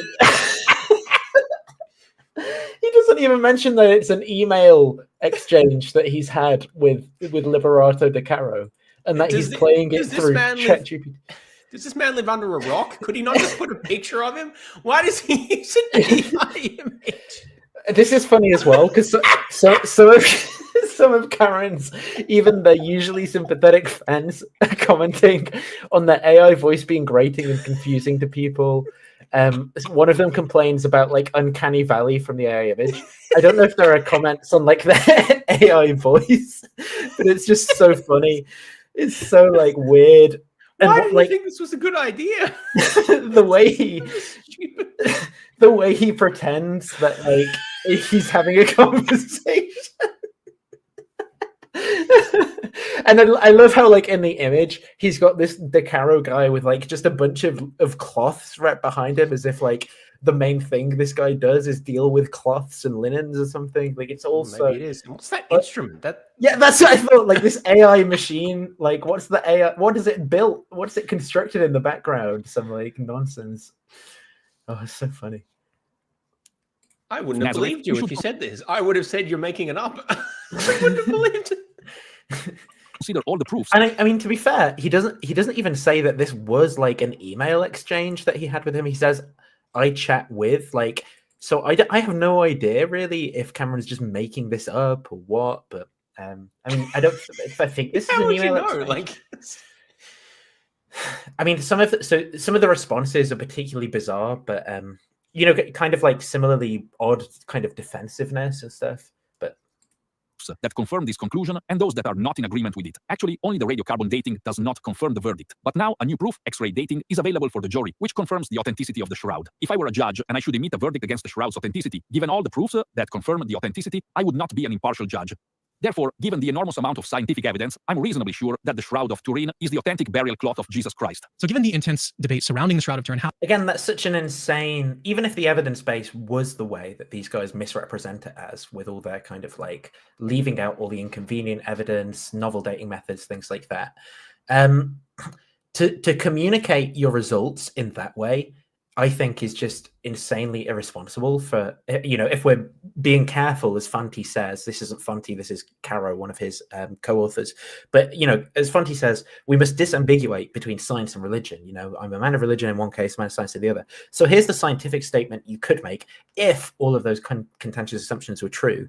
The shroud dates to the 1st century. This is a shroud that dates to this time period. You can't say this is the authentic burial cloth of Christ. That just goes beyond what the data say. Particularly this novel Waxus, you know, dating can't establish that. So that's just an incredibly irresponsible statement for scientists. Yes, it's impossible to establish scientifically that this is a burial shroud of Jesus. The most you could establish is that it dates to the time and place, right? And maybe that it has properties that are consistent with, you know, whatever else. But you can't ever actually say that scientifically. Yeah. How do you ensure that your personal... So I guess that my reason to highlight that is, one, like, you can't trust these guys doing science, and two, it highlights like an agenda behind all of this. Because again, a disinterested scientist, what they would say is this dates to the 1st century, right? That's kind of weird. They wouldn't be so concerned with establishing that it's the Shroud of Jesus. It's only because this guy is like clearly a committed Catholic of some sort that he's doing that. personal beliefs or assumptions about the shroud's authenticity did not influence your research or interpretation of the data. As a check, I have performed also a blind X-ray dating on an ancient linen sample of known age without knowing the age of the fabric from which the sample has been taken. The results of this blind check have confirmed the reliability of the new dating method in determining the age of the investigation. Okay, a blind check? Was that blind check the one in the data? N equals Is that 1? published? Because otherwise it's just trust me, bro. Like, yeah, that's what I mean. Publish that. Ideally pre-register it as well if you want to use it as validation. That would be more convincing. But if he was doing this and he agrees that blind sample is good, why is that not included in any of the papers? Why doesn't he say, oh, and by the way, additionally, we did this blind sample and it, just as an additional piece of, like, it's so crazy that they... investigated samples and ruled out any personal doubt on any possible bias that might have affected the Turin Shroud X-ray dating. Anyway, the definitive proof of the reliability of the Turin Shroud X-ray dating is that the wax's integrated profile obtained on a linen sample taken from a fabric of Masada, Israel, is fully overlapped to the wax's integrated profile obtained on the Turin Shroud sample. Since the siege of Masada... It matches to this one thing, bro, so trust me. Masada is fixed by historical records at 74 after Christ. This full compatibility between the two wax integrated profiles implies that also the Turin Shroud... Yeah, the siege of Masada is, but what's the provenance on that cloth and what potential confounds are there for the linen dating? That doesn't actually make any sense because the Shroud of Turin has a completely, even if you assume it dates to the 1st century, it has a very different history and storage to whatever they found in Masada. So I don't know why you would expect them to have a similar chemical profile. Yeah, you would that would expect actually be them to be surprising to different. me. Yeah. Shroud must have about 2,000 years of history. Wax's integrated profiles are directly given by a computer software, and consequently, there is not any possible human bias because it is simply a machine that gives the output of the measure. Oh, geez. Does he? Surely he can't really believe that. That's just something you say, right? Oh, well, it comes from a computer, so there can't be any human bias. So not only is there the possibility of human bias in terms of like the data dredging, selective sampling, Who wrote the damn computer? Like, what are you talking about? and all that stuff. But I believe that these lines are hand drawn. So that's why I was asking you if you understood these, because my understanding is that they choose these by hand as well. Like I don't know enough about the technique to comment on that. I think that that's the case. I don't know. So I think basically there's so many different like places in this method where researcher bias could potentially, come in and distort. No, but it came out of a computer program. It can't be biased. When I do my statistics on Excel or Python, like it's a computer that puts out the numbers. So like there's no bias there. It's sort of ironic that coming out of a soulless, dead AI voice with this horrifying image as well. He's got like this chicken skin neck thing going on, which is like and the fake writing as well, which I don't know what it says. Like AI is not very good at writing, so it just pretends to write something. Why didn't Cameron just present this as an email conversation and read what the guy was saying? Like that's a normal thing to do, right? I don't know, and I don't know if he's like trying to pretend that his results that he's got something that he hasn't. Well, if you just Google the guy's is this name, even real at all? Like, did he just? That's what I mean. Text is AI. If you search Liberato De Caro, you can find images of the guy. So I'm just gonna just to show like a Google search, right? So he is real, right? He's one of the authors. His name's there. Okay, right. So he does kind of look like that. Let me see. I guess Cameron fed him into he's on the Italian National Research Council to make a horrifying AI version of him. Google Scholar profile, crystal structure. Do you know? I bet what Cameron wanted to do was use the image to make it. Sorry, not use the image. To use the video to make him actually speak. Oh, maybe. But it was too horrifying. So he's like, "No, I can't do that. I'll just put the image." Let me see if I can find what he was going to do. Wait, I want to find. He also thinks that he was born in December. That's probably not true either. It also doesn't 1 BC. That's not an accepted date. Well, it's not what their data showed either. No, it must be something else. But I don't know how you get 1 BC. The accepted is like 4 BC. What I'm trying to find out though is this guy a Catholic? Basically, I should have done this beforehand, but who cares? Let's just go back to the other thing. That's what would convince me of the Shroud if it turned out this guy was actually an atheist. After all, it'd be kind of funny if, like, you're an atheist and you still believe that it was like, it's the authentic burial cloth of Jesus, but I'm still an atheist. I don't know how that would work, but that would be funny. Well, what I mean is, if you were an atheist and you were also like engaging in all of this like clear confirmation bias and shoddy science to like establish the the date that you wanted to get as well. But Well, it could be what we said before. That he's just trapped by his students in the funding body. Yeah. He just has to keep going on the treadmill. The AXS dating method that you use is relatively new, like it hasn't really been used to date other ancient textiles, and it also involves several assumptions. How confident are you in this method's accuracy? Look, here it is. And Yeah, it's a video. It's just what I applications said. to other ancient textiles. Dating methods need a calibration curve. This finding is common to both radiocarbon dating and X-ray dating. All calibration curves are derived by means of several assumptions, but as already clarified in the previous answer, the wax integrated profile obtained on a linen sample taken from Masada is fully overlapped to the wax integrated profile obtained on the Turin shroud sample, and this result does not need any calibration curve. This result is given directly from the measure and consequently confirms that the Turin shroud should have 2,000 years of history, as previously. When he says we have no need of a comment, I don't even know what he's saying when he says we have no need of a calibration curve, because isn't that exactly what they did in placing? Yeah, that is what they did. So the apparently wax that's in correspondence with. But he's saying the amount of decay of the the cellulose is the same for the Masada sample and the Turin sample. Therefore, they must be the same age. Now, we know that's not true because if they were stored at different temperatures, they would have different amounts of decay, even aside from other possible differences. So he would know that. So he's talking out his ass because that's demonstrably false from what the paper says. Discussed. A databank of many WHC's integrated profiles obtained by different laboratories on several samples taken by ancient linen fabrics could allow the X-ray dating to become a very useful tool for archaeology, complementary to radiocarbon dating, just for textile samples, which could be highly contaminated by 14C of more recent age. Some critics have no. So I agree with him there. Maybe not even, I wouldn't necessarily think it would be useful just for the cases where there might be 14C of more recent age, because I don't know how many radioactive resurrections there are as well. That Could be more, you never know. But yeah, like I agree with him. This could turn out to be an interesting, potentially cheap and non-destructive method of testing samples. That would be really cool if they actually put the work into getting it to that place, that it could be like that. That's about the only thing I think he said so far. Well, you should do that work first before you can date a controversial and highly publicized artifact. But, maybe that's a bit too much. Noted that researchers involved in the 2022 study were also part of the controversial 2017 blood study, which was later retracted. How do you respond to the seemingly valid concerns that the controversial history of your background might actually undermine the credibility of these 2022 findings? We have answered point by point to the retraction letter of the PLOS ONE editors. Our reply is not immediately visible on the PLOS ONE webpage, where is reported the retraction, because it has been introduced by the journal as a comment to the editor's retraction. This editorial choice causes a reduced visibility of our reply to the editorial retraction. Anyway, the PLOS ONE editor's answer to our reply to their retraction is still missing, and we are still waiting for their reply. Therefore, for the rules of peer reviewing, the results discussed in the paper of 2017 are fully valid, because until now there is no PLOS ONE editor's reply to our criticisms to their retraction. I'd like to ask you about the 9. So I just think that is pure cope and wrong. Right? I gave a reply to their reasons to retraction, therefore I deserve to. I'm right. Yeah. No.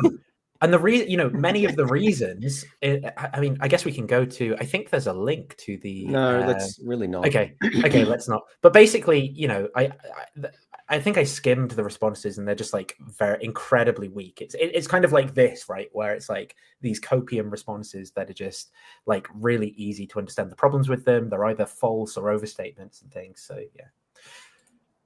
And comparison samples that you used, how confident are you that the sample size is sufficient to draw reliable conclusions about the shroud's age? Like, how did you ensure that these samples were truly representative of the shroud's conditions? We wrote in the conclusion of our paper, since the 14C dating does not agree with our results or with the dating obtained by other works, a more accurate and systematic X-ray investigation of more samples taken from the Turin shroud fabric would be mandatory to confirm the conclusions of our study. We are always available to perform further X-ray investigations on new samples of the Turin shroud, and of course, it would be better if also other laboratories were involved in the new measures. Some critics have... So maybe this was all a funding ploy. It's like, do some really bad science, piss people off enough and hope that they then pay us money to do more. I don't know. Maybe. Yeah, notice how that doesn't answer the question that was asked as well, which was how do you know that you had enough samples to validate the method? And he's like, well, it's basically an admission. Samples. Yeah, it's basically an admission that it isn't good enough, right? It's like, yeah, we'd love to do more. So. Yeah. Pointed out that the temperatures used in your fire simulation tests were actually lower than the actual combustion point of linen, which is around 310 degrees Celsius. Could you explain why you chose 200 degrees Celsius as the maximum temperature and how you defend this choice against critiques that it doesn't actually match the fire conditions that it would have been subjected to? As stated in our research, the sample analyzed by X-rays has been taken very close to the samples used in 1988 for radiocarbon dating. Indeed, they were taken from a corner of the shroud, very far from its burned regions. In fact, very far? Well, I guess we have different definitions of very far. Centimeters, yeah. I mean, look, for if you live in Mino's paradox, then it's pretty far, you know.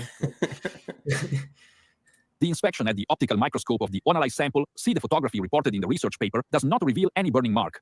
On the other hand, if every part of the shroud had reached 310 degrees Celsius of... Yeah, but the point is, it doesn't have to necessarily have like a carbon burning mark for the cellulose to have been damaged by the temperature, right? Yes, exactly. It doesn't have to. So it's very close. It's centimeters away from a site of combustion. So that means at least 310 degrees C at some point in its history, excluding, you know, other temperatures and their effects over time.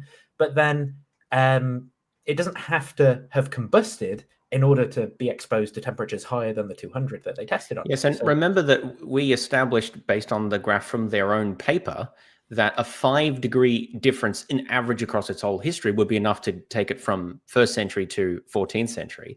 So the method is very sensitive to the temperature. So it would be interesting to establish how much of a difference it makes if you go from 200 to 250 or 300 in terms of how long an exposure to that temperature would be necessary in order to make a significant difference. They don't really show that. Yeah, and even what they'd need to do to assess both fire damage and temperature over time would be to say, take that sample of linen that they baked at 200 degrees and maybe samples that they baked at other temperatures, and then keep, you know, parts of those samples at different temperatures over time to see the effects of both, you know, compounding fire. That's a good point as well, because it could have a cumulative effect on the decomposition. Yeah. Temperature, i.e., also the region of the corners, the shroud would have been completely burned and we would no longer have any relic. Evidently, since the shroud still exists, this did not happen, and the maximum temperature of the corners was much lower than 310 degrees Celsius. He does not know that. He has no idea. And it's not right in the corner. It's right next to a burn mark in a little bit. One of the burn marks that's down the seam. Yeah.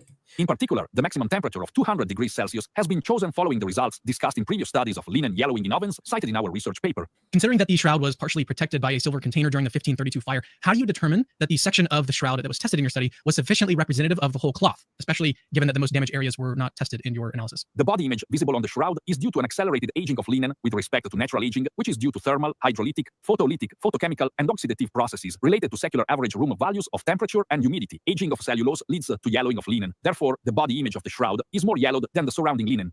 For a correct dating of the shroud, we needed to have a sample of the background, as that one analyzed, taken from the corner of the cloth. For the above reasons, just the most damaged areas of the cloth had to be avoided, because they are not representative of the natural aging of the relic. Moreover, which is literally what they had, goddammit. Yeah, and it's funny because that justification would also then be applicable to the radiocarbon dating that was used. Like, yeah, we wanted to choose a method, a section that was away from the image. And that wasn't otherwise damaged. Well, yeah, that's why they chose that region. So the radiocarbon dating is then fine. Like, yeah, great point. The same justifications would be supportive of the radiocarbon dating. It doesn't make any sense. In laboratories experiments, by using ovens to cause accelerate aging of textile fibers, it is possible to keep constant the relative humidity even at very high temperatures, e.g. 200 degrees Celsius. Conversely, during a fire, the room relative humidity goes to zero, and in turn, this finding inactivates the acceleration of aging processes of... Okay, so the room relative humidity goes to zero at that time, so it is claimed. I mean, there's no kind of discussion about, you know, a fire and maybe like water nearby and steam being produced or anything like that, or the water that is poured on the cloth to put the fire out and how that might, you know... Yeah, that's a good point as well. They just assumed that the humidity goes down, and so that kind of counteracts the temperature effect, but... Yeah, like maybe it does for 10 minutes, of assumptions. Right? What about over 1,000 or 2,000 years? You know, what happens with respect to the humidity? Yeah, what if there is steam produced by, the water that's put out the fire or by some other process? Cellulose. For this reason, X-ray dating of the Turin shroud has not been influenced by the 1532 fire, as discussed in detail in another peer-reviewed research paper linked in the description of this video. Beyond the 1532 fire, have you actually considered other potential contamination factors, such as exposure to oils, incense, or other substances over the centuries of veneration and display? And how might these have affected the linen fibers? And then consequently, the dating... This is the extent of Cameron's critical thinking, I guess, because he had someone on who said it was held in the corner, so the carbon dating is wrong.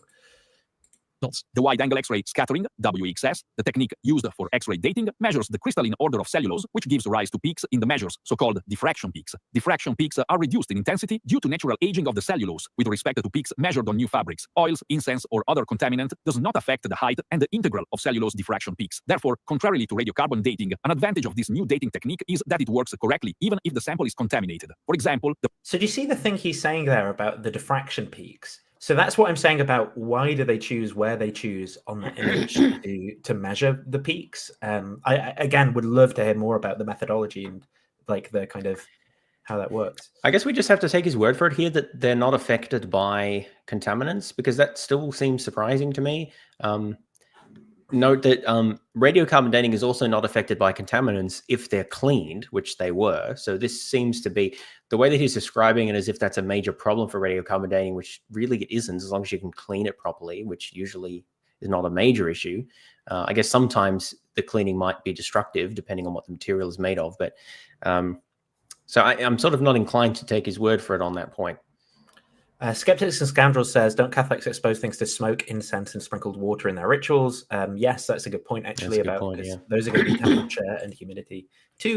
Well, there's also a giant water stain right next to where that cloth was cut from as well. I'm not sure where that originated, possibly from putting out the fire, but we don't know that. Yeah.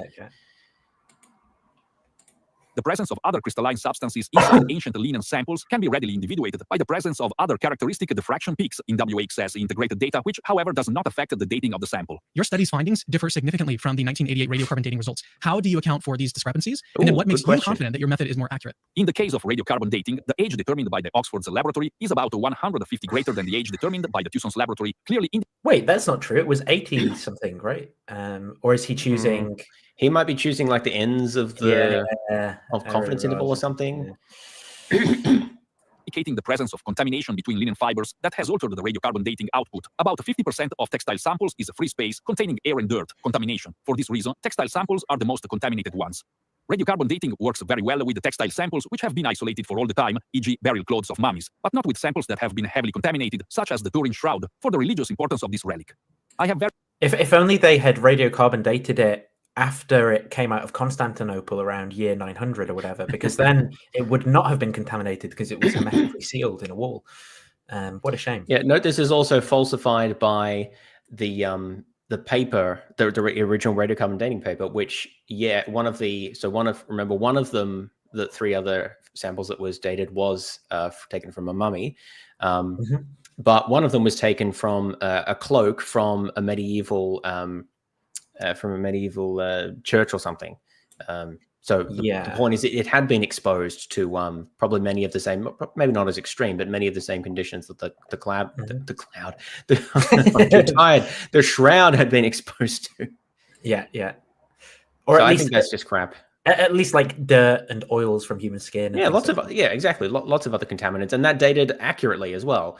So it is true that contaminants can be an issue, but he just ignoring the fact that they cleaned it very intensively. Well, yeah, he's not talked about that at all. And like, you know, what's a potential reason why the Oxford sample shows the discrepancy in the date is because it was cleaned even better, right? Yes. So maybe that. And the amount of contaminant you'd have to have in order to get a 1st century date to become a 14th century date, as we've established, is that I think it's over 2/3 of the sample would have to be contaminant, which is just extremely implausible, and that would have been noticed.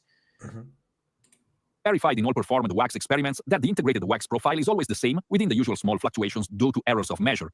Therefore, X-ray dating should be highly reproducible and sufficiently accurate. Nevertheless, as explicitly stated in the conclusions of our research paper, when two techniques give different results, it could be useful to further check dating new samples, also to verify from an experimental point of view what is the more accurate dating method. Dr. DeCarlo, one of the most pressing questions that people have about your research is how do you actually account for various factors like humidity, atmospheric. I don't know if Cameron will have translated this out of Italian into English and then into ChatGPT voice prompt or whatever. So I assume that this guy can probably write in English, but probably just doesn't speak it very well, would be my guess.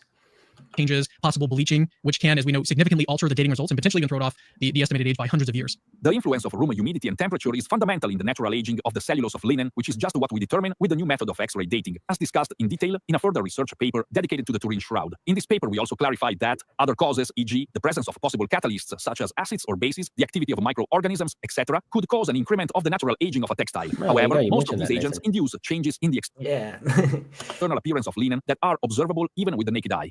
Raymond Rogers, who inspected the shroud in 1978 and later observed fibers from the shroud under the microscope, ruled out many of these hypothetical agents. In particular, the sample of the shroud, analyzed by wax to date the fabric, seen by means of an optical microscope, did not show any evident deterioration due to chemical action, mechanical friction, autocatalytic decomposition, microbiological attack, or fire damage. Blanching can be considered as one of the other causes mentioned above. Let's talk about the broader science. scientific community, how have they responded to your study's findings? Have you encountered any significant challenges or critiques during the peer review process that sort of led you to reconsider, maybe refine some aspects of your methodology? Yeah, we got no feedback during peer review. We just paid them a bunch of money and they published it. We got a receipt. We received the reports of 3 reviewers suggesting several modifications to the first version of the paper, which surely have been very useful to ameliorate the discussion of the research's results. No critical point was raised during the reviewing process. One hallmark of scientific success. So your reviewers are morons then? Yeah, like how obvious problems. Yeah, well, yeah, this is exactly why MDPI is a low quality journal, right? To replicate results. How confident are you that other research teams using the WAXS technique on similar ancient textiles would arrive at the same conclusions as your study? And then what challenges might they face in replicating your work? As already stated, a data bank of many... What's that? I just said that's a good question. Yeah, okay, some of these questions are good. It's just Cameron sort of... I mean, maybe the format precludes it, but doesn't have it. It does, but that's sort of part of... I mean, he chose the format, right? Yeah. He just doesn't at all comment on the answers, many of which are evasive. Mm-hmm.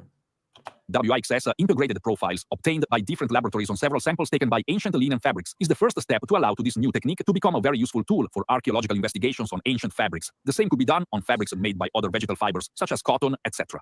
However, to compare WAXS profiles obtained by different laboratories, it is mandatory to have similar instrumental characteristics regarding the source size and brilliance, focusing optics, etc. Therefore, the same results cannot be obtained by any laboratory, but it would be needed to have instruments with performances like that one available in the XMI lab of the Institute of Crystallography in Bari, Italy of the National Council of Research, where I work. Anyway, there are many laboratories in the world with similar instrumentation. The WAXS measurements obtained by different laboratories with instruments with the same characteristics are expected to be surely in agreement each other. Also, radiocarbon dating now has available new instrumentation that... I love how rather than like a scientist would say, yeah, we need to verify any differences that we get between labs, he just asserts that he's very confident they will be the same, which is like the opposite of the scientific attitude again. But I suspect that you would not. I don't think their results will be replicated. That's my prediction. If someone ever tries. Yeah, I suspect not as well. If anyone who watches this has access to that sort of apparatus, particularly if you're in the UK, I can't comment on James's availability in time, but if you're in the UK, I'd love to, give that a go and set something up. Right? Let's see what we can. We've got to have the samples as well. Yeah, we'll get a bunch of samples if we can set something up. Or at least we could. Well, at least what we could do is look over, even if we couldn't get like super ancient samples, maybe we could like look at different samples and see if there's like any kind of. We got some old stuff in the UK. We don't have much old stuff here, fabric-wise at least. Than those used in the 1988 measures. However, radiocarbon dating is destructive. Conversely, the samples in X-ray dating are not destroyed. Therefore, on the same sample, different laboratories can measure wax integrated profiles and compare the obtained results, thus leading to a greater reliability of X-ray dating. I don't know about you, but that interview was fascinating. The implications of Dr. DeCarlo's research are it wasn't an interview. Insane. The way he makes no concession to the fact that was AI generated imagery and voice and like email interaction is just so bizarre. Why does he present it that way and just not even comment on it? It's like there's like a big elephant in the room, and it's like with all of this stuff, it's just like don't look at this weirdness. Like just sit with it. It's very odd. Well, look, a hot take there would be that Cameron probably wrote the questions with some assistance, and then he recorded him asking the questions, and then he received the responses. He sent his recording of the questions with the responses to someone else. To make the video and chop it all together and get the AI and everything else. So that's why he doesn't comment on it, because he didn't actually, I mean, he presumably approved it, right? But he's just like, yeah, that's fine, whatever. Just yeah. Because it's just so like, that's a serious explanation for something like what happened. Because if you would actually do this from the outset, like plan it this way, you would say something like, hey guys, so I wanted to interview this scientist here. He doesn't have the best English, so I thought I'd try something a bit different here, and we'll see how it goes. Right? You preface it something like that, so people are ready. You don't just say that it's an interview, and they just have this, and then this spooky AI turns up, and then never comment on it. It's like in The Simpsons where they move the whole town 10 miles down the road or something, and then at the end of the episode say, and we'll never speak of this again. Yeah. It's just like, well, I'll just interview an AI pretend scientist and we'll just never speak of it. They're massive. If the WAXS method is accurate, we're looking at extremely strong evidence that places the shroud in the very first century, like right where it would need to be to align with Jesus's burial. We're probably wondering, like, even if the shroud is that... That's not even right, because it doesn't place it at the right date. It's still a few hundred years out. But old. Why should we believe that it's Jesus's burial cloth and not just some random relic? Let me walk you through 3 reasons why this ancient linen is likely far more than just some random artifact. So first, the Shroud's image remains one of the greatest unsolved mysteries in science. It's actually ridiculous. Like, we're talking about an image. Very much not true. Yeah, what's a greater unsolved mystery in science? Like, you know, what nature of dark matter is, and dark energy, like, or the shroud. How do you produce the image on the shroud? That's not painted, it's not drawn, and it's not stained onto the fabric. There are no pigments, there are no... We have a Craigian disjunctive syllogism there. That's very, very nice. Hey, David Fawkes here. Welcome, David. Thanks for... He says, when I criticize Dakara's work, Dakara reply, it is beneath my dignity to respond to Dr. Fawkes' criticisms. Oh, well, maybe we'll get... Yeah, that's fair. I mean, you can't really argue with that, right? You know, if it's beneath the guy's dignity, it's beneath his dignity. You know? You've got to respect that. Yeah. But it wasn't beneath his dignity to repeatedly publish in predatory journals with really bad data. I also wonder if it wasn't beneath his dignity to be represented as an AI, a facsimile like this. Like, I don't know if he, presumably you'd get permission, right, to do this. Like, I would hope that he got permission. Very odd. It's sort of weird either way now that I think about it, because if he did get permission, why would you give permission to this? Like, this is just horrifying. But then if he didn't get permission, well, that's also kind of horrifying. So I don't actually know which is what. I mean, this DeCaro guy also strikes me as the sort of person that thinks that AI is like the Antichrist or something. So, you know, like, but this, yeah. That form the likeness of the man on the shroud. And in fact, forensic experts have confirmed that the bloodstains are from real human blood, but the image itself completely unexplained. Modern science, with all of its technological advances, still cannot replicate the image on the shroud. How is that even possible? Like, it shouldn't be possible. It's almost as if the image was... David, by the way, David Falk, if you are here, would love to hear more about that D-stretch stuff, because we don't know a lot about it, and don't know if it's right to apply it in this case. So any more on that, please talk about that somewhere or link us to it. Anyway, carrying on. Like seared onto the cloth by some sudden immense burst of energy. And it's not just like a random image of somebody. It's an anatomically perfect front and back depiction of a crucified man. Not only longer than the other, and the fingers being too long and the head being relatively too small, and the position being very awkward. And the guy being like 1.8 meters tall. Yeah, but apart from that, it's anatomically perfect. Yeah. By the way, look at that reconstruction. Oh yeah. It's an anatomically where is the hole? Depiction of a crucified. Yeah, in the that is not in the wrist. That is clearly in the palm. I don't know if I'm not certain if, you know, the Fanti thing that we showed earlier, if he's kind of attempting to reconcile the two, like historians talking about the wrist and this, by talking about it going in at like an angle. So he's like, yeah, it's kind of in the wrist, but it's sort of wrist. Maybe you can get around it that way. Harmonize it. Yeah, it's harmonized. Man. Not only are the details of the wounds accurate, matching the descriptions in the Gospels, but the image also has 3D information. The Gospels, because the guy was basing on the Gospels. Why do people keep pointing that out as if it's some distinguishing factor between the hypotheses? And you know what they really match?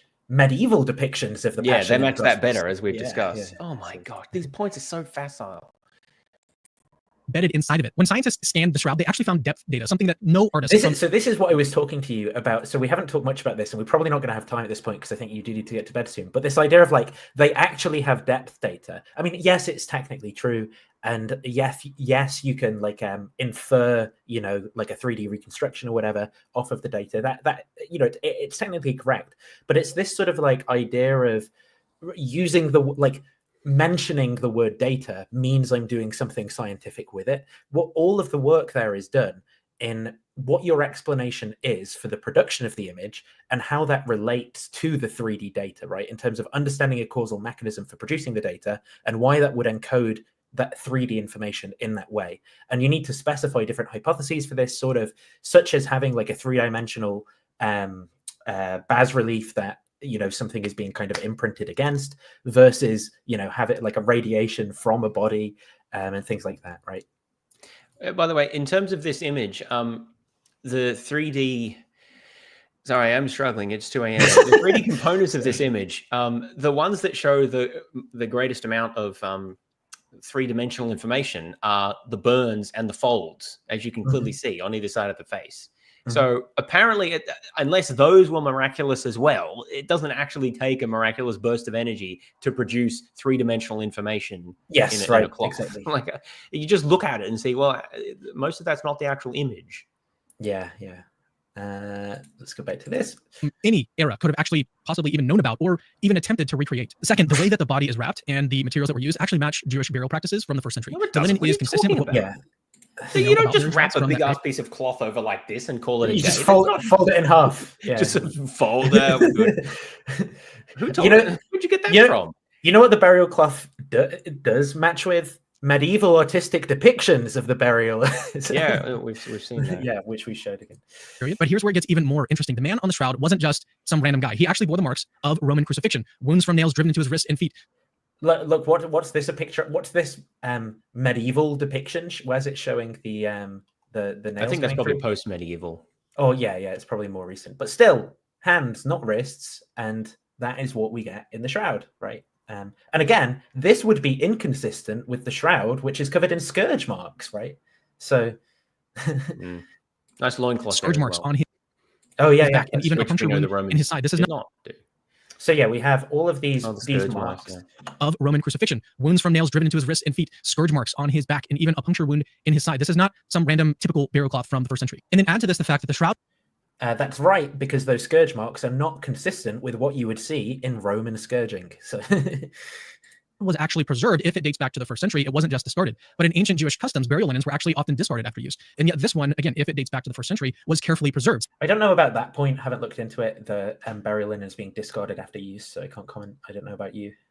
If you know. Well, not if people take it as a religious relic, right? I mean, if this does date back from the first century, then well, obviously people kept it as a religious relic, right? Like that because they thought either because it was deliberately passed off as the Shroud of Jesus early on, or because someone like mistakenly thought that it was, or perhaps added details later. Like I don't think it dates to the first century, right? But I'm just saying hypothetically, if it did, it's not like it's just going to have happened to be preserved. Obviously, people preserved it because they thought it was the burial shroud of Jesus. So it's not surprising that it would be preserved.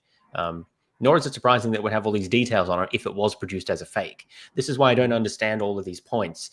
Almost all of them are equally well explained by a forgery as a or not a misunderstood relic or whatever in a time period. Yeah, either way, they're equally well explained by all of those.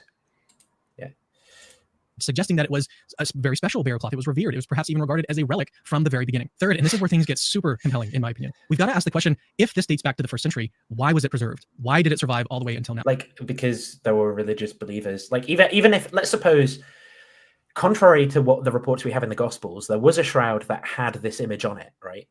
Well, not exactly contrary, but not what we have in the Gospels don't tell us that there was a shroud with an image, right? But suppose there was.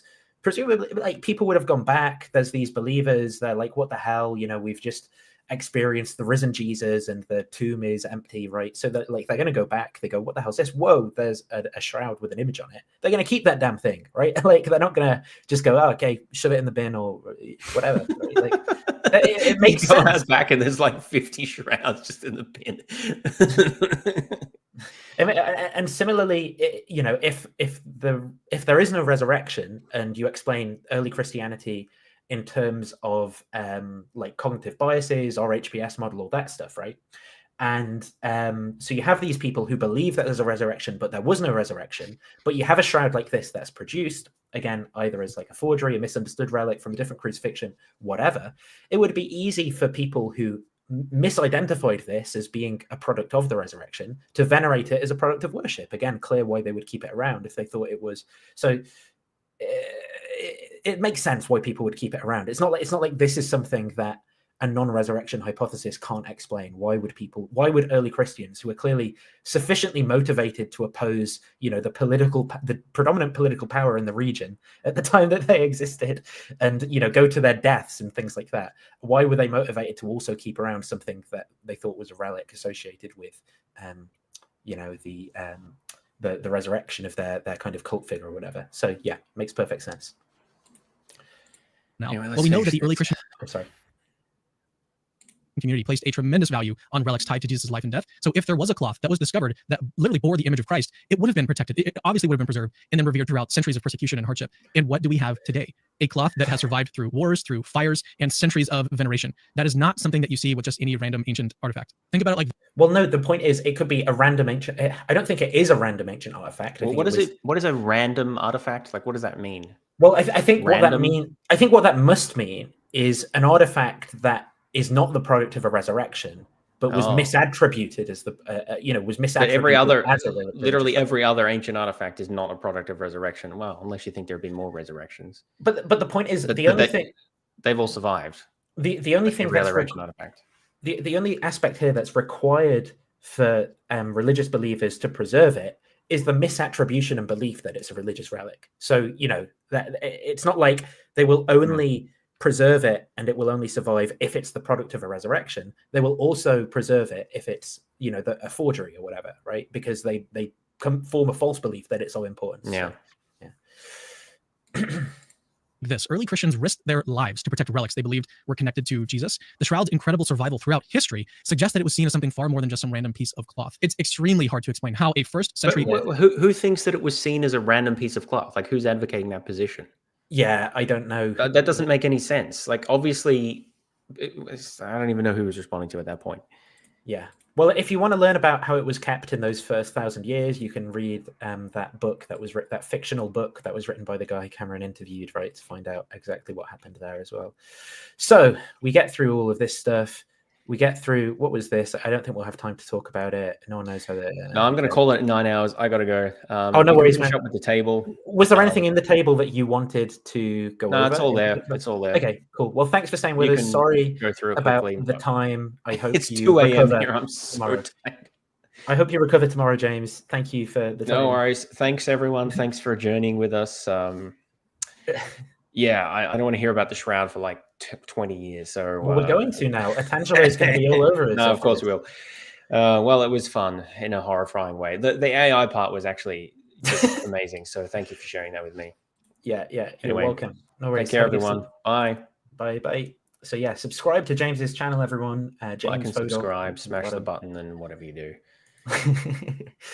So I'm going to go through, basically, I'm going to leave it at that in terms of we've gone through so many different sections there, people who are just joining us from different time zones, whatever. We started off with all the history. We went through all that. We went through, but this table here at the end is basically a summary of an attempt to compare how do these different evidence points kind of compare if we look at the idea that it's a medieval forgery versus the idea that it's a burial cloth of Jesus. Of course, there are sort of other hypotheses that you could consider here as well. So one question is, what's the reason for its existence, right? If it's a medieval forgery, well, we can understand that it's a relic to attract, maybe business is the wrong word. Maybe the right word here would be, to attract pilgrims, if I sort of like... pilgrims, which is associated with, like money for the area, also like the prestige of the, I forget what they're called, is electors the right word? The people who have power in areas, some of them become very interested and involved in having the best relics and making sure, that they've bought them all and so forth. So it makes sense, there's status, there's money, there's religious prestige. Why an artifact like this would exist. Similarly, it doesn't have to be a straightforward forgery or someone just looking to make profit, but in the kind of context of the time, it was a perfectly legitimate thing to do to sort of construct these objects of veneration and worship that would draw one's mind to the sufferings of Christ, right? And kind of help one to understand or even participate in the sufferings of Christ. There was even that alternative explanation that we looked at for the production of the image, in that book, What Did Jesus Look Like?, where potentially it could have been involved in like a ritual ceremony where someone self-flagellated or something like that. That's not how I think the image was produced, but that's what you could, kind of think. So it's well explained under the kind of like medieval origins, or even if not medieval forgery hypothesis. If it was the burial cloth of Jesus, it's not exactly clear what it's supposed to be. A sign from God to the faithful of Jesus's resurrection. Why use this sign? Why the silence for thousands of years? Why is the evidence so contradictory? Does God want us to have conflicting evidence about that? Why does it involve a radioactive resurrection as the evidence base for how the image was produced? Are people for the past 2,000 years supposed to have inferred that the image was the production of neutrons being emitted from from some kind of resurrection event. That's incredibly sort of bizarre as a purported explanation. Biblical accounts. Why do we see it? Why do we see the relationship we do to the biblical accounts, right? Well, forgers make various historically inaccurate mistakes in some cases. So, for example, they include a head which is said to be wrapped by a different cloth, and ignoring the strips language and things like that. I don't think that this cell is actually very well done. I'd probably redo it if I was doing this right now. But the point is that the biblical evidence severely underdetermines what we should expect. But certainly what we do see on the shroud comports with a medieval understanding, right? So if I go back to like the artwork, some of which we looked at earlier, let me get my Obsidian thing open. So back on my timeline, like this is a 1590 depiction, right, of the shroud and the burial being done. And there are other depictions that we can look at, but this is the medieval understanding of the shroud. And similarly, when we looked at that paper on the scourging, let's go back to that. Where's it gone? Not that one. This one. You know, the types of marks that we see are not consistent with any evidence we have for Roman flagellum, but consistent with lots of medieval evidence that we have for depictions of the scourging and their kind of understanding of the devices that were used. So it doesn't necessarily comport with the biblical evidence. Let me go back to this. So the other thing is I have to do here. I didn't finish off doing this very well. I should have done it before we did the stream, but you know, 9 hours of content, you can't complain. The point is that in the biblical accounts, the heads, well, the head has to be strapped with the shroud and another cloth. But the gospel authors choose not to mention the shroud specifically or the image produced by the shroud because reasons. So you have to kind of like introduce reasons why the gospel authors would choose to omit this, and simultaneously believe that the gospel authors are like writing the gospel accounts within, I don't know, say, I don't know what dates you'd go with, but maybe you say like 5 to 10 years of the resurrection. Maybe you go with later, particularly with the gospels that are later, right? If the shroud is kept around as an object of veneration and worship during this time, which it must be if it's legitimate, then you have to include why the gospel authors or some early Christian communities are in possession of this shroud, but also simultaneously it's not reported in the Gospels at all. I mean, that seems a little bit peculiar. The so-called medical evidence. So there's a medieval obsession with the Passion of the Christ, flagellation, which is reflected in the forgery. 3 types of scourging is consistent with popular medieval reading of the Old Testament of the scourging and medieval artistic depictions. And also the artist decided to go with a nail through the wrist and instead of through the hand, instead of through wrist, which is consistent with a medieval understanding. I guess the medical evidence is plausibly explained by the resurrection hypothesis. Jesus was beat up and tortured prior to crucifixion. For unknown reasons, Jesus specifically, the Romans engaged in a method of scourging that they didn't usually do. So that's going to be kind of like a unique thing about this. Oh, the other thing is uniquely, I'll talk about the cloth later as well. Nails through the wrists, but actually James has changed my mind on this. Nails through hands, even though a historical... I suppose the one point it has in its favor is no thumbprint and the thumbs curl when the nail goes through the wrist, but the hands aren't exactly done that great. So, that's perhaps not amazing evidence. Lack of documentary evidence prior to the 14th century. Well, that's well explained because the shroud did not exist prior to its creation on the medieval hypothesis. And then poorly explained, the shroud was secretly moved or hidden in a wall. It had importance, but all evidence of that importance was destroyed. Attempts to explain it in terms of the image of Edessa or the Mandylion are inconsistent with reports of what the image of Edessa was and its role. And also, contradict with other attempts that Shroudies might go with to sort of identify the image of Edessa or Mandylion with, like, I don't know, like the Shroud of Oviedo or something like that. So, and also like what the Shrouds of Veronica or whatever, it's dissimilar from those because they're painted in different ways. So, poorly explained. The lack of documentary evidence prior to the 14th century.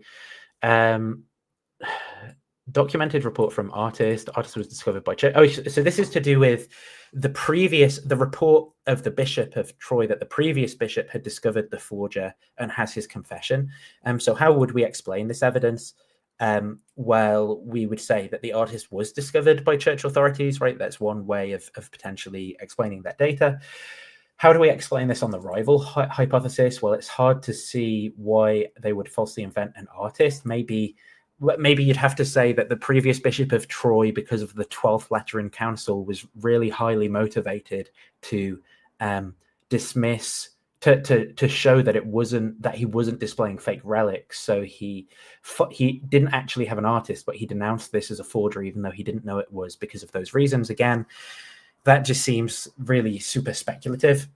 The weave of the shroud, the Z-twist weave, is suggestive of Western European origin. Remember that very few of the weaves from the time were in a Z-twist. Those that predominantly were wool ones rather than linen ones. So this is incredibly unique in that respect. Also, the 3-in-1 weave is uncommon in first century Middle East, whereas it is common in medieval Europe. So the sort of hypothesis again, and also the cotton fibers in between the fibrils, you could potentially explain by the flax being kept alongside the cotton on the inside. And you could explain its production, again, which is exceptionally long and quite relatively wide, by being made with these treadle looms, which appear in Europe in AD 1000. So all of this seems to fit together quite nicely with the weave of the shroud being a European one. It's just poorly explained on the weave is the wrong style and pattern for linen from the Middle East at the time of Jesus. There's literally no evidence of that, whereas there is evidence of, that Victoria and Albert Museum piece of linen in the exact style and pattern dating from the period. There is no evidence of linen in the style and pattern from the period, and it would be prohibitively expensive. Some people have suggested that maybe Joseph of Arimathea is responsible for purchasing the linen, so that explains why it would be so expensive. But still, there's just no evidence to suggest that this was a common pattern from the time. It's better explained by medieval Europe for all of these reasons. I talked about cotton in the weave. Jerusalem soil we didn't really talk about. I guess we also didn't talk about that much. The explanation for this is that Jesus basically like face planted while carrying the cross, so the soil made its way onto the shroud from that. I mean, there's so much cross-contamination stuff that I don't think it's difficult to explain why there's Jerusalem soil, but I didn't really look into rival hypotheses for these that much, so that's something to do in future. I think there's enough to go off here anyway. Pollen we talked about. There is pollen on the shroud from all over the earth, including North America, Central America, South America, Europe, Africa, and Asia. So, the fact that there's Jerusalem pollen isn't very good. Predominantly, the pollens are from all over Europe rather than from the Jerusalem area as well. So that there's like the 1990s attempts to say that the pollen disproportionately favors Jerusalem has been overruled by the more recent analysis of the pollen, and I think it was 2015, but you can go back in the video and watch us discuss that paper. Bodily proportions of image, well explained by the medieval hypothesis. The artist likely used separate methods for producing the head and the body. Extra long hand needed to cover genitals and things like that. So you can explain it because basically the artist and his methods do things slightly wrong. Whereas the bodily proportions of the image, it's difficult to discuss. It's difficult to explain. You've got to say Jesus was like 1.8 meters tall, which is like 6 foot tall in American, but his height is just never commented on and we're talking about, remember, this is relative to the 1st century in Israel, so that height is just what never commented on in the Gospels for some reason, and he sort of has this like peculiar look of being really tall and slender, and his face not being the right proportion, and one of his arms being longer than the other one, and maybe you can explain the arm being longer by dislocation of the shoulder and stuff like that, but again, you have to introduce extra stuff in order to explain that. Nature of the image. Oh yeah, so this is the other thing. Jesus was believed to have long hair in medieval times. Paul discusses in Corinthians that having long hair is against nature. Now maybe that's just aimed at the church in particular in Corinth that he's talking to, but whereas medieval Jesus is depicted quite consistently as having long hair, so it's very expected. You can see why he would have long hair on the medieval if it's a medieval production. Why does he have long hair if it's a legitimate one? Well, because he actually did, but isn't that inconsistent with like what Paul says about the hairstyles of the time?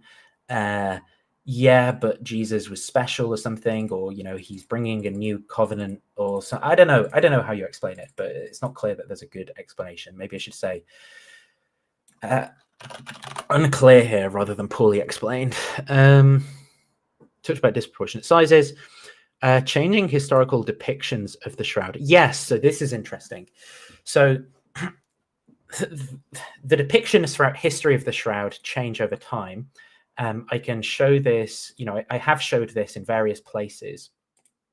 So for example, let's go back to my Obsidian timeline. We can see, for example, on this piece of lead here from the 1350s, that the buttocks are exposed and naked, whereas we see then in 1400s depictions that Jesus is covered in a loincloth, right? Loincloth again here. Whereas then, by the time we get to modern day shroud, there is no loincloth on the image. So I suspect that this is again best explained by touch-ups to the image that are being done. For a full explanation, I would say that there's probably touch-ups of the wounds being done as well. So I think that there's these various reports of people about the redness of the wounds and things. So I think that they're probably using like red ochre pigment in order to touch those up. And I think that possibly, I'm not 100% certain on this, but someone could have painted on a loincloth and then that's become faded over time or something, but I don't really know. Or maybe some of those artistic depictions are just incorrect. But the other thing is why is there a how does the resurrection burning of the image show that why would there be a loincloth in medieval depictions and not now? I guess maybe you've just got to say that those depictions are artistically wrong. Why were I don't really know.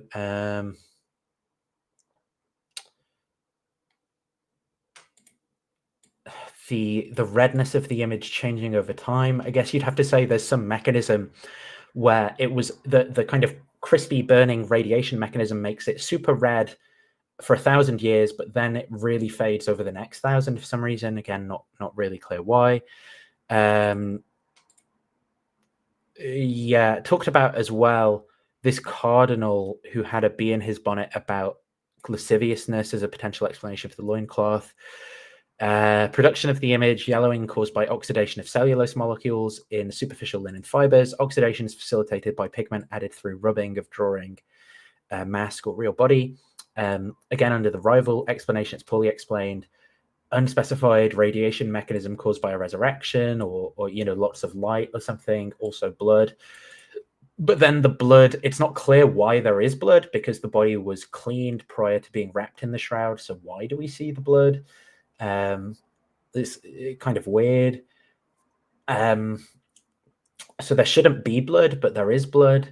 The flow patterns of the blood are kind of strange. Also, the blood's supposed to be dry on like the arms, right? Because the blood, for example, on the hands from the crucifixion, that should be dry. So why is it imprinting? Not really clear to me. Radiocarbon dating. yeah, the linens come from the 14th century. Discrepancies in labs can be accounted for by slight differences in the cleaning protocol between the Oxford lab, because the Oxford lab used petroleum. Poorly explained, dated. So you kind of have to say either that there was an invisible weave, which there's no evidence for in the pictures that were taken prior to the sample being extracted for the carbon dating, and also there are no other invisible weaves on the shroud that we can see, and invisible weaves do leave a visible sign. So you know, really kind of bad explanation. Why is it just, it's just that area? Again, that area is not even close to the image where worse patches are done, and we're supposed to believe that they do this invisible patch method there, but not on the actual image. Or radiocarbon dating is inaccurate from handling. Again, we've talked about why that wouldn't be the case, because they cleaned the samples to get rid of any kind of superficial carbons that would be in it from handling or things like that. Or the radiocarbon dating is wrong from neutron radiation from a resurrection. We've kind of talked about how this is basically just, firstly, it's insane, but that guy did some calculations to show how we have the wrong ratios of carbon 13 to 14 for this to be a good explanation as well. New X-ray dating, how do we explain this data? Well, here's how we can explain it under a medieval forgery. So firstly, it's a novel method. It's unclear if it's precision specificity for linears of this type. Tiny sample size for the calibration. Also that it's been produced by an authors who have a shoddy publication history of, you know, some of them for over multiple decades, basically inventing methods in order to try and vindicate the shroud. And so this is just like really bad evidence. Maybe in future, this could be evidence that would be hard to explain under this hypothesis. But for now, it's basically explained by the fact that this is just a bad paper that doesn't show anything. Whereas on the other hand, you know, you say this novel method is amazing. It dates it to the 1st century. Oh yeah, and you have to sort of say that the samples weren't fire damaged because they're taken far away from where the fire was, despite the fact that when we look at the samples where they were taken from, they're right next to where there were in fact burn marks on the sample. So there's burn marks here, but apparently that's far away from fire damage. And there's water damage here. But don't worry about that water damage because it doesn't matter for the samples as well, I guess. Because the sample was taken sufficiently far away, because Carlos said so or whatever. Yeah, Shroud was protected in a cubby hole where it had a relatively stable temperature and humidity. Okay. Reluctance of the church to perform new tests, while the church is resistant to disconfirming evidence at this point of the shroud's authenticity, would be one explanation. I don't know if that's right, but that is one way of explaining it. Then you have, how's it explained that the relic is holy and must be protected, not subject to handling, probing, etc. Maybe that's one explanation. I don't know. But I don't really know. I haven't actually seen people explain why there is such a reluctance to date it. But there were those questions that were asked to that Catholic apologist guy, but he basically just hand waved the questions away and said, you know, he just answered a different question, never really gave an answer. So there we go.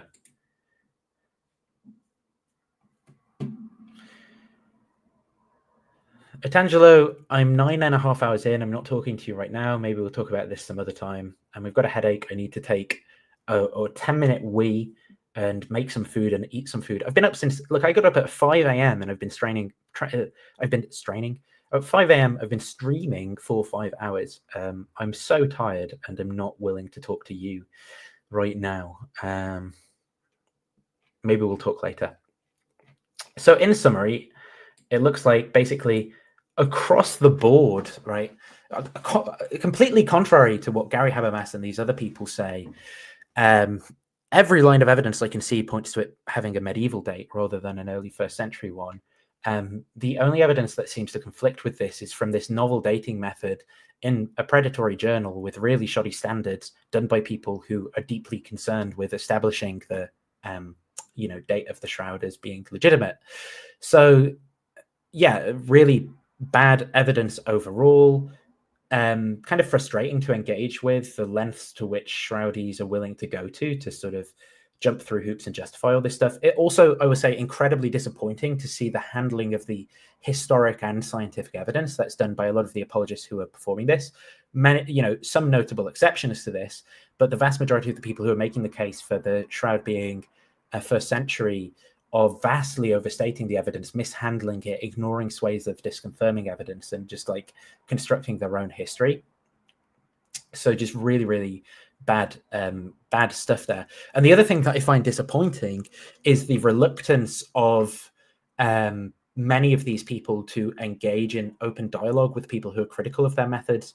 So, for example, that Carlo guy or Fanti or Cameron, Cameron, as far as I understand, didn't invite David Falk on to have a conversation with him about his criticisms, or didn't invite on the Reason to Doubt guys to talk about carbon dating. Similarly, it seems like people like Fanti and the other authors are kind of only willing to engage incredibly defensively through email exchanges where they can kind of protect criticisms of their view, which this isn't how science is done by debate or anything, but I just find it kind of incredibly disappointing. I would think that they would want to engage in better standards. And then if you're into sort of improving scientific methods, you'd think that if they were coming up with novel methods and they wanted to do a really good job, they would do stuff like I'm going to say pre-publication again, pre-registration of their data, publication, blind sampling, things like that. It seems, and again, publishing all the data that they have and all of the equations and steps that they performed, all of the assumptions about p-values and whatnot that went into doing that. And they just seem to basically not be interested in doing any of that. They publish a very selective sample that seems to just about fit what they want to establish. But even then, if you fit an S-curve to the data that they have and plot the date that it would predict for that age factor, you don't get the right date, so it's not clear. It's just really, really bizarre.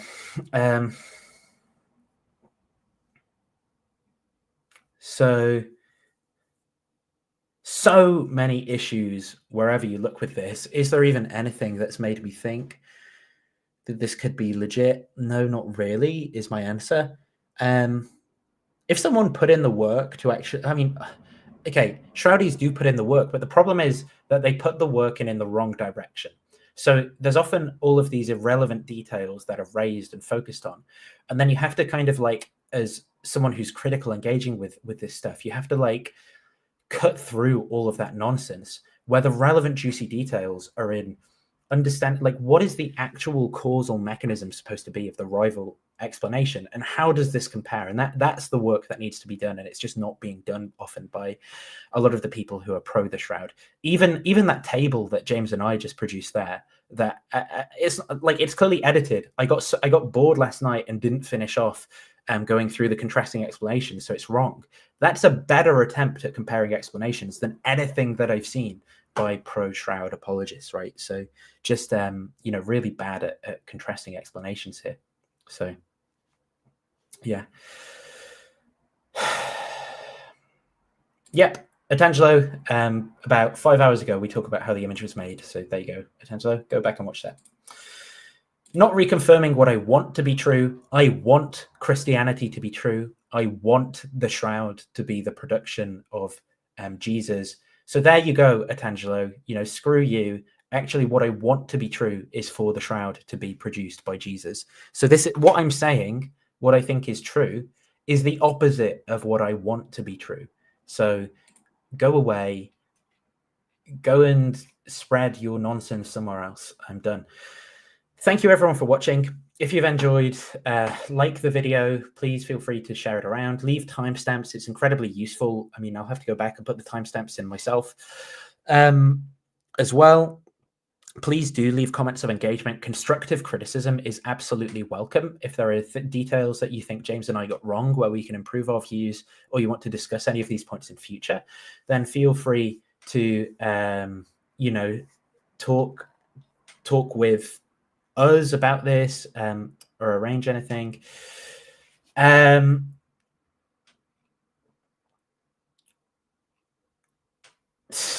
What else?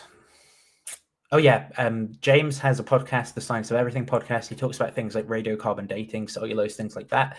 If you're interested in the science behind it, check out his Science of Everything podcast. Subscribe to his channel. My channel, Digital Gnosis. You can subscribe here for future Bad Apologetics episodes. You can join the Discord and raise specific forum topics about the Shroud if you want, and discuss things further there. The other thing is Patreon. You can, support this work on Patreon if you want. So patreon.com/Digital Gnosis. Links in the description to all of that if you want to support my work. James also has a, does he have a Patreon? Yeah, for the Science of Everything. You can find it on his channel. So thank you for watching. I hope it's been useful. I have a headache and need a massive wee. So I hope you guys enjoyed it and got something out of it. Please engage with this, share it around, and let people know the good news about gospel skepticism. Gospel skepticism, shroud skepticism. Can't even talk at this point. Thanks, guys. Enjoy. Bye.